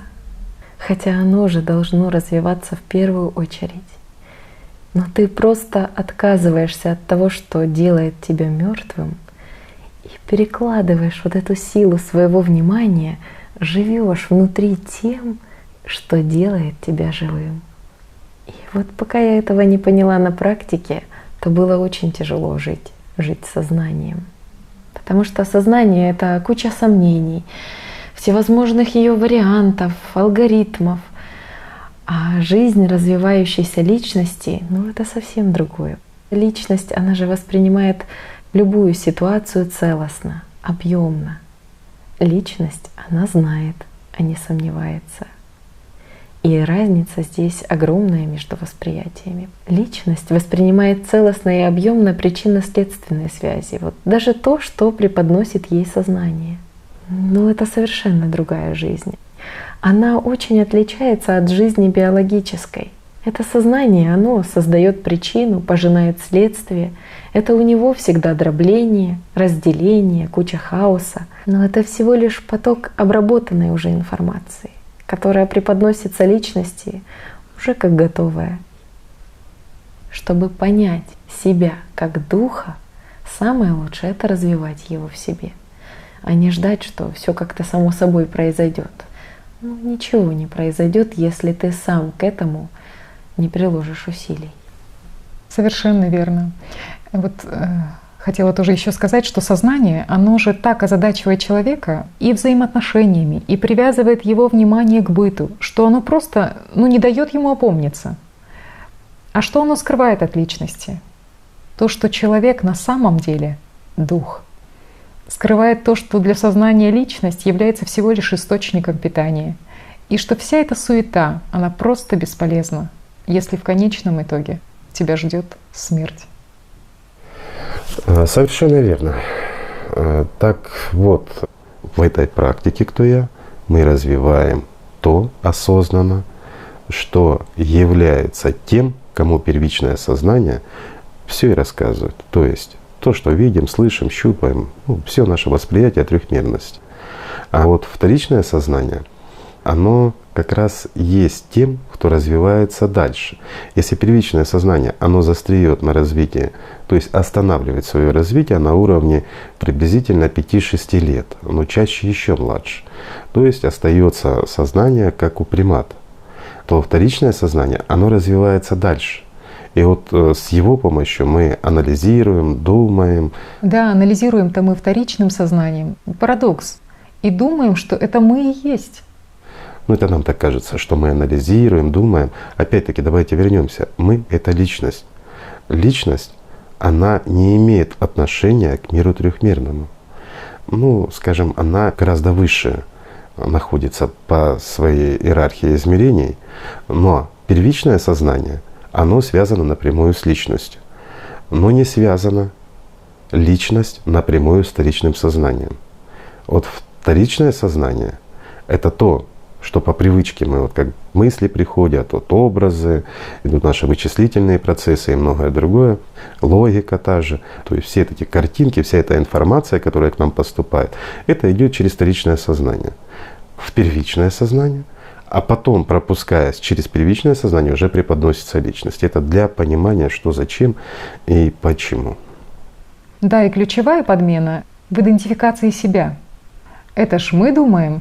Вот здесь парадокс как раз заключается в том, что мы воспринимаем это все, мы думаем и тому подобное, но мы являемся личностью. Личность не думает. У нее нет способности к мыслительному процессу в прямом понимании. Вот как мы это считаем. Это первичное сознание, оно способно думать, рассуждать, но опять-таки без вторичного сознания все мысли сводятся практически к первобытному состоянию или к сознанию примата. Мыслей будет очень мало и только о том, что необходимо. В основном с доминированием наших желаний и необходимости. И много эмоций примата. Да, и обусловлена еще опять-таки эмоциональная сфера, ненависть, вражда, зависть. Все это в первичном сознании. И тяга, желание, побуждение, все остальное. А вот вторичное сознание, оно как раз и навязывает первичному сознанию массу всяких желаний и интересностей. Это такая скажем, то, что мы воспринимаем собой. Человек чаще всего себя ассоциирует как раз с вторичным сознанием, даже упуская понимание первичного. На первых этапах, когда он становится на духовный путь действительности, начинает изучать, наблюдать, он наблюдает с помощью первичного сознания за действием вторичного сознания. И лишь потом он может найти того, кто наблюдает за первичным сознанием, и начать уже развиваться как личность. Чем больше он развивается как личность, тем больше он привыкает к другому способу не мышления, а восприятия. Это чувственное восприятие. Это, скажем, сродни понимания целостного процесса. Без рассуждений и навязывания всяких ненужных мыслей, а может быть или где-то там. Ну, есть, скажем, другое. Тяжело его выразить, вот парадокс. В действительности тяжело выразить, как воспринимает личность мир. Да мир она вообще никак не воспринимает. Но есть и есть. Но у людей, Игорь Михайлович, может возникнуть такой вопрос от сознания. А как же не мышление? А как же вот мы за духовное же рассуждаем? Мы же благодаря тому, что в мыслях рассуждаем или вслух с кем-то говорим, мы приходим к духовному. Человек никогда не приходит к духовному, рассуждая о духовном. Когда человек рассуждает о духовном, он всего лишь рассуждает о духовном. Он как ждун, сидит и рассуждает, сидит и ждет, когда она придет. А личность, она имеет способность двигаться. То есть вот благодаря внутреннему толчку, вот этому, внутреннему стремлению личности, человек и способен прийти к миру духовному. Именно той истинной жажде, этому стремлению. Личности, для нее нет пространства, для нее нет времени, ну это другое. Вот тут, наверное, надо еще одно уточнение, потому что следующий будет вопрос, что значит двигаться в духовном. Потому что для обывателя в трехмерности понятие «двигаться» — это «я должен передвигаться в пространстве». Совершенно правильно. Вот здесь опять-таки мы сталкиваемся с парадоксом. В понимании сознания тоже движение к духовному, значит, надо преодолевать расстояние или пространство некое, или время. То есть что-то нужно преодолевать. А что преодолевает личность на пути к миру духовному? Преграды от сознания. Всего лишь навсего. То есть, отойдя от зависимости сознания, выйдя из-под его власти или вырвавшись из его рабства, личность становится свободной, и тогда она может стремиться сливаться в единый свет, скажем. Ну, здесь много можно эпитетов подобрать, конечно, или ассоциативных примеров, но все они будут трехмерны, и ни один из них не будет верный. Потому что это совершенно другое, это даже не другая физика, это то, что далеко над физикой. То есть стать единым целым с миром духовным. Или стать его частью. Но что важно, даже став частью мира духовного, личность сохраняет свою индивидуальность, но она становится истинно свободной. Здесь тоже сознанию тяжело это понять. Что такое свобода, что такое стать бескрайностью, в то же время сохраняя свою индивидуальность. Ну, опять-таки мы говорим языком ассоциативным и говорим на примерах, которые сложно, действительно сложно передать, но, скажем, проще. Лучше это сделать, чем об этом слушать. Лучше прийти и увидеть. Просто начать жить. Тогда все становится на свои места. Становится понятным. Это легко, прекрасно и интересно. Вот тоже интересно, ведь слово, оно имеет силу. И сознание человека, зная об этом таинстве, оно просто манипулирует значением слов. Даже в науке уже давно известен тот факт, что процесс передачи информации о действительности средствами языка наш мозг, точнее сказать, наше сознание путает с самой действительностью. По сути, это же один из алгоритмов вот такой тонкой подмены и искажения от сознания. Сознание так работает. И вот по мере развития речи человека, или, как мы сейчас понимаем, по мере развития функций вторичного сознания, сознание уже начинает кодировать опыт в словах. И поэтому в большинстве случаев мы даже не замечаем уже, когда слова становятся для нас более реальными, чем сама действительность.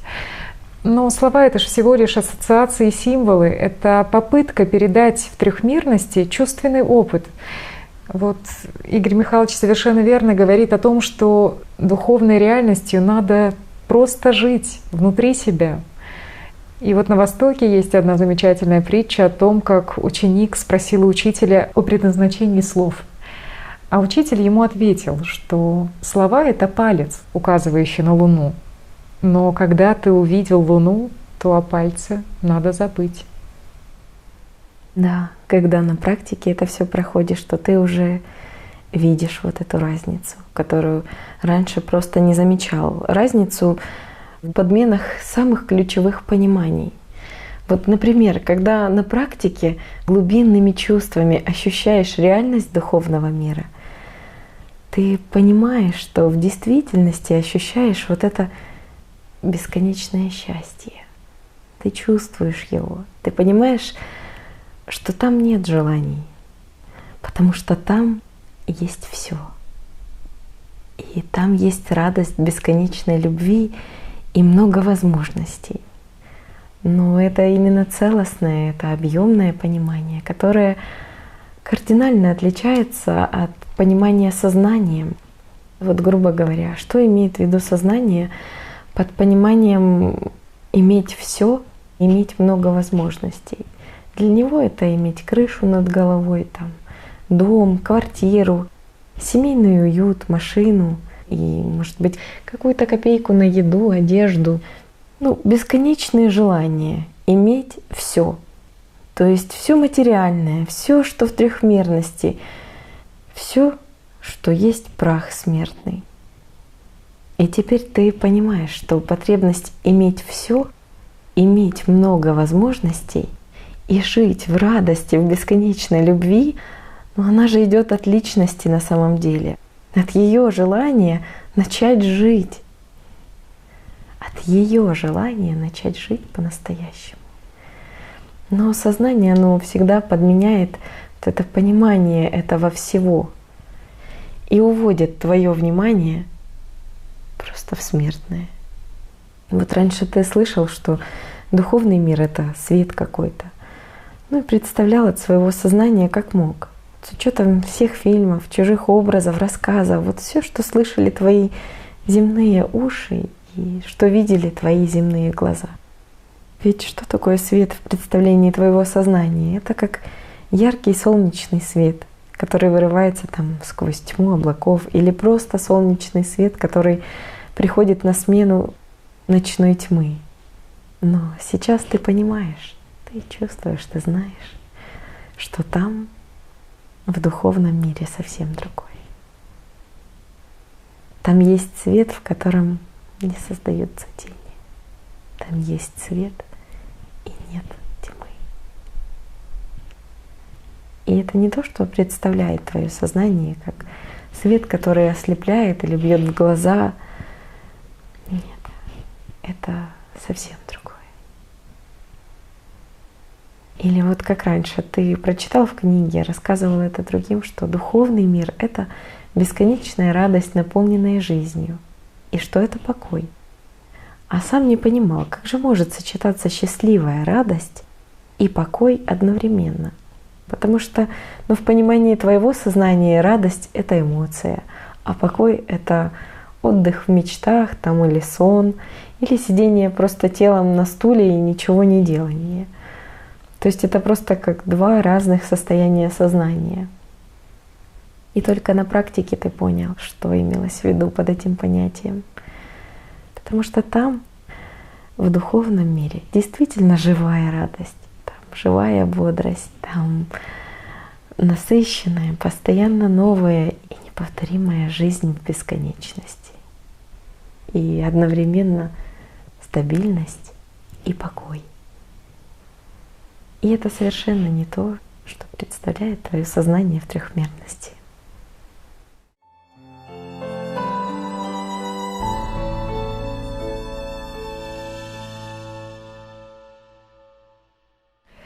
Игорь Михайлович, вот один из важных моментов беседы — это понимание, что такое ты как личность. Потому что сейчас очень многие даже не подозревают, что, думая или говоря о себе, на самом деле в большинстве случаев человек просто оглашает проблемы и ложь своего вторичного сознания. И впечатление от кино, которое прокручивает ему первичное сознание. Вот можно ли уточнить более подробно, чем является и как взаимодействуют первичное и вторичное сознание человека? И в особенности, что такое вторичное сознание? Вторичное сознание — это как антипод личности. Это есть нечто иное, как вот то же самое отражение. Мы уже говорили об этом. Когда на 8-й день вселяется душа, человек становится человеком, в нем появляется личность. И как антипод личности появляется вторичное сознание.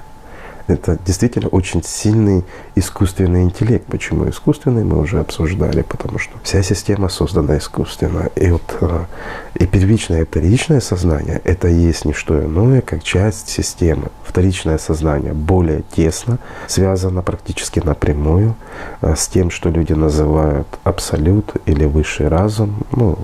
или, вот, как мы говорим, для удобства, система. Назвать можно по-разному. В религии это называют дьяволом, а сознание, вот раньше это называли его шаблоны, и джиннами, и бесами и тому подобное. Вот было такое, бес вселился, да? Ну, зачем ему вселяться, если он там уже давно живет? Критике и всему остальному подвергает как раз вторичное сознание. То есть это то, что мы называем интеллектом. Это то, что мы активно развиваем, учась в садике, в школе, в университетах. Это и есть развитие вторичного сознания. И чем активнее оно развито, тем больше у нее инструментов. Это не значит, что его не надо развивать. Наоборот, его надо развивать и как можно больше. Его надо понимать, что это такое. Первичное сознание, оно связано и с телом, и с личностью. А вот вторичное сознание, оно связано только с первичным сознанием.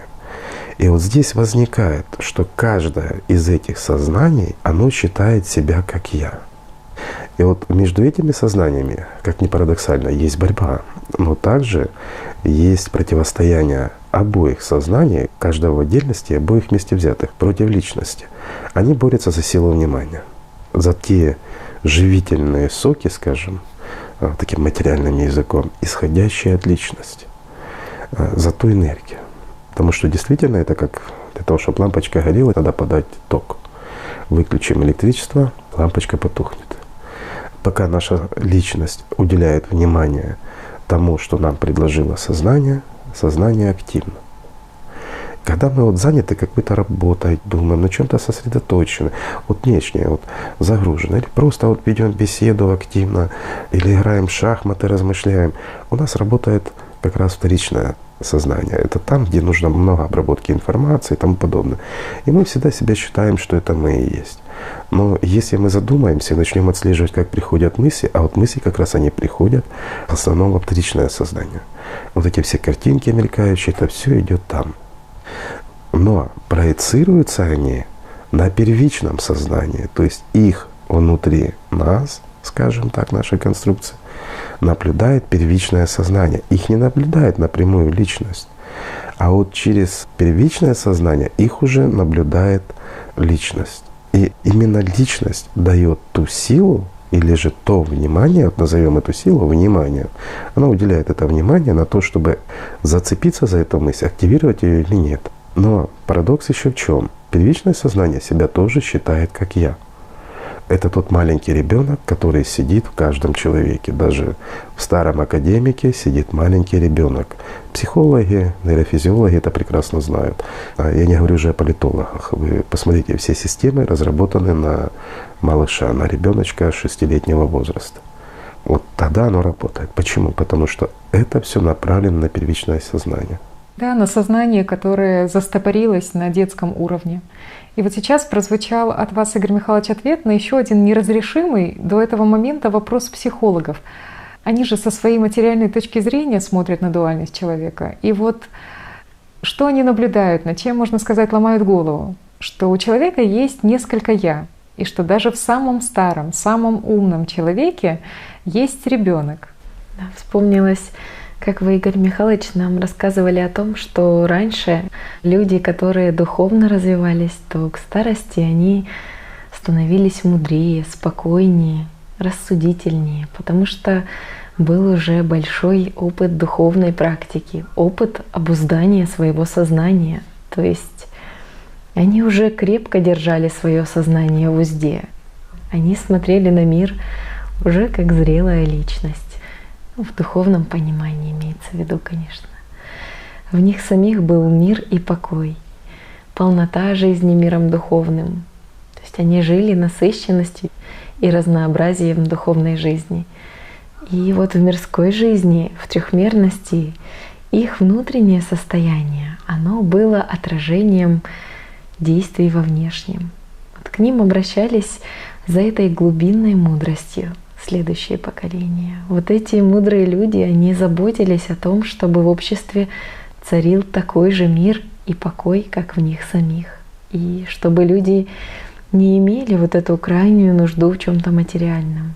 То есть они участвовали наравне с другими в создании условий для предупреждения, для ограждения общества от активного влияния самой системы. Они заботились, чтобы ни один детский волосок не упал с головы твоего ребенка, чтобы ни один детский животик не был голодным. И это, конечно, несопоставимо с тем, что происходит сегодня в обществе, где утеряны ключи от духовных знаний. Вот все с точностью да наоборот. Да, увы. И вот на чем построены вот различные техники манипуляции с сознанием человека. Вот сейчас, к сожалению, это очень модная тема. Тема, которая входит и в повседневность обывателя. Как влиять, как скрыто управлять, манипулировать сознанием других людей, как управлять толпой. И на чем все это построено? Вот как раз на воздействии на вот этого ребенка, который сидит в каждом человеке, то есть на недоразвитое первичное сознание. И вот если глянуть глобально, то что творится в самом человеке, в том же его окружении, в микроколлективе? То же, что и в макро. То есть на этой манипуляции и вот на таком воздействии построены и все религии, и политические организации, и жреческие организации. Все вот объясняется как младенцу, то есть вот как на ребенка 5-6-летнего возраста. Конечно. И никто не знает, почему именно так, а не иначе. А почему? Потому что в действительности первичное сознание, оно имеет власть над сознанием вторичным или новым сознанием. Оно имеет власть над ним. А когда личность духовно развивается, вот как от всего этого стать свободным? Как работает личность? Ведь личность напрямую контактирует, в силу определенных законов, она контактирует с первичным сознанием. Но опять-таки вторичное сознание человеческое, оно диктует примату, то есть первичному сознанию рассказывает, показывает картинки, а потом первичное сознание преподносит уже личности это все. Но когда человек получает определенную степень свободы, работая над собой, он начинает диктовать уже и говорить, что делать вот этому сознанию примата. И вот таким образом контролирует полностью сознание. То есть можно ли победить дьявола? Не можно, а нужно. И в первую очередь его нужно победить в себе. Во всех не победишь. Во всех это дело каждого. И опять мы вернулись к тому, чего начали. Победив в себе, ты поменял свой мир. Это очень важно. Но когда таких много, меняется общество. Тогда утрачивается власть в целом. Я имею в виду власть сатаны. И общество освобождается. Но это мечты любого общества. Так должно быть.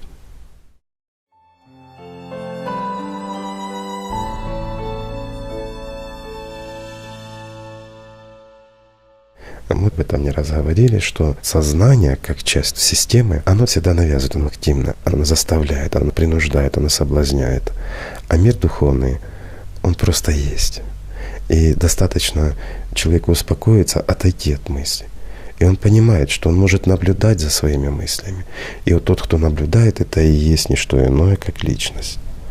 И когда он начинает с позиции вот этого наблюдателя, как личности, вкладывать силу внимания в мир духовный, то есть к чувственному восприятию того, что находится за гранью этой трехмерности, он еще лучше начинает видеть, как мысли пытаются им управлять, как они им манипулируют.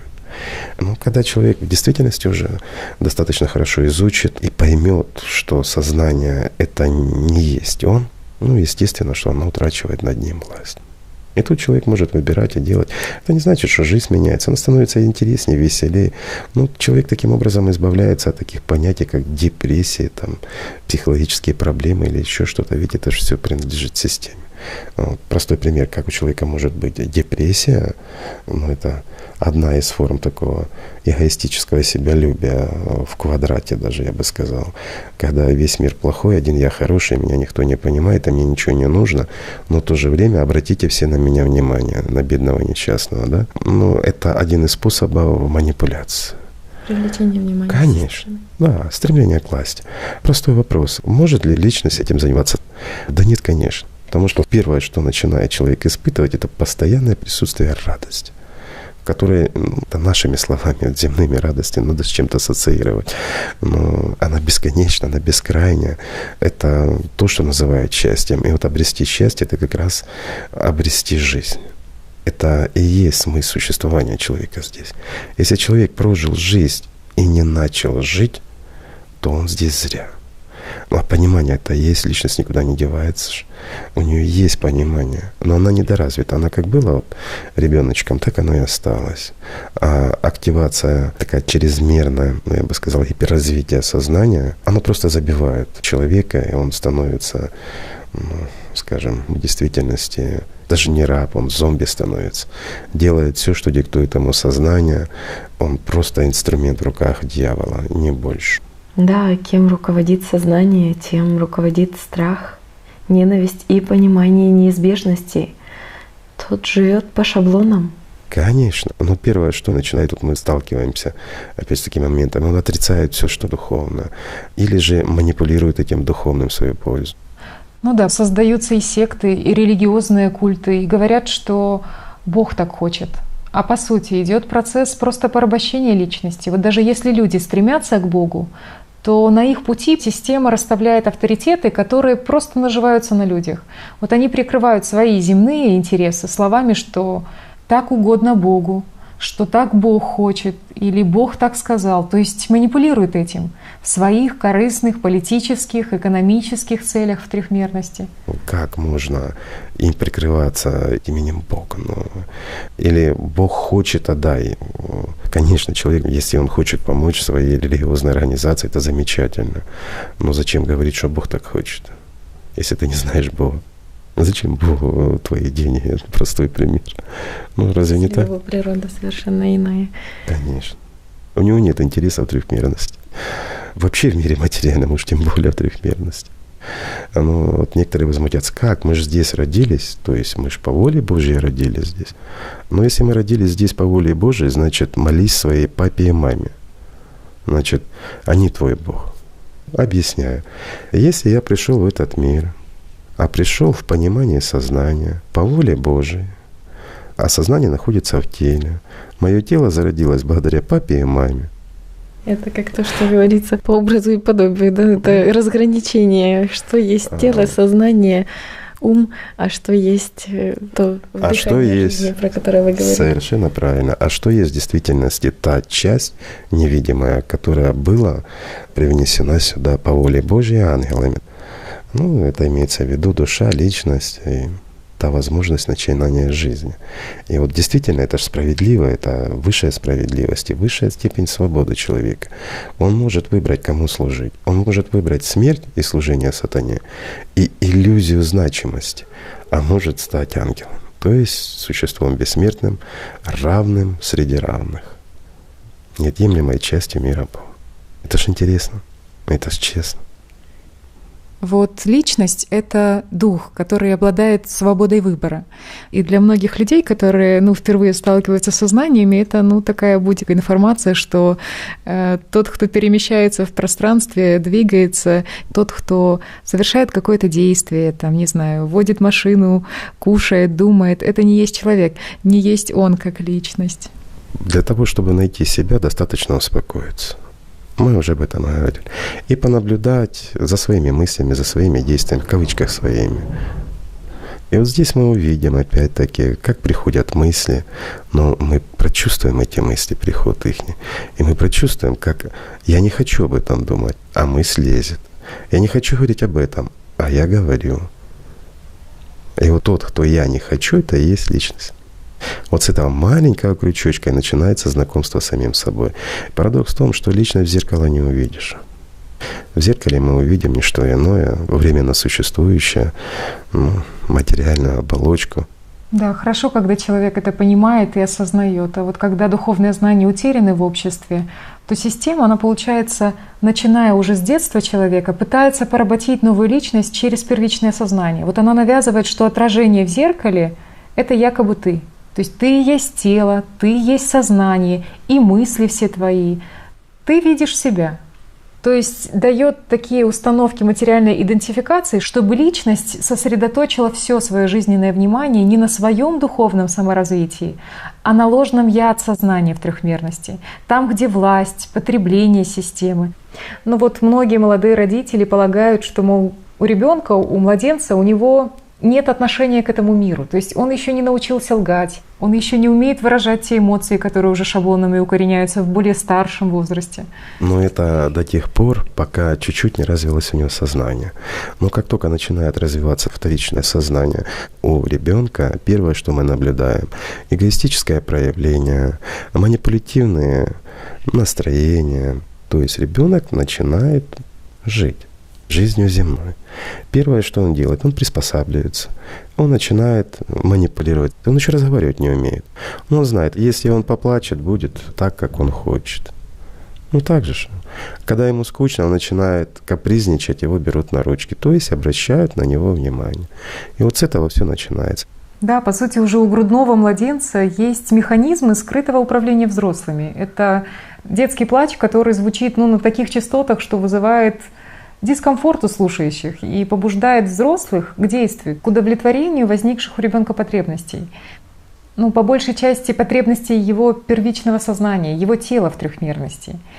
И вот далее, когда ребенок растет, то какие состояния у него можно наблюдать? Это удивление чему-то в трехмерности, очень эмоциональное, веселое, или наоборот, весьма подавленное, угнетенное состояние. А у родителя в основном это надменное какое-то, сверхправильное, обеспокоенное, раздражительное, а интонации обвиняющие, снисходительные, критические, пресекающие. То есть, по сути, идет воспитание вторичным сознанием доминирующего сознания родителя, первичного сознания, доминирующего сознания ребенка.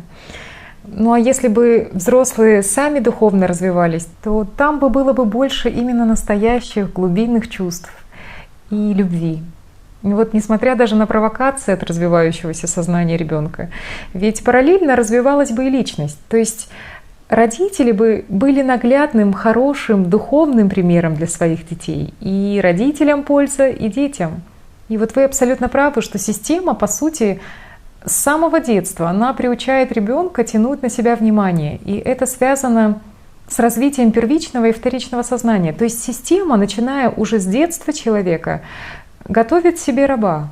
И приучает ребенка, что вот голос в его голове, что вот эти программы артисты от сознания, это все он, это его голос, это его мысли, это его фантазии.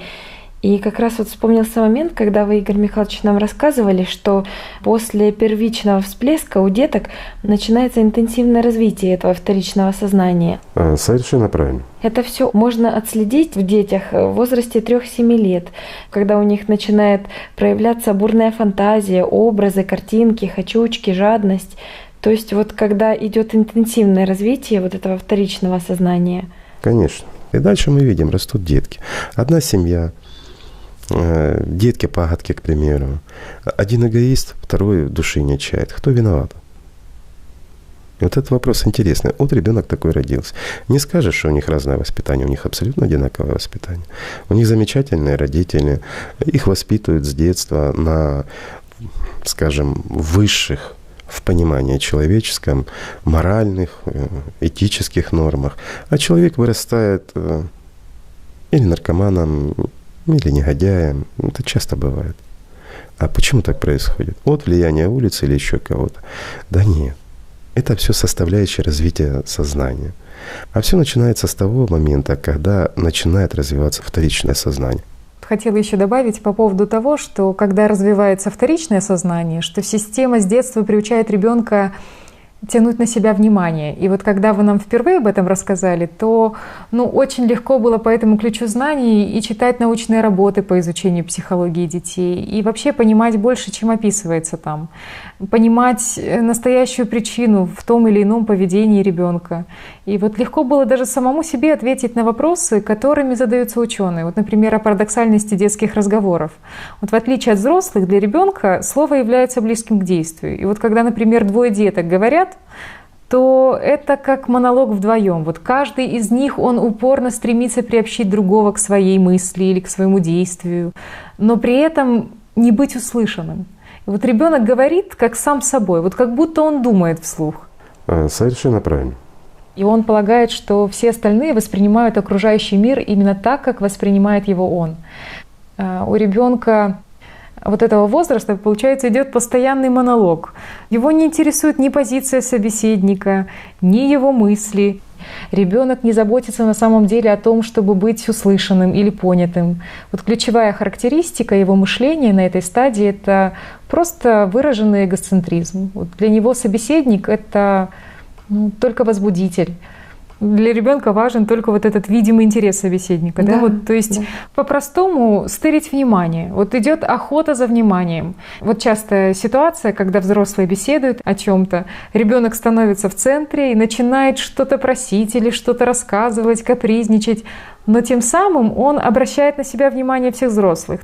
Система учит сначала завоевывать внимание, потом манипулировать этим, затем вводит это в постоянное действие, выстраивая в определенную систему.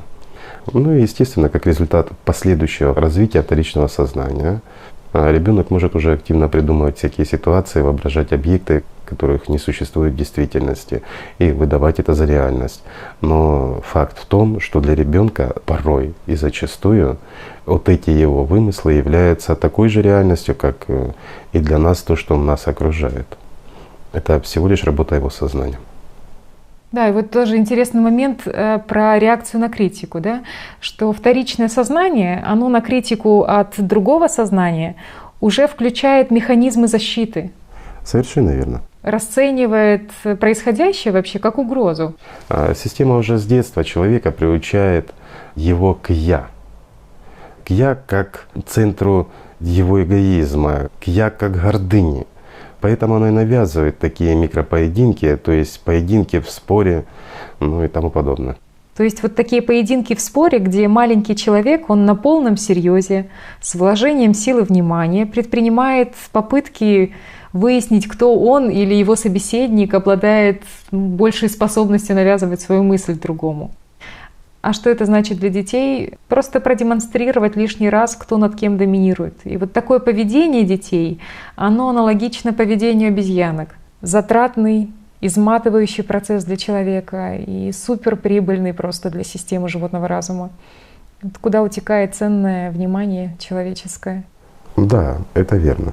Как следствие, у повзрослевшего человека в последующем это бесконечные поединки в его сознании за доминирование своего эго в материальном мире. И что, естественно, человек выберет после такой подготовки, да? То есть отстоять мифическую правду от иллюзии системы и порицать уже в своем сознании все духовное, потому что он с этим просто не знаком с детства. Такой человек, он не осознает, что он личность. Для него понятие личность совершенно другое.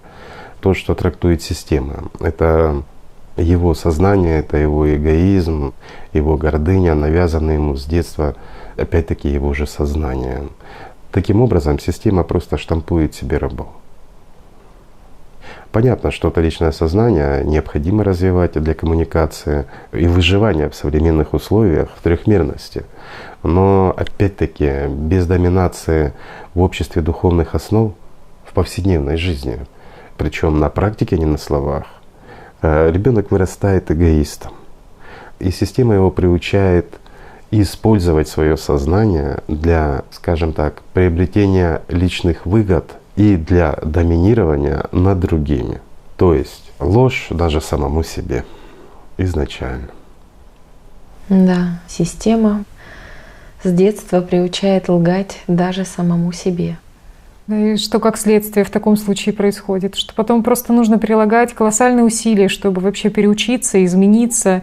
И становится вот понятно, почему люди вот совершают одни и те же ошибки. Потому что первичное сознание, оно не сильно-то и хочет переучиваться и меняться. А вторичное сознание, оно тем более не меняется. Надо понимать, что первичное сознание, оно является частью системы, так же, как и вторичное сознание. И утрачивать власть над личностью система не хочет. Это да. Но что интересно, что у деток иногда проскакивает и духовная мудрость, вот несмотря на все давление системы. Первые годы жизни ребенка первичное сознание, оно развивается интенсивнее и доминирует над вторичным сознанием. Но вторичное, как мы уже упоминали ранее, начинает активно развиваться после первичного всплеска. В этом возрасте ребенок просто обладает в большей степени духовной свободой. То есть личность не так закрепощена шаблонами. Вот поэтому иногда и проскакивает вот эта мудрость. И дети в этом возрасте, они более предрасположены к восприятию глубинными чувствами, к чувствованию истины, к истине, которую они, к сожалению, сегодня не получают от взрослых. Ну да, практика и тут отсутствует. Ведь что они получают в лучшем случае от родителей? Это теорию, толкование от вторичного сознания каких-то моментов той или иной религии, которую исповедуют их родители, или постулаты их атеистического воззрения. А что вторичное сознание может рассказать ребенку о Боге? Что, мол, Бог — это дядя с бородкой, который сидит где-то там в облаках. Но и ребенок уже переносит поиск того, что у него заключено внутри, на поиски во внешнем. И ищет потом всю свою жизнь, где же там, во внешнем, дорога домой. И вот отсюда развивается корень всех сомнений. И в конечном итоге разочарование от иллюзорных образов трехмерности. Например, взять тоже христианство. Вот в религиозных толкованиях Библии в теме о работе над собой упоминается фраза из Евангелия от Матфея, что если не обратитесь и не будете как дети, не войдете в Царствие Небесное. И вот обратитесь к Богу толкуют как изменение образа жизни. Но опять-таки понимается это на уровне мысли в трехмерности. Да, там подчеркивается, что обращаться надо всем сердцем. Упоминается в некоторых толкованиях, что слово «сердце» — это аллегория и обозначает в Библии в основном сущность человеческой личности, сосредоточение души и духа. Опять-таки, сосредоточение, то есть это направление силы внимания. И говорится, что главное дело человеческой жизни, оно написано в сердцах наших, и что именно сердце принимает духовное решение об отношении к Богу. Получается, что все есть, только подменены ключи понимания, и человек без практики просто не ведает, что на самом деле есть душа, что такое дух, что такое он как личность. Личность, настоящая жизнь которой не имеет никакого отношения к иллюзорной трехмерности. Но когда знаешь эти знания, ты видишь и зерно, которое вкладывалось в эти слова. То же выражение «будьте как дети» — это как раз и имелось в виду, когда личность, она более свободна от давления сознания и близка к чувственному восприятию. Совершенно верно. Ребенок действительно, он ближе к Богу. Почему? Сознание развивается, но менее активно. И личность более свободна, не так зависима от сознания. Поэтому иногда детки, они говорят такие мудрости, которые свойственны старику, которому пора умирать. Почему старики тоже бывают более откровенны? Хотя не все. Бывают злые, замкнутые в себе. Вот всю жизнь был замечательный человек, а к старости он становится слишком озабоченным, потому что понимает, что смысл жизни не в том, чтобы построить дом, родить ребенка или еще что-то. Вот он жизнь прожил, впереди уже ничего, а главного он не постиг. А что главное? А оказывается, главное — это как раз и начать жить. Всю жизнь пробегал и впустую, холостую. А жизнь проскакивает, мы уже затрагивали передачи, как один день. Вот как для тебя вчерашний день, это просто для людей. Так же и вся жизнь пройдет. Она станет вчерашним днем буквально сегодня. В этом и проблема, иллюзия времени. Кажется, что долго, а вот впереди еще года. А жить надо так, чтобы каждый день ты, каждое мгновение было готово уйти. Но для тебя это должна быть награда. Но ты не можешь ускорить этот процесс. Не имеет человек права. А все же просто. Вот если принял решение жить, то просто начни жить прямо сейчас. Отложишь на мгновение. Сознание этим обязательно воспользуется. Есть такое понятие, мы здесь затрагиваем, как понятие служения миру Богу. И вот здесь начинается, а что такое служение Богу? Да? Да, многие сегодня понимают это только с позиции потребителей. И вот живут внутри себя сознанием, а не духом. Вот живут просто трехмерностью. Это сидим, повторяем молитву, и тут с чего мы начинали? От сознания. И с помощью сознания мы тараторим или же читаем список наших пожеланий Господу Богу. При этом вставляем хвалебные оды к Нему. Ну, как-то, знаешь, как родители. Мы же привыкли к родителям. Хочу машинку или там куколку или еще что-то. Для приобретения своей выгоды. Совершенно правильно. То есть потребительское отношение к Богу. Самое страшное, что может быть. То есть как раз-таки вообще не то, что искаженное понятие служения. И вот заметь, самое интересное здесь, многие говорят, что вот если ты человек духовный, или же тот человек духовный, он за меня помолился, я выздоровел там или еще что-то. Но выздоровел, ты же просишь материального.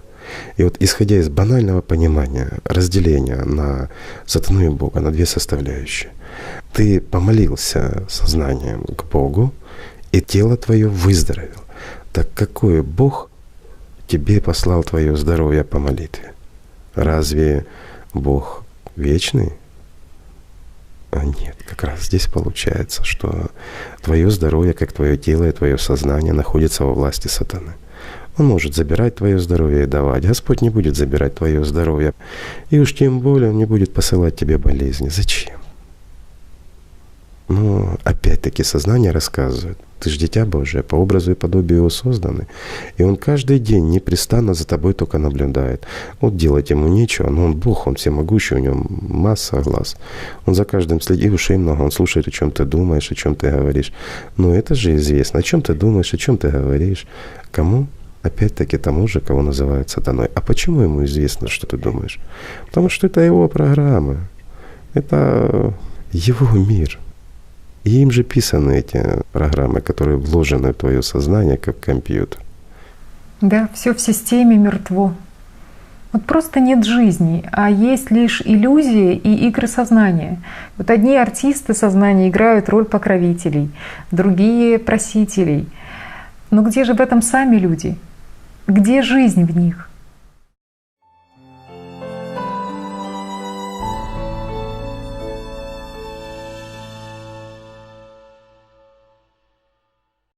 Вот, смотришь на все это мракобесие мира, и просто глупость человеческая под диктовку сознания.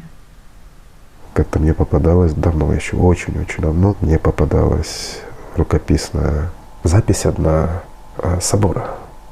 Они пытались понять, сколько ангелов на небесах. То есть сознание человеческое, очень много умных мужей занималось тем, что пытались посчитать количество ангелов в мире бесконечно, бескрайне.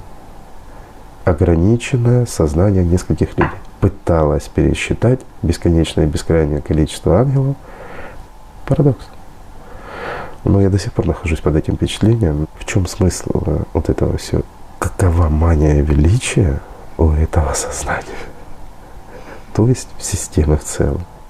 И почему человек всегда себя считает богоподобным как раз на уровне сознания, но у него лишь требования к миру духовному, но отдачи-то никакой. Просто список. Ну, чаще всего еще возникает и боязнь, то есть боязнь осознания, что он существует, когда личность активна, человек чувствует, возникает страх смерти, человек уже хотя бы достичь покоя, от состояния покоя, а не мучения избежать, но он пытается как-то примириться с религиями, с представителями этой религии, ну опять игры сознания. Что поделаешь, мир такой. То есть сознание, оно обманывает человека. Вот на самом деле сознание, оно же лишь посредник между личностью и трехмерным миром. Но оно никогда не может выступать посредником между личностью и миром духовным, потому что мертвое знает только о мертвом. Безусловно. Это и делает человека двойственным. С одной стороны, привязанным к трехмерности, к материальному миру, а с другой стороны, в человеке есть и духовное начало, принадлежащее миру духовному, которое способствует тому, чтобы человек стал тем, кого, вот, к примеру, религии называют ангелом, да? То есть существом бессмертным и духовным, но еще, заметьте, бестелесным. Это тоже немаловажно. Да. После смерти человека, скажем так, ни одно сознание не может войти в мир духовный. Сознание вообще не воспринимает мир духовный. И вот те люди, которые занимались серьезно и имеют опыт, не веру, подчеркиваю, а опыт контакта с миром духовным, есть понимание даже на уровне сознания, что что-то происходит. Но даже описать правильно то, что они чувствуют, вот как воспринимает личность мир духовный, словами в трехмерности крайне сложно. Идет опять-таки счастье, ну, все это привычные эпитеты, выражение чего-то прекрасного и бесконечного. Но подробно рассказать не можем. Хотя на уровне личности такие люди прекрасно это понимают, знают, они счастливы, радостны, но описать не могут. Говорили о двойственности, и интересно, что очень много в разных религиях встречается такого понимания, особенности в православии, как внутренний и внешний человек. Ну, то есть по внешнему человеку, в принципе, все понятно, все отождествляют его там с телом, а вот человек внутренний, вот человек, который, вот даже по себе знаю, что если бы не соприкоснулась со знаниями, чтобы если бы не было чувственного опыта, понимания того, что личность является духом, и только так можно общаться с Богом, то, скорее всего, под человеком внутренним понималось бы то, что не озвучено, просто какие-то мысли внутри в голове. Совершенно правильно. То есть, по сути, работа первичного и вторичного сознания. То есть понималось бы опять то первичное сознание, то есть сознание примата, которое контролирует новое сознание. Конечно, или гордыня от сознания примата, или мысли от вторичного сознания. Ведь в основном это вторичное сознание разыгрывает тут целые сценки со своими артистами, как в трехмерности должен идти твой поиск Бога и выглядеть в представлении сознания твой духовный путь. И вот эти мысли — это не ты, это ложь системы. И здесь главное понять и разобраться, кто ты на самом деле.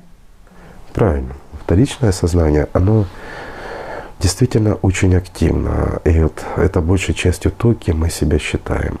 И вот если просто, скажем, успокоиться и понаблюдать, как к нам приходят мысли. Вот закрыть глаза, расслабиться и понаблюдать, кто нам дает эти мысли. Вначале мы слышим споры, мы видим, что что-то происходит, возникают какие-то картинки, то есть продолжается идти жизнь. Вопрос: кто наблюдает за этими образами, которые проявляются? Вот это как раз и есть первичное сознание. Когда наступает, особенно вот состояние, то есть мы еще не спим, наступает дремота, но процесс активный, продолжается наблюдение. Таким образом мы можем наблюдать за деятельностью вторичного сознания. Оно очень активно, и оно постоянно нас отвлекает. Нас имеется в виду как личность. И вот с помощью этого инструмента мы можем познать, что у нас есть два «я», но не истинное «я». А вот когда мы научились наблюдать за вот этим процессом, мы можем одновременно и учиться чувствовать, то есть глубинными чувствами воспринимать мир духовный. Это чувственное восприятие мира духовного.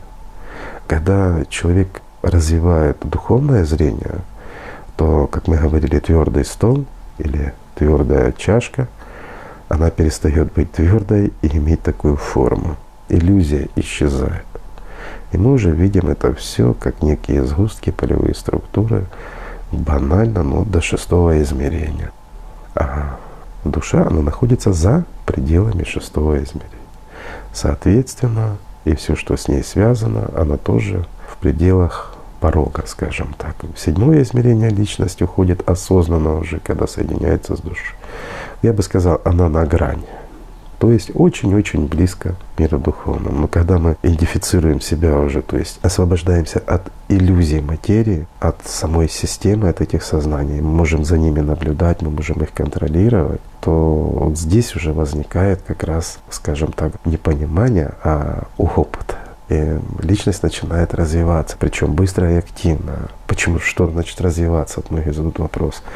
Ну, немножко, пожалуй, поясню. На самом деле личность человеческая, она практически не развивается в современном мире. Ну да, слишком много отвлечений в современном мире от сознания. И люди даже не задаются целью самим освободиться и создать лучшие условия для духовного созревания других поколений. Совершенно верно. Скажите, кто занимается развитием личности в духовном понимании своего ребенка? Те картинки из различных религиозных изданий, разговор о Боге — это что? Это опять как будто говорят о Боге. Да, просто молодые родители, они же учат ребенка тому, чему их самих учили. И вот если нет личного духовного опыта, если они сами не приумножают в себе духовную любовь, если у них не развито восприятие мира духовного через глубинные чувства, то получается только говорильня и сплошное назидание теорий от сознания, но без практики приумножать в себе любовь духом. Конечно, они, может быть, и рады были бы по-другому, если бы знали как. Но их же учили сознанием просто верить и надеяться, но не жить здесь и сейчас, настоящим, внутренним. Опять мы возвращаемся к чему? Верю или не верю? Вера — это не знание. Вера — это надежда, что, может быть, что-то будет. Личность может воспринимать Бога, сознание не может воспринимать Бога. Сознание может лишь верить или не верить. Вера — это теоретически допускает возможность его существования. Но личность всегда будет стоять за Бога, а сознание против Бога. И вот здесь решающую роль как раз играет первичное сознание. Если первичным сознанием управляет система или же вторичное сознание, то личность обречена. Если личность управляет первичным сознанием, оно может изучать извне саму систему. Это единственный путь изучения системы без вреда для здоровья, и без вреда для своего сознания, скажем так. Вот это ключевой момент как раз для тех, кто с помощью личного опыта или научно пытается изучить сознание, потому что иначе изучать систему, будучи в ней…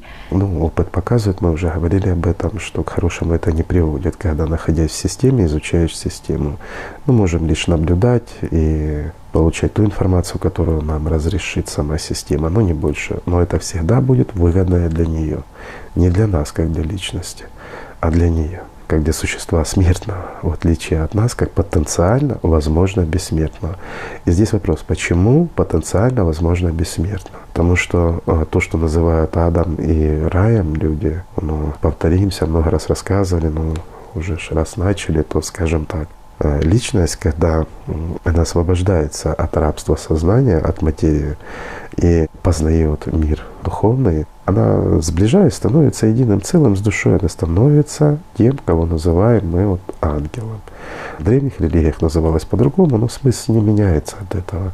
Он становится тем, кем должен быть. Существом бессмертным, и, естественно, после смерти тела он не может умереть, он освобождается, как созревшее существо или как бабочка из кокона, и переходит в мир духовный. Это не значит, что он куда-то улетает или еще что-то, но это для нашего сознания надо куда-то лететь или перемещаться. Мир духовный, он бескрайний, бесконечный и везде, просто немножко выше, скажем так. А сознание, оно просто исчезает, когда освобождается личность. Но это невыгодно не сознанию, потому что оно себя идентифицирует как я, и невыгодно самой системе, потому что это, извините за такое примитивное сравнение, это доильный аппарат, который присоединяется к корове и добывается молоко. Скажем, как продукт питания, да? Молоко имею в виду. Это наше сознание, это не что иное, как инструмент для существования самой системы или абсолюта, или как люди его называют, высшего разума. Это способ его питания, более усиленного, которое дает ему жизнь. Поэтому система, она заинтересована в том, чтобы личность не освобождалась, скажем, в течение жизни. Игорь Михайлович, очень многие люди задаются тоже вопросом таким, интересуются, что такое реинкарнация, что такое перерождение души. Теперь касаемся вопроса реинкарнации, то есть перерождения души. Что такое перерождение души? Совсем в упрощенной форме. Когда личность не развивалась, она не смогла соединиться с миром духовным, не жизнеспособная, скажем так, то сознание сохраняется, оно себя идентифицирует, оно продолжает работать как тот же доильный аппарат, но переходит немножко в другое состояние вместе с тем, что мы называем душой. Это как, для физиков это более понятно будет, энергоинформационные структуры и тому подобное. Они переходят с одного сосуда в другой. Сосуд, тело наше разрушается, образуется новая личность, когда душа входит, новое сознание. Но так как душа не покинула этот мир, она используется, происходит реинкарнация, то естественно, что остается и личность, и те два активные сознания, которые подавляют. И вот здесь человек, то, что он испытывает в этом состоянии вот эти муки ада. Он испытывает на уровне больше сознания, чем личности, на уровне первичного сознания. Заметьте, вторичному сознанию здесь просто легче, потому что есть понимание этого состояния. А вот на уровне первичного сознания есть как раз боль, страдания и тому подобное. И все эти вот неприятные ощущения. Ну, могу сказать, как может быть боль, если нету тела. Я бы это сравнил с тем эффектом, когда нет конечности. К примеру, у человека нет ножки, а пальчики на ноге болят.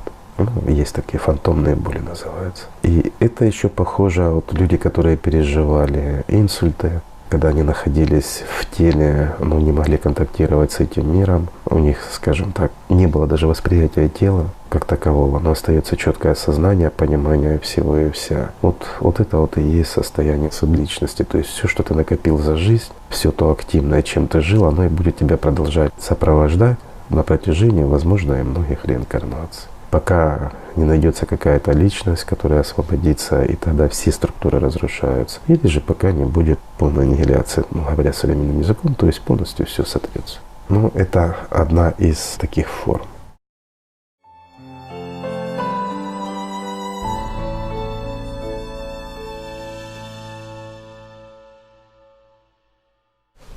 Игорь Михайлович, вот вы упомянули, касаясь вопроса о всемирном заговоре, что существуют жреческие структуры, которые уже далеко не одно столетие мечтают о 9-м дне.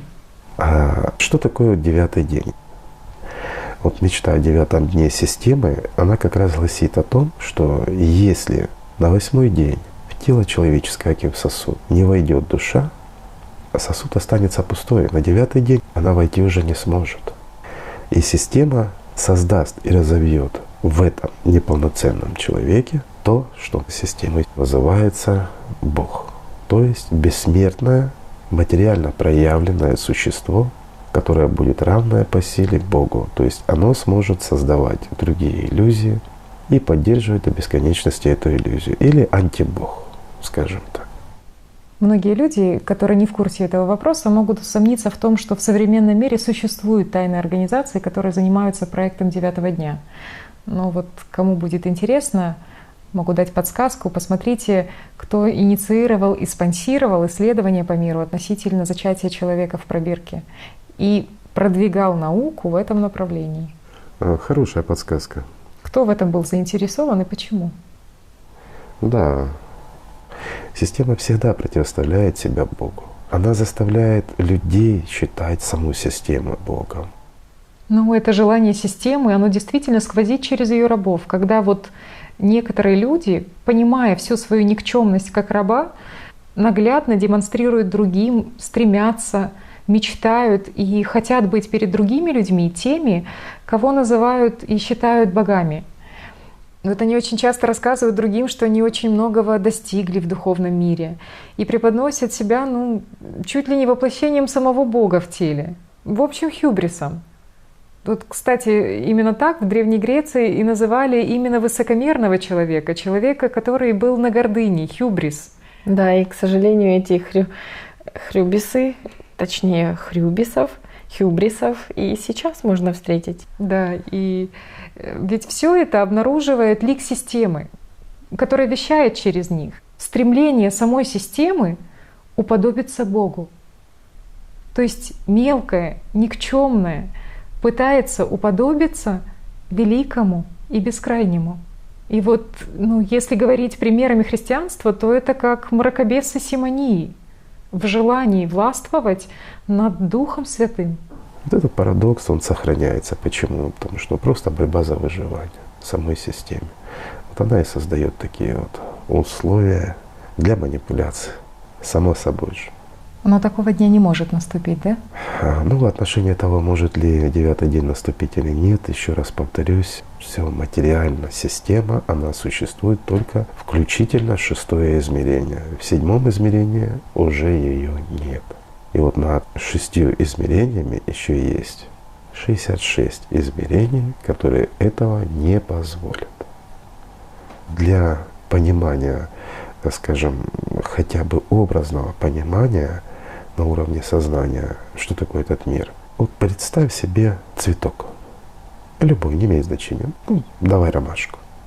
Представила ромашку. А теперь представь, что ромашка исчезла, и вместо нее появилась птичка. Представил? Так вот, вот этот мир — это та ромашка. И для мира духовного появилась ромашка, исчезла ромашка. Так же легко со всеми проблемами этой ромашки. В этом и смысл. Но для людей, как личности, этот мир, он является ничем иным, как или же трамплином для прыжка в жизнь вечную, или же пропасть, мучение длительное. Выбор остается за людьми. Здесь, как сказать, выбирать-то, конечно, можно, но выбирать, для того, чтобы выбирать, надо знать, что ты выбираешь. А для того, чтобы знать, надо иметь опыт. А для того, чтобы иметь опыт, надо все-таки заниматься над собой. Сознание рассказывает, что не надо ничего делать, надо изучать, надо знать. Иногда оно рассказывает, что надо делать, повторять какие-то медитации, упражнения или еще что-то. Не имеет значения, что ты не делал. Но без глубокой работы над собой, именно с позиции понимания, знания этих всех процессов, без поиска мира духовного внутри себя. Во внешнем ты его не найдешь, только внутри себя. Потому что путь он лежит через человека. Мы много раз об этом говорили, во многих передачах уже. Ну и до нас многократно и многие об этом говорили. Пока человек не приложит к этому усилий, он никогда не сможет приблизиться к миру духовному. И самое сложное, и самое простое — это то, что прежде всего человек должен понять, осознать и воспринять себя как личность. Он должен найти себя тем, кем он является. И он должен увидеть этих артистов в своем сознании, которые его отвлекают и заставляют заниматься чем угодно. И рассказывая, отвлечешься, как же ты ж без нас ты упадешь. Не упадешь, наоборот, взлетишь. Пока человек этого не осознает и не начнет работать, он не научится самому сложному и самому простому. Быть счастливым, быть живым, просто быть, а не существовать.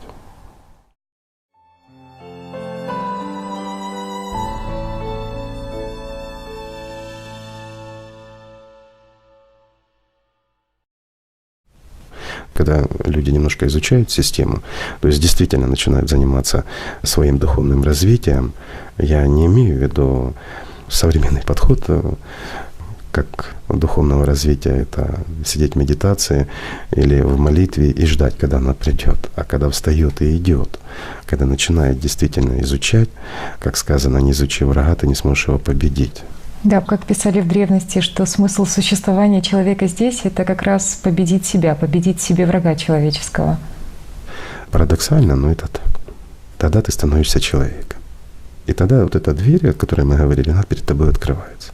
И вот когда человек стремится подойти к этой двери, чтобы выйти, он начинает наблюдать, в первую очередь изучать, а как зарождается мысль, а как управляется. И он понимает первое, что куда он вкладывает силу своего внимания, или же, как говорили в том же зороастризме, куда он направляет или сосредотачивает на чем мысль. А что такое сосредоточение мысли? Это вложение внимания. То есть можно здесь словами играть, но суть от этого не изменится. То есть личность, она воспринимает трехмерность, и ситуации в ней таковыми, каковыми ей преподносит их именно первичное сознание. Ну, образно говоря, это как когда ты работаешь в кабинете, к примеру, и твой недобросовестный, скажем так, бухгалтер постоянно заглядывает и отвлекает своими разговорами, а в этот момент сам тебе на подпись подсовывает бумажки. И в основном, конечно же, лжет о том, что на самом деле происходит на производстве. Причем каждый раз для того, чтобы было от тебя как можно больше следующее финансирование. Он рассказывает ситуации так, чтобы ты ему поверил, что это якобы и есть твоя жизнь, что это все твои проблемы, а не то, что он выдумал для своей выгоды. И вот в данной аллегории недобросовестный бухгалтер — это и есть первичное сознание, которое втихаря работает и на личность, и на вторичное сознание, но при этом оно везде преследует сугубо свои материальные интересы. А финансирование — это и есть внимание личности. В принципе, это так. Вот мы сосредоточили внимание свое на чем-то, то есть мы вложили силу своего внимания. Мы оплатили вот это представление, которое нам разыгрывает наше сознание. И актеры у нас в голове зашевелились. Они начинают рассказывать за то или за другое. Но может ли человек сам вызвать хотя бы одно слово из себя? Нет. И вот мы опять-таки наталкиваемся. Раз человек не может произнести самостоятельно ни одного слова, то кто тогда человек? Он сознание? Нет, он личность. А почему личность? Вот в действительности человек — это личность. Сознание может говорить, общаться, убрать наше сознание, если его выключить. Мы с тобой не сможем вот разговаривать вот так вербально. Почему? Потому что личность, как мы уже говорили, она не взаимодействует с трехмерным миром, но она взаимодействует с первичным сознанием. Да, с первичным сознанием. И ведь первичное сознание — это как клубок из всего вместе взятого. С одной стороны, на него от вторичного сознания идут постоянные атаки роем навязчивых мыслей, различные провокации к возбуждению разных эмоциональных состояний. Да, и это же очень хорошо отслеживается, когда ты работаешь над собой. Вот могу даже по личному опыту сказать, что вот эта провокационная волна, которая идет от вторичного сознания, она еле заметная, но она чувствуется. Да. И чувствуется, когда она потихонечку накатывает. Вот как появляется такая настороженность, такая вот тонкая смена настроения на что-то не совсем хорошее. То есть вот как появляется какая-то обеспокоенность, иногда с оттенком грустинки, вот какой-то еле уловимой печали, но она вот такая еле заметная, но узнаваемая. Вот ты точно знаешь. И ты уже понимаешь, что система сейчас тебе начнет просто крутить кино. И потом следом за ней пойдет первый впечатляющий кадр, то есть какая-то клиповая картинка, потом озвучка в голове, то есть приходит какая-то мысль. Но без твоего внимания эта мысль, она же просто не живая, она пуста. И звучит как что-то вдруг вспомнилось или «а давай-ка подумаем», вот просто так. Да, вот эти сравнилки, уравнилки от сознания. Да, но в этот момент выбираешь именно ты, принять ее во внимание или нет. Ну и в зависимости от выбора твоего далее идет развитие ситуации. Вот, например, пришло уже знакомое тебе веяние от вторичного сознания, потом пошли эти картинки от первичного сознания, потом мысли, там обидеться на что-то или нет. И если ты эту мысль принимаешь во внимание, то есть начинаешь включать гордыню, там, начинаешь эту мысль или играючи, или на полном серьезе рассматривать, или смаковать, то есть вот вкладывать в нее все свое внимание, то уже через короткое время ты просто чувствуешь себя как палками побитой, потому что ты уже разобижен на весь мир, ты такой весь грустный, весь в расстройствах, в жалости к себе, в раздутой гордыне. То есть уже эмоции просто бьют фонтаном. И система просто ест. А если оно тебе предлагает обидеться или нет, и ты выбираешь, ее эту трехмерность, со всем ее вот этим и с бухгалтером, и с хрюбисами, и просто вот ныряешь в эту радость глубинных чувств, то и все ситуации, они проходят как их и не бывало. И ты понимаешь, что это были просто провокации системы с ее иллюзиями, но не больше. Но самое главное, ты отстоял свой выбор. Отстоял выбор как личность. И не поступил как раб сознания. Правильно говоришь. Так вот, первичное сознание — это, с одной стороны, рой мыслей от вторичного сознания и эмоциональных состояний, а с другой стороны, это все, что связано с работой самого первичного сознания, начиная от гордыни и целого комплекса деструктивных чувств и состояний от животного начала, таких как ненависть, зависть, вражда, до его взаимодействия через мозг с телом. А это и всевозможные ощущения тела, его болезни, эмоции, все, что оно слышит и видит в ограниченном диапазоне трехмерности. И вот идет такая комплексная атака на личность со стороны сознания. Получается, а что, скажем так, спящая, непробужденная личность, та, которая находится в рабстве у сознания, вот что она знает о трехмерности? Ну, лишь то, что преподносит ей первичное сознание. Вот всю эту иллюзию информации, надуманных ситуаций, эмоциональных состояний от животного начала, по сути, обман видимого и слышимого. Ну, вот, например, известно, что через глаза поступает 90% информации из трехмерного мира. И вот сознание, оно говорит личности, что это якобы ты видишь собственными глазами. Но ведь это ложь. Потому что это воспринимает сознание через тело, через оптическую систему глаз. А что такое глаза? Ну, это такой своеобразный монополистик, такой монопольный поставщик визуальной информации. Так что глаза — это не окна в мир, это форточки мозга. Мозга, который еще и находится под контролем первичного сознания. Ведь все, что мы считаем, что это якобы мы видим, это ложь. Глаза просто воспринимают всего лишь видимую часть спектра электромагнитного излучения, и то в очень незначительной области обзора. И вот это все, оно еще и преобразовывается в электрические импульсы и уже через мозг поступает в первичное сознание. И только после этого личности первичное сознание выдает ограниченную картинку о ситуации в трехмерности. И то со своими правками и расставленными акцентами. То есть в своей интерпретации, выделяя какие-то ключевые для самого сознания детали и опуская менее интересную для него информацию.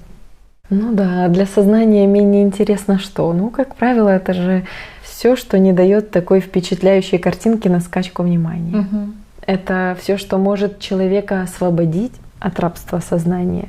Да, просто игра в испорченный телефон, когда на одном конце прозвучало одно, а уже на выходе с такими искажениями, что трудно даже понять, а как это было изначально. То есть первичное сознание, как компьютер, оно практически мгновенно решает целый ряд задач, на ходу создавая иллюзию, выдавая ее за реальность. Реальность, скажем так, в кавычках, потому что даже для материи, для системы, реальность для нее — это физика первичных энергий, это охота за силами Аллата. А остальное — это так, иллюзии, ею же и созданные, как ловушки для зверья. Так что нам всего лишь кажется, что это мы воспринимаем окружающий мир. А на самом деле у личности глазок нет. Личность, она вообще не обладает этим феноменом. У нее нет глазок таких вот. Да, как у тела, потому что личность — это дух. Совершенно верно.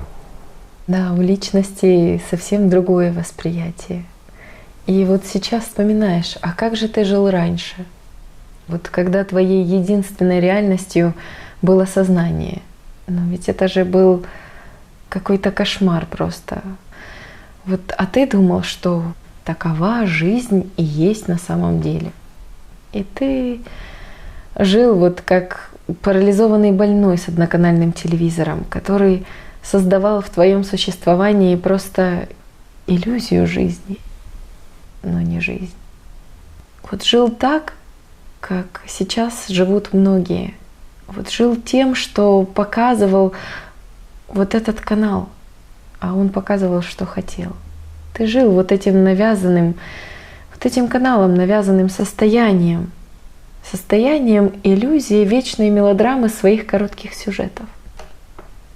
Но потом, когда действительно серьезно на практике начала работать над собой, то я тогда поняла, что вот этот канал, он оказывается не один, и что в моих руках целый пульт управления каналами. В сознание оно, конечно же, и тут вставляло свои комментарии, обращая мое внимание, как всегда, на пустое. Мол, смотри, как ты волшебно переключаешь кнопочки. Но когда впервые прочувствовала вот эту безграничную свободу внутри себя, свободу соприкосновения с духовным миром, то тут я поняла, что мне уже не интересно смотреть этот телевизор системы, где много пустого, где все шаблонно, где говорят боты. А кто же захочет слушать мертвое и пустое, когда в тебе звучит настоящая жизнь.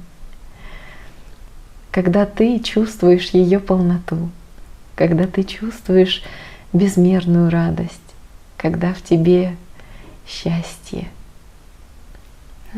Когда ты не пассивно-депрессивный зомби, который прикован к телу трехмерности, а когда ты в безмерной свободе, когда ты сам становишься слитым с настоящей жизнью, с тем огромным процессом созидания в любви. Так что восприятие личностью, это совсем другое восприятие. И благодаря ему ты воспринимаешь глубинными чувствами вот эту настоящую жизнь. Вот это объемное знание.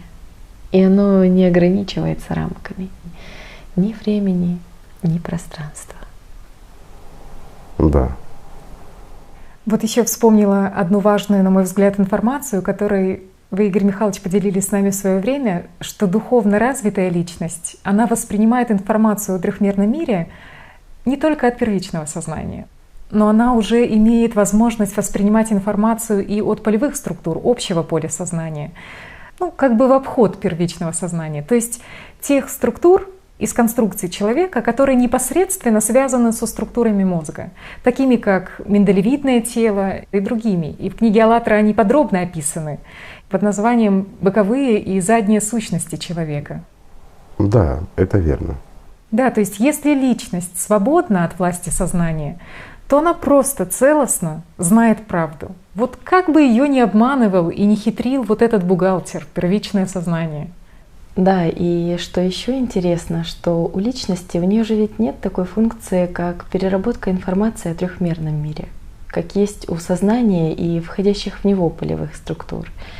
Ведь у личности, у нее есть гораздо большие возможности, чем вот этот вот весь вместе взятый примитивный набор сознания.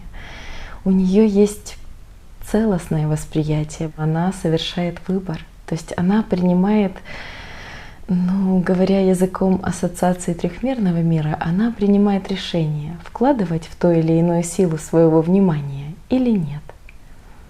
А со связью с трехмерностью у личности просто существует такая, вот как Игорь Михайлович нам хорошо тогда ассоциативно объяснил, такая вот двуканальная связь в режиме онлайн. С одной стороны с первичным сознанием, а с другой стороны с полевыми структурами общего поля сознания. Совершенно верно. И вот еще что заинтересовало, что если даже произошли какие-то нарушения с нейронами головного мозга, к примеру, вследствие развития болезни или травмы, то есть по каким-то причинам частично нарушена вот эта связь мозга и первичного сознания. Например, человек частично утратил память или утратил способность читать или еще что-то, то это ни в коем мере не мешает ему как личности развиваться духовно и продолжать далее свое существование, даже будучи в таком теле. Да, духовное развитие личности на практике — это же процессы в режиме здесь и сейчас. Это же уникальные процессы соприкосновения с духовным миром. Это созидание в духовной любви. И они не связаны ни с трехмерностью, ни с материей как таковой. Ведь там иной опыт, там иная жизнь. Вот, грубо говоря, вот эти способности двуканальной связи у личности, они есть изначально. Только когда она пребывает в рабстве у сознания, они плохо развиты. Поэтому первичное сознание, оно имеет возможность постоянно обманывать личность своими картинками, своими надумками, страхами, сомнениями.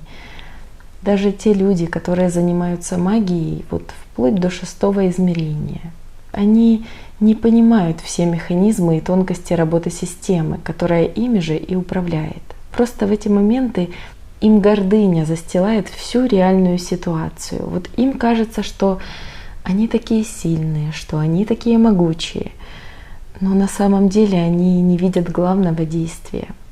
Они просто не видят, что чем больше они развивают в себе эти магические способности, тем больше в них растет слепота к глобальным изменениям в них самих, тем больше их система подставляет и при жизни их превращает в субличность. В субличность, прикованной силой их же внимания к подпитке системы. Абсолютно верно. Игорь Михайлович, вот, кстати, вопрос о духовном зрении. Ведь человек в состоянии духовного прозрения, видения каких-то будущих событий в трехмерности, он же не видит действия как таковое. К примеру, такое, какое видят те же маги, те, кто ограничен в шестимерности. Да, это верно. Человек не видит действия, он видит результат. То есть те, кто видят будущее, они разделяются на две категории. Да. Очень редкое явление — это те, кто имеют очи духовные. И они видят целостную картину. Им тяжело сориентироваться даже личности, где вчера, а где завтра, потому что там всегда сегодня. А те, кто вещают от Аримана, то есть от дьявола, да, те видят события, для них это идет как дежавю. Да, то есть они видят события, но не понимают ни суть процесса, ни причину, ни следствие. Они видят всего лишь один пазл событий, и только то, что показывает им система, но не видят общей картины. А в итоге, оказывается, правы те, кто видит целостно картину, а не те, кто грезит моментами, не ведая, к чему это все приведет. Все сознание, оно же построено на повторе шаблонов, на магии от сознания. В принципе, это так. И вот первое, с чем сталкиваются люди, приобретая первый духовный опыт, вы проходили это, понимаете, на духовном опыте, это эти подачки от системы, они отвлекают. У тебя вдруг начинают открываться по мелочи какие-то магические способности, получаться какие-то сверхъестественные ситуации сами собой. И вообще начинает твориться какая-то магическая чертовщина. Ты сидишь и знаешь, что сейчас зайдет тот-то человек и скажет то-то и то-то. И это происходит. Или вдруг, скажем так, ни с того ни с сего ты берешь в руки телефон, и тебе в памяти всплывает имя человека, которого ты давно не видел. И ты уверен, что именно он сейчас и позвонит. И в этот момент звонок. Самое главное действие, оно происходит потом, когда сознание акцентирует, оно уже открыло ловушку и пытается загнать тебя в селки, бравируя на этих эмоциях восхищения. И уже артисты в голове начинают разжигать твою гордыню, кричать: «Браво! Смотри, как ты духовно развился! А ну-ка давай закрепим эти способности. Выбирай любой объект или действие в трехмерности и вложи туда все свое внимание, в этот образ трехмерный». Если ты трезв от иллюзий системы, то есть личность твоя свободна, то ты понимаешь, что сейчас происходит. Разве ты духовно развился? Нет. Совершенно верно. Ты просто стал интересен системе, и она наделяет тебя некими своими качествами для того, чтобы ты отвлекся и занялся как раз тем, чем не надо, тем, что не зарождает жизнь, а убивает. Это есть не что иное, как смертельный вирус. Да, и огромная благодарность за то, что вы предупредили нас заранее об этих подачках от системы.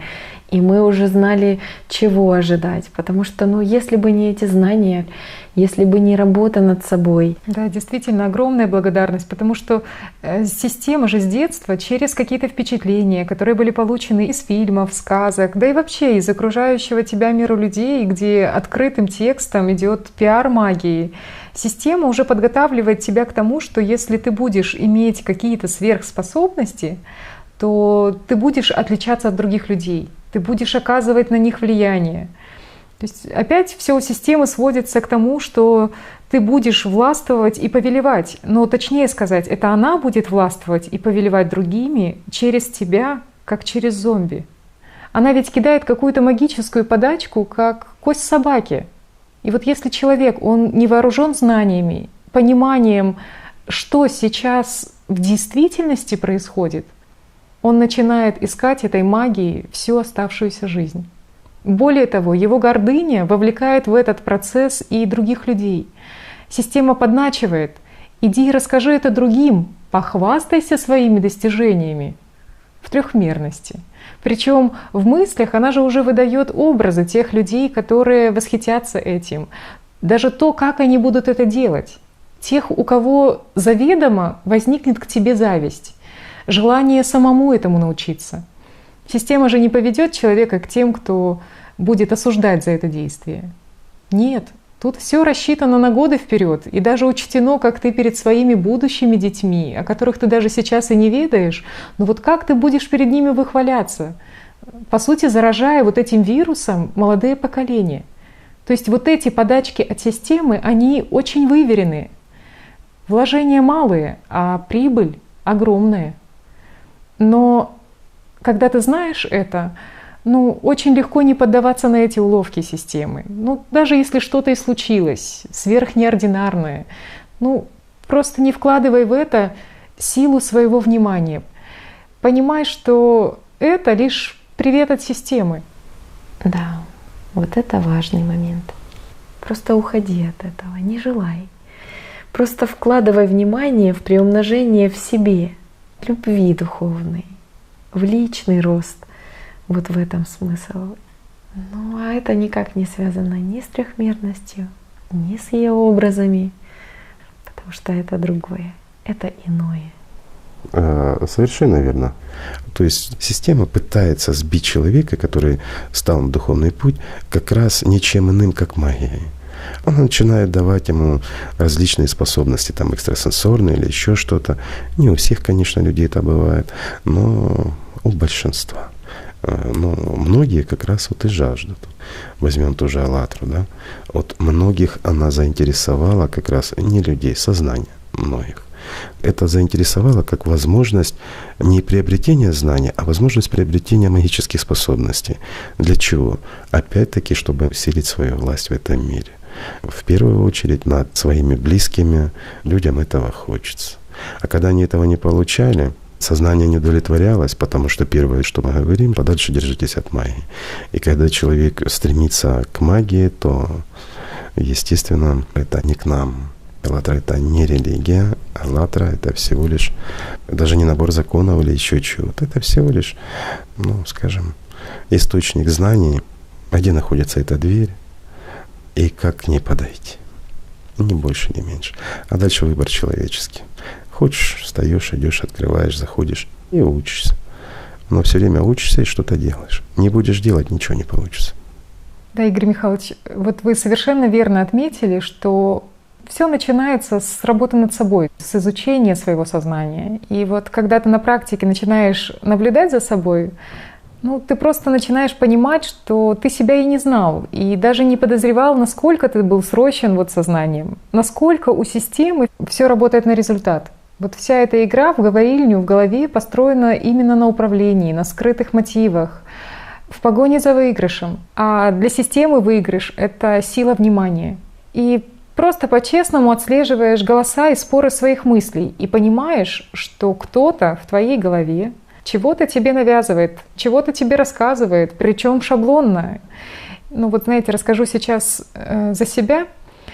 В первое время, когда стало просто по-честному для самой себя все это отслеживать, вот эту множественность мыслей, о которых ранее рассказывала, то вначале стало даже как-то страшновастенько. Но опять-таки, этот страх исходил от сознания. И более того, вот этот страх, вот эта эмоция, она сопровождалась мыслью: а не началась ли у тебя шизофрения? Вот уже ж и слышишь голоса в себе. А дальше больше. Чем добросовестнее отслеживала все, что происходило в голове, и записывала все это, тем больше сознание пугало мыслями. Причем исключая, конечно же, себя как провокатора этих мыслей. То есть вещала от первого лица. Вот как можно так жить? Ведь я ж утрачу контакт с этим миром. У меня разовьется шизофрения. С меня смеяться будут другие люди. Такая думаю, ага, раз оно так пугает, значит, я точно на верном пути, и надо во всем этом разобраться. А чем побеждается любой страх? Как вы нам рассказывали, Игорь Михайлович, знанием. Я и посчитала это хорошей возможностью пополнить свой багаж практического опыта.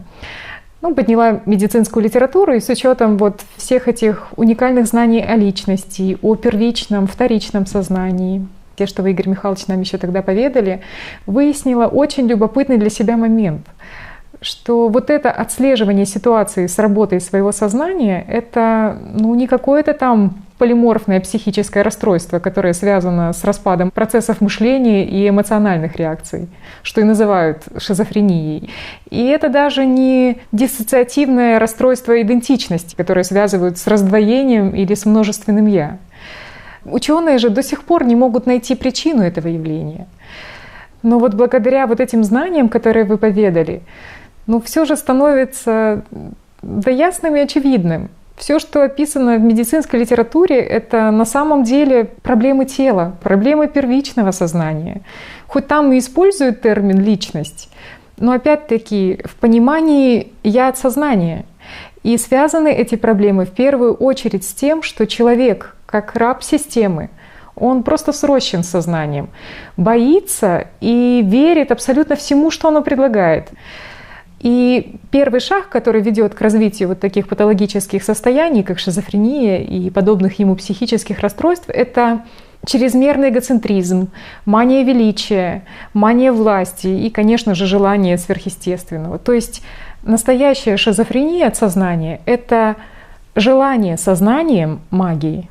Да, и интересно, что согласно исследованиям, шизофрения, она же относительно редкое заболевание. И впервые оно проявляется между 15 и 25 годами. То есть это период, когда начинает более активно действовать вторичное сознание вот со всеми его желаниями и тайной магией.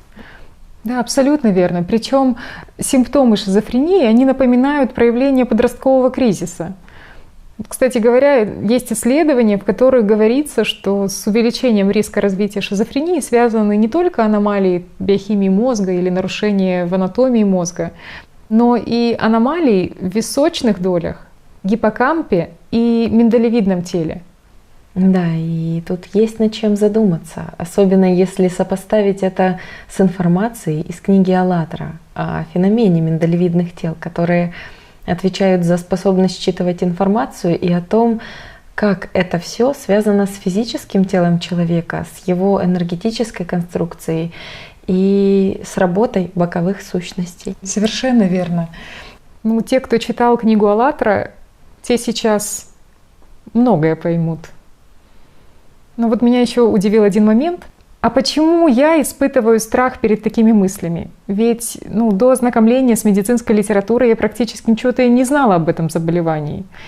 Сознание из слова сделало уже какое-то надуманное им иллюзорное действие. И вот тут высветилась настоящая причина вот этого страха от сознания. С меня будут смеяться другие люди.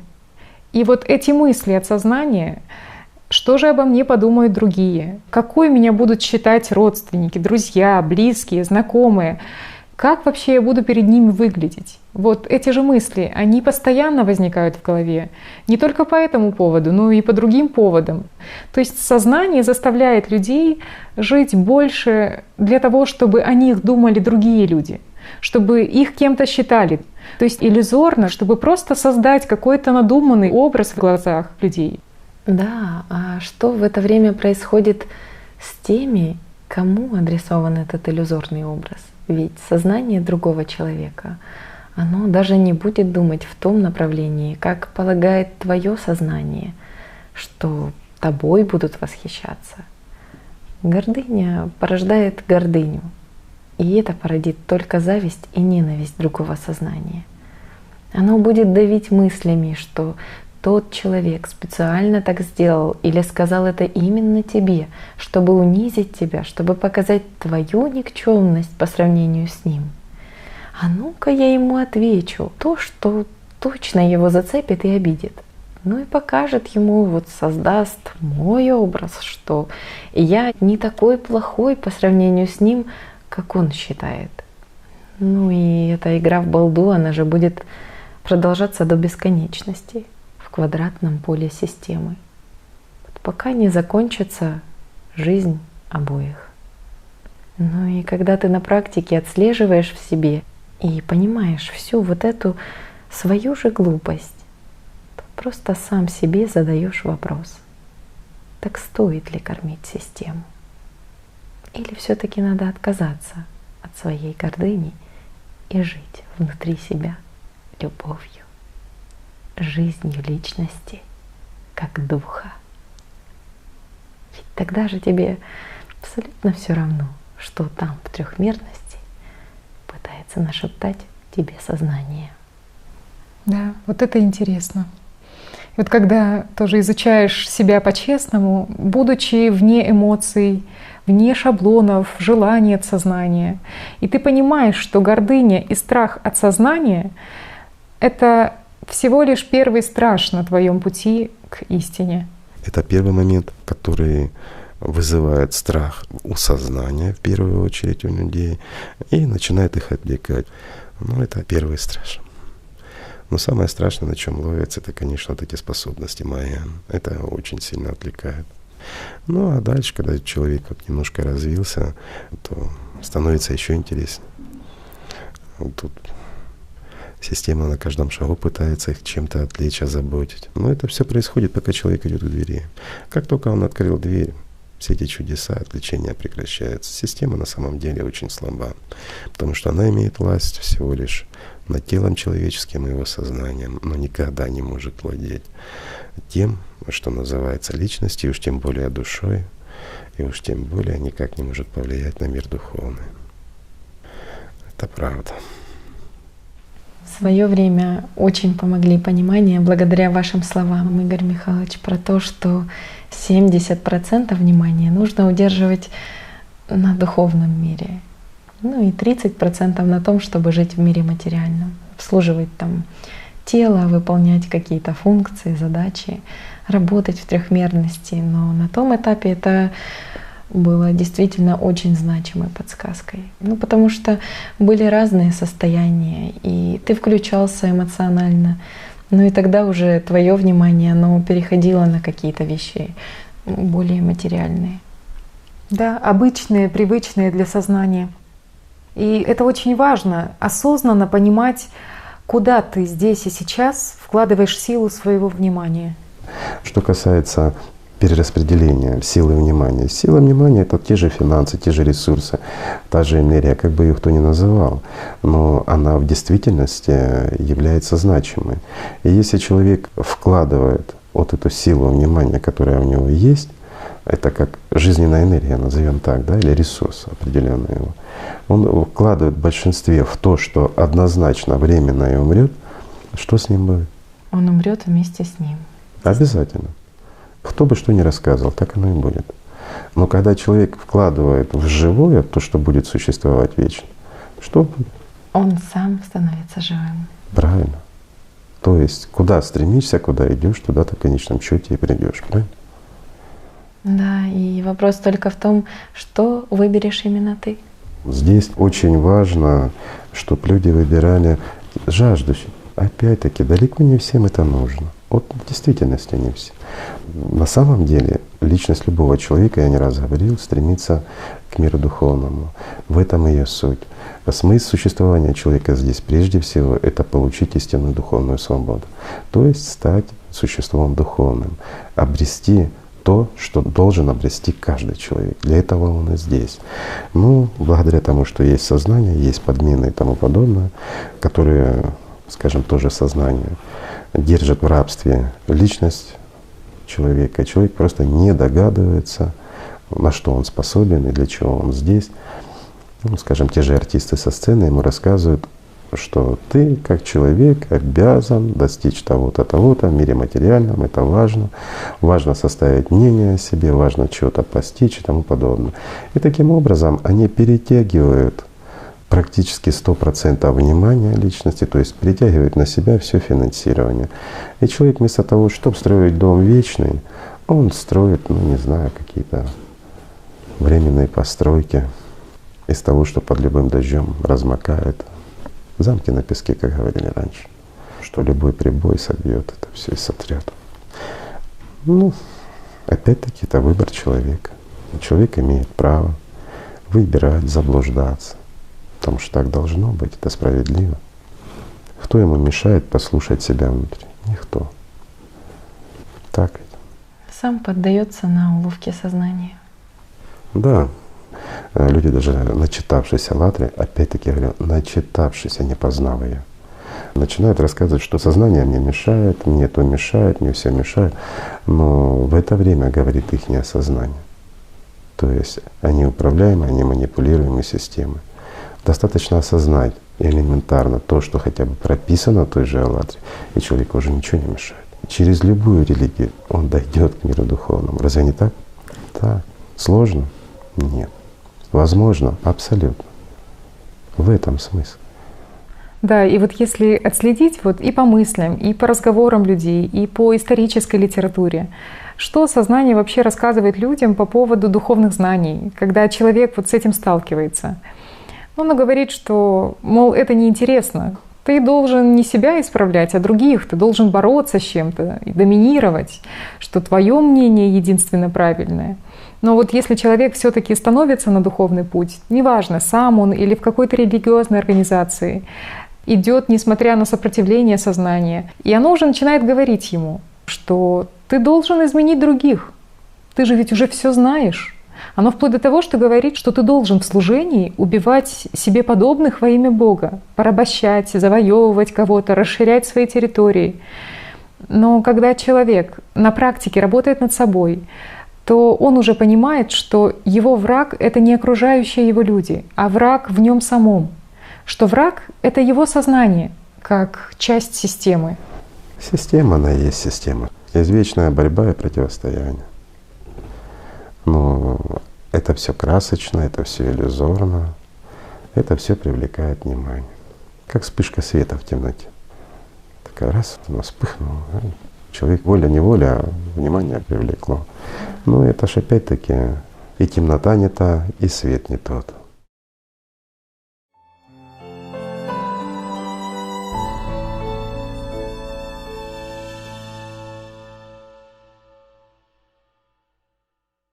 Игорь Михайлович, когда вы впервые нам рассказали о первичном и вторичном сознании, то это понимание очень помогло на практике, в работе над собой в дне, в более углубленном понимании того, как работает механизм того же аутотренинга, медитации и вообще насколько отличается от них духовная практика. Ну вот, хотя мы в начале передачи уже и упоминали об этих инструментах, но не могли бы вы раскрыть понимание работы с этими инструментами в свете знаний о первичном и вторичном сознании? Да, конечно. Тоже вот интересный момент. Если разобрать инструменты, которыми люди пользуются для постижения мира духовного. Начнем просто. Аутогенная тренировка. Что такое аутогенная тренировка и на чем она работает? Ведь аутотренинг сам по себе — это как раз и есть осознание себя, смещение своего «я» с вторичного сознания на первичное. И работа с первичным сознанием, на уровне первичного сознания. Почему это важный инструмент, и он существовал во всех духовных практиках. Сейчас мы его называем в некой трансформированной форме, измененной, но мы называем это аутогенная тренировка, благодаря Шульцу, как мы уже и говорили. Но она работает на уровне первичного сознания. Поэтому происходят различные изменения в теле и тому подобное. Медитация — это тоже работа первичным сознанием, но уже наблюдение за вторичным. Если аутотренинг, он проще, мы как бы отключаем вторичное сознание, не обращаем на него внимания и работаем с помощью первичного сознания со своим телом. То есть это понятный процесс, простой и легкий. А медитация — это более сложная практика. Мы работаем с помощью первичного сознания со вторичным, мы изучаем систему. То есть мы, практически находясь в системе, углубляясь, лишь слегка из нее выходя, мы начинаем ее изучать, но без вреда для себя. Мы уже можем постигать более сложные процессы, и мы можем дойти до уровня 6-го измерения. Это то, о чем говорили магия и все остальное. Вся высшая магия, самая их высшая, она остается на уровне 6-го измерения. Сама система выйти за 6-е измерение просто не может. И медитация сама по себе, какая бы она ни была, она всего лишь остается медитацией. Это работа на уровне первичного сознания, чтобы понятно было. Как говорят, спасения этим не достигнешь, но достичь покоя можно. Состояние покоя — это после смерти, когда человек становится субличностью, он как бы спит. спящая субличность, нет мучений, но все равно это своего рода смерть. Потому что все равно самоидентификация есть, ну это как, не знаю, как анабиоз какой-то, ну смысл от него. Если можно жить и любить, зачем же не существовать? Ну да, и использовать вот эти медитационные техники для достижения этого покоя, ну это же напрасная растрата сил, это усердие от незнания. Ведь по сути, ну это же просто сознание замыкается само на себе. Ну а когда сознание замыкается само на себе, что произойдет? Ведь подобное порождает подобное. Да, и вот осознанность и понимание еще дало то, что Игорь Михайлович уже говорил в начале передачи, что духовная практика — это выход личности за те пределы, на которых может функционировать сознание. И этим очень многое сказано, как для помощи тому, кто практикует. Конечно. Духовная практика, она уже выполняется на уровне личности. Это как раз и есть то, что развивает личность. Это уже наблюдение за первичным сознанием, за вторичным сознанием, за всеми их комбинациями, проявлениями, самоосознание себя как части мира духовного, это восприятие мира духовного, ну и как конечная цель — это слияние с миром духовным или становлением частью его. Это уже созревание личности. Все просто. Да, и в свое время для меня было важным понимание на практике, понимание, которое вот вы как-то озвучили, что личность, она не созерцает духовный мир, она им живет. Да. Личность, она не созерцает тот мир, она им живет. И разница огромная. И она воспринимает всем спектром, тем, которых нет сознания в теле человеческом. Ну, пообъяснить тяжеловато это людям, лучше это испытать. Говорят, что человек испытывает, когда приходит счастье? Ну как, что счастье? А что такое счастье? Знаешь, лучше испытай. Да, счастье временным не бывает. И для себя уже на практике понимаешь, что жить счастьем и лишь временно его испытывать на короткие мгновения. Разница в этом огромная. Это верно. На начальных этапах освоения духовной практики, ну, бывает и такое, что тебе хорошо, но при этом тебя как и нет, как исчез, как пустота. Но при всем этом, ну, тебе настолько хорошо, ты чувствуешь глубинно, что ты в контакте с чем-то новым, радостным, родным. Вопрос. Тебя нет или сознание отпало? Понимаешь? Естественно, что замолчали твои актеры, театр исчез и началась жизнь. Но это ж не тебя, это артистов нет.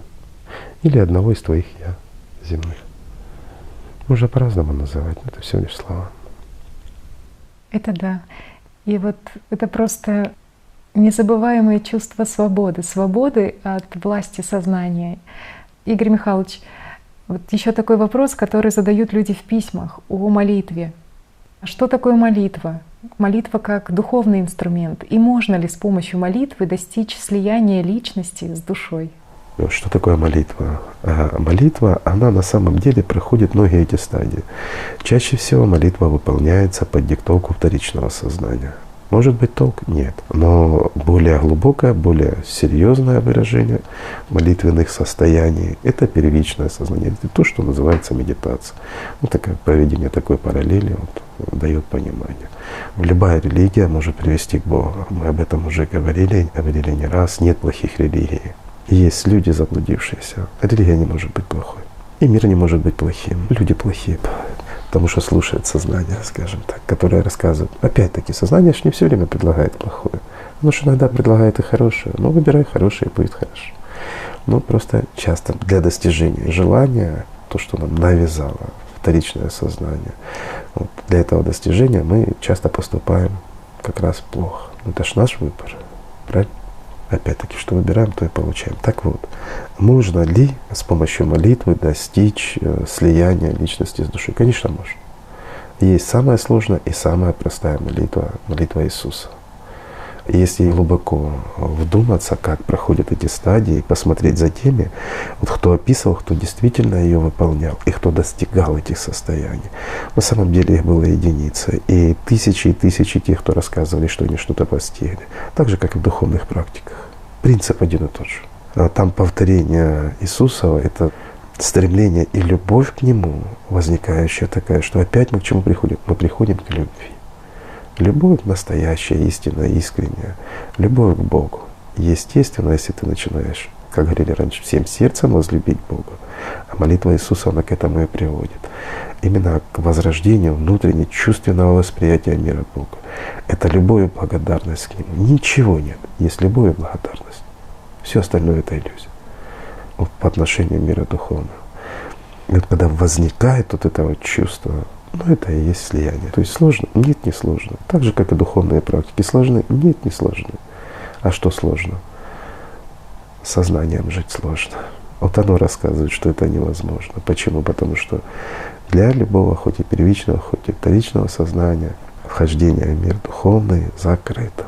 Поэтому оно и противостоит. А оно всегда против того, чтобы личность стала тем, кого мы называем ангелом. Потому что для сознания это смерть. Так как мы знаем, что я рассказал, то в человеке есть два «я», как минимум.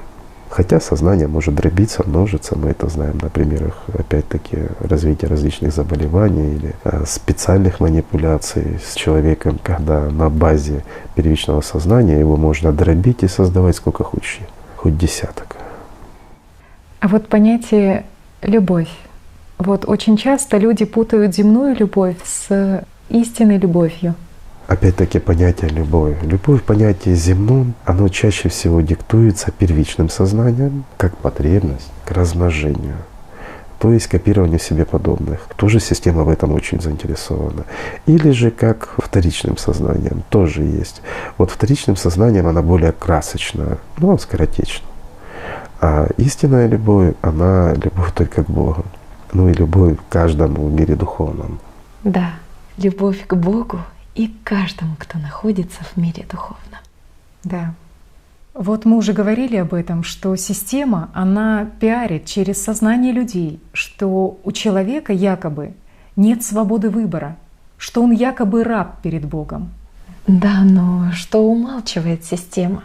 То, что свобода есть только в духовном, и что есть другое восприятие личности, состояние, которое возникает благодаря соприкосновению с Божественным, благодаря глубинному, чувственному восприятию, благодаря безмерной любви к Богу.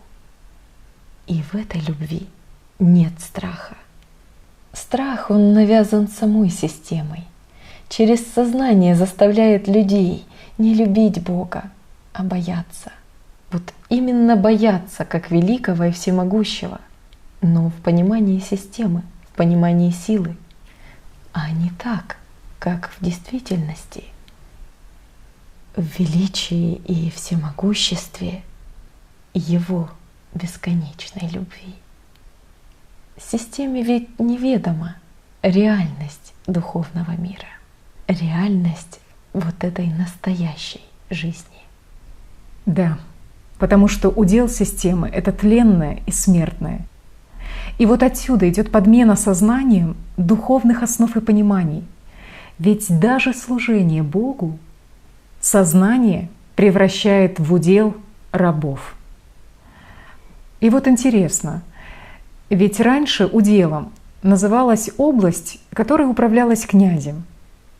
Но по сути так и выходит, что вот этот трехмерный мир есть удел рабов князя мира сего. Правильно вы здесь абсолютно заметили. И вот здесь опять-таки подмена, исходящая от сознания, очень жестокая, что все те, кто служат Богу, они Его рабы. Потому что сознание, оно же всегда стоит против Бога. Вот люди же очень часто не понимают, а где вот в них говорят боты сознания, а где есть тот внутренний, их искренний порыв к Богу, порыв, который идет изнутри. Ведь если у тебя есть страх перед Богом, если ты как раб боишься Бога, то ты его не любишь, и он тебя не видит. Да, подмена, исходящая от сознания, что Бог — это как бы Всевышняя ипостась идет. Это нечто субъективное, а все те, кто служат Богу, они Его рабы. Это неправильное понимание Бога. И было допущено в сознание людей такое вот ядовитое содержание, что человек должен бояться Бога. А это убивает, скажем, даже само стремление личности поиска Бога. Почему? Когда неокрепшие личности через сознание начинают диктовать то, что ты должен бояться Бога, Да, то внимание человека уже сосредотачивается на страхе вместо любви. То есть происходит слив силы внимания системе. И это порождает еще больший страх вместо любви. совершенно верно. А к Богу можно прийти только через любовь, нет другого пути. Только через истину, через познание. Познание может идти только через любовь. Да, и нужно приумножать свою любовь в дне. И это труд. А людям хочется, чтобы человек вдруг раз и стал духовно развитой личностью. Это крайне исключительные случаи, только могут быть такие подарки определенным личностям. А так человек должен сам пройти этот путь, он должен выбрать служение, исходя из договора, когда люди захотели в телесах бороться с дьяволом, заслуживая любовь Божью. Опять-таки, не то, что Бог их полюбит, а приобретение любви Божьей. Стать этим. И вот в религиях было привнесено ариманам, самое омерзительное, что привнесено им в религию, это боязнь Бога. Когда ты боишься кого-то, ты его не можешь любить. Любить искренне и по-настоящему. Ты будешь бояться его. И если ты боишься Бога, ты к нему никогда не придешь. Бога нужно любить. А Бог — это и есть любовь. Когда ты наполнен любовью, ты с Богом. Понимание любви даже и то было подменено. Это такое дело. Поэтому не может человек быть рабом Бога. Мы уже обсуждали это. Человек становится рабом дьявола, когда живет миром материальным, его ценностями. И тогда он однозначно предрешен, его судьба. То есть у раба судьба предрешена. А если брать в обычном понимании, простом, упрощенном, то человек может стать частью мира духовного. То есть он возвращается в свою семью в понимании человеческом. Но он не может быть рабом своей семьи. Это что это за семья, если я не раб? Это даже исходя из установок сознания. И как я могу любить свою семью, если я ее боюсь? Это да. Вот еще о Божьей любви. Игорь Михайлович, вы уже не раз упоминали в передачах о том, что истинную любовь в духовной истории человечества часто ассоциативно сравнивали с пылающим жаром, с огненной любовью. Почему во многих религиях, и не только в религиях, но и люди, которые действительно практически во всех религиях достигали духовного пробуждения, назовем его так, они упоминали огонь. И огонь этот всегда описывали в необычных красках. Они его называли огонь горящий, но не опалящий. Называли его чистейшим огнем и тому подобное. Вот это понятие огня — это как то, что зарождает жизнь. И вот здесь как первичная сила или первичная энергия. Вот оно упоминалось ими и ассоциативно на уровне сознания, потому что человек, переживающий это все на чувственном уровне и пытаясь объяснить другим, он подбирает некую ассоциацию, некой силы. И то, что он напоминает, вода не может быть, она течет. А то, что испытывает человек, и более понятно, особенно на первых этапах, это он испытывает даже на физическом уровне. Там даже, сами знаете, то есть когда происходит это проявление, наполнение, скажем, понятным языком для наших зрителей, духом, да, то что испытывает тело? Оно испытывает жар. Вот этот как огонь, горящий внутри. Но он не обжигает, и он радостен и благостен, и он чист. И вот эта вот ассоциация, которая воспринимается сознанием вот этого первичного огня, Когда-то его называли силой Аллата. Да, и вот этот незабываемый опыт первого соприкосновения с духовным миром, когда ты впервые испытываешь вот это огромное, вот это неземное счастье, ты чувствуешь вот этот благодатный жар любви, которого раньше ты не знал. Любви настоящей, неиссякаемой. И вот эта радость, она настолько переполняет тебя, вот, но настолько сильно, что даже тело это чувствует. Ну, потому что этот жар, он такой истинный, он искренний, он распирающий, он настолько объемный. Сама чистота, он чище чистого. И впоследствии, когда ты живешь духовным миром, то вот этот жар, он исчезает в таком сильном проявлении, но он уходит на глубину и становится твоей неотъемлемой частью. И там, на глубине, он постоянно присутствует, постоянно есть. Он тебя распирает изнутри.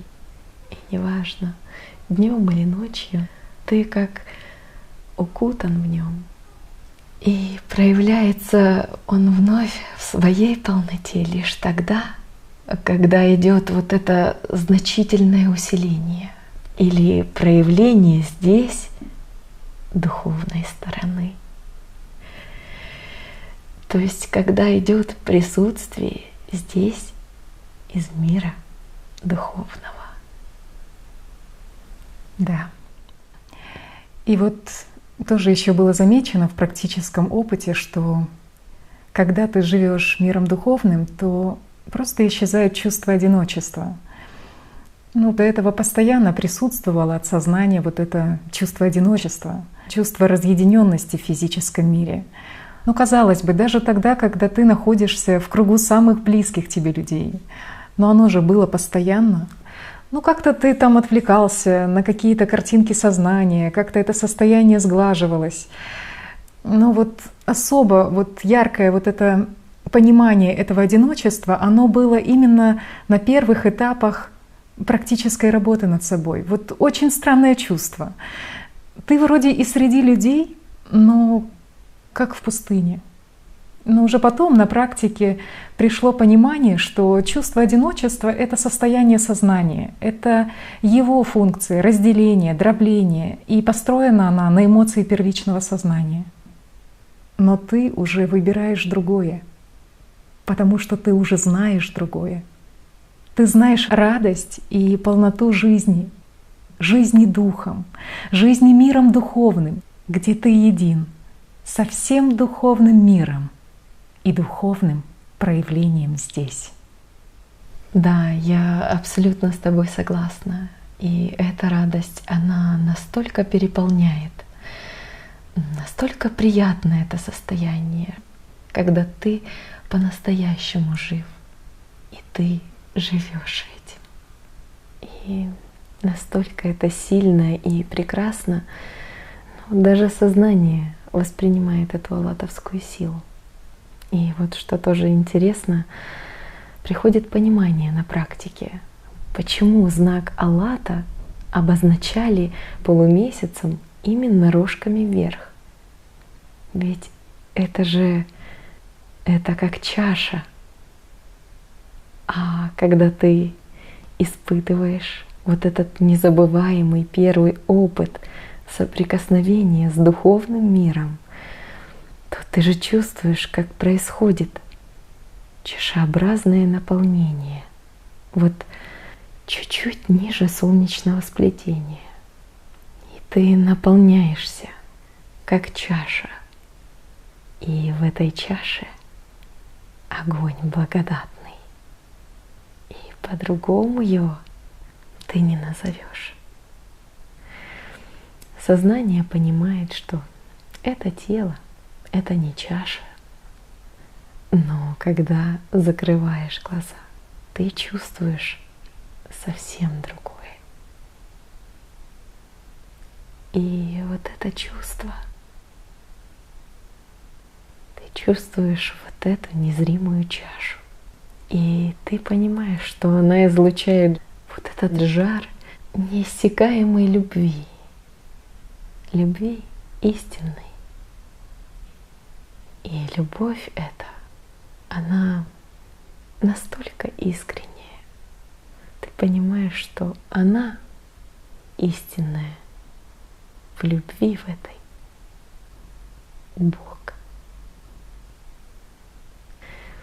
Вот это чувство, чаша, полумесяц, вот этот алат, вот как внутри в тебе просто объемный знак, который излучает эту бескрайнюю любовь.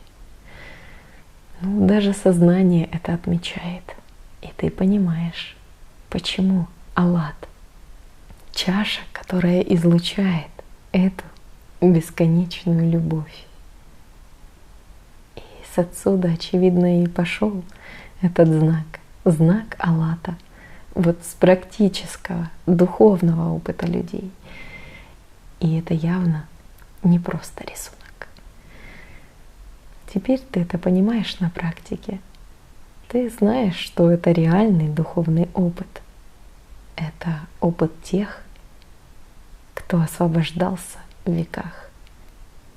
И, очевидно, они его фиксировали как первый опыт духовного соприкосновения с миром бескрайним. И этот опыт ни с чем не спутаешь. Никогда ты его не забудешь. Он всегда с тобой. Да.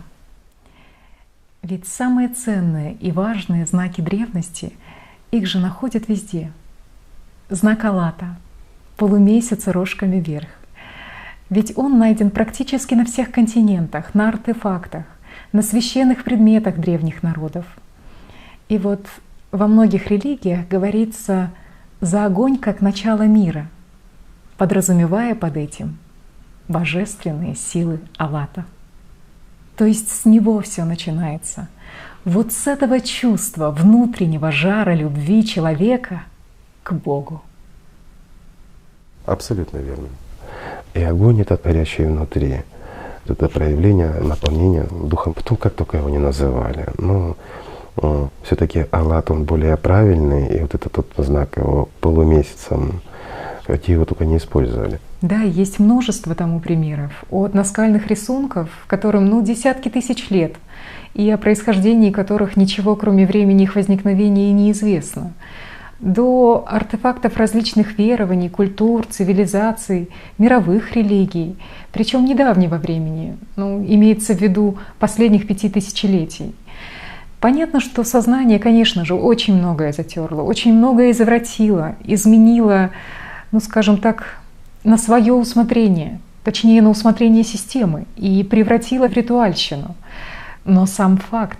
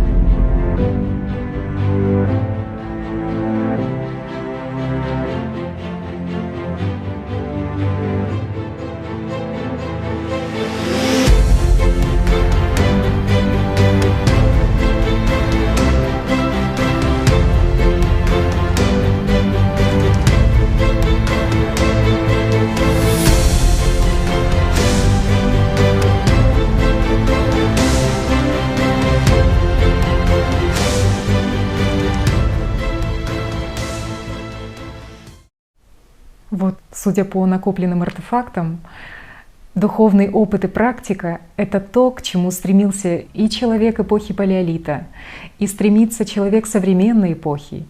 И неважно, где находится тело человека — в пещере, исчерченной знаками, фиксирующими духовный опыт прошлых поколений, или в храме, наполненном книгами религиозного опыта людей прошлого. Важно, где практически пребывал человек, как личность. В символах мертвой трехмерности, слушая трактовки сознания, или в практике жизни духом. Проще говоря, чем он жил — сознанием или духом. И вот интересно, что раньше было проще человеку в отношении духовного познания, чем когда пошел процесс значительного усложнения исконного знания через призму сознания. Вот приведу простой пример. Около 7000 лет назад на востоке Европы процветала всем известная нам Кукутень-Трипольская цивилизация, которая строила крупнейшие по тем временам города. И это была очень развитая цивилизация, которая тысячелетиями мирно существовала.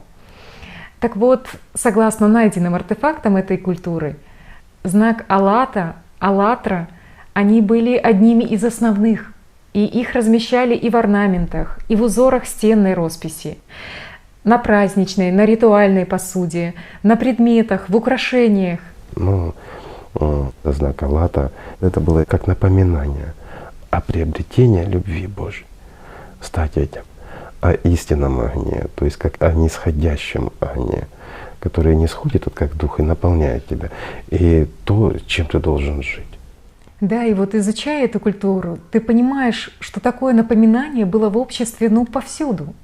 В тех же домах его рисовали на почетном месте, ставили на печи, излучающие тепло, чтобы человек грелся не только телесно, но и духовно, то есть непрестанно поддерживал внутри себя вот этот божественный огонь. Огонь любви к Богу. Знак Аллатра и Алата ставили на верхушки и крыши домов. То есть он был повсеместно. И он был как напоминание о главной цели жизни человека — стать из мертвого живым. И вот судя по знаковым обозначениям на артефактах и вот особенностям существования данной цивилизации, понятно, что духовные знания там именно практиковались. Это естественно, потому что доминировало духовное над материальным, не так, как сейчас. Да, знак Алата, как упоминается в книге Аллатра, и в последующие времена обозначал первичную энергию, божественные силы. И он являлся символом для практикующих, для тех, кто обогащался духовным опытом. Да, это было такое духовное напоминание о жизни вечной здесь и сейчас. Да. Знак Алата служил еще как каждодневное напоминание, но это не было, как сейчас, икона для большинства. Здесь действительно есть существенная разница, потому что сегодня иконы для большинства людей — это напоминание о прошении, о помощи в жизни трехмерной, выпрашивание у Бога чего-то либо для себя, либо для близких, обращение с просьбой, как в высшую инстанцию. Да, к сожалению. И все это построено на эмоциях от сознания, на надежде, на страхе. А раньше, тот же знак Алат — это были знаки для людей, проживающих в разных уголках мира, как напоминание об исконных знаниях, о приумножении своего внутреннего духовного жара, любви к Богу. То есть напоминание о духовном развитии личности. И в основном именно знаки передавали духовный смысл и суть знаний, которые понимали в любом уголке мира, а не так, как сейчас. Символы трехмерности, образы с чертами лица, которые совпадают с внешними фенотипическими особенностями местных народов. То есть не было разделения исконного знания. Не было разделения его на собственность того или иного народа. Да. Так вот, когда пришла в упадок трипольская культура? Когда на смену ей пришли воинствующие культуры, то есть уже те поколения, кто уже утратил знания, и те, кем управляло сознание животного разума, те, кто с помощью сознания, как раб системы, он превращал знания в магию, в религию, в скепсис науки, те, кто создавал социальные иерархии и развивал системы управления, построенные на надежде и страхе. Совершенно верно. И вот все-таки, несмотря на такое вмешательство сознания, люди еще тогда помнили об источнике, дарующем жизнь. И это же можно наблюдать не только по тем артефактам и остаткам от древних цивилизаций, которые существовали до трипольской культуры. Это можно наблюдать и по отголоскам исконных знаний, которые легли в основу учений тех или иных религий, существовавших в последние 5000 лет и значительно уже обработанных сознанием. Вот, например, в философии индуизма, а также буддизма до сих пор есть такое понятие, как майя, которое имеет несколько значений. Вот с одной стороны, оно рассматривается как иллюзорность воспринимаемого мира, а в другом значении его связывали с мировой силой, которая создает изменчивую природу, но сама обладает неизменностью Бога. По сути, это характеристика сил Алата, тех первичных энергий, из которых все соткано в этом мире. И считается, когда эту силу используют для божественных целей, то она дает чудесное преобразование. И ее ассоциировали с божественной женщиной, то есть с богиней, атрибутом которой был знак Алата. Ну а когда эту силу используют демоны, то майя уже превращается в обман, в подмену, в колдовское изменение. Как мы помним по книге «АЛЛАТРА», с древности известные знаки полумесяца, повернутые в определенные стороны, в зависимости от их значения, то есть указания на полевые структуры и конструкции человека, боковые или задние сущности. Но самое интересное — это упоминание и значение покрова богини. Это иллюзорность всего воспринимаемого мира, скрывающего под видимым многообразием свою истинную сущность — Брахмана, то есть единого, высшего Бога, как единственную реальность. Да, вообще мать-богиня с покровом, атрибутом, который являлся полумесяц рожками вверх, то есть знак Алата. Это довольно распространенный образ в культурах и верованиях разных народов. Совершенно верно. И есть уже понимание, что это означало в древности. Вот независимо от того, на каком конце света исповедовали то или иное верование. Вот, например, богиня с покровом или ткущее полотно, она есть и в верованиях индейцев Аляски, это богиня Ацинтма, и в верованиях древних славянских народов, это богиня Макаш, и в верованиях древних арабов, это богиня Айлат и многие другие. Это есть и в современных религиях. В христианстве есть такое выражение — находиться под покровом Богородицы. Да, различных верований, то есть путей к заветной двери исконного дома, может быть много. А открытие двери, то есть духовный опыт практического соприкосновения, жизни миром духовным, одно на всех. Ведь если смотреть с позиции духовного опыта, то что пытались ассоциативно передать прошлое поколение в будущем? Как раз то, что на практике, когда идет сосредоточение внимания на духовном мире с помощью глубинных чувств, как раз и происходит вот этот уход в единственную реальность, в реальность Бога. Это да.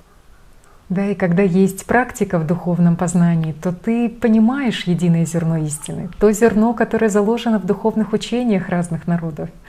Но без практики теория мертва. Вот правильно тут подмечено, что это уход в реальность Бога, то есть в родной духовной природе человека, как личности, его путь в свой истинный дом. В санскрите есть такой термин, как алая, и буквально он означает дом, жилище, исконное. А одно из ключевых понятий в буддизме — алая-джана, то есть некого общего вместилища, невыразимого и непередаваемого знания единого. И у народов Востока, например, в той же Турции, слово «айя» означает «святой». У арабов тоже есть упоминание об исконном доме. В исламской энциклопедии в статье о главной святыне ислама Каабе говорится о том, что, согласно преданию, одно из названий первой святыни был Аль-Байт-Аль-Латик, что означало «древний дом», «исконный дом». И считается, что она была основана Адамом как первая святыня на земле, которая была предназначена для почитания Бога.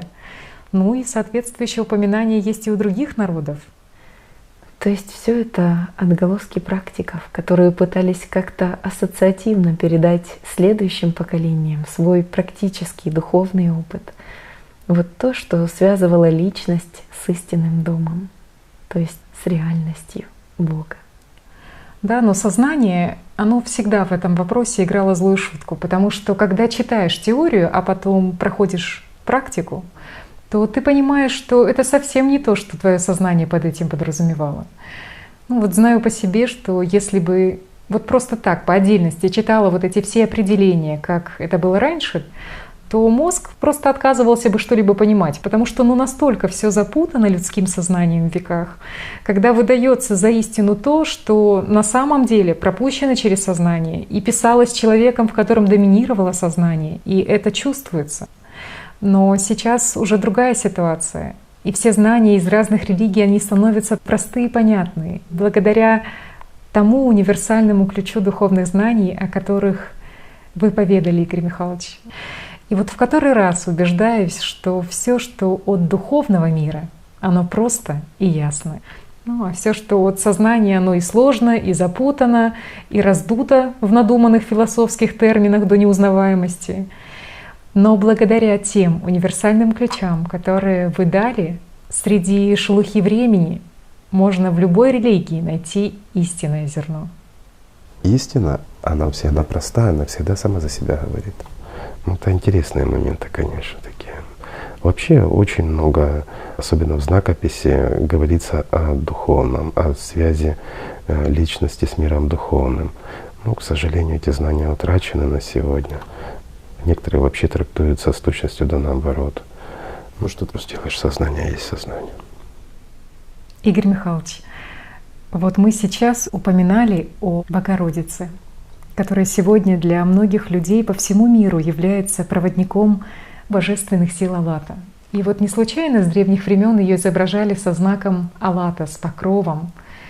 Сегодня очень многие люди обращаются к ней в своих молитвах, как к помощнице скорой в делах духовных. Но довольно часто вследствие инкультурации ее ассоциируют с образами земными, с образами телесными, с образами, которые приемлемы для того или иного народа. А ведь на самом деле это огромная Божья сила. Да. Часто воспринимают Богородицу, и она ассоциируется у людей с образом материальным, но опять-таки все святое есть Дух. А Богородица — это есть величайший Дух. Почему? Ну, есть много сказаний, но скажем так, что такое любовь? Любовь — это и есть Богородица. В этом плане очень интересно, есть легенды за сестер Аллат. Ну это, ох, как природе не нравится. За сестер Аллат, но это больше относится к исламу. Ну, в принципе, я думаю, кто захочет, тот сам найдет. Не стоит здесь это упоминать. Чтобы не вызывать напряжение в сознании определенных людей. Тех, кто духом воспринимает, им, конечно, интересно было бы, но, к сожалению, многие, считающие себя истинно верующими, живут больше сознанием под диктовку того, кто управляет этим сознанием. Поэтому в современном мире, к сожалению, многого даже сказать нельзя. И это правда. Богородица — это Дух. И есть люди, которые чувствуют в себе потребность мариевского служения. Ну, затрагивая вообще вопросы служения, служение, оно разное бывает. Но чаще всего люди стремятся к служению от сознания, в надежде получения на пути служения каких-то магических способностей. Вот это часто подталкивает людей на то, что они говорят: я хочу служить, я готов. А истинное служение — это как раз тот пример Марии, как воплощение чистоты и любви, и полной самоотдачи миру духовному, и привнесение тех ценностей и их распространение в мире материальном, вне зависимости от желаний сознания, которое ежесекундно сопротивляется всему этому. Это сложный вопрос. И в публичной передаче его поднимать, особенно Мариевское служение, зачем? Для тех, кто чувствует. Кто чувствует, тот поймет. А остальным так. Усилить в них демона. Но есть люди, которые искренне хотят прийти к Богу. Понятно, что уже многое дано. Но вот сейчас такое время перекрестия, такие события, вот такая тьма сознания накрывает мир, что трудно это не заметить. Но самое главное, что происходит сейчас, это то, что идет такой большой посыл от духовного мира. И такой большой внутренний зов идет, который сложно не услышать. И очень много чувств наполняет изнутри, потому что ты слышишь этот зов. И этот зов, он обращен к каждой личности, как к духу. Он пробуждает жизнь настоящую. Вот все то, что есть самое ценное и самое важное у человека. Но вот многие еще прозябают в рабстве под наркозом сознания. Хотя уже очень много дано. И сказано очень много. И знания даны. Но сейчас все находится на такой грани. И судьба каждого человека зависит только от его личного выбора. Бог, Он любит всех, кто любит Его. А кто Его не любит, того Он просто не знает. И это правда. Хочешь быть с Богом или хочешь, чтобы Он тебя любил?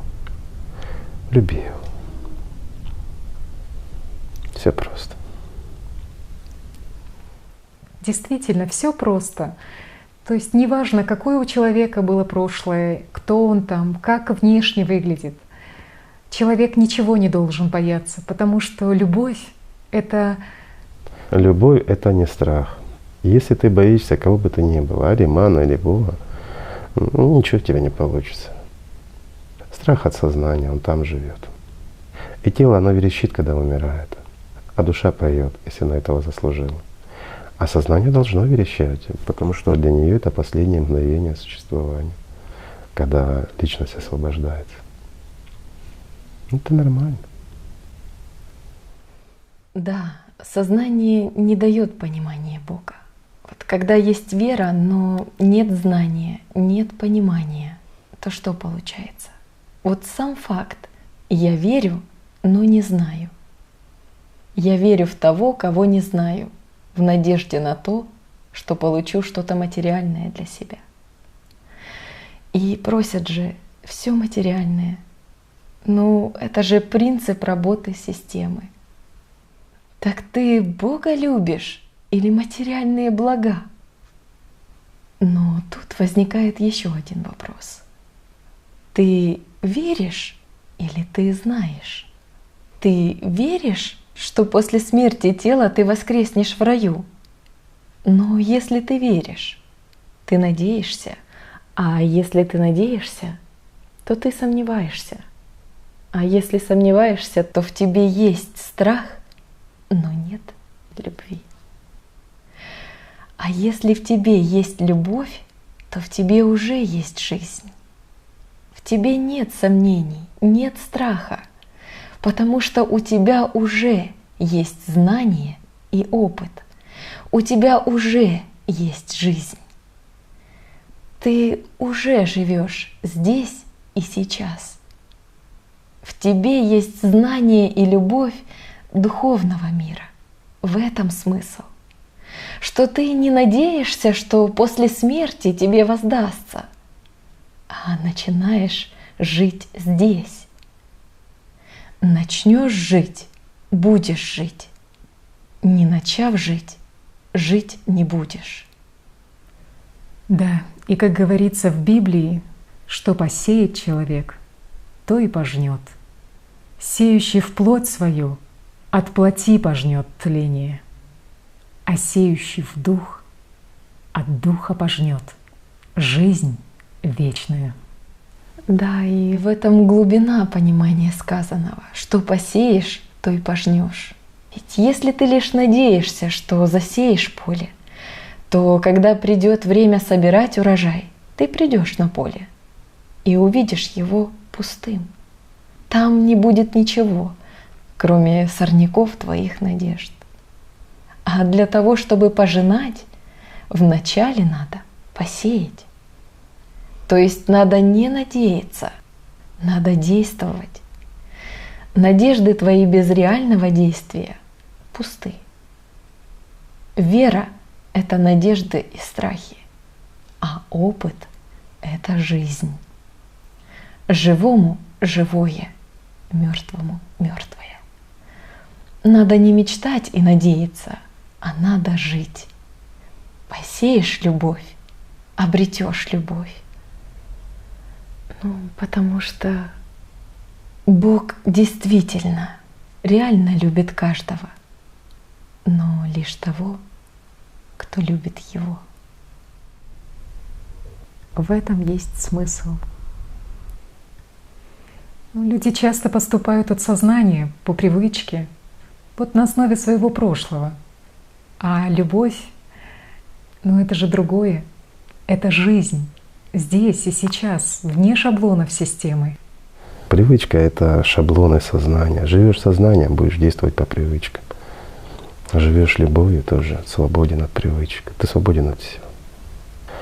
Что такое привычка? Привычка в сознании. Сознание — часть системы. Все просто. И действительно же все просто. И еще нужно не носиться со своими шаблонами, потому что это сознание, и оно может там и о прошлом, и о будущем. Ну а ты вот просто здесь и сейчас. Люби, и все. Прошлое, будущее, оно есть только в сознании, но у него нет настоящего. А у личности нет ни вчера, ни завтра.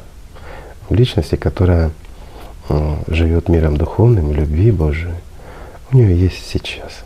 И сейчас оно бесконечно. Оно не может сейчас стать вчера или завтра. Это же сейчас. И оно вечно. А вот у сознания вчера надо было сделать так, а вот завтра я поступлю по-другому. Но у него нету сейчас. Да, глупо пренебречь настоящим в пользу грядущего. У грядущего нет настоящего.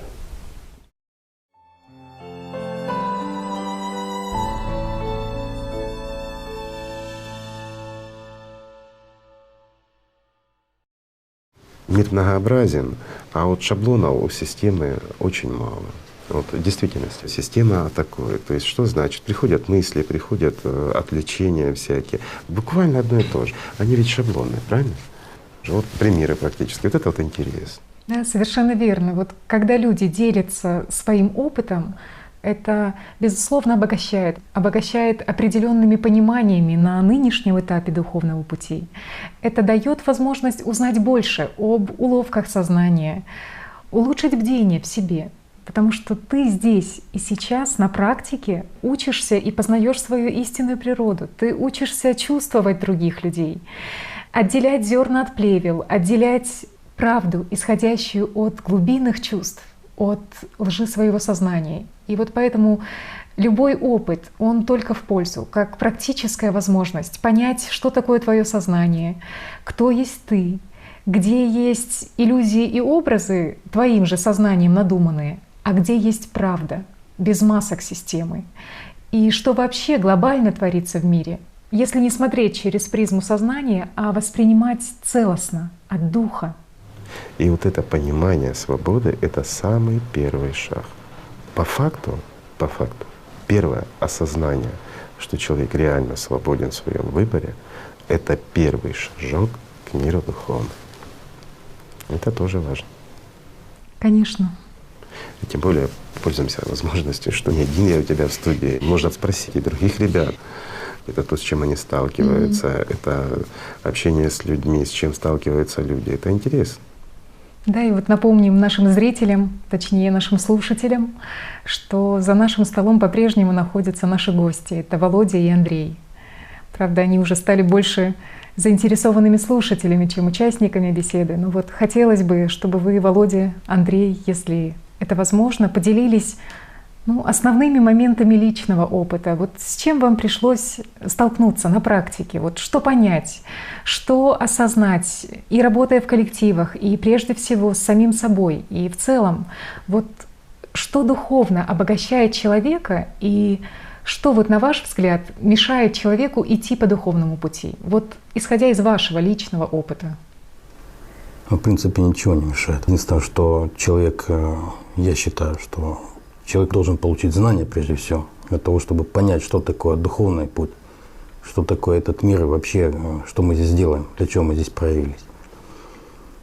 А дальше человек уже начинает двигаться. Он либо двигается по духовному пути, либо делает вид, что он двигается по духовному пути. Тут зависит от того, что человек принял для себя, какую цель поставил. Если цель он видит, значит он двигается. А может по пути отвлечься на уловки сознания. Собственно говоря, разные ситуации бывают. Кто-то может увидеть гордыню какую-то в себе, либо не проконтролировать этот момент. Кто-то, разные ситуации бывают. Движение по духовному пути – это целенаправленное движение. Если человек понял, принял знания, действительно их, мало того, что он понял, он действительно их прожил, начинает жить этим, тогда он, в принципе, двигается серьезно, спокойно, уверенно, не отвлекаясь на разные ловушки, сознания и прочее. Я считаю так. Может, Андрей поделится моментами? Таких моментов на сегодняшний день, слава Богу, много накопили. Один из таких видов препятствий – это утрата цели. То есть это когда человек в какой-то момент из-за того, что, скажем так, недостаточно работая над собой, позволяет своему сознанию доминировать. И сознание в этот момент подменяет цель. То есть на самом деле у сознания там много желаний, да? Не знаю, денег заработать, карьеру сделать, я не знаю, семью. Кто-то хочет великим спортсменом стать, кто-то великим ученым. У сознания одно желание — кушать. А те желания оно навязывает личность. Это способ кушать. Один из способов, манипуляция. Да, манипуляция. Но человек ведь сюда пришел с одной целью — стать бессмертным. Обрести жизнь.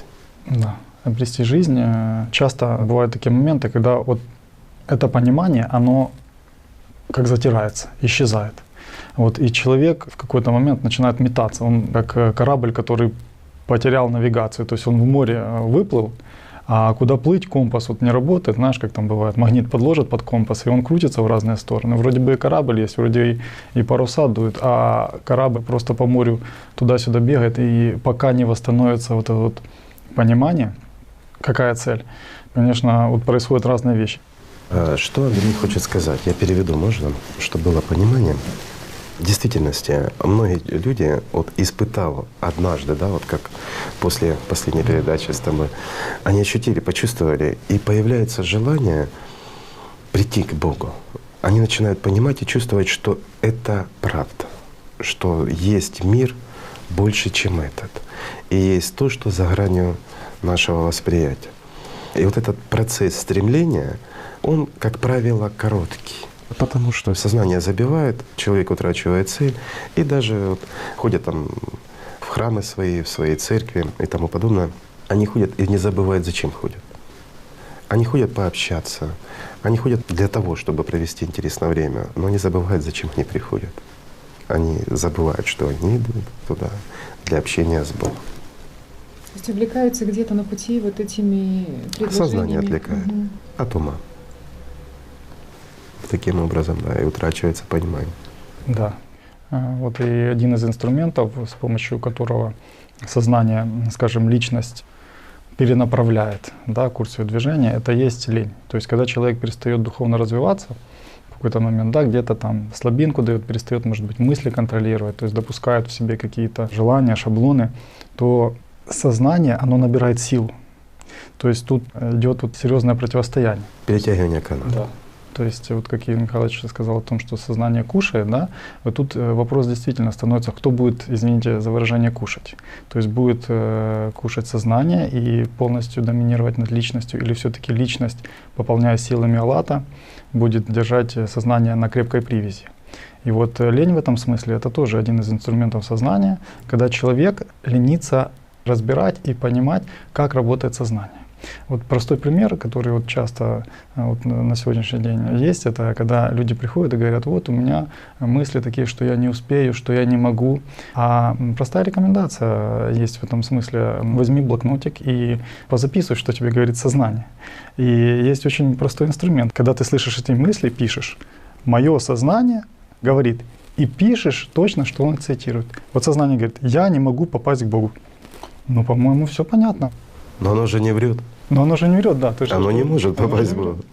То есть оно не врет. И я говорю так. Но только она навязывает это же и личности, которая может таки попасть. И вот тут момент, вот Игорь Михайлович правильно говорит, самый главный, что оно, скажем так, с больной головы перекладывает на здоровую. То есть оно в этот момент говорит личности, что я — это ты, и это у тебя не получается, то есть как бы у меня. И получается, а если знать этот, скажем, это просто идет цитирование мыслей от сознания. Ну да, это говорит и вещает сознание, а у сознания это никогда и не получится. Да. То есть вот мы можем говорить о сомнениях, мы можем говорить неуверенности, мы можем говорить, что нет опыта, но это все порождение сознания. Почему? Вот люди говорят: нет опыта. А кто мешает опыт приобретать? Лень. А кто порождает в человеке лень? Сознание. То есть сознание, оно, если человек начинает его слушать, оно действительно, скажем, ведет человека не туда.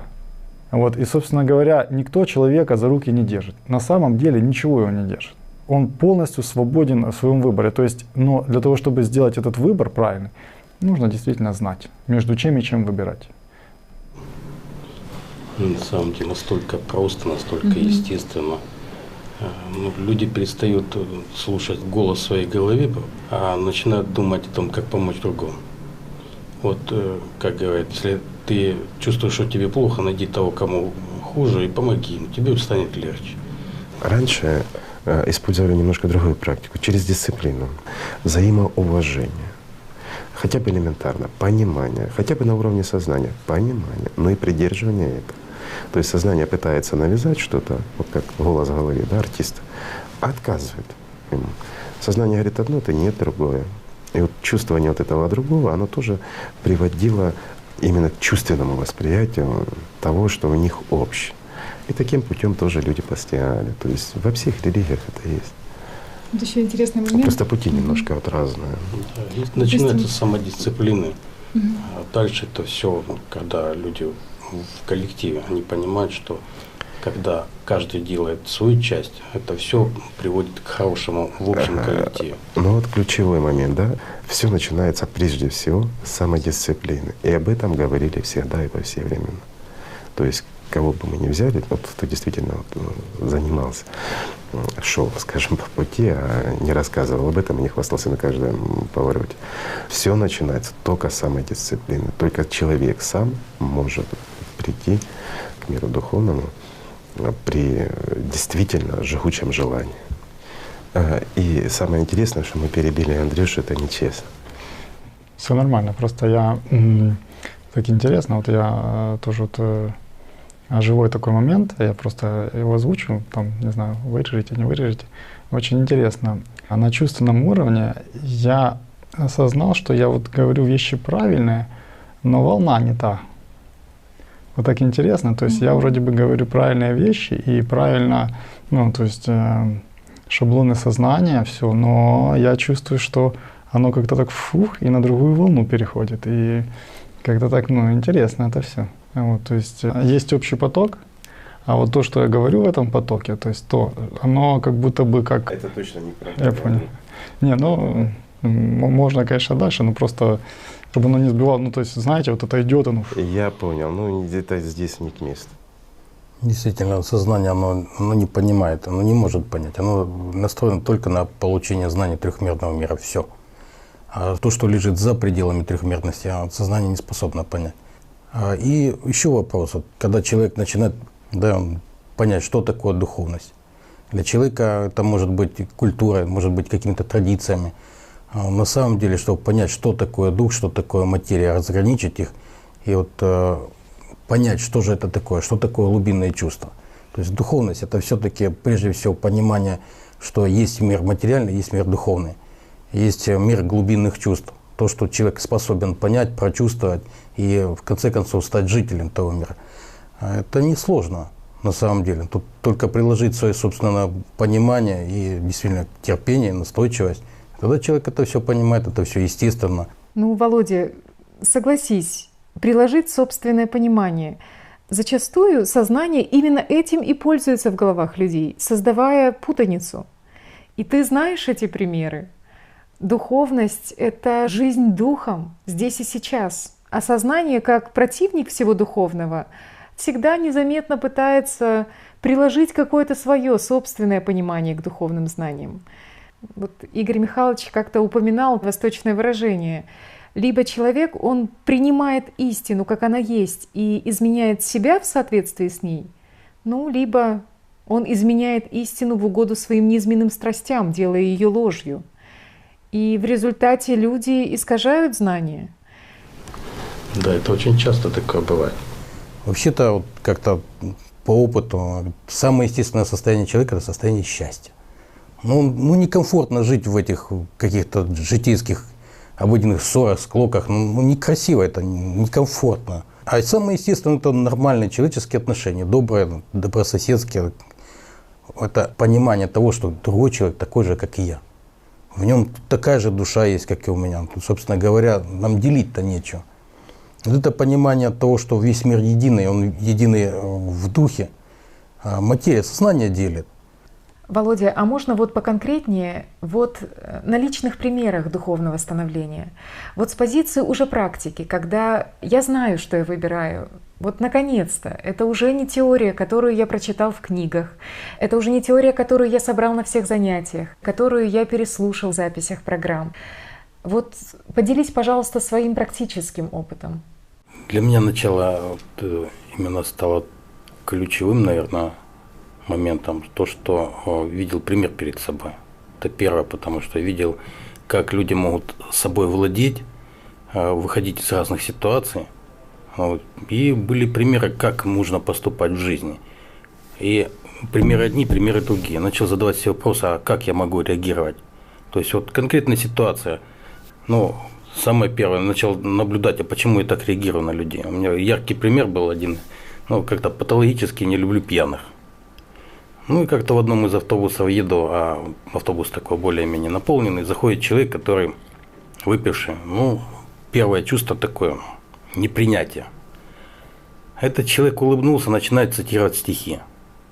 Мне это было шоком. Он делал такие вещи, он рассказывал с таким чувством. Это было поразительно. Я понял, что я совершенно по-другому должен думать, хотя бы реагировать на этого человека. Потому что вот в нем увидел человека настоящего, не того, как я думал о нем. То есть во мне, оказывается, есть тот, кто думает плохо, но он думает совершенно неправильно. Он не оценивает человека таким, как он есть, а видит только картинку перед собой. Он цитировал где-то минут, наверное, 20, пока мы ехали в автобусе. Он не прекращал, это было с чувством, это была поэма. Подожди, я-то такого пока не умею, у меня не настолько интеллект развит. Оказывается, у человека есть что-то глубокое, то, что его волнует, и он это может передать. Вопрос, почему я реагирую так, а не вижу настоящую картинку? Я начал искать, собственно говоря, искал в разных направлениях, и религиозных, и везде. А потом начал заниматься восточными единоборствами, встретил людей, которые умеют владеть собой. И с этого началось мое понимание, куда же двигаться и как с этим работать. Потом наши диалоги о разных поведенческих мотивах, о том, как можно реагировать, что такое вообще человек, как он, из чего он состоит, почему он так реагирует, что такое сознание.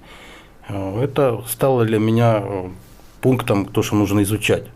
То есть я начал рыться в библиотеках, где-то знакомиться с йогой, с психологией.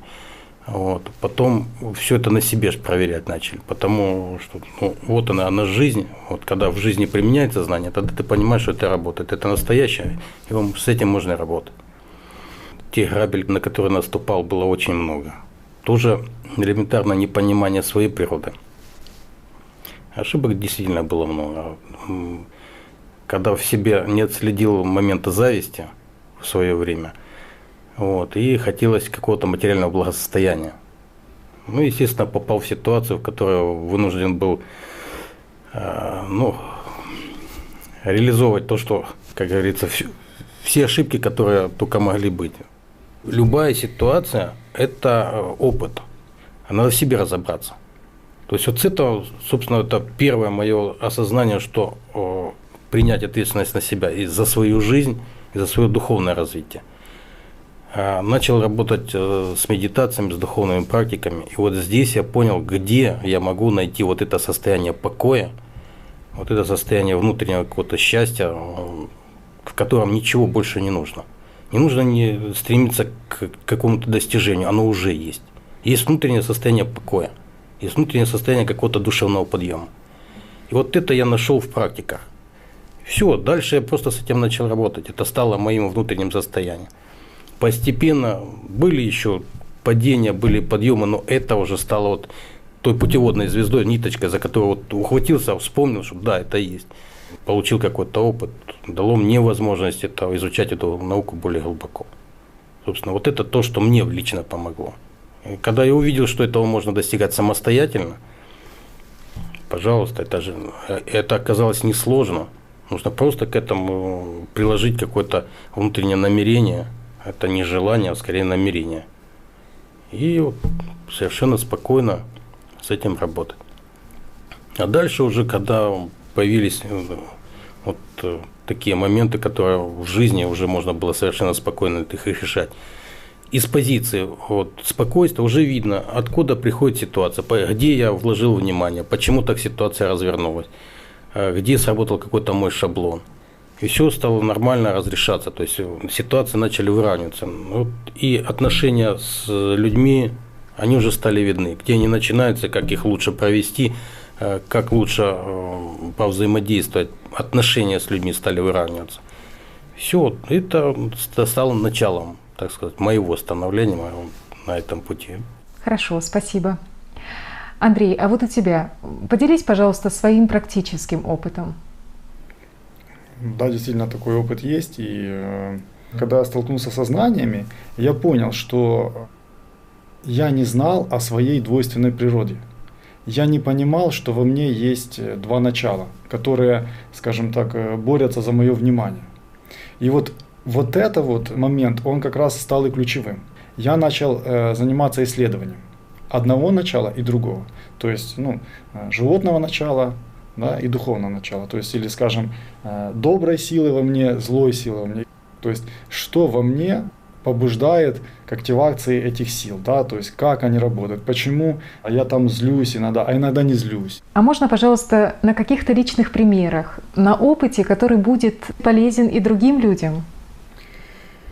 Вот я сейчас сижу, пытаюсь вспомнить, да, вроде бы много чего было, но то, что сейчас вот так вот всплывает, я буду говорить как есть, да, то есть самое большее, что меня на этот путь сподвигло, это все-таки желание жить.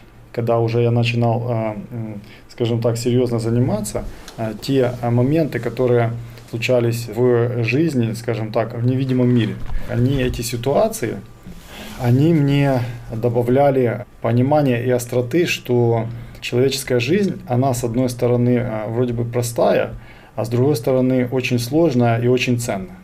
Почему? Потому что в ней надо быть очень и очень аккуратным. Один неверный шаг может привести к необратимым последствиям. Первую ошибку, это у меня тоже такая ошибка была, сразу возникает в голове мысли о том, что для того, чтобы духовно развиваться, нужно оставить работу, нужно оставить тот социальный, скажем, уклад, в котором находишься, нужно там уехать куда-то в горы или там в лес отшельником и заниматься там духовным развитием. это огромная ошибка, то есть, с которой я тоже столкнулся. Почему? Потому что эти мысли, они приходят от сознания. Они человека, наоборот, стараются убрать из той среды, где он будет наиболее полезен и его развитие будет наиболее эффективным. Ведь в лесу, смотрите, в лесу нет людей, с которыми, скажем, нам некомфортно, да, и мы не сможем выяснить, а почему некомфортно. Мы не сможем, а ведь люди для нас являются зеркалами. Правильно? То есть, если человек меня раздражает, скажем, да, в каком-то моменте, то прежде всего это есть во мне. То есть это не проработанные какие-то вещи во мне. В лесу я таких зеркал не увижу. Занимаясь уже практиками, понимая, что, скажем, этот мир агрессивно настроен к людям, которые это делают, и вообще к людям, этот мир хочет людей разделить, чтобы они были в ссоре. И вот недавно была такая ситуация интересная. После ночной медитации как-то приехал, там общаюсь с ребятами и чувствую, что у меня внутри такое состояние, как мне дали что-то ценное, но оно как бы еще не во мне. То есть, вот оно возле меня. И начинают интересные ситуации происходить. Я встречаю первого человека, и он сходу задает мне такой вопрос, то есть даже не вопрос, а, скажем, дает мне определенное руководство к действию в такой достаточно агрессивной, эмоциональной форме. И я так, как бы так спокойно думаю, и так я себе еще вопрос думаю, а задаю, что происходит? То есть, как бы, а почему человек так агрессивно ко мне, как-то так настроен? И он мне говорит, вот, ты там должен это сделать, там это. Я так думаю, интересно, какой-то такой, диалог такой какой-то, не диалог, а монолог, вернее, такой какой-то. И я так, да, так я сам ухожу и понимаю, что внутри меня начинают какие-то как колебания происходить, такие не совсем хорошие. И я понимаю, что вот то ценное, что я получил, оно сейчас может, скажем, от меня отойти. Следующий этап, я ухожу, я понимаю, что не надо сейчас общаться с этим человеком, надо, скажем, ни в коем случае не выходить на эмоцию, то есть ни в коем случае не рассказывать ему о том, что он там эмоционально. Я ухожу, но тут подбегает совершенно другой человек, заглядывает в глаза и спрашивает, у тебя, говорит, все нормально? И я так стою, так говорю, да, говорю, нормально. И так отхожу. Думаю, так, надо уезжать. Потому что, понимаю, что, я на такой грани. И я, с одной стороны, вроде понимаю все, но чувствую, что могу проиграть, а поэтому, как бы, не хочется в браваду играть. Вот это, кстати, один из шаблонов, что вот, типа, я тут все могу, я там молодец. Я понимаю, что лучше уехать. Я сажусь в машину, отъезжаю от места, тут мне звонок по телефону, доставка воды. А это вы воду заказывали? Я говорю, я воды, не заказывал. Я просто так спокойно говорю. Система включилась. Да, я говорю, я воду не заказывал. И у меня сразу приходит мысль, кто заказал эту воду. Я звоню человеку, говорю, слушай, ты воду заказывал?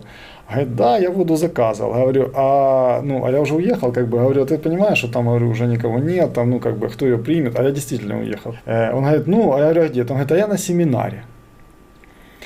И тут я понимаю, на внутреннем уровне, я понимаю, что как мне в руки, вот это условно опять же, как будто мне дают заряженный пистолет. То есть и говорят, вот ты сейчас можешь этому человеку...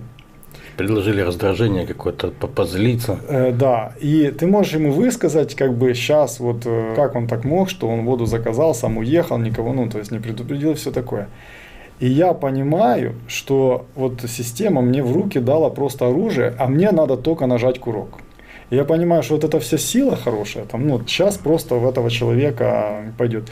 Я такой, да, говорю, хорошо, говорю, разберемся. И то есть, сам понимаю, что не надо этого делать, то есть ничего не ему говорить. Я говорю, разберемся, ничего, все нормально, выпутаемся. И звонят мне уже с доставки воды, и я как бы начинаю перед ними извиняться. То есть я говорю, ребята, извините, пожалуйста, мы тут забыли, там уехали.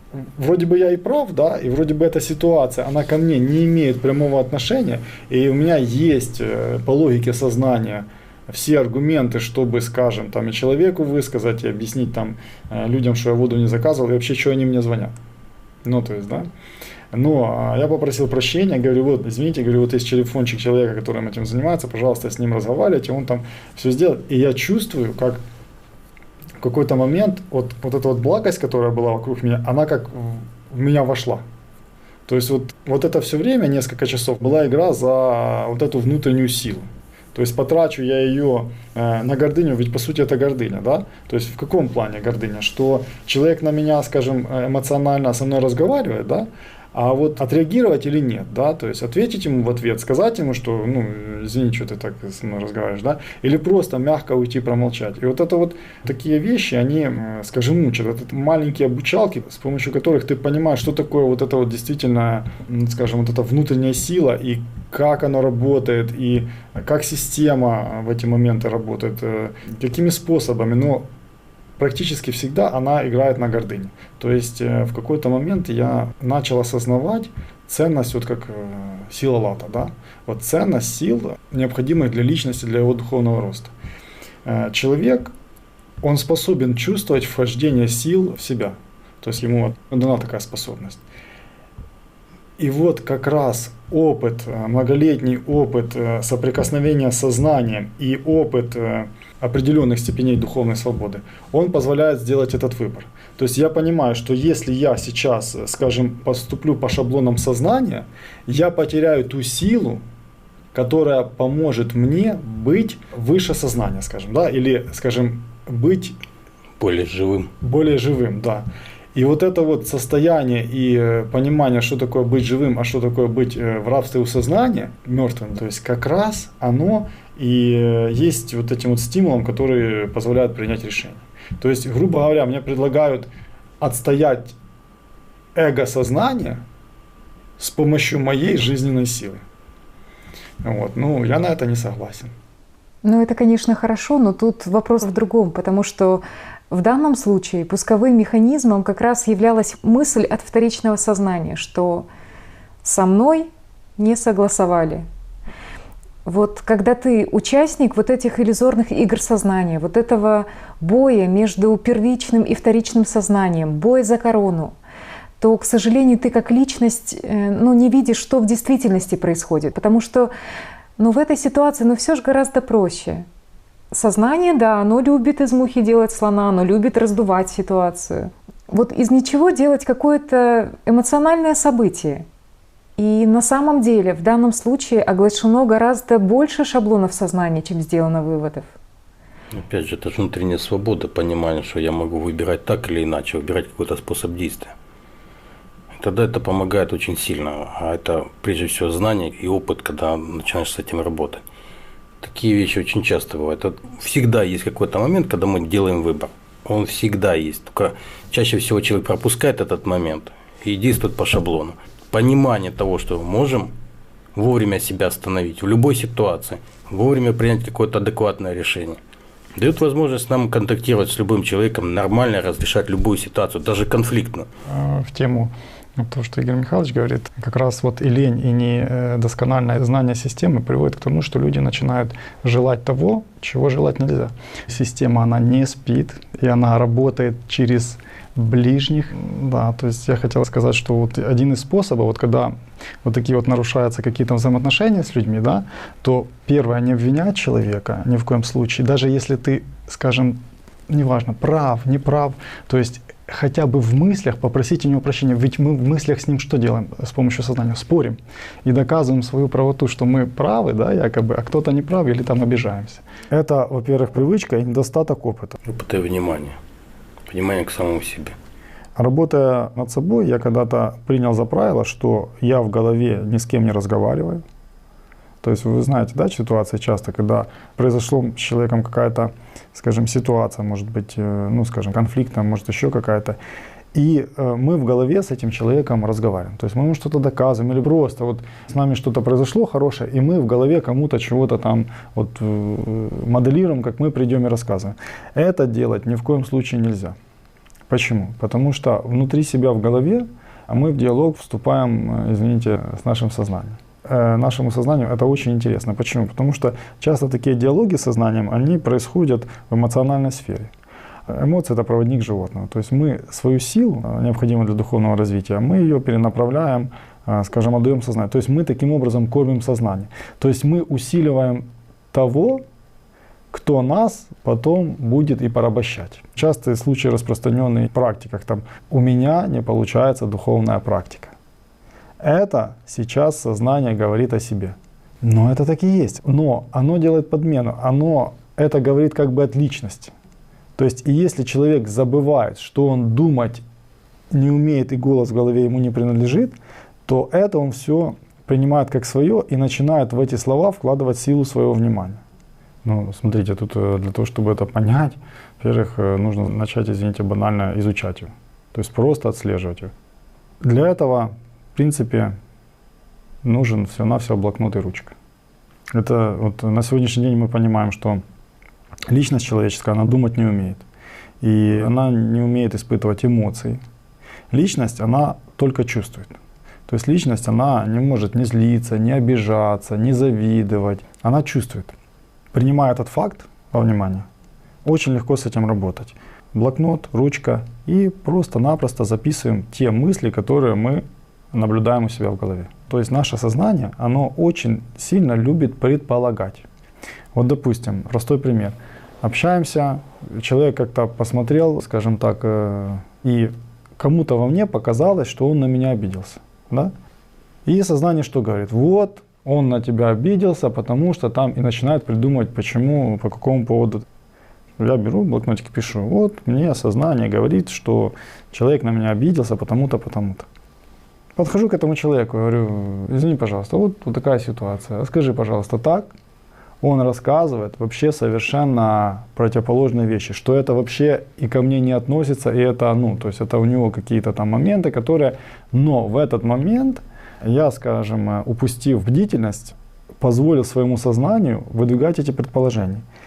И таких вещей насобиралось на сегодняшний день масса. То есть это и по поводу практик, вот у тебя там практики. Ты взял и проверил. Да, то есть обязательно проверять. То есть вот момент, вот почему вот катарсис, да, там и вот нужно общаться и рассказывать то, что внутри происходит, потому что так мы сможем узнать правду. То есть сознание, оно любит додумать, кто что думает, кто что делает, и оно как бы человеку, личности, постоянно эти теории выдвигает. И из-за этого у человека, из-за того, что он начинает к этому прислушиваться, скажем, у него начинается в жизни очень много проблем, потому что он руководствуется домыслами и предположениями. Очень интересные моменты происходят. Почему? Наступает облегчение. То есть первое, что происходит, во-первых, вот этот голос в голове и диалог, он сразу прекращается моментально. То есть ситуации разрешаются мирно и приходит новое понимание. Приходит понимание того, что еще есть влияние на того человека. То есть фактически зачастую вот эти вот беседы, диалоги в голове, они происходят не только, скажем, у меня, но и у того, с кем ты это делаешь. Почему? Потому что если есть какие-то, скажем, тайные недоговоренности между людьми, или, скажем так, люди не открываются в плане того, что им говорит животное, они попадают в вот эти вот закольцовки и ловушки. То есть им система навязывают одни и те же мысли, направленные на разъединение с друг другом. Ведь задача, самая главная системы, это разъединить людей. А разъединяет она с помощью мысли. То есть она в мыслях нас настраивает друг против друга. Чтобы этого не было, просто-напросто нужно вопреки всему объединяться. То есть чтобы не было. А чтобы это объединение было более простым, душевным и легким, нужно обличать мысли животного начала в себе. Вот и в статьях, тех, что были написаны, да, и в книгах написано, сила системы, она в тайнодействии, в том, что ее не видно. Да. И замечая вот этот вот диалог в голове или какой-то момент желания внутри себя кому-то что-то рассказать, просто прекращал его.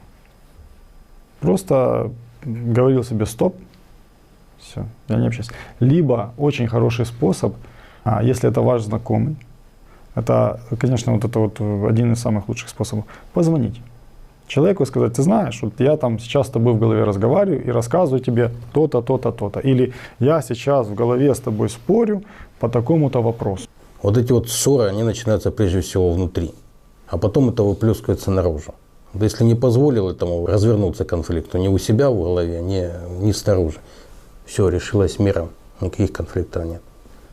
Один из таких примеров хочу привести, вот, кстати, таких, забавных достаточно. У нас, скажем, многонациональное движение, и у нас есть люди разной национальности. Так вот, в этом смысле произошел такой забавный как-то случай. У нас есть человек, представитель кавказских народов, скажем так. Ну, и мы общались, и в какой-то день я замечаю в себе странную реакцию на его какие-то действия. То есть он вдруг меня начинает раздражать. Кому-то во мне не нравится, как он себя ведет, как он что-то говорит. И я понимаю, что такое быть не должно. Встречаюсь с ним, говорю: слушай, извини, пожалуйста, можно я тебе на минуточку, говорю, надо поговорить. Я говорю: ты понимаешь, я говорю, вот моему животному не нравится, что ты вот так вот делаешь, вот так вот как-то. Я говорю: я не понимаю, почему это, я не знаю. Он на меня так смотрит, такими глазами остановился, говорит: ты знаешь, мне уже 3 дня животное говорит, что ты не любишь представителей кавказской национальности. Вы представляете? У меня даже мыслей таких не было.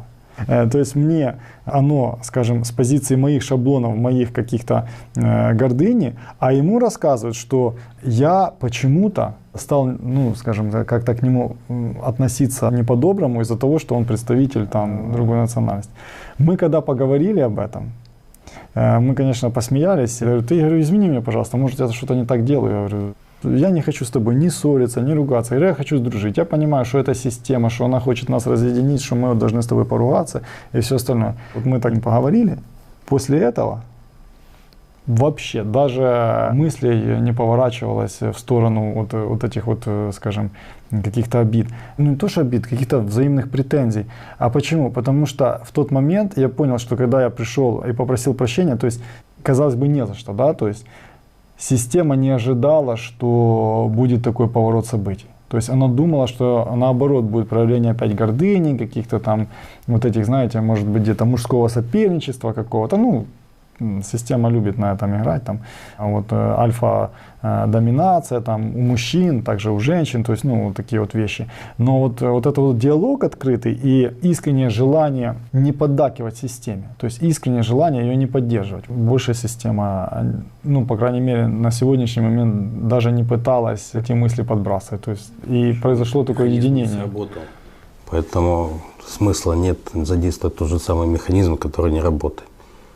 Только мы это заметили, все, системы нет подпитки, человек не отдает. Либо и с юмором разрешил, либо вот по взаимодействию с человеком разрешили, все.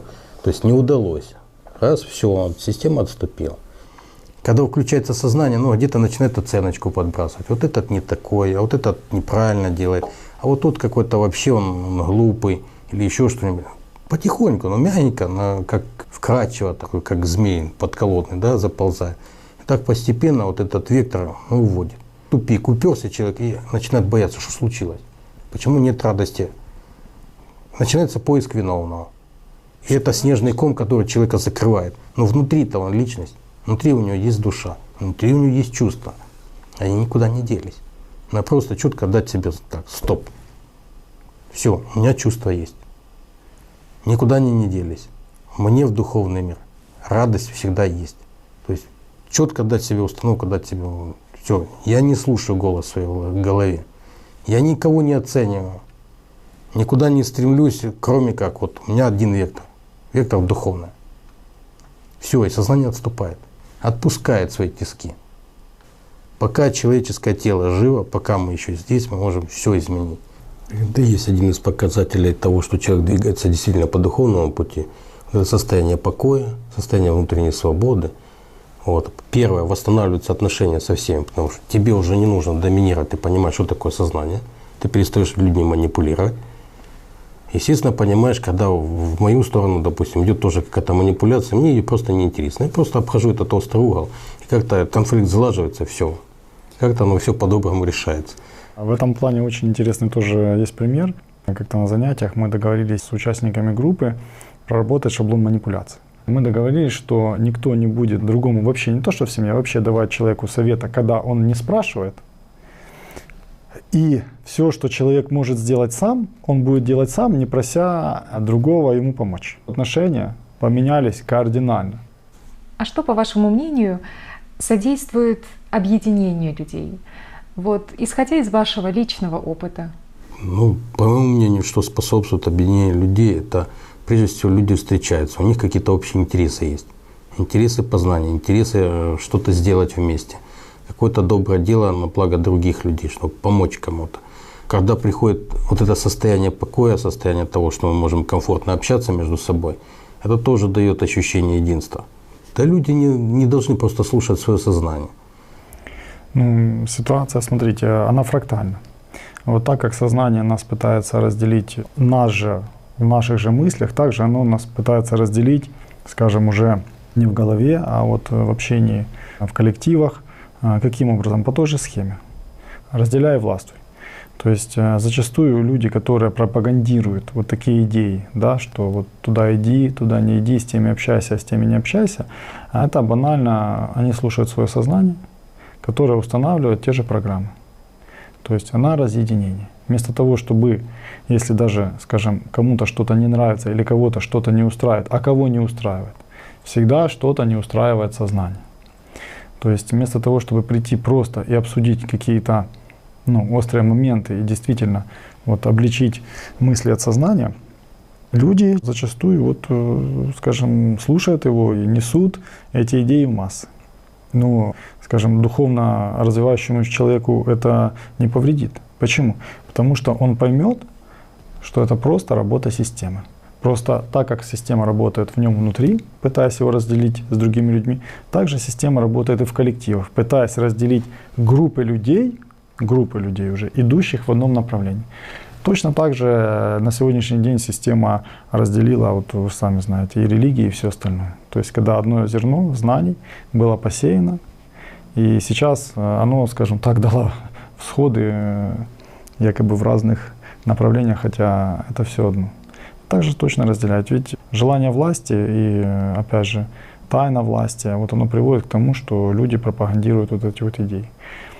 Вот, поэтому тут ничего удивительного нет. Это естественный процесс, это естественные законы системы. Только для людей духовно развивающихся это неприемлемо. Вот что единственное. То есть человек духовно развивающийся, наоборот, должен стремиться к единству, к объединению, к любви, к братству. Ведь нам же делить нечего. Ведь вот вы спрашивали, задавали вопрос, что людей объединяет. Это мое мнение, как бы с моего, скажем, личного опыта. Людей объединяет один очень важный момент. Это стремление выжить. Выжить не только в материальном смысле, а выжить духовно. Понимаете, мы столкнулись с самым сильным врагом, который есть у нас, я имею в виду человечество. Это система животного разума.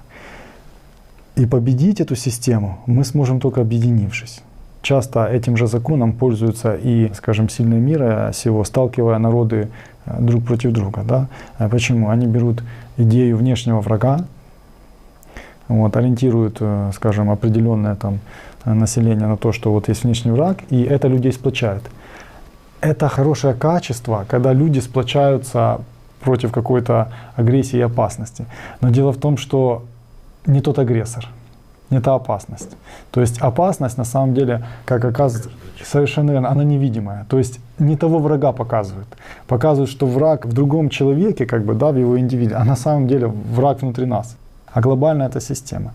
И вот если люди объединятся в стремлении выжить и познать духовный мир, и, извините, в конце концов обрести это ни много ни мало бессмертие, ведь в коллективе это же легче делать. Это же сила удесятеряется, это же просто процесс, который изучение той же системы. Вот мы с вами сидим тут, да, нас несколько человек, у каждого свой опыт. Вот мы поделились, мы уже друг друга обогатили опытом, мы уже можем не проходить там каждый какую-то ситуацию. Опять же, выполняя духовные практики в коллективе, мы чувствуем наполнение, да. Есть разница, когда ты один делаешь и когда ты этим занимаешься в коллективе. Это разница огромная. Вот этот момент, он очень важен на сегодняшний день. И если люди действительно поймут, осознают, какая у них цель, им объединиться будет очень легко. Тогда вот действительно, как в книгах написано, что когда человек изучает систему, понимает ее законы, понимает, что есть бессмертие, понимает, что этот мир иллюзия, для него жизнь в этом мире становится просто интересной, увлекательной игрой. И он уже, как говорится, в свободе идет к свободе. То есть он спокойно развивается, ему интересно очень, ему все приносит удовольствие, радость, у него нет проблем, нет врагов. А вот как изменилась ваша жизнь после ознакомления с сознаниями АЛЛАТРА? Полностью меняет всю жизнь. Жить же так намного интереснее, комфортнее, когда понимаешь, куда ты двигаешься и зачем. Понимание вообще сути процессов, которые происходят вокруг, понимание других людей. Когда человека понимаешь, даже вот с позиции знаний обретенных, уже понимаешь, почему человек так поступает. что в нем сейчас проявляется. Ну, намного проще его простить, понять, взаимодействовать так, чтобы ему стало легче. То есть уйти от конфликтов, понять вообще все, что происходит. Внутреннее состояние свое познать. Есть такое выражение «жить в духе». Так это и есть жить в радости, жить в счастье, во взаимодействии с другими людьми. Так жить намного интереснее. Но я вообще не представляю, как бы я мог бы жить в конфликтах, в каких-то ссорах. Ну что это за жизнь такая? Не похожа на нормальную человеческую. Нормальная человеческая жизнь — это когда мы все вместе там что-то делаем, как-то взаимодействуем, в конце концов понимаем, есть духовный мир. Есть вот это глубинное познание счастья, есть настоящая жизнь. Так это и есть вот то, что человек приобретает, и что я лично для себя понял и принял такую жизнь, как естественно. Понимаю, что закончится эта жизнь материального тела, оно просто отойдет, и я пойду дальше. Все это дает цель жизни. Обычно, вот, когда мы наблюдаем в жизни почему-то у людей потухшие глаза, особенно у пожилых людей, это страх от того, что от незнания, что будет дальше. Жизнь, когда ты знаешь, что она закончится, и страшный человек, который не имеет цели. Какая-то жизнь, когда он знает, что все заканчивается, он смотрит в зеркало, ему страшно, что он меняется, появляются морщинки, появляется какая-то физическая усталость, он уже не может делать то, что делал раньше. Начинает бояться вообще, что происходит. Потому что страх смерти, он перекрывает все. Даже перекрывает те еще годы, там, месяцы жизни, которые человеку остались. Он понимает, что жизнь тела подходит к концу, но у него страшно, потому что он не знает, что дальше. Но изучая себя и познавая науку, понимаешь, что жизнь-то не заканчивается. Жизнь только начинается, когда тело перестает существовать. Но эту жизнь нужно найти здесь. Границ в познании нет. То есть, когда ты занимаешься духовными практиками и, скажем, получается оторваться от тела, и ты чувствуешь, что это такое, когда ты не привязан к телу, а потом назад возвращаешься как в костюм, который жмет, давит и душит, и к этой невидимой плите над головой под названием сознание, то страха перехода нет. Потому что там, понимаешь, там этого всего нет. То есть там нету вот этих бесконечных проблем с телом, бесконечное противостояние сознанию и так далее и тому подобное. То есть переход идет в лучшее. Но опять же, над этим надо работать. Надо получать личный опыт. Иначе это просто для человека это будут просто слова. Про себя скажу, что жизнь поменялась, меняется. И я так понимаю, это еще и не предел.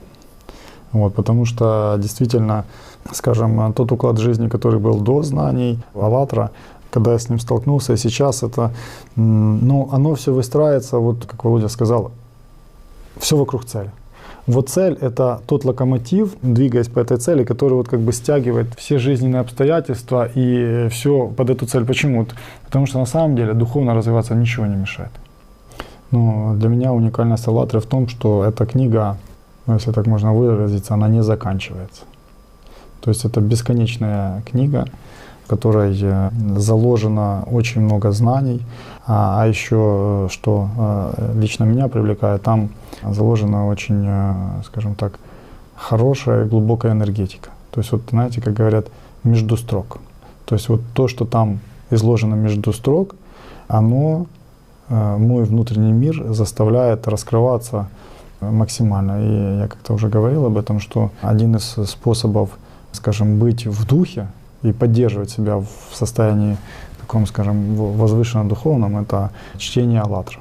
То есть мало того, что обогащаясь знаниями, как скажем, для сознания, да, то есть какими-то фактами там, и так далее и тому подобное, еще очень хорошо настраиваешься на ту волну, которая там невидимо заложена. Это, в принципе, эта волна и в программах есть, в книгах Анастасии Новых. Мне кажется, и самое главное, что «АЛЛАТРА» для меня это ключик к жизни. То есть это ключ, с помощью которого человек может из обыкновенного смертного существа перейти, действительно стать бессмертным. Там полностью есть ключи, и я вам так скажу, что на сегодняшний день я уже сбился со счета, сколько раз я ее прочитал. То есть уже за наверное, 20 раз прошло, и я читаю, и каждый раз новое, ведь, как во второй программе Игорь Михайлович сказал, что смотря какими глазами ты смотришь и какими ушами ты слушаешь, да, то есть чем ты читаешь, то есть буквально на сегодняшний день в этой книге пришло у меня понимание, что важна каждая буковка. То есть вот буквально какой-то акцентик, поставленные 3 точки открывают безмерную глубину. Вот какое-то безмолвное понимание того, что за этим лежит. И это, конечно, удивительно. И я вам так скажу, что на сегодняшний день я не могу без этого. То есть это вот как мы тело питаем, только вот это то, что питает дух. Вот, а дух все-таки питать, как мы сегодня уже понимаем, на сегодняшний день это намного важнее, чем питание тела. Личный опыт, он самый ценный. Развитие личности, он только тогда происходит, когда личность принимает в этом активное участие. Вот когда это есть, а личность растет и развивается только тогда, когда получает чувственный опыт. То есть человек рождается духовно.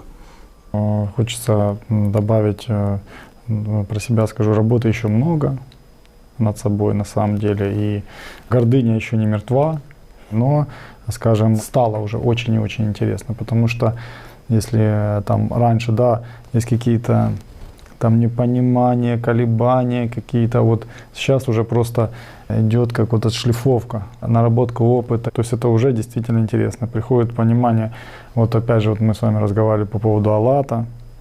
Вот это для меня тоже в один момент стало очень глубоким пониманием. Вот ведь мы, на самом деле, человек, к сожалению, это у нас общество такое, оно привыкло ценить материальные ценности, но не привыкло ценить духовные ценности.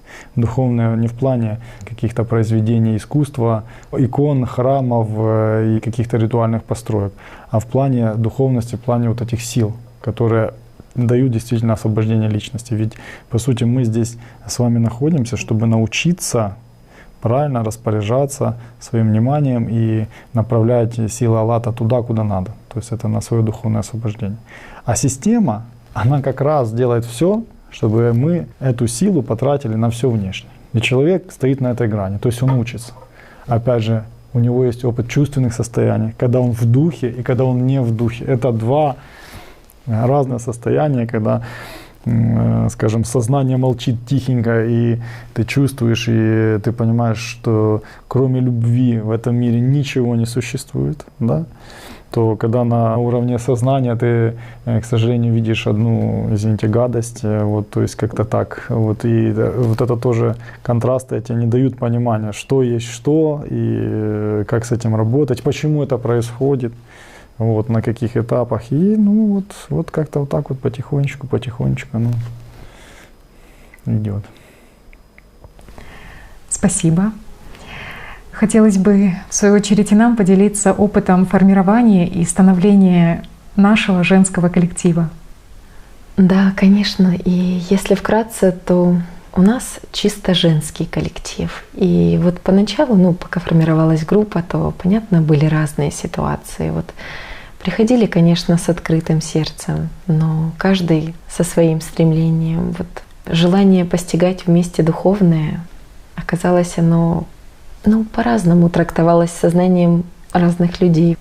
Потому что кто-то хотел научиться каким-то сверхъестественным способностям, кто-то хотел магии, для кого-то главнее было достижение каких-то своих целей, и реализация желаний в трехмерности.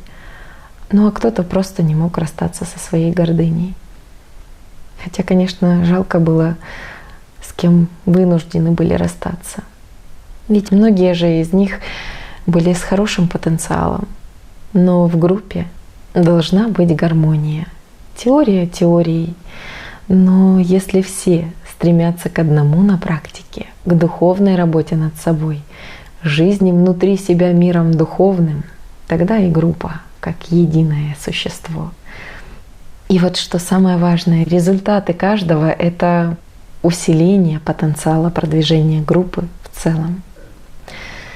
Но мы все-таки надеемся, что у девушек, с которыми мы расстались, у них все будет хорошо, что они добьются своего самостоятельно, и что в итоге они смогут перешагнуть через иллюзии своего сознания. И вот когда уже сформировалась группа единомышленников, у которых превалировала честность, открытость и, конечно же, истинное желание на практике постигать духовный путь, то процесс развития группы, он пошел очень быстро. Практики начали идти совершенно по-другому. Появился коллективный опыт, и стали появляться совершенно иные вопросы, вот, которые были связаны именно с личным практическим духовным развитием. И уже на эти конкретные вопросы Игорь Михайлович дал уже конкретные ответы. И многое из того, что мы узнали тогда, было озвучено в сегодняшней беседе. И это очень важно для людей, ведь это хорошая духовная помощь. Да, и уже пребывая вот на данном этапе, ты понимаешь ошибки, ты понимаешь причины, почему ты раньше застревал на каких-то этапах. Ну и, конечно же, самая главная причина — это то, что ты раньше не жил этим на самом деле, что ты не работал над собой по-настоящему, ты не применял на практике все то, что было сказано, все то, что прочитано, услышано в передачах с участием Игоря Михайловича. Ты понимаешь даже, ну какие глупые вопросы ты тогда хотел бы задать Игорю Михайловичу, вопросы от сознания. Ну тогда же они тебе казались важными, значительными. Ну, точнее, не тебе, а твоему сознанию. А духа ты еще не знал в себе. Но теперь ты понимаешь, что на вопросы, исходящие от сознания, духовные ответы, конечно же, никто давать не будет. Вот как мы убедились на практике даже сами, ну каков вопрос, таков и ответ. Вот от кого исходит вопрос Игорю Михайловичу, тому он и отвечает. Совершенно правильно. Да, и сейчас ты просто работаешь над собой. Вот ты просто действуешь от глубинных чувств. Ты не задаешься вопросами, как раньше, от ума, от сознания.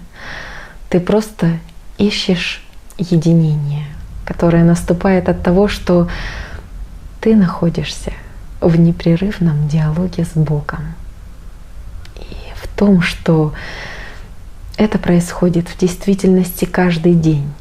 Ты не ищешь там специально отведенного времени или там фрагментами как-то работать над собой, не работать над собой, или там сейчас я этим занимаюсь, потом я этим не занимаюсь. Нет. Это единожды принятое решение. Только оно зрелое, оно глубинное, внутреннее решение. И ты остаешься в этом решении просто верным себе. Ты остаешься верным Богу. То есть ты не предаешь себя, ты служишь Богу. Ты служишь духовному миру здесь и сейчас. Абсолютно верно. И нету такого, что ты сегодня служишь, а завтра ты не служишь. Ну что это получается? Это не выбор. Да, и вот сейчас ты действительно понимаешь причины и ошибки прошлого по сравнению с настоящим. Вот ведь многие из нас бывали ранее и на занятиях у Володи, и на занятиях у Андрея, ну и также у других людей.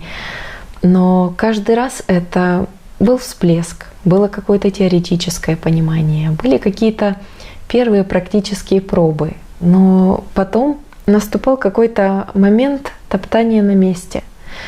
Это топтание иногда оно длилось годами. То есть ты вроде и стремился, вот держался за эти группы, за ведущих, как за свою спасительную соломинку, но чувствовал, что нет продвижения, что вот идет какой-то застой.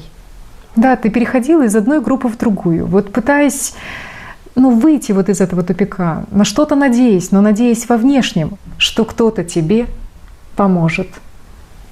Да, но только теперь ты понимаешь, почему это происходило на практике.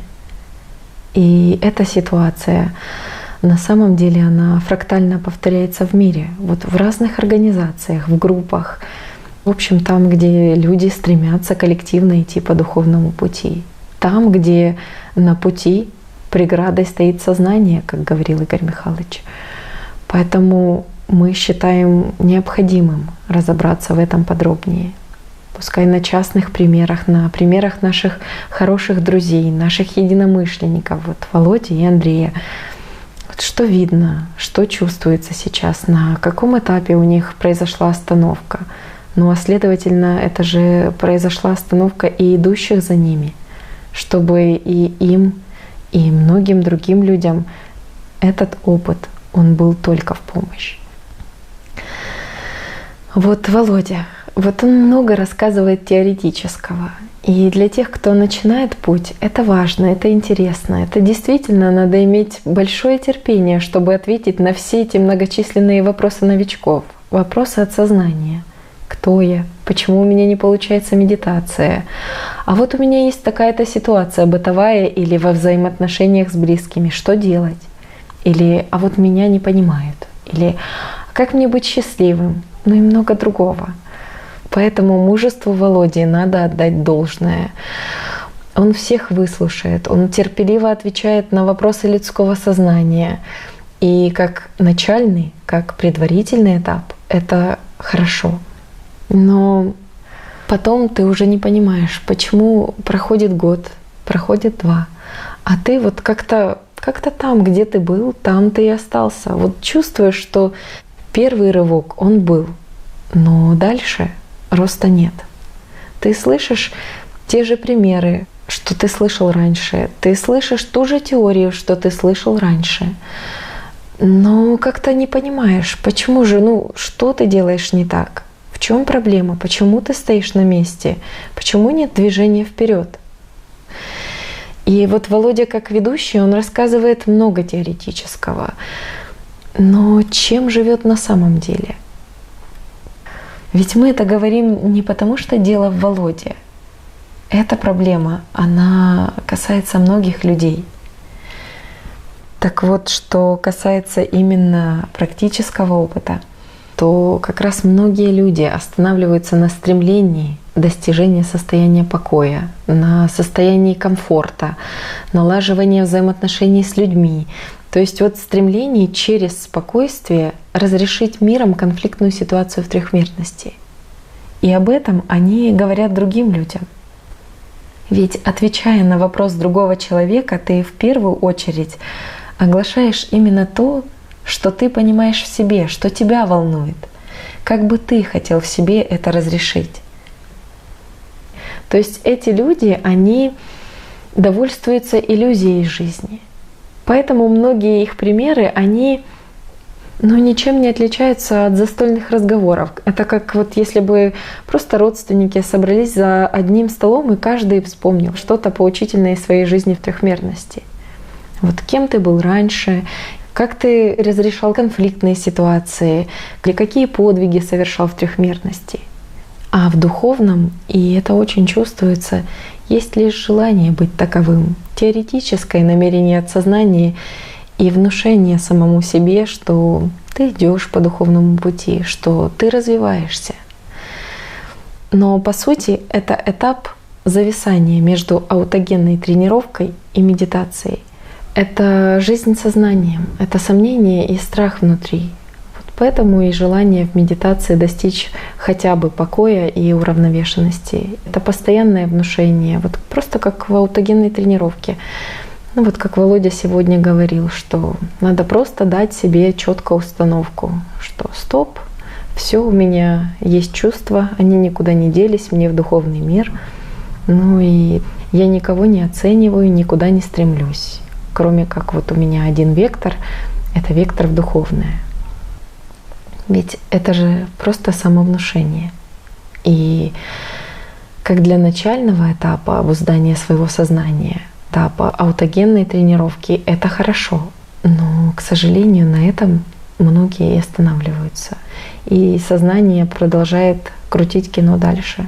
Поэтому люди вот часто думают, что они занимаются духовным, но на самом деле это просто попытки избавиться от внутренних страхов, которые навязывает им их же сознание.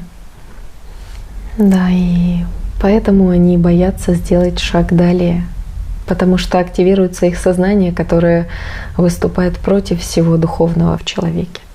Это лишь надежды на жизнь духовной реальностью, на жизнь духовной радостью, но не сама жизнь. Это перекладывание ответственности на того, кто является примером для тебя. Ответственности за то, что ты спасешься. Но спасение Это личное дело каждого, как когда-то сказал нам Игорь Михайлович. Поэтому в теории эти люди, они говорят и о жизни в диалоге с Богом, и о жизни чувственным восприятием, и о жизни духом, и о том, что это нормально, это естественно, что надо вернуться в это состояние, что надо не упускать его. Но на практике это понимание от сознания. Это понимание еще живет в трехмерности. Это этап, когда человек за счет измененного состояния сознания просто стремится к достижению того покоя, о котором вот Игорь Михайлович сказал, когда ты не там и не здесь. А что мешает продвинуться дальше? Страх. Страх от сознания утратить что-то в трехмерности. Страх смерти, страх утратить какой-то надуманный самими людьми образ от сознания, вот выглядеть как-то не так перед другими, перед близкими людьми, бояться мнения их сознания. То есть идет боязнь внешнего, когда речь идет о внутреннем. Но тут ты сам решаешь, что больше тебе нужно: внешнее соответствие с образами трехмерности, игры с масками системы, или в действительности жизнь вот этой внутренней свободой, свободой от страхов и иллюзий, жизнь на практике, жизнь духом. У Андрея же другая ситуация, и эта ситуация, она также свойственна многим людям. Вот здесь чувствуется практический опыт работы над собой. Поэтому много и толковых практических примеров, таких, которых интересно и послушать, и взять себе на заметку для своей практики. Но что часто встречается в объяснениях Андрея? То, что вот можно слышать о постоянной борьбе, о противостоянии животному началу, о пополнении силами Аллата, борьбе за силы Аллата, о том, что эти силы необходимы для духовного роста личности, что человек способен чувствовать их вхождение. Это все верно. Это есть понимание ценности сил Аллата. Но это всего лишь определенный этап. Тот этап, когда человек соприкоснулся с невидимым миром, вот с этой всей магией сознания. И вот на этом этапе у сознания идет, вот как Игорь Михайлович говорил, охота за силами Аллата. Это этап зависания между медитацией и духовной практикой. Это просто один из этапов, когда человек застреет в этой борьбе со своим животным началом. И с этим сталкиваются многие. Это просто одна из уловок сознания — накопление сил и постоянная борьба. А когда человек борется, то в нем нет истинной любви.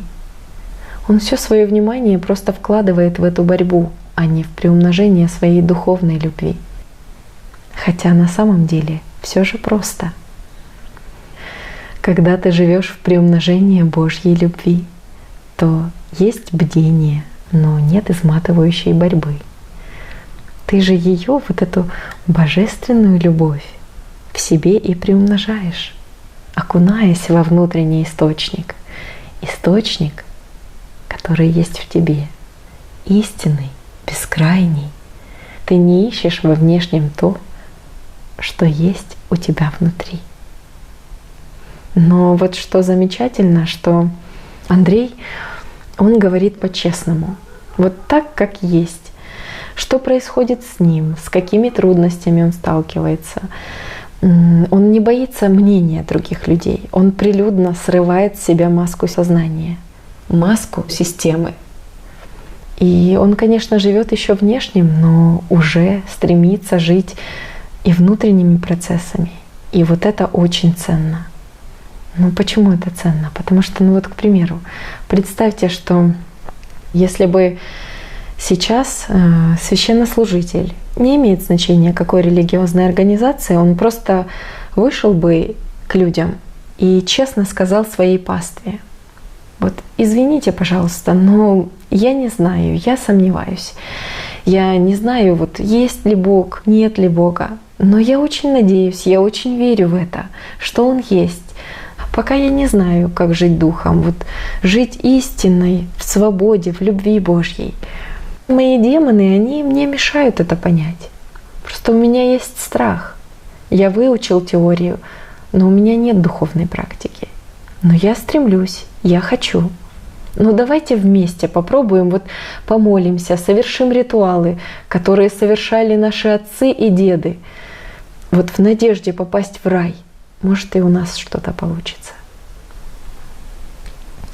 И вот как вы думаете, что бы рассказало сознание пастве о таком священнике? Ну вот поэтому священнослужители и носят маски духовного всезнания. И эта проблема, она очень масштабная, потому что многие священнослужители разных религий, которые истинно стремятся к Богу, как раз и застряют вот в такой изматывающей борьбе с собственными демонами.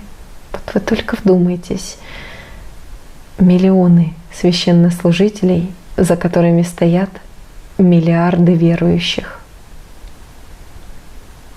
Вот так и живут люди. Одни мучаются в сомнениях под масками образов, а другие тешатся ложными надеждами, перекладывая ответственность на кого-то, веря в эти пустые образы. Но вот есть еще одна из уловок сознания, на которую весьма охотно попадаются люди. Это то, что нам стало понятно тоже на этапе формирования нашего коллектива, когда некоторые наши девушки побывали у человека, который сам застрял на экстрасенсорике. То есть его захватила жажда тайной власти над людьми через магию. Ну, что некоторых и прельстило. Но там просто теория и иллюзии. Это просто желание казаться, а не быть. Это просто личные страхи от сознания, но не более того. Да. Вот, кстати, Игорь Михайлович, были бы весьма благодарны, если бы вы, может, чуть позже рассказали более подробно о губительности магии. Просто люди очень многого недопонимают в этих вопросах. Они не понимают, что они творят на самом деле. Конечно.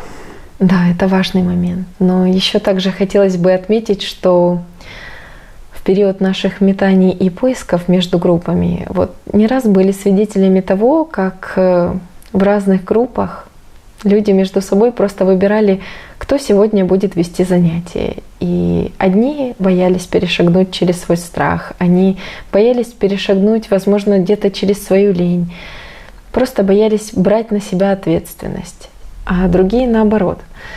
Но что бросалось в глаза, что выбирали не тех людей, у кого хорошо получались именно практики, не тех, у кого было чем поделиться, вот только что наработанным практическим опытом, а выбирали именно тех, кто был знаком с Володей или еще с кем-то. Особенно в приоритете был тот, кто был лично знаком с Игорем Михайловичем.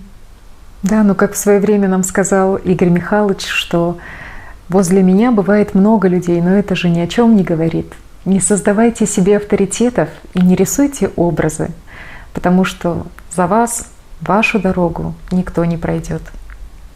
Абсолютно верно. Да, и действительно, ведь многие люди, они уповают на образы своего сознания. Ну а сознание в это время, оно тешится тайными надеждами и гордыней. Ну а духовным в это время человек не живет, а лишь занимается. Поэтому проходит время, а результатов у этих людей нет, потому что по-прежнему живут под диктовку сознания. Поэтому внутри их живет страх и сомнение, непонимание духовного мира на практике. И это очень чувствуется. Вот даже взять такие известные нам примеры, вот как бы люди не повторяли от своего ума то, что сказал Игорь Михайлович, а некоторые даже выдавая эти знания за свой личный опыт, то все равно чувствуется, что вещают они не от духа, а от сознания. Рассказывают о том, чем сами не живут на практике. Вот в это время люди, которые их слушают, вот если в них также доминирует сознание, то они создают из них образы тех, кем они не являются по своей сути. Но это будет до тех пор, пока люди не научатся чувствовать правду. Есть большая разница, когда человек вещает от духа, ну а когда просто передает, пусть даже важную информацию, но от своего сознания. И когда звучат слова от сознания, то, ну, вроде бы человек важное говорит, ты прислушиваешься, вроде дельные советы дает, но ты понимаешь, что они какие-то поверхностные, какие-то теоретические. То есть содержание интересное, слова говорящего звучат правильные, но пустые и обыденные. За ними нет силы. А когда вещается от духа, то люди сразу это чувствуют. Чувствуют вот эту разницу. Они чувствуют, что в этих словах в них есть сила. И почему это происходит? Вот как говорил Игорь Михайлович, когда сознание начинает наделяться силой от духа, то слово обретает вес. И тут уже возникает совершенно другой вопрос. Что доминирует в том человеке, который слушает это слово? Ведь если он раб сознания, если в нем доминирует животное начало, то в нем, конечно, вот восстает весь этот негатив от животного, от сознания.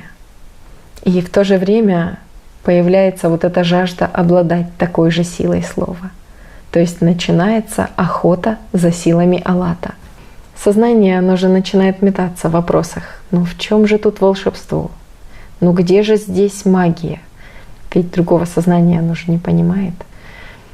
Но все его метания, они происходят в рамках трехмерности.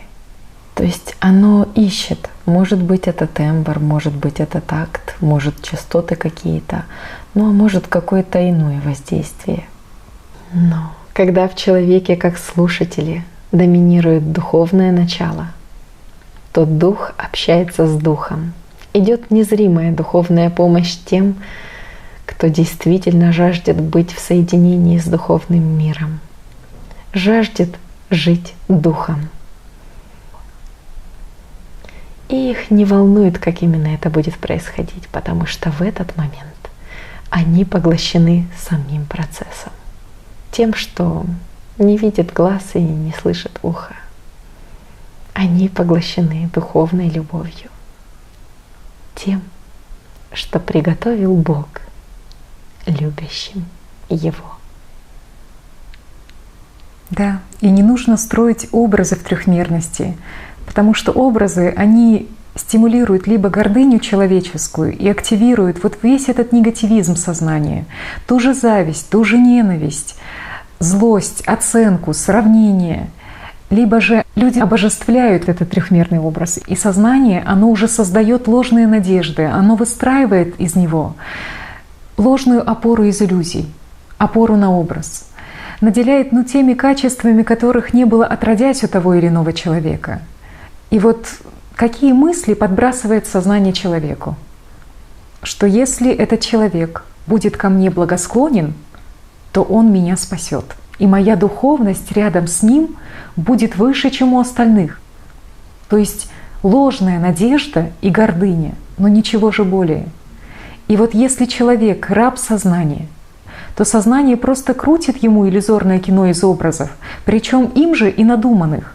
Он живет этими образами. Сознание создает образы других людей и наделяет их такими качествами, которых у них и нет. Сознание создает образы, оно заставляет преклоняться им. Именно образом, не людям. Затягивает вот в эту трясину бытия, из которой им тяжело очень будет выбраться. И то, если повезет. Это сознанию нужна какая-то иерархия, какое-то возвышение одного над другим. И именно сознание, оно диктует человеку, чтобы он переложил ответственность за свое духовное развитие на кого-то другого. Вот очень хороший пример на практике показал сам Игорь Михайлович. Пример того, как нужно разбивать образы. Образы, созданные сознанием. Вот когда в передаче «Единение» он сказал, что «я обыкновенный человек, простой массажист, какие нимбы? Кроме мозолей на руках, вот ничего нет. И вот знаете, мое сознание тогда это тоже удивило. Но вот сейчас уже пришло понимание, что сказано это было для того, чтобы сознание людское просто не строило образы, чтобы оно не создавало сломанных костылей, ложных надежд у людей. Люди сами должны развиваться духовно. Не надеждами питать сознание, а развивать в себе глубинное чувство истинной любви в мире вечном, бескрайнем, но не искать какие-то временные опоры в иллюзорной и конечной трехмерности. Да, как-то Игорь Михайлович дал важное понимание, что не по сознанию, не по образу, не по одежде и не по словам смотрите на человека. Учитесь чувствовать. Духовный мир не лжет. Вот кто бы что и как красиво бы и складно не говорил, а ты чувствуешь, как оно есть на самом деле. Ответственно подходите к своей жизни. Совершенно верно.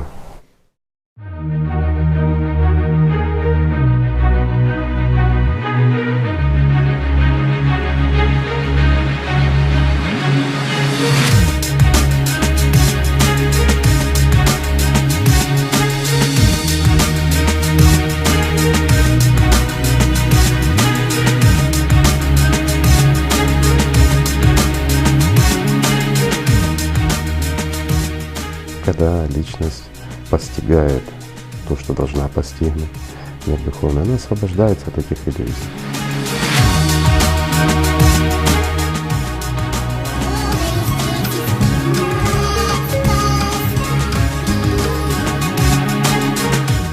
А при познании истины необходимо освоение возвышенной ступени самосовершенствования.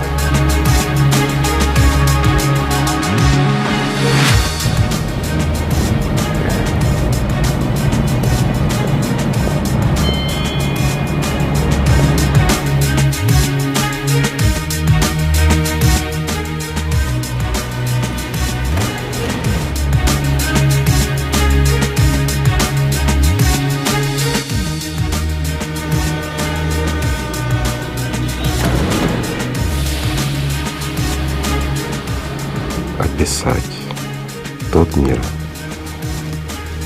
с помощью этих инструментов, слов и всего остального крайне сложно. Гораздо проще дать человеку прочувствовать. Но это можно только тогда, когда он этого хочет.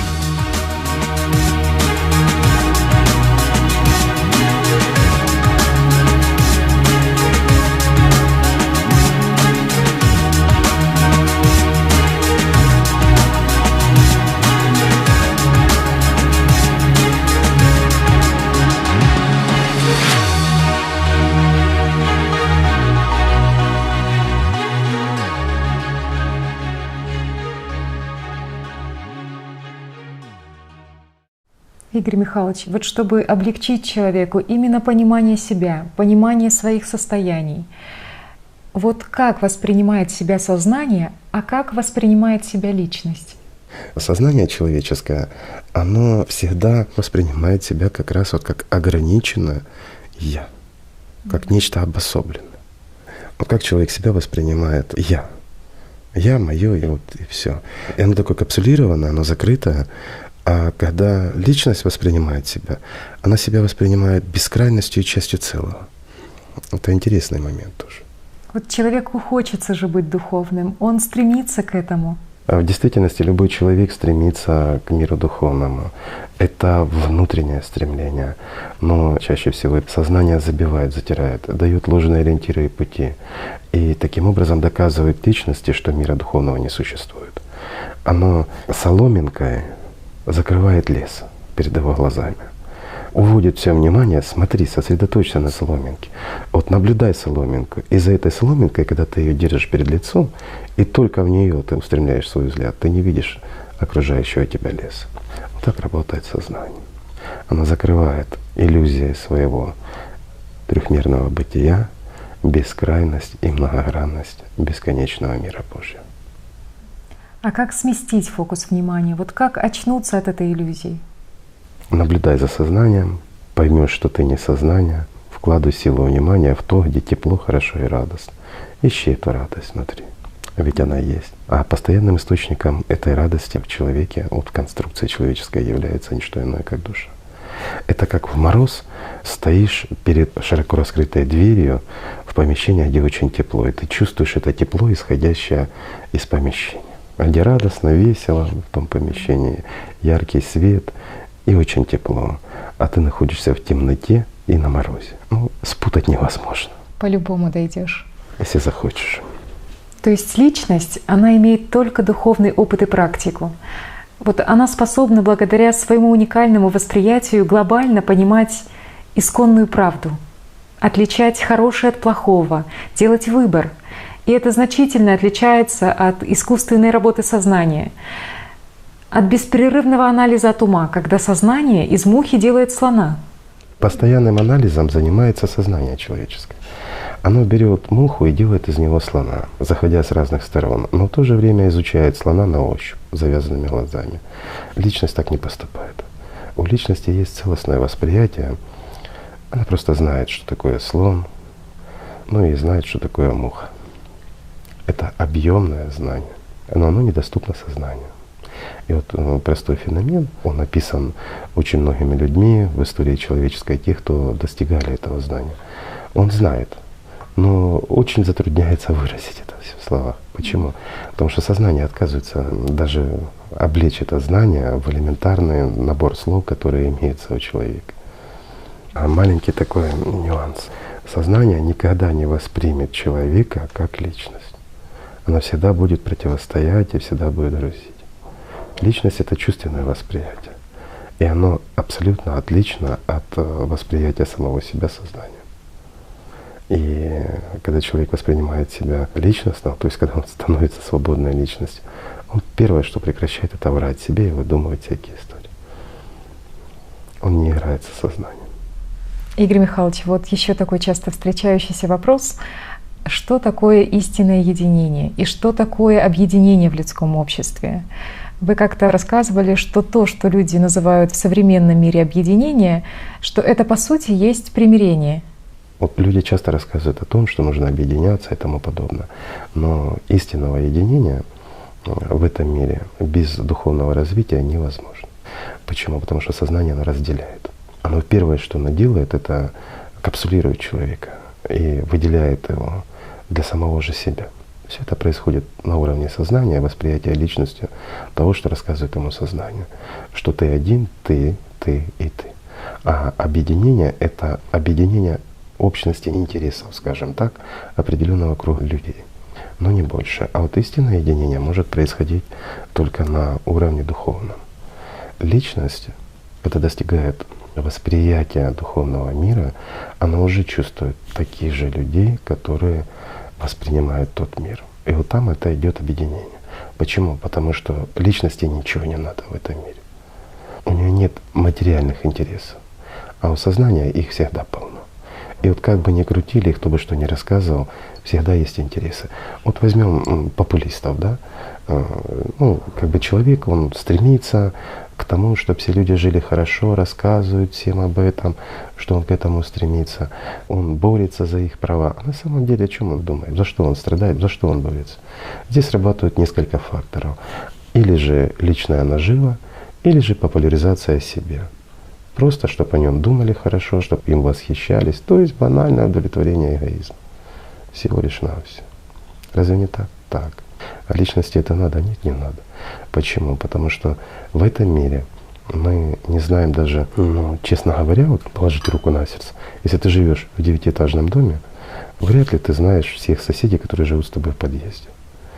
А личность, она воспринимает всех в бесконечности, когда она там. И вот в этом парадокс. Там нет чужих, там все свои, там семья. Там все родное и близко. Да.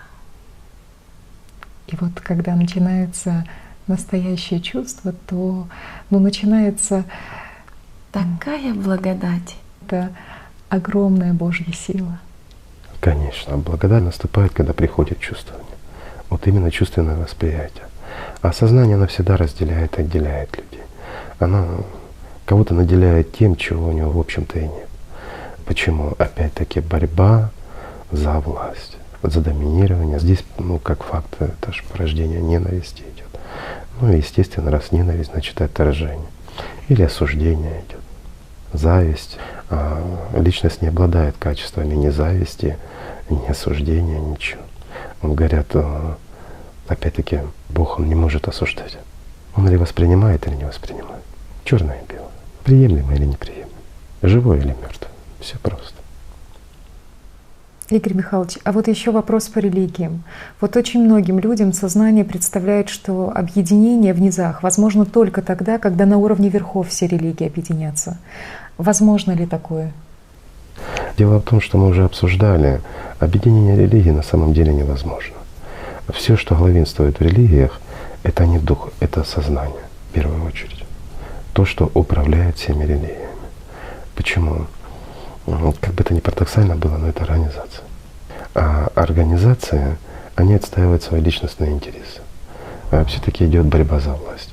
Те, кто борется за власть, они готовы объединиться с кем угодно, если те подчинятся им. И так думает каждый. На самом деле это невозможно. Другое дело, возможно ли объединение людей в служении Господу, истинном служении миру духовному. Оно необходимо, а невозможно. Это вопрос выживания такого рода, как человеческий. Надо это или не надо? Это обсуждаться даже не может. Но возможно ли или невозможно? Конечно, возможно. Но здесь выбор людей. Способны ли они преодолеть в себе сатану, отойти от внутренней грязи, от клеветы и стать на путь духовный, на путь истины? Как слышишь, система говорит, что она не хочет. Но эта система не хочет. А вот личности человеческие, души людские, они этого хотят. Возможно это? Возможно, если захотят. А религии нет, не могут. Так же, как может ли весь бизнес в мире объединиться? Если придет какой-то диктатор и заберет весь бизнес себе, конечно, он объединится. Так и религия. Как показывает практика, единение людей в истинном служении духовному миру, оно уже происходит. И та огромная волна практического интереса людей из разных стран, волна интереса к тем знаниям, изложенным через книгу «АЛЛАТРА» и через передачи с вашим участием, волна, которая сейчас идет по миру, она же тому подтверждение. И вот причем на едином зерне истины находят точки соприкосновения вот не только люди разных национальностей, разного социального статуса, но и монахи, священнослужители разных религий и конфессий, люди, которые выбрали когда-то для себя путь истинного служения Господу. Знания, они в действительности изложены в той же «АЛЛАТРе», они объединяют людей. И действительно, сегодняшний день очень много не только служителей, но и монахов с различных религий в тайне от своего руководства, как это ни парадоксально. Они и практикуют, и познают, и очень многие достигли хороших результатов. Но находясь в системе, организации, они не могут об этом заявить открыто. Но на самом деле какая разница, каким путем ты идешь к Богу? Главное, чтобы ты пришел. А люди духовно развитые, ведь не все идут в религиозные структуры просто, чтобы удовлетворять свою лень и манию величия. На самом деле очень многие идут на поиск Бога, их толкает именно духовная составляющая. А увидев истину, где бы они ее не увидели, и в чем бы они ее не увидели, они хватаются за нее. Поэтому сегодня действительно по миру огромное движение уже начинается. Пока скрыто, но это же до поры до времени оно скрыто.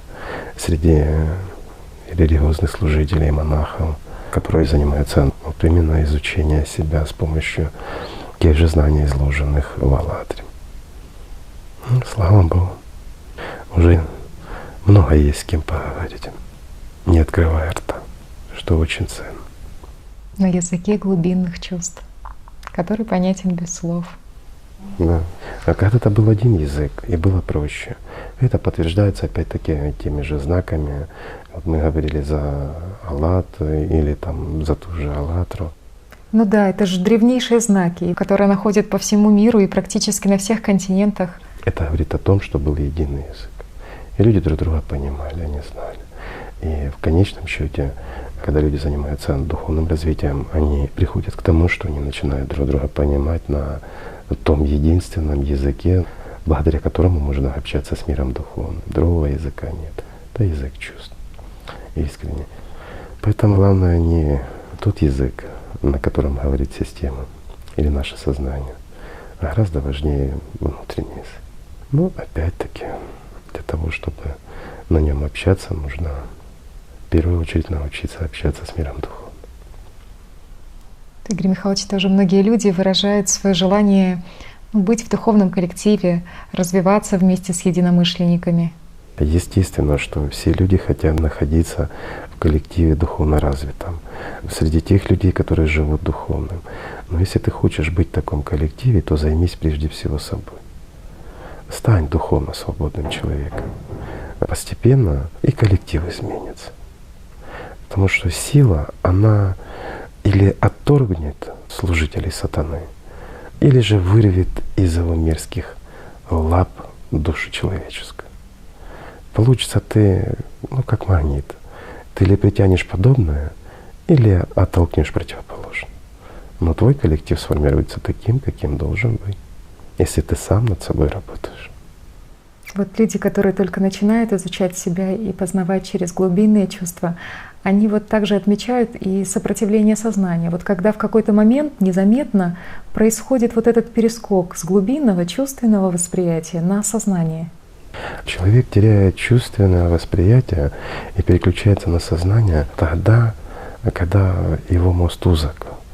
И вот эти вот колебания, привлечение внимания, он наделяет ценностью смертной. Вот что бы мы ни делали. Но что может быть важнее жизни, важнее Бога? Ну что у Аримана или у дьявола есть такого важного, что важнее, чем у Бога? Чем пребывание с Богом? Ничего.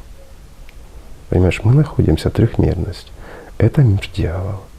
Сознание — это инструмент дьявола. Но наша душа — это дверь, мир духовный. А личность — это свет, вот, исходящий через эту дверь. И вот мы, будучи этим светом, излучаемым через душу, что такого может нам предложить темнота, чтобы мы, как этот свет, закрыли дверь, отреклись от своей истинной сущности, от Бога, от мира Божьего, и пошли бродить по темноте? Ну, вот объясни. Ничего. Разные краски, они ширизорны. Что еще? Да ничего. Поэтому все можно делать, не разрывая эту связь с миром духовным. Да не можно, а нужно делать. Что может быть важнее? Один из главных вопросов тех, кто принял для себя решение идти духовным путем. Как в дне жить по-настоящему? Как жить личностью? Действительно, многие люди спрашивают, вот как в течение дня жить личностью, а не сознанием. Все просто. Пребывайте в Духе. Будьте с Духом неразделимы. И вы всегда будете жить личностью и с миром духовным. Или, проще говоря, вы будете жить. Просто живите.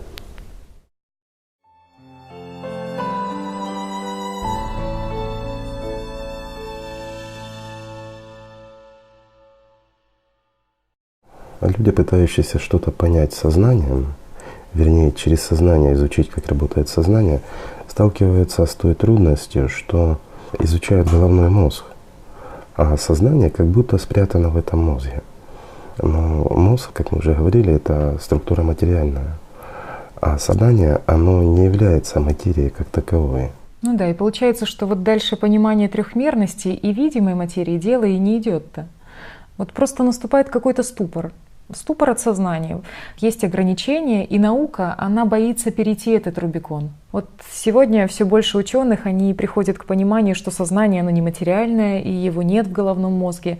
Но уже само слово «нематериальное» это сегодня звучит, как клеймо слова «ненаучное». Поэтому ученые, они и боятся перейти эту грань, за которой, как они считают, начинается метафизика и сверхъестественное. Для лучшего понимания в современном мире, пожалуй, стоит обратиться к квантовой механике. Это единственное, что на сегодняшний день хоть как-то объясняет то, что есть нечто сверхъестественное, я бы так сказал. Наука, к сожалению, еще не дошла до понимания того, что есть что-то за гранью материи.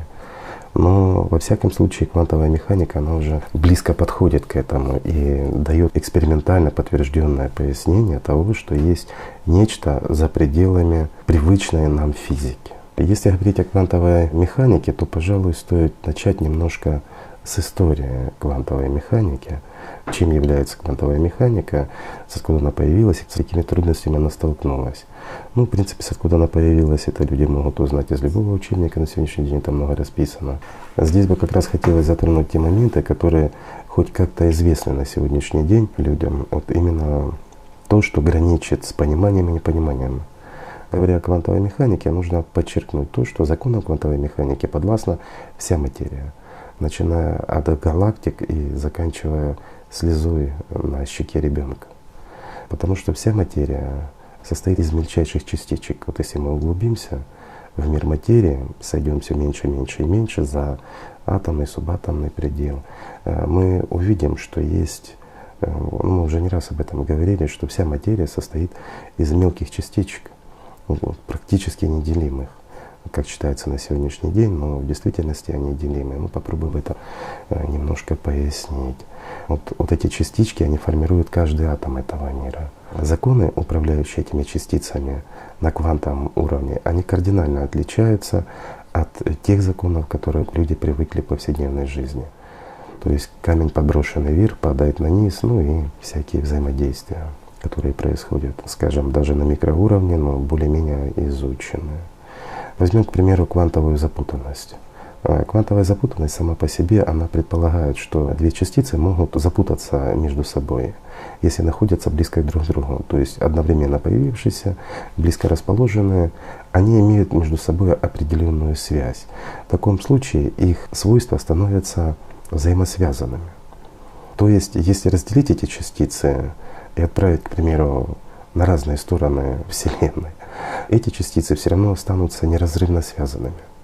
Они будут продолжать взаимодействовать между собой, причем без потери времени. Между ними не будет никаких энергетических связей, которые можно заметить. То есть связи, которые можно зафиксировать? Да, но они, тем не менее, будут между собой связаны. И их спины, то есть вращения, будут оставаться отличными друг от друга. Если, к примеру, спин одной частички вращается влево, то другой будет вправо. Изменим спин, то есть вращение одной частички, это автоматически мгновенно отразится на другой частичке, на каком бы расстоянии они ни находились. Причем это произойдет мгновенно, без потери времени, несмотря на огромное расстояние друг между другом, что нарушает все законы физики, которыми оперирует современная физика. Поэтому подобную связь между запутанными частичками, к примеру, Альберт Эйнштейн назвал сверхъестественной. Ну и, естественно, сразу начал ее отрицать. Но датский физик Нильс Бор со своими единомышленниками наоборот утверждал, что эта чудесная взаимосвязь существует. Хотя, несмотря на свое утверждение, экспериментально доказать ее существование не мог. Это была больше теоретическая наработка. Но опять-таки даже теоретически Бор пояснил эту связь весьма оригинально. На примере двух вращающихся колес. Но это, чтобы было более понятно, поясним его пример.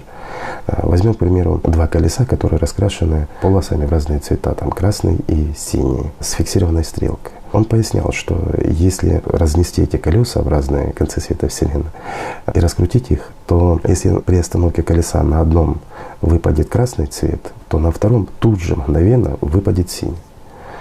Подобное заявление Бора, такой мгновенной связи запутанных частичек, естественно, разрушало теорию, которая так прославила Эйнштейна, на что последний реагировал крайне болезненно. И в опровержение теории Бора выдвинул свою абсолютно такую материальную, исключающую всякое волшебство, теорию якобы о некой взаимосвязи запутанных частиц.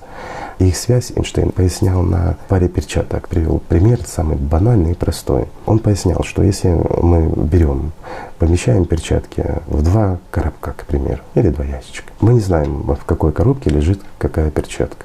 У нас остается один, но один, к примеру, отправляем в другой конец света. Открыв коробок, мы видим, что у нас, к примеру, правая перчатка. значит автоматически в том коробке, который мы отправили на другой конец света, будет лежать левая перчатка. Ну, это он пояснил хорошо, но он забыл упомянуть, что квантовая физика предполагает еще и наличие другого момента, что та перчатка, которая будет находиться вдалеке от нас, она еще должна быть и вывернута. Не только левая, но и вывернута. И если мы берем ту, которая у нас, и начинаем выворачивать, то в это время другая перчатка на том конце света также начнет выворачиваться. Но это бы разрушило его стройную материальную модель, которую он выстроил. Я так легко все объяснил.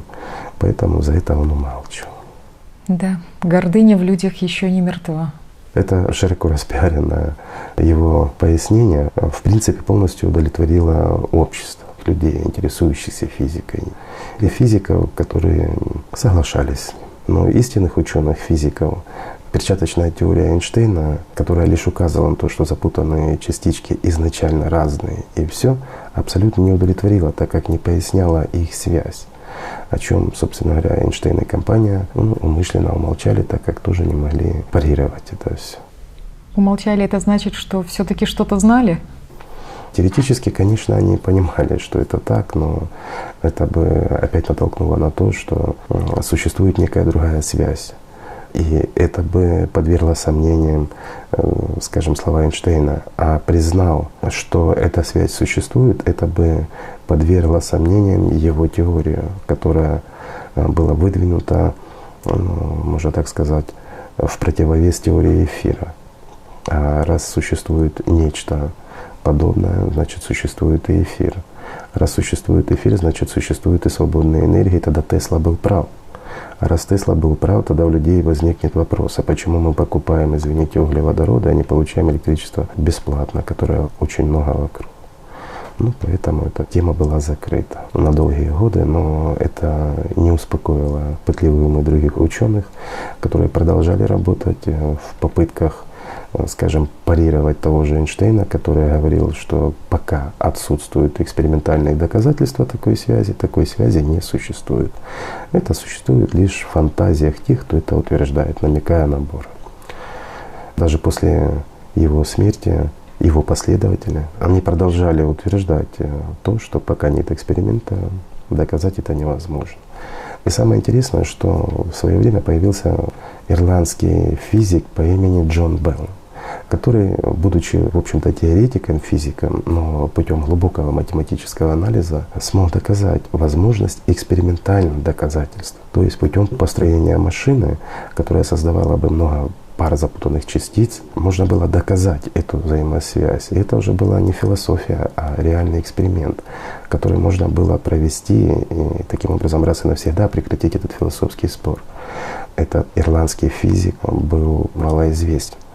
Но книга его была выпущена по этому поводу. И так произошло, что один аспирант по имени Джон Клаузер, пытаясь разобраться в квантовой механике, случайно наткнулся на работы как раз Джона Белла и решил построить такую машину. Как бы разобраться в первую очередь самому. Есть взаимосвязь, нет взаимосвязи, и что такое квантовая механика, реальная наука или это фантазия, лженаука. Он построил такую машину и экспериментально доказал, что Бор был полностью прав, а Эйнштейн ошибался. Сверхъестественная связь между двумя запутанными частичками реально существует. Но, несмотря на свое открытие, Джон Клаузер, как, впрочем, и множество других современных физиков, занимающихся изучением квантовой механики, так и не понял, что это за связь и почему спутанные частицы, вне зависимости от расстояния, на которое они разнесены, мгновенно реагируют на изменения в той или другой частичке, то есть без потери времени. Да, действительно, ответ на этот вопрос, на который уже почти 100 лет пытаются ответить ученые, это, конечно, был бы серьезный прорыв как для современной физики. Вот сейчас в науке такая ситуация, как говорил не без доли юмора академик Ландау, который в свое время был и учеником Нильса Бора, что все, в общем-то, ясно, но, возможно, каверзные вопросы, на которые ответить может только Бор. И вот здесь мы переходим к самому интересному. На самом деле все просто, даже очень просто. примеру, весной 2015 года в МОД «АЛЛАТРА» вышел доклад, который назывался «Исконная физика АЛЛАТРА». В этом докладе в виде теории пояснялось строение Вселенной от самых первых кирпичиков мироздания, которые в докладе, собственно, названы частичками ПО, до изокосмической решетки, обуславливающей пространство всей Вселенной и состоящей из ячеек. Эти ячейки состоят из так называемых изокосмических мембран. Ну, в принципе, кому будет интересно из наших зрителей подробнее ознакомиться с докладом, те смогут легко это сделать, так как он есть в свободном доступе в интернете, смогут сами разобраться, что такое частички ПО, что такое изокосмические мембраны, ну и все остальное. В общем, люди смогут разобраться, прочитав в интернете. Но возвращаясь к квантовой механике, скажу лишь вкратце, что связывает с докладом, это то, что все эти сверхъестественные связи между запутанными частичками как раз и обусловлены функцией изокосмической мембраны. Именно эта мембрана и разделяет мир видимый от невидимого, то есть отделяет и связывает низшие измерения с высшими, время от безвремени, бесконечность от точки. То есть понимание, что такое изокосмическая мембрана и как она функционирует, это ж по сути ключ. Ключ, который открывает дверь в совершенно новую эпоху для науки. На сегодняшний день, слава Богу, общаясь с выдающимися физиками современности, меня радует тот факт, что у них есть понимание уже, что этот материальный мир находится в 6 измерениях. И вот это важный момент. Почему? Потому что действительно весь материальный мир, он находится в 6 измерениях. Вот наша повседневная привычная жизнь — это 3-е измерение. Но все, что мы можем себе представить нашим сознанием, оно укладывается только в шестимерно. Сознание и вся магия, вот эта, которая происходит, вот она как раз происходит на уровне 6-го измерения. В 7-м измерении его уже нет. Но хотя мир продолжает быть вот материальным. И вот здесь интересно, мы об этом не раз говорили уже, но я думаю, стоит еще раз повторить, что в действительности материальный мир весь, он состоит из 72 измерений. Но вот именно материальный мир, там, где распространена власть системы, скажем так, ведь она себя считает и противопоставляет Богу, она ограничится 6 измерениями. А вот остальные измерения как раз они и сдерживают, и контролируют, чтобы не вышло за пределы 6 измерений власть системы. Скажем, как в любой хорошей лаборатории существует не одна, а много систем, предохраняющих и обезопасивающих поведение. Но я не говорю, что человечество — это эксперимент ни в коем случае. Человечество — это шанс, это жизнь, это зарождение жизни. А зарождение жизни, оно всегда происходит в неких экстремальных условиях. И опять-таки все начинается с борьбы или противостояния. То есть важно понимать, что система, она функционирует лишь до 6-го измерения, а уже в 7-м измерении она не командует. А вот остальные 66 измерений? Остальные 66 измерений — это надстройки, контролирующие те несколько измерений, в которых существует сама система. И весь этот контроль осуществляется через изокосмическую мембрану. Контроль абсолютный. Это те 66 измерений, которые находятся выше 6. Для понимания хотелось бы также уточнить, что в мембране, в самой изокосмической, нет понятия времени. В высших измерениях, приближенных к миру духовному, так же, как и в мире духовном, понятия времени вообще нет. Там всегда сейчас. А в трехмерном мире, в нашем привычном измерении, понятия «сейчас» нет. Пока я выговорил это слово «сейчас», мы все вместе, и я, и в том числе участвующие со мной в этом разговоре, наши зрители, мы преодолели огромное расстояние в пространстве. То есть мы, как материальные объекты, через мир материальный, через эти изокосмические мембраны, через эти ячеечки, по изокосмической решеточке преодолели огромнейшее расстояние. И у нас не существует таких цифр, через какое количество этих ячеечек каждая частичка нашего организма, и в то же время каждая частичка по нашего сознания прошла. Об этом тоже надо задумываться, скажем так. А вот в высших измерениях, уж тем более в мире духовном, за пределами космической решетки. Там нет этого, там всегда сейчас. И там расстояние понятия, оно есть только у нас здесь. Там оно относительно, там оно бескрайне. Но в то же время можно всегда быть там, где ты есть и где ты нужен. Человеческое сознание этого не поймет, потому что там действуют другие законы. И человечеству лишь предстоит постигнуть хотя бы первые азы этих законов. Вот действительно, познавая себя, ты познаешь настоящий мир, реальный мир, мир духовный, а не вот эту компьютерную симуляцию от сознания, этой голограммы трехмерного мира. Да. Хотелось бы сказать, что в докладе в принципе ничего нового для человечества не описано. Все новое — это хорошо забытое старое. Все, что описывается в этом докладе по физике Мотолатра, в принципе человечеству было известно еще 12 тысяч лет назад. И в подтверждение этого могу сказать, что до сих пор сохранились таблички, в которых отображены сложные взаимодействия элементарных частиц, таких как электроны, протоны, нейтроны, ну и так далее. Причем именно так, как это описывается в докладе. Ну, в подтверждение, что это не пустая теория, и тем, кому интересно, все-таки следует ознакомиться с ней и не спешить прислушиваться к своему сознанию, которое тут же начнет критиковать, а немножко разобраться. Потраченное время того стоит. 12 тысяч лет тому назад — это период весьма внушительный. То, что многие могут парировать, как это 12 тысяч лет назад, ведь по современным доктринам человечество, оно только и зародилось приблизительно там 10-12 тысяч лет назад. Но хочу сказать, что мир гораздо древнее и сложнее, чем об этом рассказывают современному человечеству его ученые. В общем, кому будет интересно, тот сам разберется в этих проблемах и доклад прочитает. Наука современная, я не утверждаю, что она находится в эмбриональном состоянии своего развития. Нет, конечно. Но то, что она находится во внутриутробном, это точно. И лишь после рождения науки за трехмерный мир начнется ее настоящее полноценное развитие. Если, конечно, до этого времени человечество само себя не уничтожит из-за чрезмерной гордыни, бездуховности, навязанной на рабское сознание людей системы. Ну, это уже выбор самих людей. Да. Игорь Михайлович, а вот эти знания, которые затрагивают физику, они даются для понимания мира духовного?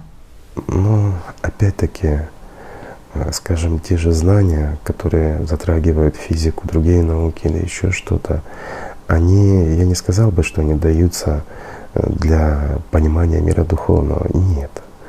Они лишь подводят человека к пониманию того, что есть нечто другое, отличное, что за этим что-то стоит. Вот как та же квантовая механика, да?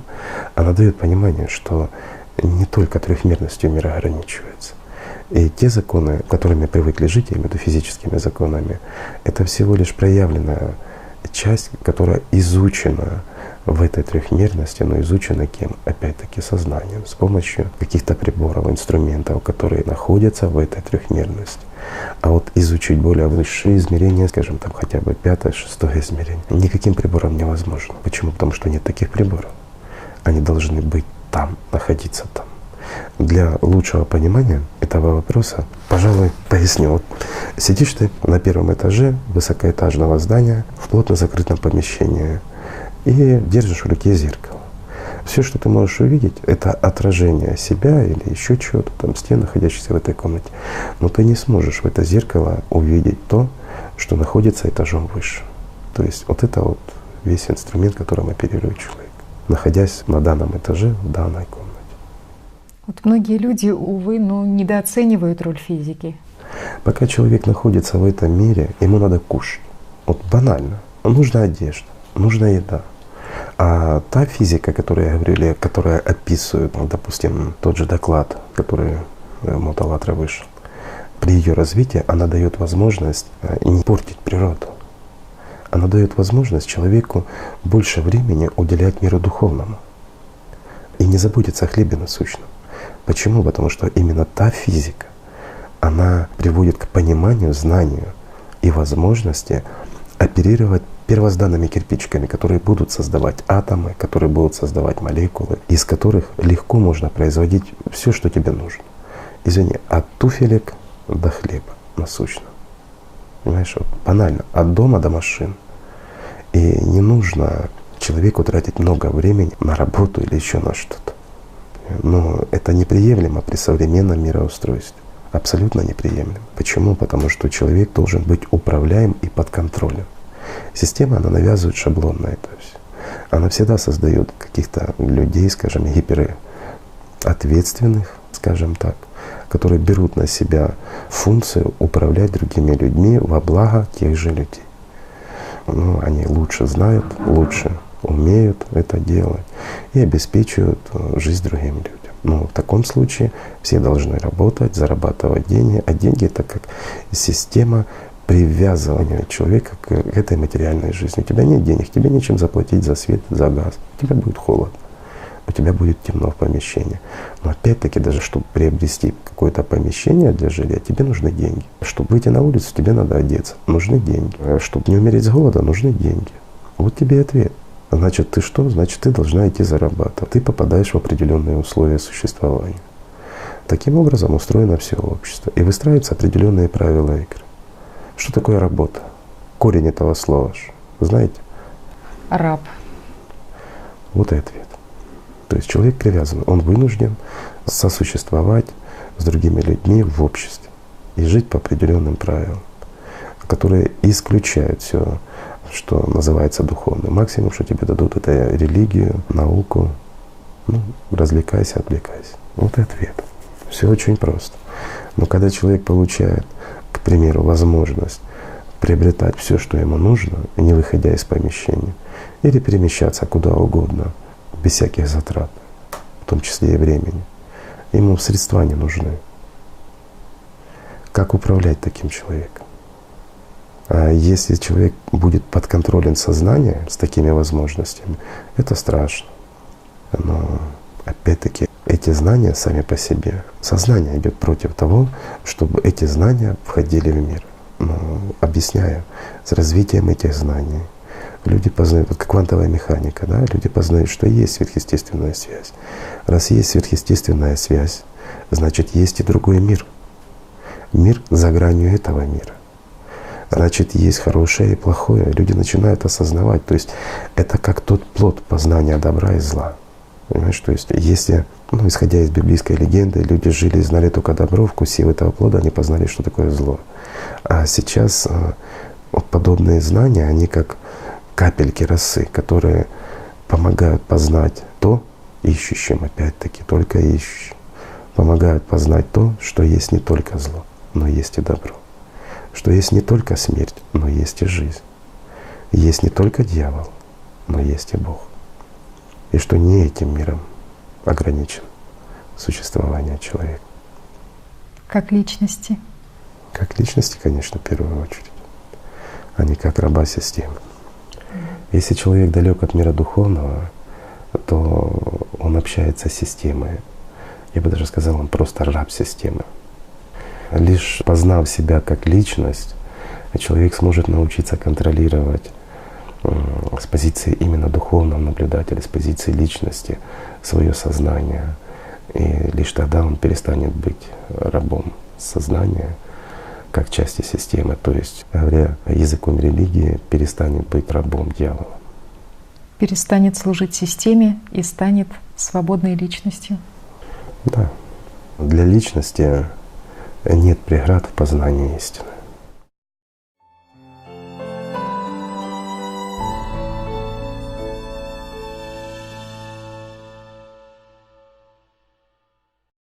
Это очень интересная и важная информация. И ты понимаешь просто, как шаблонно будет реагировать сознание людей на все это. Ведь сознание, оно же, как правило, что делает? Оно шаблонно, шквалом критики, эмоциональных возмущений реагирует на все то, что для него ново, то, что невыгодно самому сознанию, дабы не разрушалась власть его над человеком.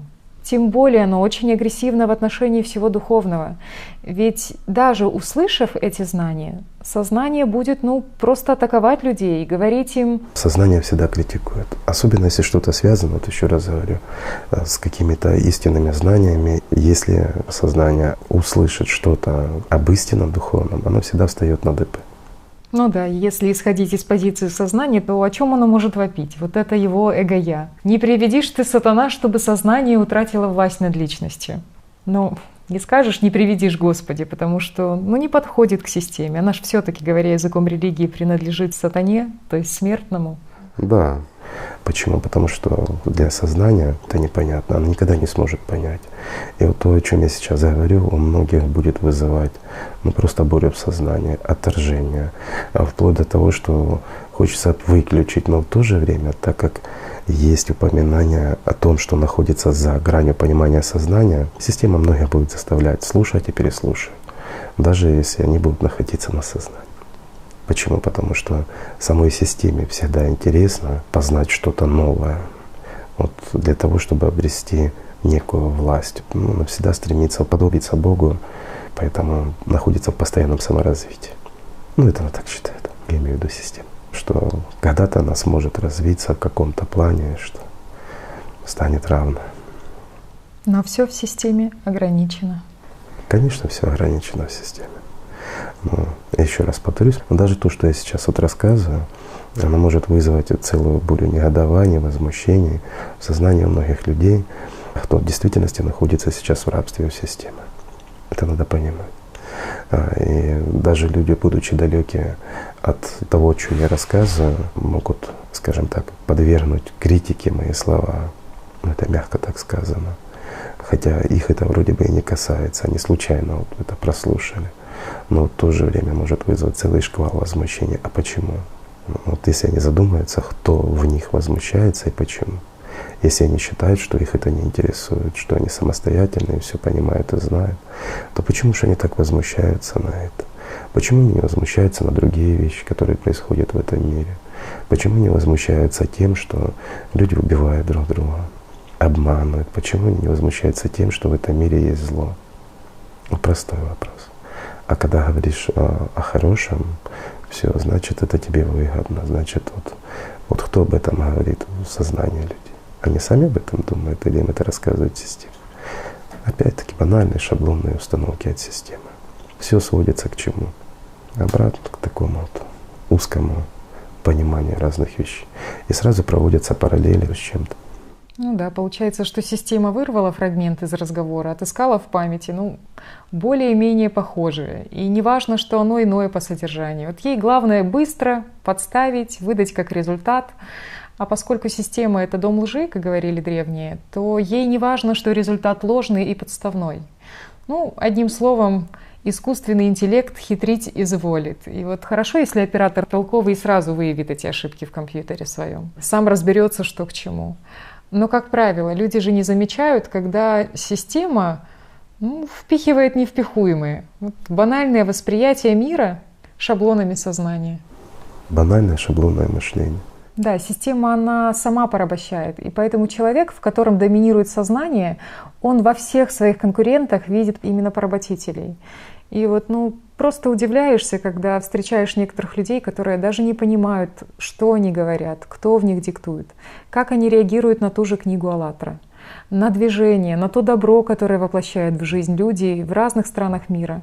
И ты понимаешь, как оно на ровном месте такие возмущения выдает, как страшно сознанию утратить власть над этим человеком.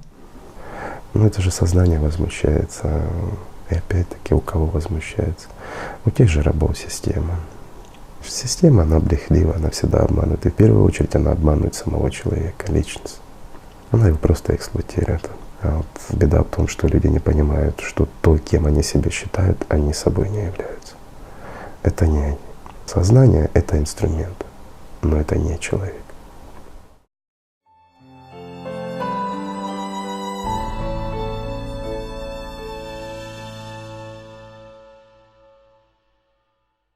Вы сейчас, Игорь Михайлович, сказали, что сознание — это инструмент, и вспомнилось, как один человек, рассуждая о знаниях, точнее, его сознание выдало другую крайность. Раз сознание мне мешает, раз оно меня так обманывает, значит, все, не буду его развивать. И таким образом уравняться сознанием с обезьяной. То есть иметь слабо развитое сознание, быть дезориентированным в современности, и исполнять то, что тебе приказывают другие. Ну, слабоумным, скажем так. Это мечта очень многих управленцев — иметь тупое, непонимающее, неосознанное общество. Сознание, прежде всего, это инструмент. Если я тебе дам, к примеру, тупой нож и попрошу почистить картошку, тебе будет удобно им чистить? Нет, тебе нужен острый нож. Любой инструмент, он должен быть максимально выверенный и целый, хорошо отремонтированный. А сознание — это инструмент, он должен быть развитым. Чем шире твой кругозор, тем больше ты понимаешь. Тем больше в тебе заложено для понимания этой же трехмерности. Вопрос в другом: кто управляет твоим сознанием? Понятно, что им всегда будет управлять система, это ее часть. Но опять-таки вторичное сознание или новое сознание, оно тяжело управляется, но управляется. Но его можно легко игнорировать в случае необходимости. А вот первичное сознание, оно легко обучаемо. Если ты развиваешься как личность, то развитое, хорошо обученное сознание — это только в помощь, это не во вред. Это не означает, что оно будет более хитрое, более извращенное. Поверь, как бы ты ни развивал свое сознание, оно не сможет развиться до того уровня, до которого развита самая система. Оно всего лишь часть этой системы. А система, которая имеет опыт, скажем, миллиарды лет, она повидала всякое. Поэтому хорошо развитое сознание облегчает понимание этого мира, улучшает коммуникацию с другими людьми. Ну, в общем, если ты не лентяй, то это только в помощь. Да, тяжело было, когда ты не знал об этом. Но сейчас же такая ситуация, что знания есть, но у многих людей нет еще практического опыта работы над собой, поэтому нет вот этого реального преобразования себя и общества. Вот здесь вот есть интересный момент преобразования общества. Преобразовывать общество стремятся все, прежде всего, но общество преобразуется лишь тогда, когда люди начинают преобразовывать себя. Это существенный момент. Не нужно стремиться переделывать общество, не изменившись самому. Да, это так. Но вот людям как будто бы не хватает понимания смысла жизни. То есть система, она навязывает какие-то ценности. Та же карьера или семья, или какой-то поиск удовольствия вовне. И система предлагает людям поверить, что вот это и есть жизнь, что вот это и есть твой удел, твоя жизненная цель, что именно для этого ты пришел в этот мир. В действительности, когда в нашей повседневной, скажем так, трехмерной жизни семья, взаимодействие в том же обществе, та же карьера, это все и есть составляющая жизни человека. Другое дело, как подходить к этому и с какой стороны это рассматривать. Жизнь человеческая, она слишком короткая, и человек должен в ней успеть все. И семью, и завести, и обеспечить, и в то же время отсюда вытекает и карьеру построить какую-то, лучше когда хорошую, чтобы был достаток, и все. Это все необходимо. Необходимо для выживания элементарно в современных условиях. Вопрос в том, что главенствует у человека, какова основная цель его существования, смысл от его жизни. И вот сознание нам начинает рассказывать, что смысл нашей жизни — это продолжение нашего рода. От чем мы тогда отличаемся от любого животного? Ведь если мы посмотрим, в принципе, любое животное — это продление своего рода, основная цель и задача. Ну, размножился ты, продлил свой род. А лично тебе какой смысл от этого? Почему люди в старости хвалятся тем, что вот они много в жизни сделали, работа, плюс семья, вот, внуки и все остальное, а в глазах печаль? Потому что каждый понимает, что самого главного он таки не успел сделать. А жизнь, она очень короткая. Мы неоднократно об этом говорили уже и в передачах, и так, что жизнь проскакивает очень быстро, как одно мгновение. На самом деле, любой промежуток времени, который бы ты себе не назначила, он пройдет очень быстро. Неделя, год. Это очень быстро текущая такая субстанция. Но смысл заключается как раз в жизни человека — это приобщение к миру духовному. У многих это может вызвать такое негодование, но опять-таки, и вот здесь нюанс. Негодование в чем? В сознании. Почему при слове Бог, духовность, еще что-то у подавляющего большинства людей вызывается внутреннее отторжение сознанием? Даже как бы то ни обидно было у священнослужителей. Вот пока он в одеяниях и ведет какую-то службу, он настроен, все, он всем рассказывает о Боге. А когда остается один на один, как говорится, с Богом, и вот здесь даже мысли или еще что-то, его ж дергает это все. Вот внутри идет это все. Не в смысле в духовном плане внутри, а в смысле в сознании, в эмоциях, во всем остальном. Потому что сознание любого человека практически на 99% настроено против всего духовного. Это факт, это правда. Но у нас есть определенные, ну скажем так, обычаи, некие правила игры вот, в социуме в целом, что есть у нас религии, к ним надо относиться уважительно, есть Бог, к нему надо относиться уважительно, нужно уважать выбор других людей, веру других людей. Слава Богу, что это есть. Ну и это обосновано, опять-таки, в силу определенных причин, которые мы сегодня не будем разбирать, не будем поднимать эти вопросы, потому что у некоторых оно вызывает, опять-таки, в сознании их не что иное, как агрессию. Почему это происходит? Потому что сознание любого человека, еще раз говорю, настроено против всего духовного. Это его функция, это надо понимать и знать, и воспринимать это, в принципе, как естественное явление. И об этом в любой религии много говорили те люди, которые действительно шли к Богу. Они не игрались и не подходили к Богу, как к некому исполнителю своих желаний, что, Господи, дай мне то, дай мне это. Если ты мне даешь, ты хороший Бог, и я в тебя верю, да? Да, в сознании полно вот этих шаблонных страстей, с помощью которых как раз-таки сознание и закабаляет человека вот в таких мыслях, состояниях. В состояниях «хочу» или «не хватает», или состояние борьбы за власть, за доминирование только твоего мнения. Понятие власти, оно очень важно. Вот многие люди, им сознание рассказывают, ты же не борешься за власть. Какая тебе власть, у тебя работа такая, ты не стремишься, не делаешь карьеры, ты наоборот уходишь, отходишь, тебе власть не интересует. Но этот человек считает о себе так, вернее, его сознание ему так рассказывает, что он такой хороший и не стремится к власти. И в то же время начинается диктатура в семье, своим детям, своим вторым половинкам, среди друзей. Ведь постоянно идет борьба за власть. Власть это не подразумевается управлять народами или управлять какой-то организацией или еще что-то. Здесь власть подразумевается это подавление одного материального объекта другим или попытка подчинить себе кого-то другого. А это постоянно везде.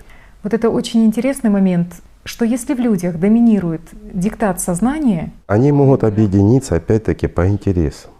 Но было бы здорово, если бы люди начали действительно жить хотя бы законами совести и чести, да? И вот чтобы они объединились хотя бы на том, что перестали ссориться, воевать, убивать друг друга, делать зло друг другу. Это уже победа, огромная победа над системой, над ее установками. Это возможно? Вполне возможно. Построить, вот как мы и говорили, хороший, счастливый мир. Мир, в котором человек может постигать духовное освобождение, создать условия для этого. Это в силах людей, в силах. Это можно сделать? Это нужно сделать. Было бы замечательно, если бы во всем мире была истинная свобода, без всякого зла и без противоречий. Первое, вот с чего начинается, это с честности. С честности перед самим собой. Да, ведь по сути это всего лишь работа над собой. И делать все, что в твоих силах, чтобы создать в обществе такие условия. Невозможно людей заставить. Это выбор людей, это свобода людей. Даже если весь мир, вот заметь, все люди во всем мире, они станут, скажем, свободны и будут пытаться повлиять на одного человека, который хочет стать субличностью, он все равно станет субличностью. Почему? Потому что это свобода его выбора. Вот где настоящая демократия. Потому что каждый выбирает то, к чему он стремится. Любая личность, она стремится, это естественный такой инстинкт самосохранения. Личность, она чувствует, что существует мир бескрайний, мир духовный. Она чувствует и силы, и проявления все. А сознание, оно запирает. Но здесь сознание людям мешает это понять. Но опять-таки, кто мешает человеку вкладывать силу своего внимания, свое духовное развитие? Или же материальное, смертное? Никто. Только он сам выбирает. Свобода выбора. А то, что система отвлекает, это ж право человека как личности, смотреть или не смотреть на этих артистов своего сознания. Последняя битва у человека, она идет от рождения до смерти. И вот результат битвы этого Армагеддона человек пожнет после того, как перестанет биться его сердце. И это правда. Смысл здесь как раз в том, что пока тело живо и сердце бьется, ты должен начать жить. После того, как сердце перестало биться, ты уже пожинаешь результат. Потом уже исправить что-то невозможно. И никто тебя не отмолит, и никто не спасет. И это правда. Да, вот еще такой момент для осознания. А может ли человечество вообще в глобальных масштабах победить систему, как врага, вот в понимании категории сознания? Вот если, к примеру, все люди на планете объединятся. Победить систему человечество не сможет, потому что система вся, она уходит далеко за пределы человечества, в котором мы его понимаем. Ну, начнем с этого. Система, она не ограничивается определенным количеством людей на определенной планете. Она гораздо шире и распространяется на всю материальную Вселенную. Вот если языком физики, то вплоть до 6-го измерения. Это то, что есть система. Поэтому можно строить иллюзии, стремиться победить систему. Но лучше всего ее победить внутри себя, перестать быть ее рабом. Вот это основная цель. Ну вот, к примеру, даже если все люди вместе объединятся, но опять-таки, если их объединение будет на уровне сознания, но они ее усилят, саму систему усилят, не больше. А вот если люди духовно раскроются, разовьются, и их объединение будет на духовном, чувственном восприятии с миром бескрайним и бесконечным, то тогда вся мощь системы, ну, она становится вообще меньше меньшего, что только может быть. Как говорили в древности, что все сводится до частички По. Вот вы интересно нам ранее рассказывали, Игорь Михайлович, для понимания, что на самом деле сама система, она не имеет образа. Потому что сама система — это и есть стационарные частички По, вот говоря языком физики АЛЛАТРА. Система всего лишь порождает образы, но сама система есть ничто. Все, что конечно, оно ничтожно, оно ничто.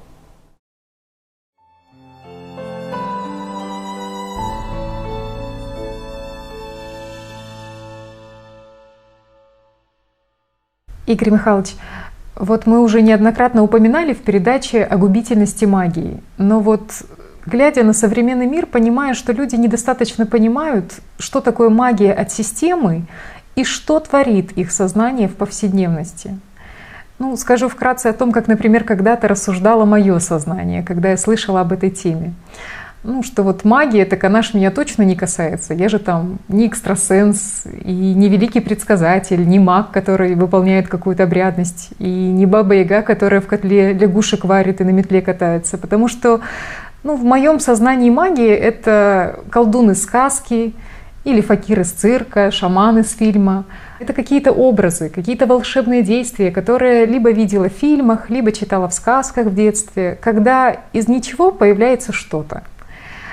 Но вот вся эта магия, она никак не касалась моей жизни. И, в общем, это было в понимании, что типа магия — это все сказки. А это вот реальная жизнь. И вот так ошибочно полагают многие. Игорь Михайлович, а вот расскажите, пожалуйста, что такое магия от сознания в повседневной жизни человека? Вот что касательно магии. Магия, она используется людьми в повседневной жизни очень часто, и люди этого не замечают. Когда человек проклинает кого-то, когда он его ненавидит и желает зла, это уже часть магии.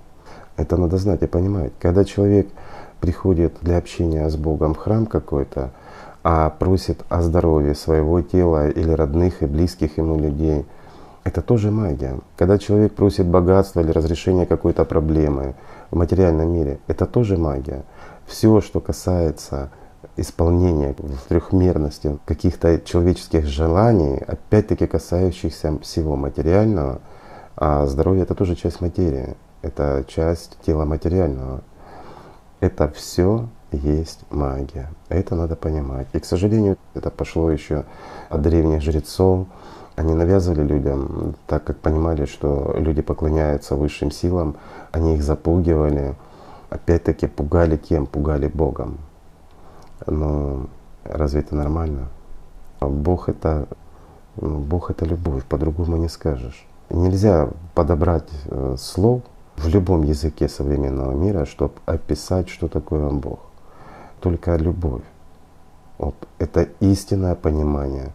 Но это истинное понимание вот из всех слов человеческих можно обозначить только как высшая и самая чистая любовь, то есть настоящая любовь.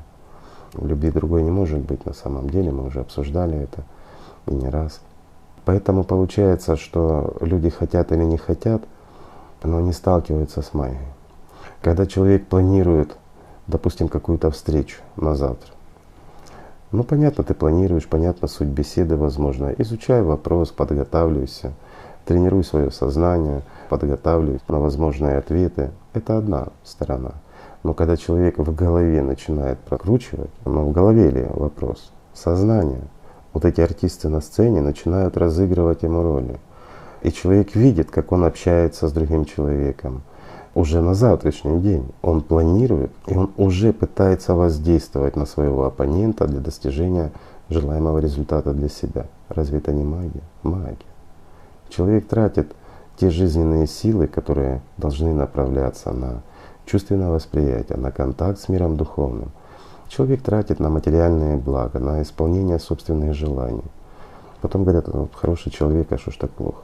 Или, скажем проще, после смерти физического тела человек кается, вот сознание трепещет, а вот личность в недоумении. Он ведь хороший был, он никому ничего плохого не сделал. Только прожил всю жизнь в магии, не туда вкладывал и никуда не пришел. Все время ходил по кругу. Хотя мог принадлежать не только к любой религии, но и заниматься поисками высоких целей духовных, пытаться их достичь, опять-таки с помощью чего? С помощью своего сознания. Сознание — это хороший инструмент, нужный инструмент, но инструмент, скажем так, со своим нравом. То есть надо тебе что-то решить. Пусть решает, это ты финансируешь, этому ты уделяешь внимание. Но когда на тебе начинает навязывать какие-то магические свойства, втягивая тебя в различные игры свои, этого не стоит делать. А многие не понимают людей этого, не замечают, как становятся частью игры, участниками театральных зрелищ. И опять-таки по факту чего? Магических представлений. Но опять сознание рассказывает, что магия — это выполнение какой-то обрядности, это стучать в бубен надо, какую-то травку там в кипящий котел кидать, лягушек живьем желательно. Вот тогда происходит какое-то магическое действие, и человек что-то приобретает или получает. Это ритуальщина. Ритуальщина, она помогает сосредоточиться просто-напросто. И не важно, что ты кидаешь в котел, есть у тебя котел или нет. Важно, чтобы ты желал это. Сам процесс желания, он уже есть ничем иным, как магическим действием. А особенно, когда люди уже представляют готовый результат, допустим, той же завтрашней встречи, да, можно пошаманить, бубен постучать, травки котел покидать или еще что-то.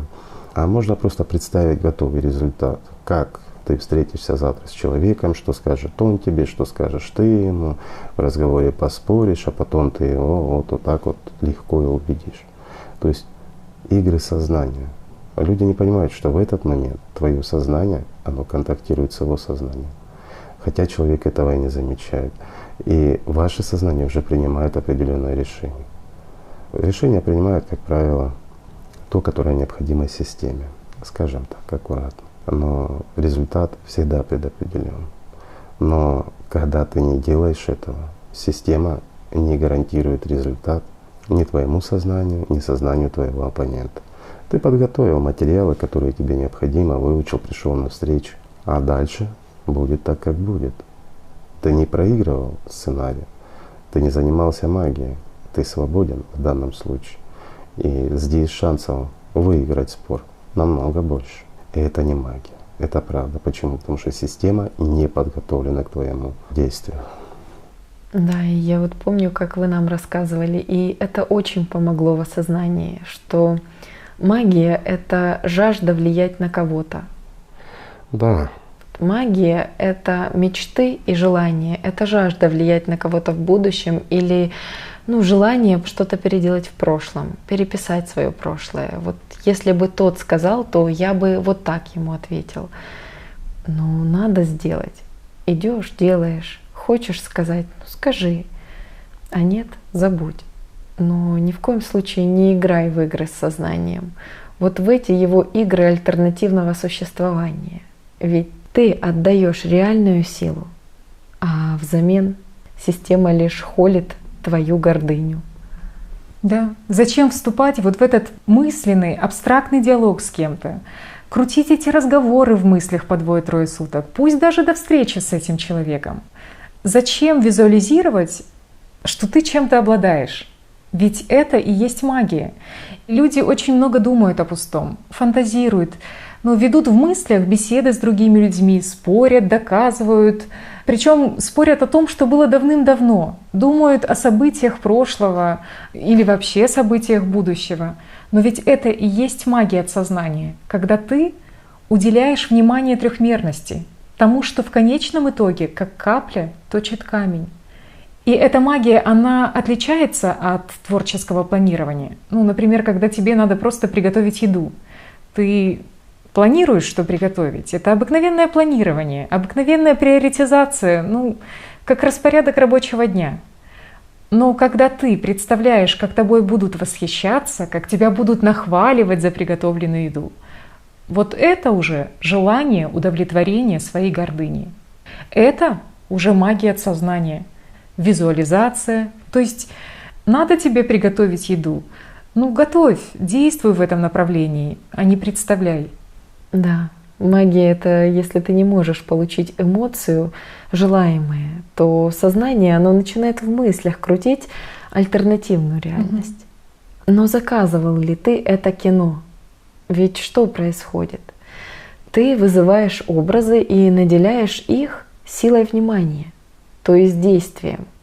Только вот беда. Они иллюзия, а ты растрачиваешь реальную жизнь на систему. И в результате система пролонгирует себе жизнь, а ты приобретаешь себе смерть. Да, увы. А если твоему сознанию нечего делать, то пусть оно лучше что-то изучает. Да, а вообще лучше время тратить на духовное развитие. Усиливать в себе контакт с духовным миром. Ведь это же безбрежное счастье. Это внутренняя, безмерная Божья любовь. Гораздо лучше же быть счастливым, чем несчастным. Лучше быть живым, чем мертвым. Абсолютно верно. Так что вопрос не в планировании как таковом, а в том, что ты не питаешь никаких иллюзий на этот счет. Распланировал, подготовился, а там как будет, так и будет. Просто движешься к цели. Тебе, что за хлебом сходить, что на деловые переговоры, можно сказать одинаково, решается по месту. А вся важность и серьезность твоя, она уже в другом. Она в тех событиях, что происходит на чувственном восприятии мира духовного. И уже на трехмерность, ты тратишь силу внимания не в таких огромных количествах и вообще по мере необходимости в режиме экономии. Да, люди тоже, когда к чему-то готовятся, часто говорят, как Бог даст. Но это же неправильно. Это неправильно. Бог в действительности не занимается этим. Просто людям удобно, вернее, сознанию удобно все сваливать на высшего и сильного. Вот Бог дал, Бог послал, Бог еще что-то. Но какого Бога они имеют в виду? Бога, который в вечности, или Бога, который находится в системе временно существующей? Бог временный или Бог настоящий? Здесь надо тоже давать отчет. Люди часто кидаются словцами, не понимая их сути. Это тоже своего рода магия. Слово, оно обладает силой. Поэтому не зря говорили, некоторые религиозные писания начинаются, что сначала было слово. Да? Это не просто так.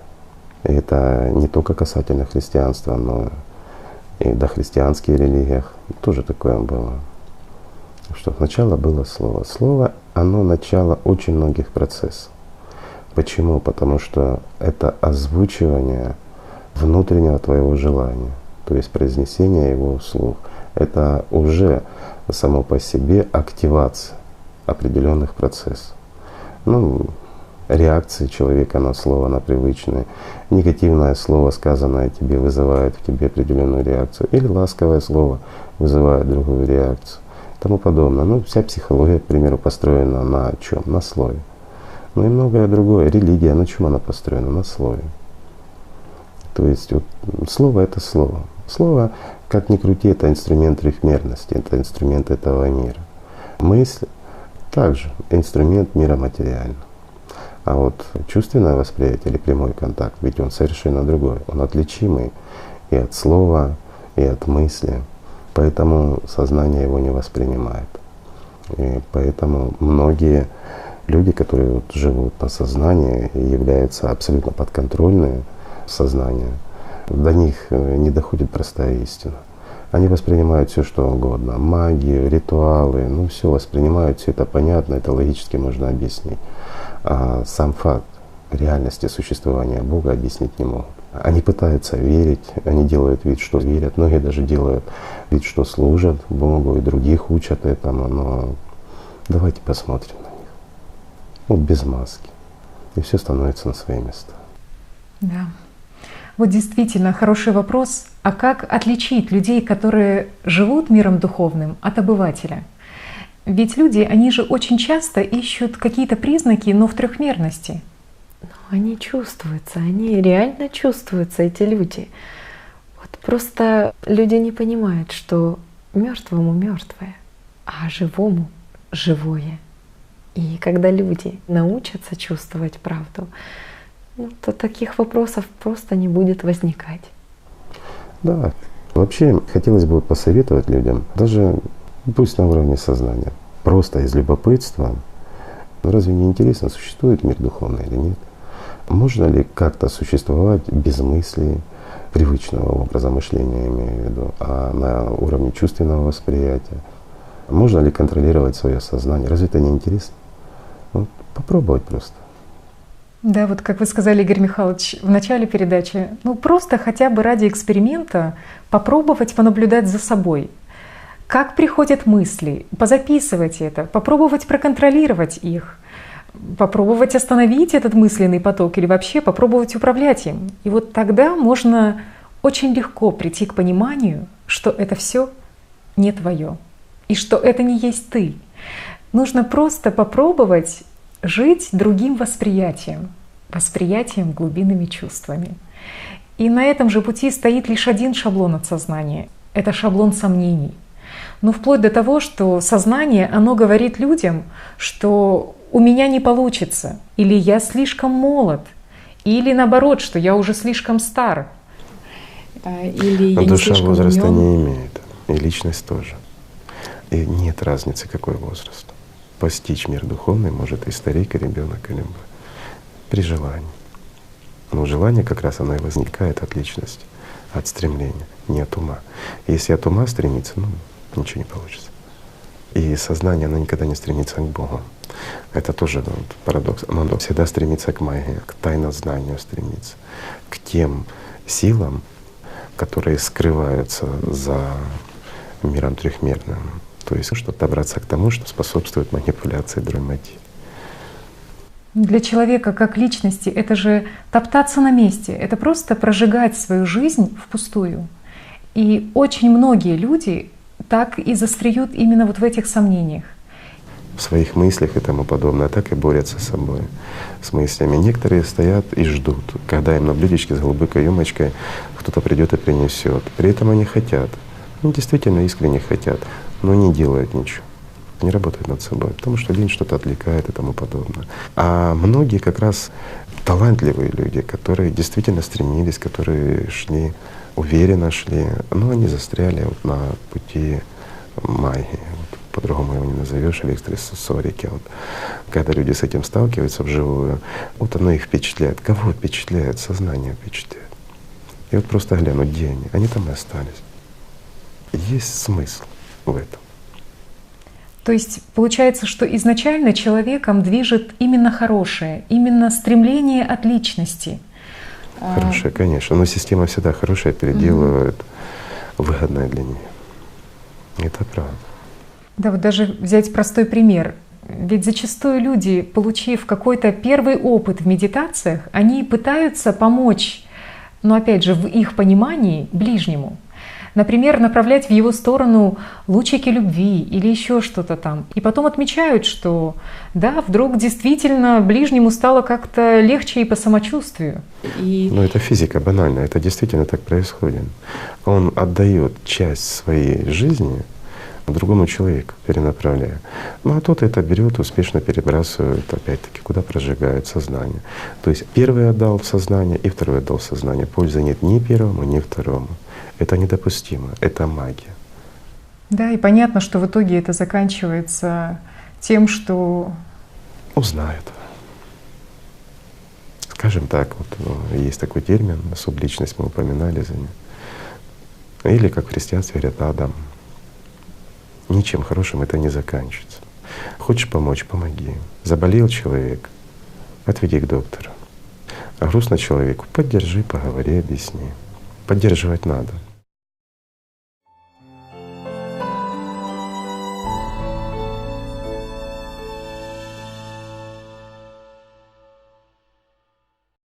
Вот хотелось бы вкратце затронуть тему об измененных состояниях сознания. Вот на сегодняшний день в мире накоплено большое количество и клинического, и экспериментального материала, касающегося измененных состояний сознаний. И уже понятно, что человек ежедневно, он проживает и пребывает в разных состояниях сознания. Например, такие измененные состояния сознания, которые выгодны для сознания. Это состояние бодрствования, состояние сна, реакции гнева, состояние паники, состояние мечтательности, те же истерические состояния, которые вызваны и употреблением алкоголя, и наркотиков, гипнотические состояния. То есть это те состояния сознания, с которыми люди чаще всего сталкиваются в трехмерности. Но есть и измененные состояния сознания, которые сопутствуют духовному раскрытию. Это медитации, это молитвенные состояния, это духовные практики. В общем, есть измененные состояния сознания, полезные для человека, как для развития его личности. А есть выгодные для сознания и как раз приносящие даже вред человеку. Вот в выгодных для сознания что происходит? Идет активное воздействие на личность, и оно лишает ее возможности самоидентификации. Например, если человек, он находится в состоянии гнева, то он не может идентифицировать себя как личность. Он просто находится под властью сознания. Да, и отличия тут явные. Вот те измененные состояния сознания, которые выгодны сознанию, они чувствуются как дискретные. Вот они отделены друг от друга, и для каждого вот такого состояния можно определить соседнее. Что имеется в виду? То, с чего они начинаются, их признаки и во что в конечном счете переходят. Так система и планирует. Вот все у нее шаблонно, по схеме, которая приводит к заранее заданным результатам. А вот в духовной практике, там все по-другому. Переход с глубокого измененного состояния сознания на чувственное восприятие, оно происходит плавно, оно происходит равнолинейно, угасающее, иссякающее. То есть пока не произойдет вот этот полный отрыв личности от сознания и ее переход и погружение вот в чувственное восприятие. И там уже нет никакого воздействия сознания. Чувственное восприятие, оно в корне отличается от глубокого измененного состояния сознания. При восприятии глубинными чувствами там идет одновекторный, непрерывный процесс жизни здесь и сейчас. Вот там идут, как бы сказать, последовательные состояния, и они непредсказуемы, они живые. Они стабильны и постоянно новые одновременно. Это как разные состояния многогранной, бесконечной любви Божьей, которые вызывают и восторг, и блаженство, но не на уровне сознания, а на уровне глубинных чувств. Но это всего лишь одна из характеристик восприятия духовного мира глубинными чувствами. Вы знаете, поделюсь тем, как раньше мое сознание шаблонно реагировало на вот эту фразу «измененное состояние сознания». Даже уже сам термин, он вызывал какую-то опаску, он вызывал страх от незнания, потому что для сознания это означало какую-то патологию или выйти из зоны комфорта. Ему просто было страшно измениться. Но когда прочитала книгу «АЛЛАТРА» и столкнулась с сознаниями, то и исчез этот страх, и появилось даже наоборот стремление изменить себя. Просто основательно идти в духовном направлении. А сейчас, когда ты видишь обличение системы, то ты просто глобально видишь и понимаешь, а что сейчас происходит и в человеке, и в том же обществе, и почему наука, она ходит возле этого вопроса вокруг да около. Потому что свои акценты в ней как раз расставляло сознание, а не свободная личность. И вот как раз с позиции исконных знаний ты уже исследуешь эти научные работы с совершенно иным пониманием.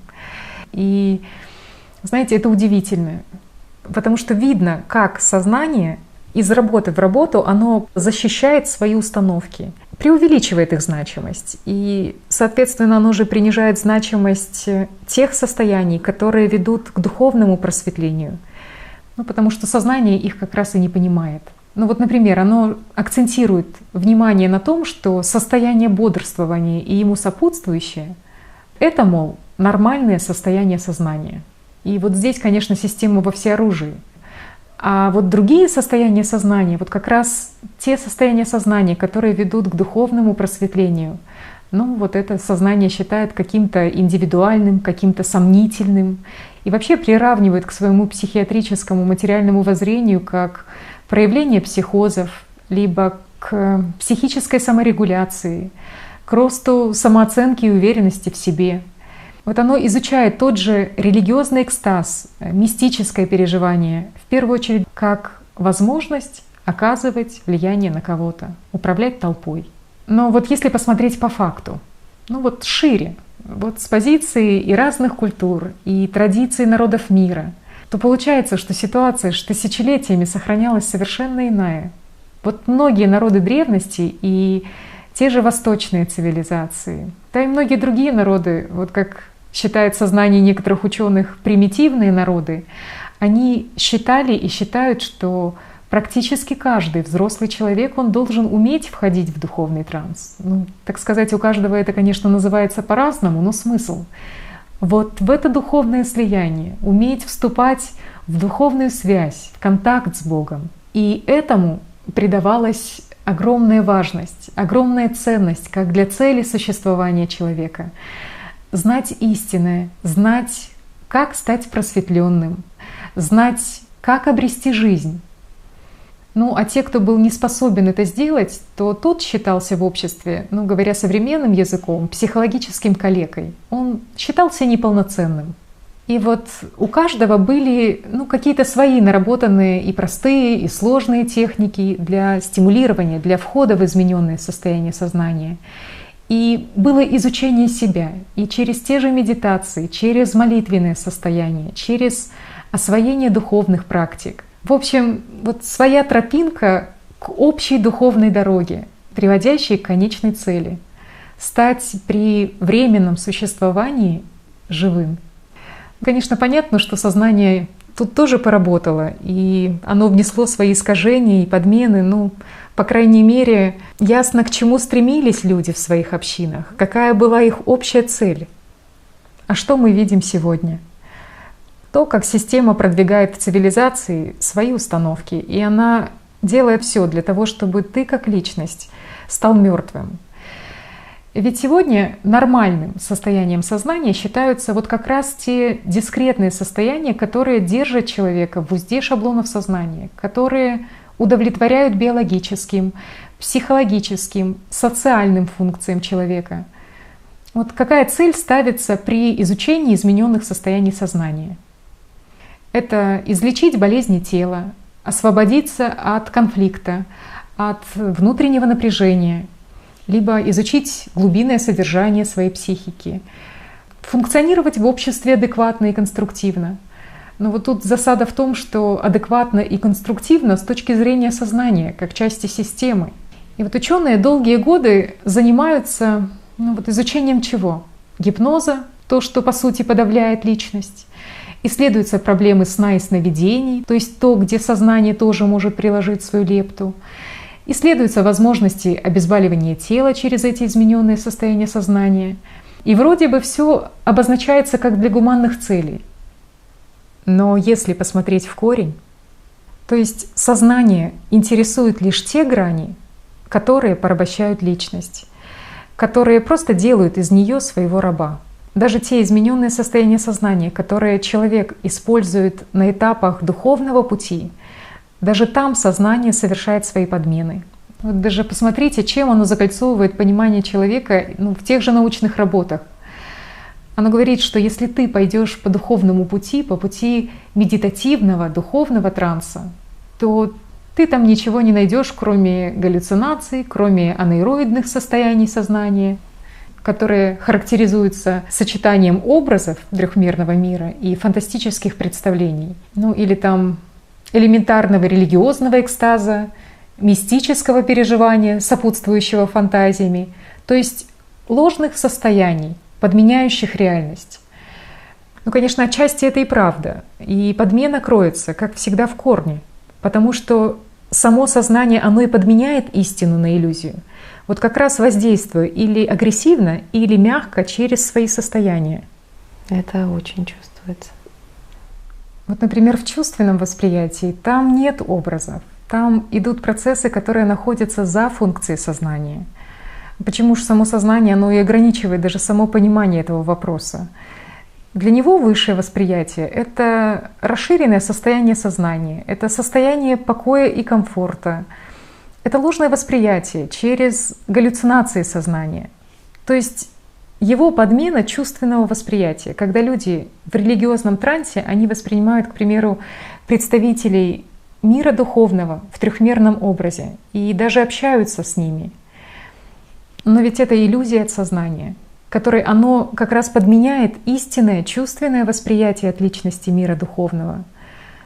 Это происходит потому, что само сознание, оно и создает вот эти трехмерные образы и подменяет реальность духовного мира на общение с собой же. Вещает от сознания, совершенно правильно. Мы уже обсуждали это в других программах, что люди, которые начинают баловаться с магией, к ним приходят видения, различные святые, там представители якобы от мира духовного, но они приходят опять-таки в образах. Что значит в образах? Так как вот мы глазами земными видим таких же, как мы, или себя в отражении в зеркале, также они видят и этих представителей. То есть, говоря проще, это иллюзия и очередной обман, заблуждение. Да. А духовная практика — это освобождение от вот этого ложного восприятия сознания. Это выход личности за пределы функционирования сознания. Но люди часто останавливаются на этапе комфорта, на этапе мистицизма, то есть на этапе перехода из измененного состояния сознания в чувственное состояние. Вот здесь есть интересный момент.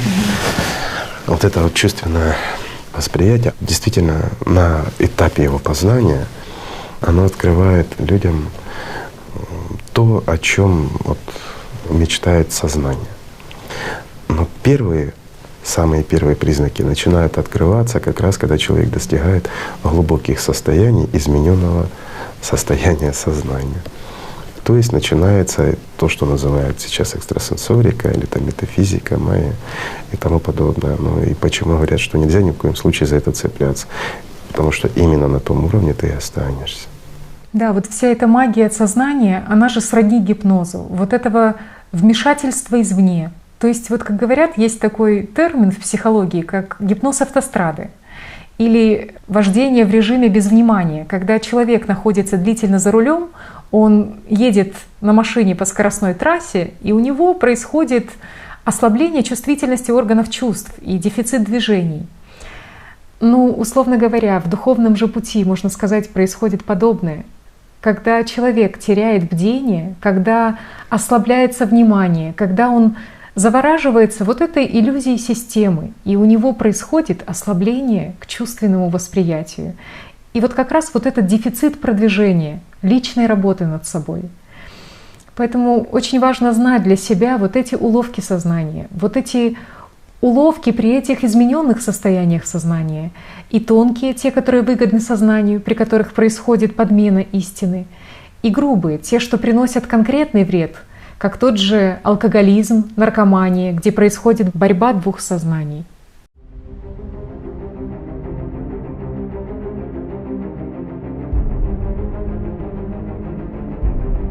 Опять-таки надо отметить алкоголизм, употребление наркотиков и все остальное. Ведь от кого это идет?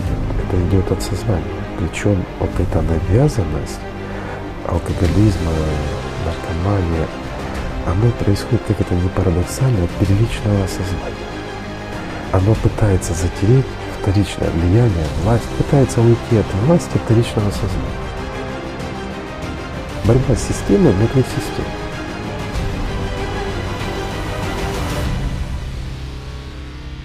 И вот здесь она испытывает, когда прослабевается под действием алкоголя или наркотиков активность вторичного сознания, то первичное начинает себя чувствовать героем, опять-таки величие, возвышение, все возможности. Это сознание, банальное сознание примата, он чувствует себя на вершине мира.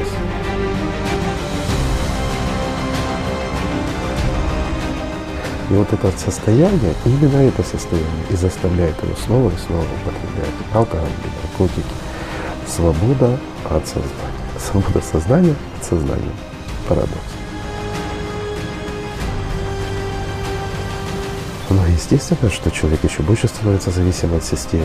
Скажем так, человек, который хотя бы чувствует мир духовный, хоть немножко соприкасается и хоть немножко знает, подчеркиваю, не верит, а имеет опыт, знает о существовании мира духовного, он никогда не будет употреблять ни алкоголь, ни наркотики. Потому что это усиливает, активирует первичное сознание, которое начинает более активно подавлять и воздействовать на личность. Ну и зачем создавать самому себе препятствия? Это все равно, что ты хочешь пробежать 100 метров, а перед этим ты набрасываешь там всяких, скажем так, со стройки ненужных вещей, а потом бежишь, спотыкаешься, падаешь, тебе больно неприятно. Если ты хочешь побегать, с утра бегать правда, правильно? Ну зачем же себе мусорить на беговой дорожке?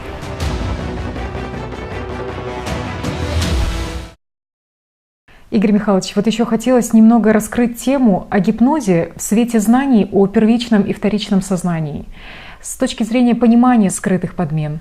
Суть гипноза как раз и заключается, это непосредственное воздействие на первичное сознание извне. А первичное сознание, оно ведь не воспринимает мир как таковой, оно воспринимает его через вторичное сознание. Вторичное сознание может его, скажем, обмануть, но первичное сознание воспринимает реакции тела. А вторичное сознание воспринимает реакции тела через первичное сознание. Это такая вот цепочка, чтобы понятно было. А работа головного мозга — это есть отражение, это уже материальное, скажем, проявление работы сознания. Но в первую очередь работы первичного сознания. Но оно также связано все равно с миром материальным. Но личность, она связана только с первичным сознанием. На самом деле это все просто, если взять ручку, нарисовать, все становится на свои места. То есть для личности это же еще больше угнетение, когда вот вмешивается еще и сознание того же гипнотизера. То есть получается, что мало того, что она испытывает вот эти воздействия от своего первичного и вторичного сознания, так тут еще и вмешивается третья сила от системы. Это сознание гипнотизера, которое создает дополнительные образы, оказывает влияние и программируемое воздействие. Совершенно верно. Но здесь есть маленький нюансик. Когда при воздействии с помощью гипноза или магии, не имеет значения, напрямую идет воздействие на первичное сознание, то здесь происходит и подмена. Человек, ему можно внушить, что он знаменитый певец, он будет петь и будет воспринимать себя как этот знаменитый певец, отвечать на вопросы и тому подобное. Мы видим, что был, скажем, Василий Петрович, он и остался Василий Петрович, а он из себя изображает знаменитого певца какого-то. Но внешне-то он не изменился, хотя он убежден, что он и есть знаменитый певец. Почему? Потому что первичное сознание, еще раз говорю, оно не обладает выраженным интеллектом, но оно может пользоваться базой данных, то есть тем опытом, который откладывается или же нарабатывается с помощью вторичного сознания. Здесь тоже это интересный момент. Или то, что мы называем задней сущностью. Да, это не что иное, как банк хранения. Это там, где хранится память. И мозг здесь к этому отношения, к сожалению или к счастью, не имеет. Что такое магия? Магия, она как раз выполняется. Я раскрою секрет, когда происходит развитие человека на уровне первичного сознания, вот это вот первичное «я» развивается, и изучается сама система, то человек может действительно постичь различные магические приемы. То есть экстрасенсорика, то, что мы называем, и все остальное, это как раз происходит из-за активности первичного сознания. Оно способно очень активно работать даже на уровне 6-го измерения, то есть преобразовывать различные проявления, планы системы, видеть, слышать, и тому подобное. А вот вторичное сознание, оно ограничено, конечно. Оно может удивляться, создавать огромные эмоции, всплески, волну пускать, которая захлестывает первичное сознание, и это отражается на нашем теле. Да, я полагаю, что многим это будет действительно в помощь. Ведь феномен гипноза до сих пор считается неразгаданной тайной для исследователей. Ну а теперь уже просто понятна сама суть этого явления и вообще губительность его воздействия на человека как на личность. Ведь сегодня очень многим известно, что гипноз используется в медицинских целях. Ну, возможно, в крайне тяжелых каких-то терапевтических случаях это может быть и оправдано. Но в целом, вот при том перечне, где именно сейчас используют гипносуггестивную психотерапию и кто именно это делает, тут уже, конечно, возникает вопрос, а что важнее для человека? Его тело или личность? Ведь, по сути, зачастую же люди обращаются к различным гипнотизерам тогда, когда им просто самим лень изменить себя. Просто потрудиться над здоровьем своего тела и поработать над его вредными привычками. Но вот им хочется магии. Но чем они потом за это заплатят, конечно, об этом из них никто не задумывается. И вот не случайно же даже в былые времена о гипнозе писали как о явлении, разрушающем дух человека, что это сознательное служение злу. И ранее, кстати, вот еще тоже в прошлые века, его называли животным магнетизмом. И в том же христианстве его относили к виду колдовства и приравнивали к черной магии. Но теперь вот после таких детальнейших разъяснений, я полагаю, что людям станет более понятно, почему все-таки нельзя использовать магию. Естественно, что нельзя использовать магические приемы, стремиться и желать магии нельзя, потому что в человеке может желать магию только сознание. Если ты мечтаешь о власти, если ты мечтаешь о магии, особенно тайной власти, если ты стремишься развить в себе какие-то сверхспособности, ты этим занимаешься, ты живешь сознанием, то есть ошибочно прожигаешь свое время. Да, люди развивают в себе эти способности, но что в конечном счете это смерть, это состояние субличности, вековые мучения, а смысл от этих действий, от этих способностей? А в чем смысл? Ведь опять-таки существуют определенные техники, не будем за техники, за искусственное, довольно часто люди сталкиваются с явлением перерождения души, когда ребенок с ни с того ни с сего начинает рассказывать, что он жил тогда-то, там-то и тому подобное, и при проверке ребенок рассказывает, что это действительно так. Он узнает своих родственников, рассказывает причину своей смерти. Это как раз и есть активная субличность, которая подавляет личность и начинает проживать вместо нее жизнь. То есть это однозначно, даже новая личность, она обречена на реинкарнацию, на состояние субличности. Это часто бывает, к сожалению. Но это обусловлено теми или иными ситуациями, преждевременной смертью или опять-таки магией. Человек занимался магией, он являлся сильным магом. Да, он может при перерождении подавить сознание первично новой личности, в конечном счете быть временно хозяином на уровне, подчеркиваю, своего первичного сознания, подавив первичное сознание и подавив активность новой личности. Ну и смысл. И личность, и тоже сознание пойдут на реинкарнацию вместе с ним. Опять-таки все останется в личности. Но эти способности, они долго не держатся на самом деле. Ну, проживет он неполноценную жизнь, потому что на уровне первичного сознания прожить полноценную жизнь невозможно. Это как иллюзия. Все иллюзия. А вообще жизнь, она сравнима с супермаркетом, где обязательно касса на выходе, чем заплатишь. И она очень короткая, потому что время — это иллюзия, которую нам навязывает сознание. Оно ведь рассказывает, что очень много времени, что оно очень длительно. Но посмотри назад. Где было вчера? И она уже никогда не вернется. Время летит очень быстро и безвозвратно. Если ты не стремился к жизни сейчас, ты не будешь стремиться и завтра. В этом смысл. А послезавтра для тебя просто нет. В этом и беда. Ну, каждый выбирает то, что ему нравится и хочется, и к чему он стремится. И в этом как раз и заключается высшая свобода человека. Это то право, которым он наделен. Правом выбора. Это, по-моему, самое справедливое, что может быть. Даже право на совершение ошибок. Право на смерть, право на жизнь. Человеку это дано. Да, просто глупость какая-то человеческая, гордыня и незнание, они, получается, приводят к тому, что люди творят беду, и этим активно пользуется система в своих целях. Ну вот даже если взять те же магические явления, понятно, что раз существуют магические явления в принципе, то для чего-то это нужно глобально, в формате выживания цивилизации в целом. Ну вот мы уже говорили, например, о тех истинных святых. Есть и, скажем так, тех, кто служат миру духовному, имеешь в виду.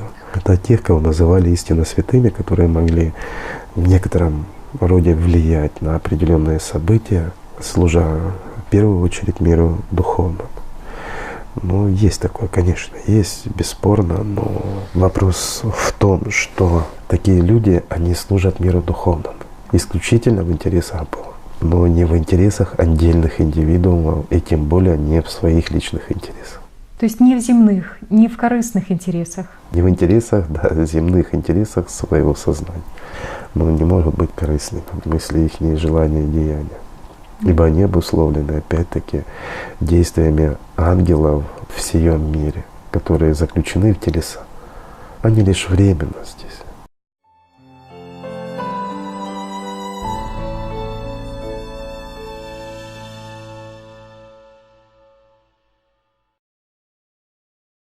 Да, и это действительно значительно отличается от тех, кого вот во все времена называли лжепророками, кто просто прикрываясь духовным, на самом деле, исходя из своих корыстных побуждений, служил сознанию. А вот заметьте, опять-таки мы касаемся вот этих лжепророков, ну, лжеучителей, скажем так. Первое, что они обещают людям, это отменное физическое здоровье, что ты не будешь болеть, ты обретешь силу. И еще вот такой термин — духовно сильные. Понимаешь, то есть сильные люди, духовно сильные. Везде упор на силу. Да, желание чем-то обладать. Обладать некой властью и стремление к доминированию. Да, система, она обещает многое, дает незначительное, а забирает большее. То есть она дает человеку иллюзию того, что… Иллюзию силы. Но когда человек приобретает настоящую силу, духовную силу, и когда в действительности вчера бывший обычный человек на сегодняшний день может многое. То, что ни один маг никогда не получит. У него есть хоть маленькое желание использовать эту силу для себя или вот для земного? Нет. Для духовного — это жизнь, ну а для земного — это яд. Конечно. А кому же хочется вкусить яду, будучи живым? В этом и смысл. Ну, система ж подменяет это все. Она же опять-таки отзеркаливает, обещая волшебство, какие-то сверхспособности, а на самом деле создавая иллюзии. И человек тратит время для того, чтобы обрести очередную иллюзию. А что он получит взамен? Иллюзию. Ну да, и вот так задуматься, на что люди растрачивают свою жизнь. Тратят время, чтобы прочитать чужую мысль. Да, а зачем? И что ты с этим будешь делать, да? Со своими разберись. Ведь ты же слышишь чужие мысли постоянно, с утра до вечера сознание тебе рассказывает. Они не твои. Если сомневаешься в этом, хорошо, проверь, останови мысль или измени ее в нужное тебе направление. И опять-таки, а в нужное направление кому? Тебе или как личность? Или твоему сознанию, тому, кто манипулирует тобой? Да, тут не хочешь слышать от своего сознания мысли. Ведь враг, он живет же внутри каждого, и это его сознание. Тот, кто видит врага во внешнем, тот не видит его внутри себя. И если ты выбираешь, если ты принимаешь его установки, если ты вкладываешь силу своего внимания в реализацию, да, в реализацию тех мыслей, желаний, стремлений, которые навязывают тебе сознание, ну, это уже твой выбор. Ну да, и почему системе и выгодно, чтобы человек и не знал о подлинной сути сознания, о его связи с системой. Потому что тогда человек уходит из-под власти. Ведь кому нравится из людей, чтобы им управляли и помогали? Никому. Заметьте, люди очень любят учить. В основном любят учить те, кто не знает, чему он учит, кто не обладает личным опытом. И они тогда ссылаются на все что угодно, пытаются доказать другим, что это их опыт и тому подобное, хотя сами его не понимают.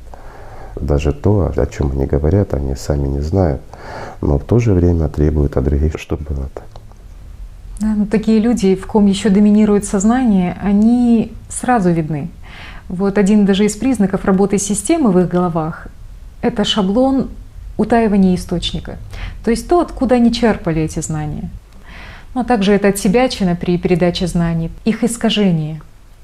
Опять-таки, люди всегда стремятся выдать, скажем, как свое, для того, чтобы произвести впечатление на тех, кто их слушает и тому подобное. А здесь банальный эгоизм стоит. Жажда манипуляции, жажда власти. Все от системы. Это люди, которые от ума. Ну да, и мотивирует это тем, что люди якобы не готовы услышать за источник. Ведь система запирает знания, перекрывая их моментом, что расскажу вот об этом чуть позже, может быть. Сознание, мы уже обсуждали, оно всегда противостоит всему духовному. И в данном случае человек, который и передает вроде бы знания, и говорит о них, но он говорит через сознание. И естественно, что он попадается. То есть это говорит о том, что человек не имеет настоящего духовного опыта. Он желает, чтобы этот опыт был, но еще больше он желает, чтобы другие считали, что он обладает этим опытом. Опять-таки, но это происходит до тех пор, пока человек внутренне не раскрылся. В большинстве люди выбирают лжепророка. Почему? Их установки проще и приятнее для сознания. То есть как раз сознание их не отторгает. Не надо ничего менять в себе, да, говорят они. Совершенно правильно. То есть и опять-таки они рассказывают о приобретении, то, что ты приобретешь. А здесь уже это все граничит всегда с магией. Что они обещают людям? Что ты получишь то, ты получишь это и тому подобное. Ну да, они говорят: иди за мной и слушай, что я говорю. И тебе будет дано. Ты приобретешь в трехмерности или в теле. Но они же говорят установки сознания. А вот кто-нибудь из истинных пророков, кто приходил, да, там пророки, ну и другие носители, они всегда выступают от того, кто их послал, их кто наделил. Да, и их жизнь, жизнь настоящих пророков, но она же сама по себе является примером. Совершенно правильно, но их жизнь для сознания непонятна. Поэтому люди, которые живут больше и верят больше в сознание, а вера — это опять-таки что? Кому принадлежит вера? Сознание. Только личный опыт, духовный опыт, знания, конечно, он дает истинную свободу. А жизнь, она начинается сразу и мгновенно. Если ты это чувствуешь, если ты к этому стремишься, то просто отметаешь ненужное. Это вот как скульптор один говорил, когда у него спросили, как вы смогли сделать такую красивую статую из этого камня. Она говорит, всегда там было, я просто убрал лишнее. А так и здесь. Человек просто выбирает себе лишнее и оставляет ангел. Это просто. А вот когда в дело вмешиваются проводники от системы, активные, то есть люди, которые не стремятся к духовному развитию, а стремятся эксплуатировать знания о пути в свою выгоду. Ну, в принципе, они всегда были, почему и создавались различные направления в религиях и везде и тому подобное. И они всегда стремятся к захвату власти. У них всегда внутренняя ненависть и масса желаний. Да, и такой человек, живущий сознанием, он просто копирует образ, уподобляется, но сам не живет внутри себя знаниями. Почему он уподобляется? Он уподобляется опять-таки тому, что видит трехмерность. Ведь он не чувствует и не понимает, что за трехмерностью находится. Но зато активно рассказывает, эксплуатирует других. Эгоизм, гордыня, удобство, желание чего-то достичь, постичь и эксплуатировать потом эти знания в угоду себе прежде всего. А на самом деле что происходит? Система навязывает, и они как рабы послушно выполняют то, что им приказывает их сознание. И вот когда появляется такой вот лидер, да, он всегда в угоду себе выстраивает какие-то свои империи, вперекор всему и тому подобное идет. И самое интересное, что люди, когда слушают таких лидеров, то понимают же, что что-то здесь не так, но молчат, потому что видят, что и другие молчат. А почему так происходит? Ну, потому что системе это удобно и угодно. Потому что такие представители от системы, они всегда делают все возможное, чтобы как можно больше людей отвести от пути духовного. Хотя они рассказывают о духовном пути, говорят, ты будешь обладать силой, ты будешь там то, ты будешь служить. А на самом деле, ну вы же прекрасно это знаете и понимаете, если человек гонится за экстрасенсорика, а это не что иное, как магия, то путь у него один — субличность. Потому что хочет он или не хочет, он будет использовать эти силы или же для себя, или же для своего лидера, то есть в интересах кого человека смертного, или же части системы. А когда человек служит сатане, то в раю ему делать нечего. На кого, говорит, работаешь, с тем и останешься.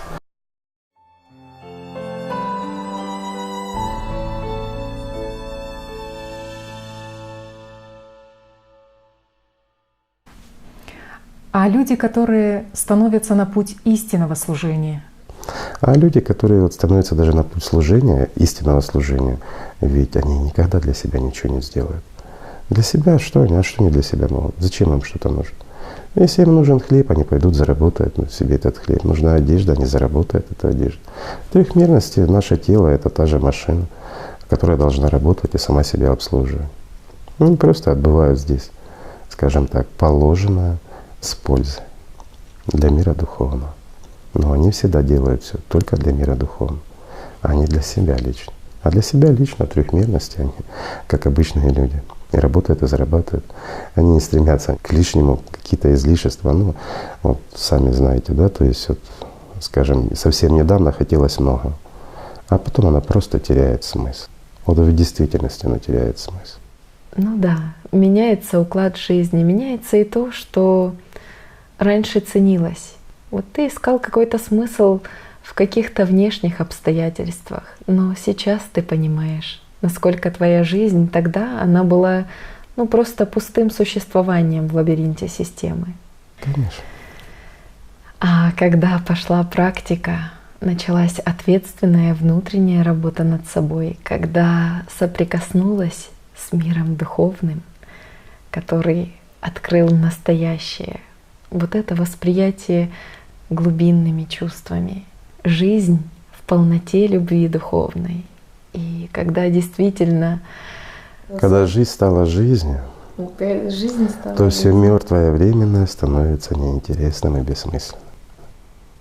Но чтобы это понять, людям прежде всего нужно стремление к этому. Настоящее стремление. Да, настоящее стремление и настоящий выбор. Ведь стало понятно главное, что Бог — это и есть настоящая реальность, и мир любви Его, он безграничен. Да. Есть один простой пример. Для людей, которые занимаются служением, скажем так, под вывеской нечто божественного, на самом деле служат дьяволу, они служат своим желаниям, своему сознанию, и они служат людям, многим, которых считают авторитетами.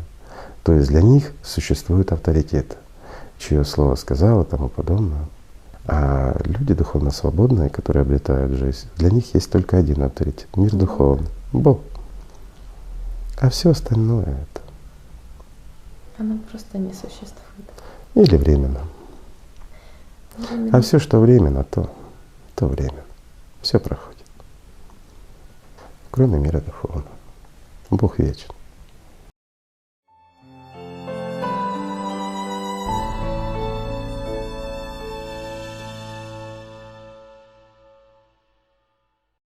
Мир духовный, он всегда истинный. Он не может быть другим. Все, что идет с мира духовного, оно всегда истинно. Это однозначно. Но это истина в трехмерности. А трехмерность — это мир заблуждений. Оно всегда, за счет отражений, за счет зеркальности искажается. Да, за счет иллюзий, так сказать, вот этой кривизны сознания с поправкой на систему. И вот наглядный пример, вот мы уже говорили об этом, что любой человек, служащий своему сознанию, он берет знания об истинном пути, он говорит о них, но всего лишь на усмотрение сознание расставляет в своем порядке запятые. И вот слушающие его, они возгораются, потому что они чувствуют, что знание-то есть, но только потом идут не в ту сторону, даже не подозревая об этом. И, в общем-то, изучая систему, просто поражаешься, как система переиначивает, как она подменяет, как она навязывает человеку в агрессивной форме отстаивать какие-то шаблонные заморочки от сознания. Можно сказать, такое мистическое, атеистическое мировосприятие самой системы. Это показательный момент, как работает система. Да? То есть дьявол от своего адепта всегда требует наказать инакомыслящего. Оскорбить, обозвать, убить его, убрать. И всегда подталкивает людей наказать за несправедливость. А человек духовно свободный, когда видит, что заблуждается другой человек, он может сожалеть внутри, сочувствовать, да, сожалеть о неверно выбранном им пути. И все.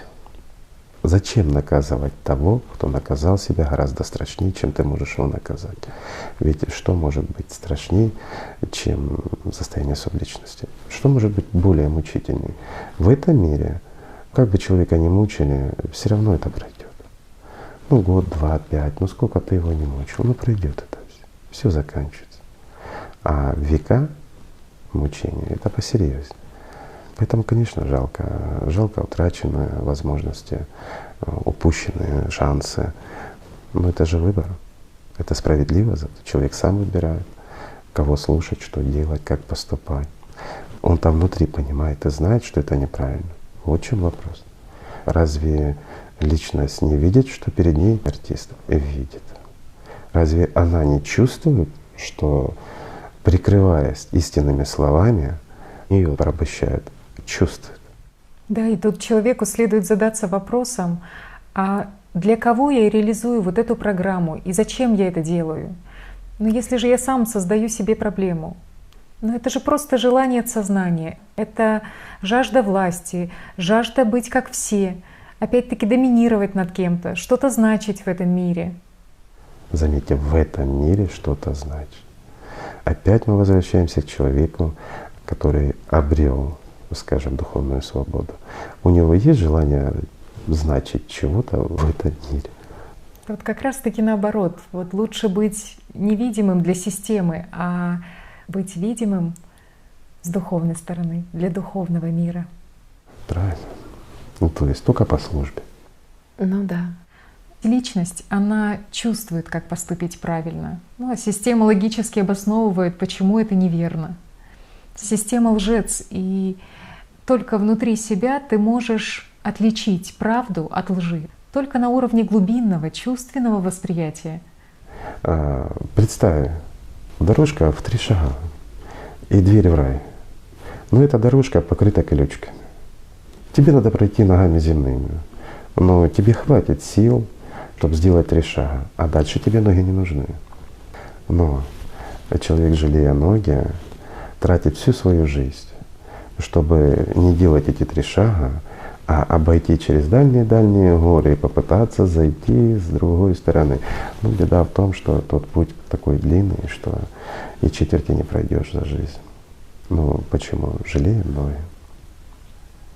Они же земные, они же вроде как твои. Пока человек их воспринимает как свои ноги, он их и будет жалеть.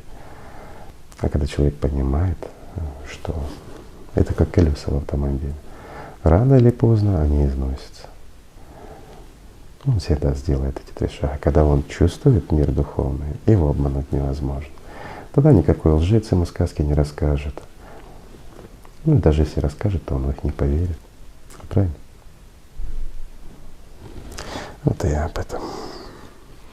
Игорь Михайлович, вот еще хотелось бы раскрыть такой вопрос. Есть ли разница между интуитивным восприятием мира и глубинными чувствами? Под интуитивным восприятием здесь имеется в виду вот то, что люди говорят, подсознательное. Вопрос интересный. Почему? Потому что люди часто путают. Разница огромная. Интуитивное восприятие мира, оно, как правило, происходит на уровне первичного сознания. И чаще это происходит действительно со сдвигом во времени, может происходить, с большим пониманием, но это подсказки от системы. А когда человек воспринимает с позиции личности, то есть глубинными чувствами, он воспринимает целостную картину. Он не воспринимает ее фрагментарно, вот как на уровне интуитивного восприятия. То есть человек идет, и вот он понимает, что сейчас за тем углом он встретит человека, которого давно не видел. И это действительно происходит. Многие сталкиваются с этим явлением, и пояснить его тяжело, кроме как с помощью какой-то интуиции, какой-то магии или предсказания или еще что-то. Но это и есть магия. В действительности происходящее от системы. То есть системой надо подбрасывать человеку вот такие вот, скажем, магические проявления для того, чтобы человек задумался над тем, что он обладает некой магической силой и тратил свою жизненную силу на то, чтобы развивать в себе эти способности, или, проще говоря, на то, чтобы копать себе поглубже могилу. А вот когда человек находится на связи с миром духовным через глубинные чувства, и он осознает себя как личность, свободную от сознания, и в этот момент приходит к нему понимание, что сейчас за углом он встретит человека, во-первых, он прекрасно будет понимать целостно, что за человек, зачем и почему система его послала. Вот многие могут парировать, что, зачем, это более расширенное такое восприятие. И почему именно система, а почему не может, к примеру, мир духовный его послать. Здесь отвечу тоже искателям ответов с помощью сознания на этот вопрос таким образом, что если 2 человека с развитой личностью, с зрелой личностью, постоянно находящиеся с помощью глубинных чувств, говоря человеческим языком, в контакте с миром духовным, они об этом будут знать давным-давно. Это уже не будет новостью, что там за углом мы встретимся, потому что они так контактируют друг с другом. Это вот в этом мире все разделено, еще раз повторюсь. И здесь случайная встреча, о которой тебе подсказала якобы твое подсознание, опять в кавычках твое подсознание, что ты там встретишься, оно выглядит магически. А с позиции как раз вот личность развитая. А развитая личность — это та, которая находится в постоянном контакте с миром духовным. То есть когда человек уже живет, когда еще при жизни тела, находясь в теле, он уже является существом бессмертным. Или тем, как вот в религии называют ангелы, по-разному в разных религиях. Нам ближе это понимание в современном мире. Это понимание, что такое ангел. Когда человек уже является ангелом, находясь в этом мире, ему не надо использовать магию для того, чтобы знать, где находится другой ангел. Я думаю, так будет более понятно. Потому что здесь все разделено, а там все соединено.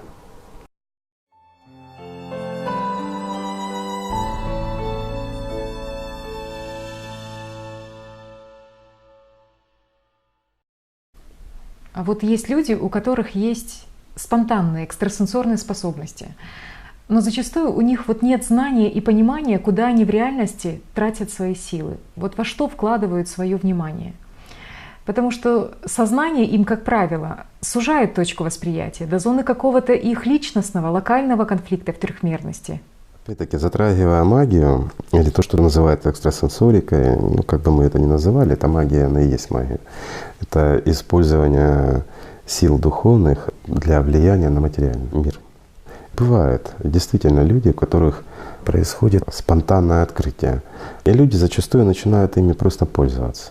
Некоторые даже ничего себе не хотят, они помогают людям. Но использование в мире материальном не на службу миру духовному, а магических сил, заканчивается всегда одинаково. Это нужно знать и нужно понимать.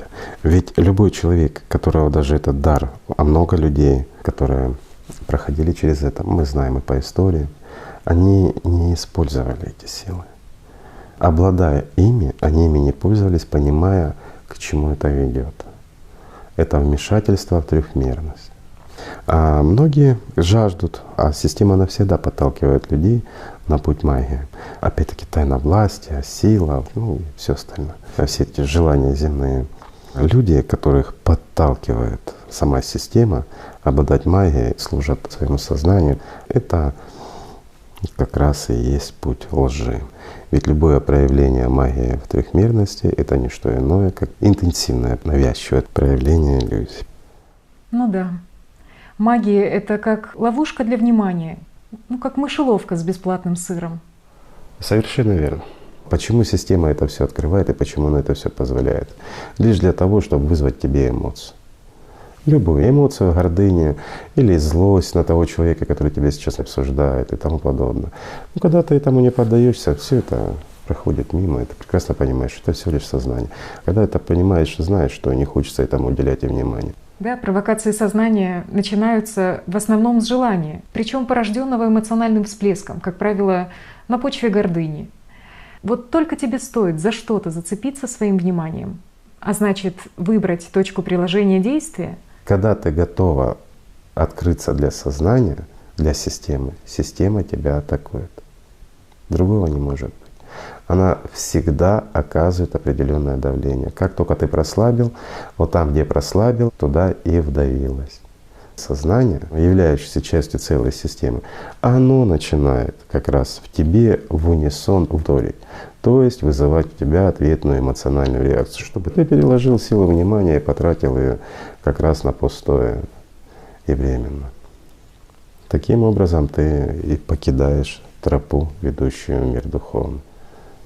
Вот почему все-таки каждый раз находятся люди, которые так стремятся обладать магией. Вот несмотря даже на то, что в людском обществе из поколения в поколение так или иначе через ту или иную религию передаются вот эти сведения об опасности, о губительности магии.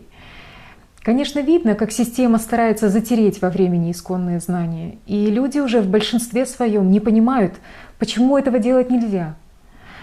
Но в целом хотя бы помнят предупреждения своих дедов и отцов. Жажда людей к магии, она глубоко лежит в сознании, в самой системе. Система всегда стремится познать больше, чем обладает.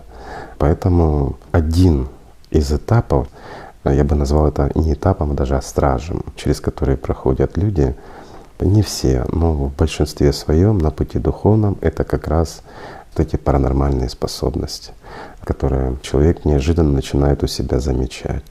Что многие делают? Начинают ими пользоваться, увлекаться. И что происходит? Вместо того, чтобы сделать 3 шага к двери, открытой в мир духовный, они уходят далеко-далеко в противоположную сторону. Да, и когда ты имеешь вот этот личный опыт, я бы сказала, даже не самый приятный опыт столкновения с этим стражем, то ты понимаешь все то, что вы сейчас говорите, вот насколько это весомо, насколько это значимо и правдиво. И что в этом кроется гораздо больше, чем слышишь. Этот страж, вот этот первичный этап прохождения через это явление, начало спонтанного проявления магических способностей, он не просто чувствуется. Это когда идешь, видишь и понимаешь, чего вокруг хотят люди, о чем они говорят и о чем они тут же думают. Вот эту всю грязь и абсурдность этого. И ты видишь, что они сделают в следующий момент. Чувствуется, что навязывает это им сознание, и что в это время происходит с их личностью. Ведь личность этих людей, она же как младенец, зажатый в угол, которому просто крутят кино, а он верит в эту ложь системы. Это дискомфортно, это неприятно. И первое, что чувствуешь в себе, когда открываются вот эти способности, это отторжение и нежелание вообще слушать сознание. Потому что, Ты понимаешь, что это какая-то иллюзия и бред, который навязывается, просто шаблонно для манипуляции. И ты понимаешь, что когда многие люди жаждут магии, то на самом деле они совсем не понимают, чего жаждут, на что они подписываются и какой страшный приговор они сами себе выносят. Это неприятная, это грязь, которой лучше бы и не видеть, и не знать такого опыта. Потому что если ты на этом сосредотачиваешь свое внимание, то тут сразу чувствуется, как начинает увеличиваться на тебя давление от системы. И система, она тут же начинает тебя нагружать. Это как давящая информационная масса, перегруженная но она перегружена пустотой. И это состояние, оно какое-то невыносимое, оно как неприятно жжется. Это можно сравнить с полевой бурей. Кто бывал в пустынях во время полевой бури, тот это поймет. Вот аналогично оно происходит, вот по ассоциации. Когда и дышать невозможно, и жжется, и неприятно, и вообще хочется куда-то спрятаться. Вот люди проходят через вот эти вот состояния, и что хорошего в этих способностях на самом деле? Ничего. Это просто чувствуется как мертвое и смертью попахивает. Совершенно верно. Но опять-таки, если мы глянем в глубину этого вопроса, то понятно, что некоторые люди, находясь на служении, они обладают определенными силами, которые им позволяют это вмешательство. Но разве они совершают эти дела? Нет. Духом Святым творят. Хотя многие экстрасенсы не говорят, что они по воле Божией, Духом Святым, но на самом деле как раз с точностью наоборот. То есть они зеркалят эти силы, они используют их в мертвое и в нуждах элементарных. Но может ли человек духовно свободный использовать в своих интересах или в интересах какого-то другого человека эти силы? Не может. Как раз представители мира духовного, они могут вмешиваться, но они вмешиваются не по своей воле. Это как раз и есть воля того, кто через них реализовывает. Человек духовно свободный никогда не будет реализовывать эти силы лично для себя или для какого-то человека, или для своей организации, или еще для чего-то. Нет. Это может касаться только мира духовного, его интересов в этом мире. Всего лишь навсего. Здесь есть очень тонкая грань.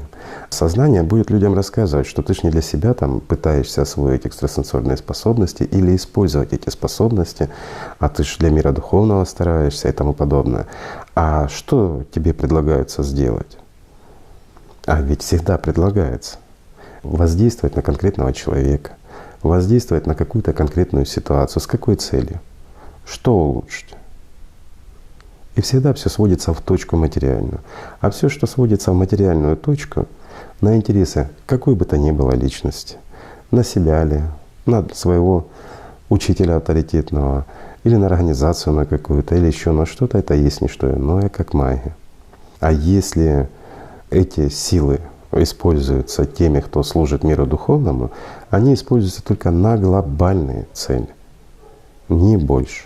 Но здесь нет интересов никаких лиц, никаких организаций или еще чего-то. То есть разница огромнейшая. Это когда касается интересов мира духовного. Это крайне редкие явления, но они бывают. Но многие люди не понимают даже, что такое глобальные цели. Для многих максимум — это остановить войну в трехмерности. И многие мечтают, точнее их сознание им создает образы себя как героя, и подкидывает мысли, что вот если бы я обладал такой магической силой, вот я бы это сделал. Но опять-таки это же шаблонное мышление, которое человек просто скопировал из фильмотеки социума, из телевидения, подчеркнул из средств массовой информации. Для того, чтобы остановить войну, можно использовать инструменты трехмерности. Просто-напросто. Для того, чтобы повлиять, скажем, на выбор других людей в том или ином вопросе, силы не используются. Есть свобода выбора, в том числе, что касается войн или еще чего-то. Есть язык, вот и разговаривайте, общайтесь. Все просто. Не боги войны начинают люди. И люди должны их заканчивать. А когда вопрос стоит гораздо глобальнее, ну, вопросы, которые касаются выживания всего человечества, вот здесь и могут быть неопределенные вмешательства. Извне, скажем так, от мира духовного. Но это касается только всего человечества в целом и его дальнейшего существования. Но ни в коем случае не в меньших вопросах. Хотя сознание здесь может рассказывать. Ты что, сидишь в медитации и пытаешься воздействовать на весь мир, чтобы они стали лучше. Стань сам лучше, сам свободнее. Потому что начинать нужно прежде всего с себя. Вот когда сам станешь таким, каким ты хочешь, чтобы были все остальные люди, вот тогда и будешь учить их этому. Да, нужно трудиться над собой. Конечно, над собой. Над соседом бессмысленно. Толку не будет. Сосед может и освободиться, но тебе же от этого легче не будет.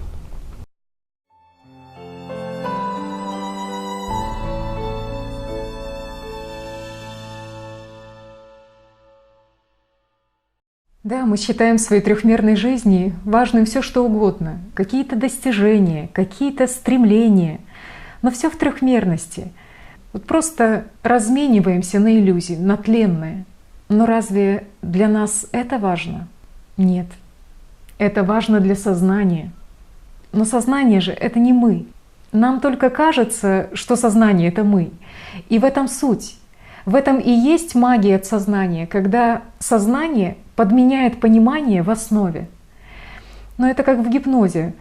Тут ты обычный человек, а тут ты уже знаменитый певец. То есть магия от сознания — это нереализованное в трехмерности желание от гордыни. Это жажда значимости. Достижение величия в трехмерности — это просто желание сознания. А где ты как человек? Ведь всякая личность, она велика изначально, потому что она потенциально живая. Да. Поэтому знания не всегда просты. Настоящие, чистые не всегда просты. Они доступны, они открытые, но сознание плохо их воспринимает. Почему? Потому что они пугают. И вот сознание начинает делать все, чтобы человек их забыл. Мы не раз тоже об этом говорили, получил определенный духовный опыт. День-два, и человек забывает то, что он понял. Почему это происходит? Сознание как страж. Оно делает все для того, чтобы сохранить свою власть над личностью. В этом смысл. И всегда дробит, усложняет. Да, сознание очень сильно затирает истинные духовные знания. Ведь на самом деле они обличают систему в тебе самом. Они просто срывают маску, обнажают ее истинную суть.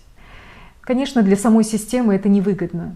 Утратить контроль над теми людьми, кого она эксплуатировала долгие годы, кого она выращивала в тисках своих шаблонов, системных загонов для внимания, на крючках эмоциональных состояний и надумок от ума.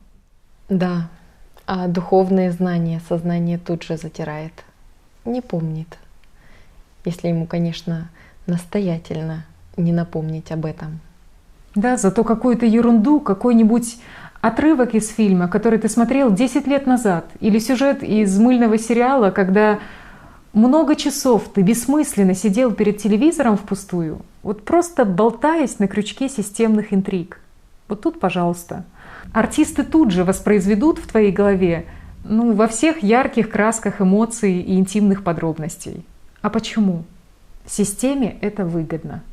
Держать себя на привязи образов трехмерности, принуждая тебя вкладывать силу своего внимания в ее подпитку. И главное, ты же сам это выбрал. Да, и это интересное сравнение. Потому что, люди смотрят сериалы от системы многими часами, а иногда даже годами. Вот они часами говорят о пустяках по телефону, тратят много времени на выяснение отношений, кто над кем доминирует, разговаривают днями, разговаривают в мыслях с другими людьми, что-то им доказывая. То есть это сколько времени они тратят на то, чтобы стать мертвым. а сколько времени они затрачивают на то, чтобы стать живым. Вот интересно, что эта уникальная передача, она длится уже не 1 час, но до конца ее досмотрят только те люди, кто действительно непоколебим в своем решении стать живым. И такие люди, но они не просто досмотрят ее до конца, но они будут к ней возвращаться неоднократно. И с каждым новым витком они на практике будут расти в своей внутренней осознанности, восприятии глубинными чувствами. И их дух, он будет укрепляться и становиться сильнее. Совершенно верно. Вот человек идет по духовному пути развития, вроде бы что-то понимает, уже чувствует все. У него есть какая-то определенная перспектива, он ее чувствует. Он начинает чувствовать вот эту степень свободы. И в один прекрасный момент на что-то отвлекся, и здесь сознание все перестраивает.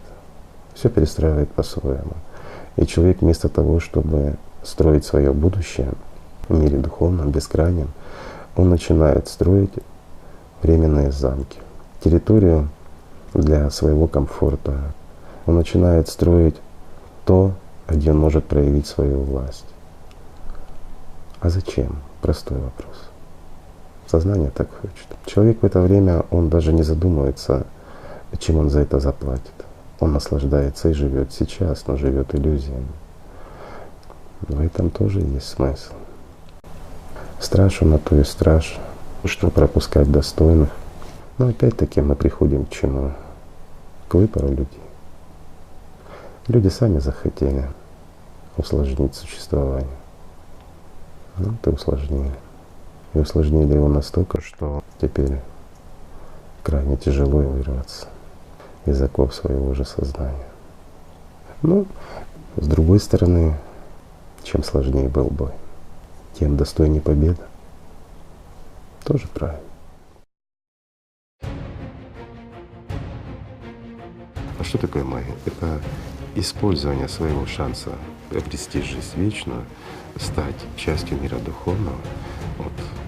Вот эту силу ты используешь на временное, пустое и ненужное.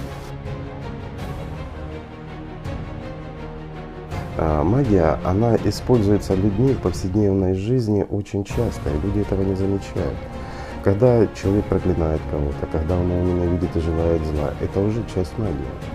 Это надо знать и понимать. Когда человек приходит для общения с Богом в храм какой-то, а просит о здоровье своего тела или родных и близких ему людей, это тоже магия. Когда человек просит богатства или разрешения какой-то проблемы в материальном мире, это тоже магия.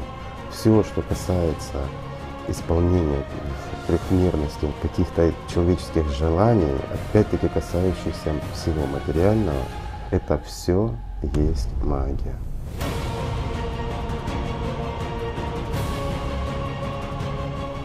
Человек тратит те жизненные силы, которые должны направляться на чувственное восприятие, на контакт с миром духовным.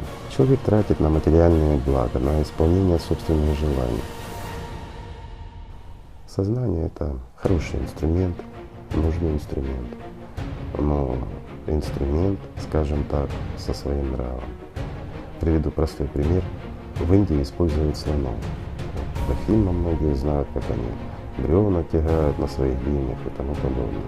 Но надо понимать, что слон, он самоидентифицирует себя, у него хорошо развито сознание, хорошо развита память.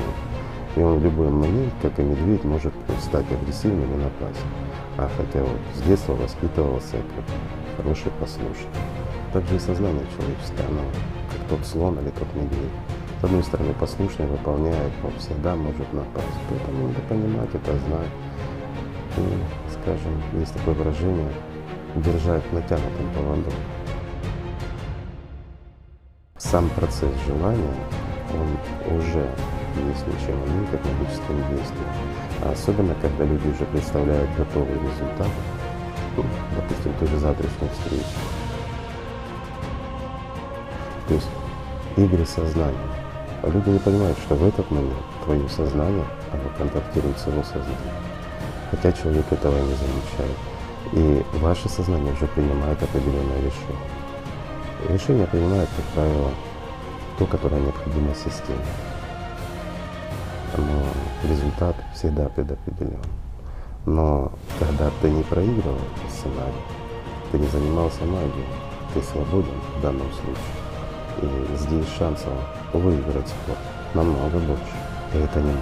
Это правда. Почему? Потому что система не подготовлена к твоему действию.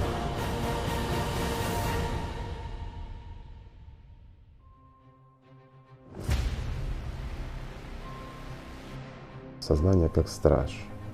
Оно делает все для того, чтобы сохранить свою власть над личностью. В этом смысл.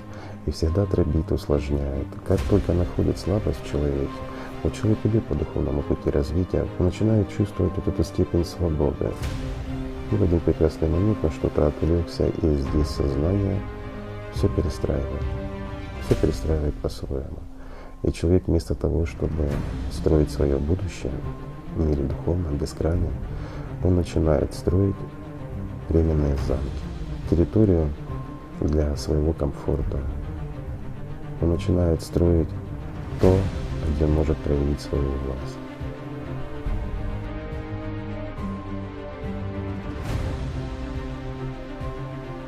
А зачем?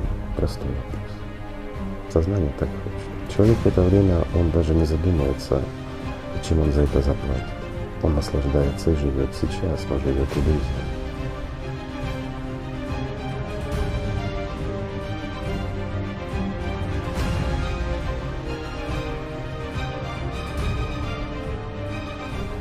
Страж, он на то и страж, что пропускать достойных.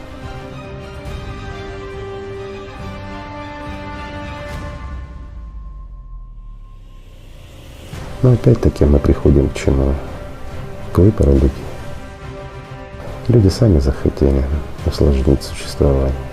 Ну, это усложнение. Ну, с другой стороны, чем сложнее был бой, тем достойнее победы.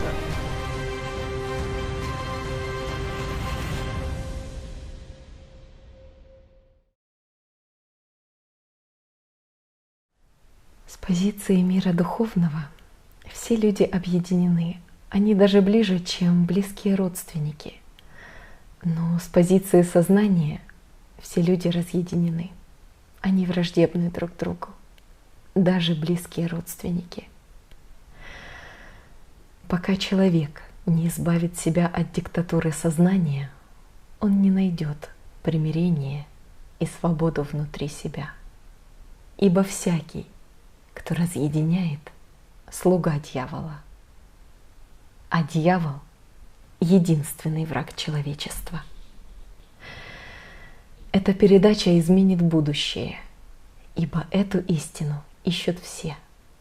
Кто попирает смерть ради жизни, кто обличает ложь ради правды, кто жаждет спасения в духе, кто ради любви безбрежной стремится к Богу и безмерно любит Его. Духовная воля меняет все, какие бы планы ни строила система. Кто в духе, тот с духом, кто с духом, тот с Богом. Книга «АЛЛАТРА» дала мощный импульс, она дала движение, и многие люди в мире открыли для себя знания, сокрытые в веках.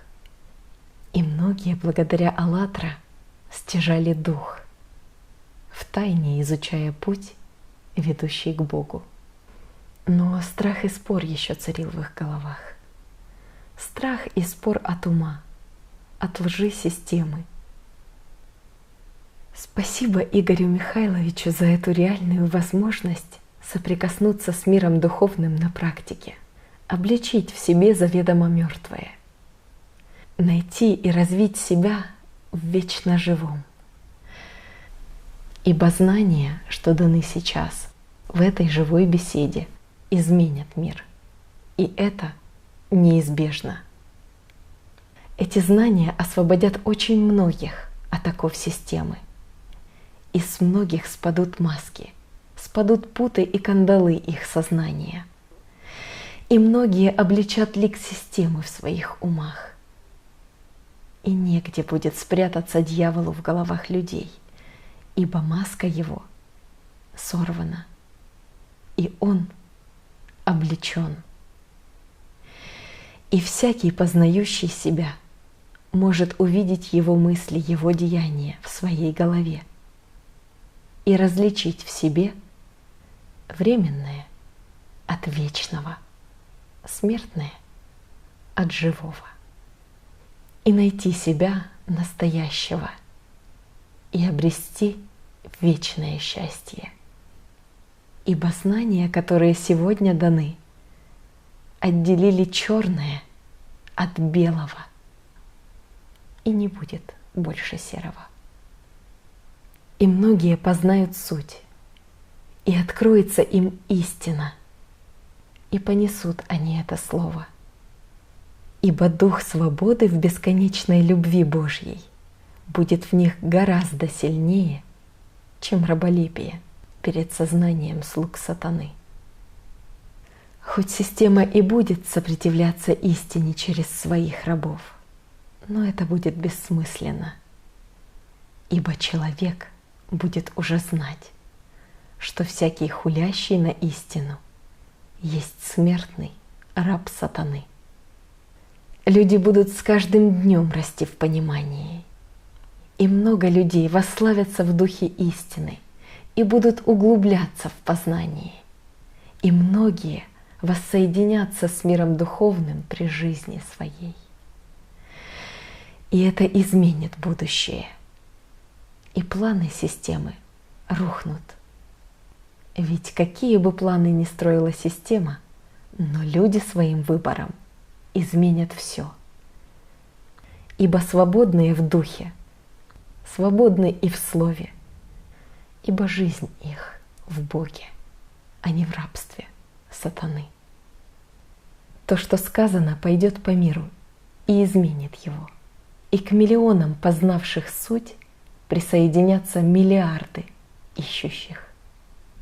А поняв суть, люди обличат систему. Они поймут, что настоящий враг — это не другой человек. Настоящий враг — это система. Ибо дьявол разъединяет, а дух объединяет. Это изменит понимание людей во всем мире. Это сделает мир людей открытым.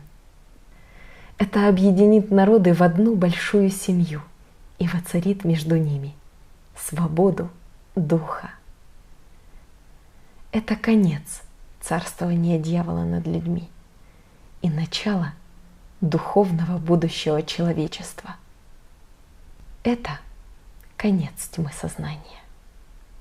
Люди объединятся во имя духовной свободы, любви и истины.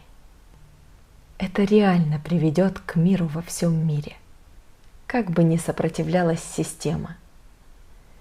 И рассеется тьма, и воссияет знак на пике мира, знак, вернувший людям истину, знак, рассеивающий тьму сознания, знак, олицетворяющий соединение человека с Богом.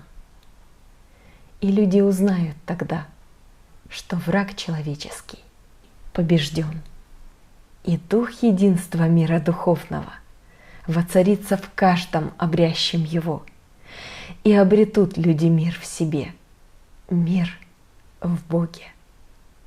И каждый станет свидетелем нового понимания. И это изменит все. Многое человечеству предстоит еще пережить. Но это уже не важно.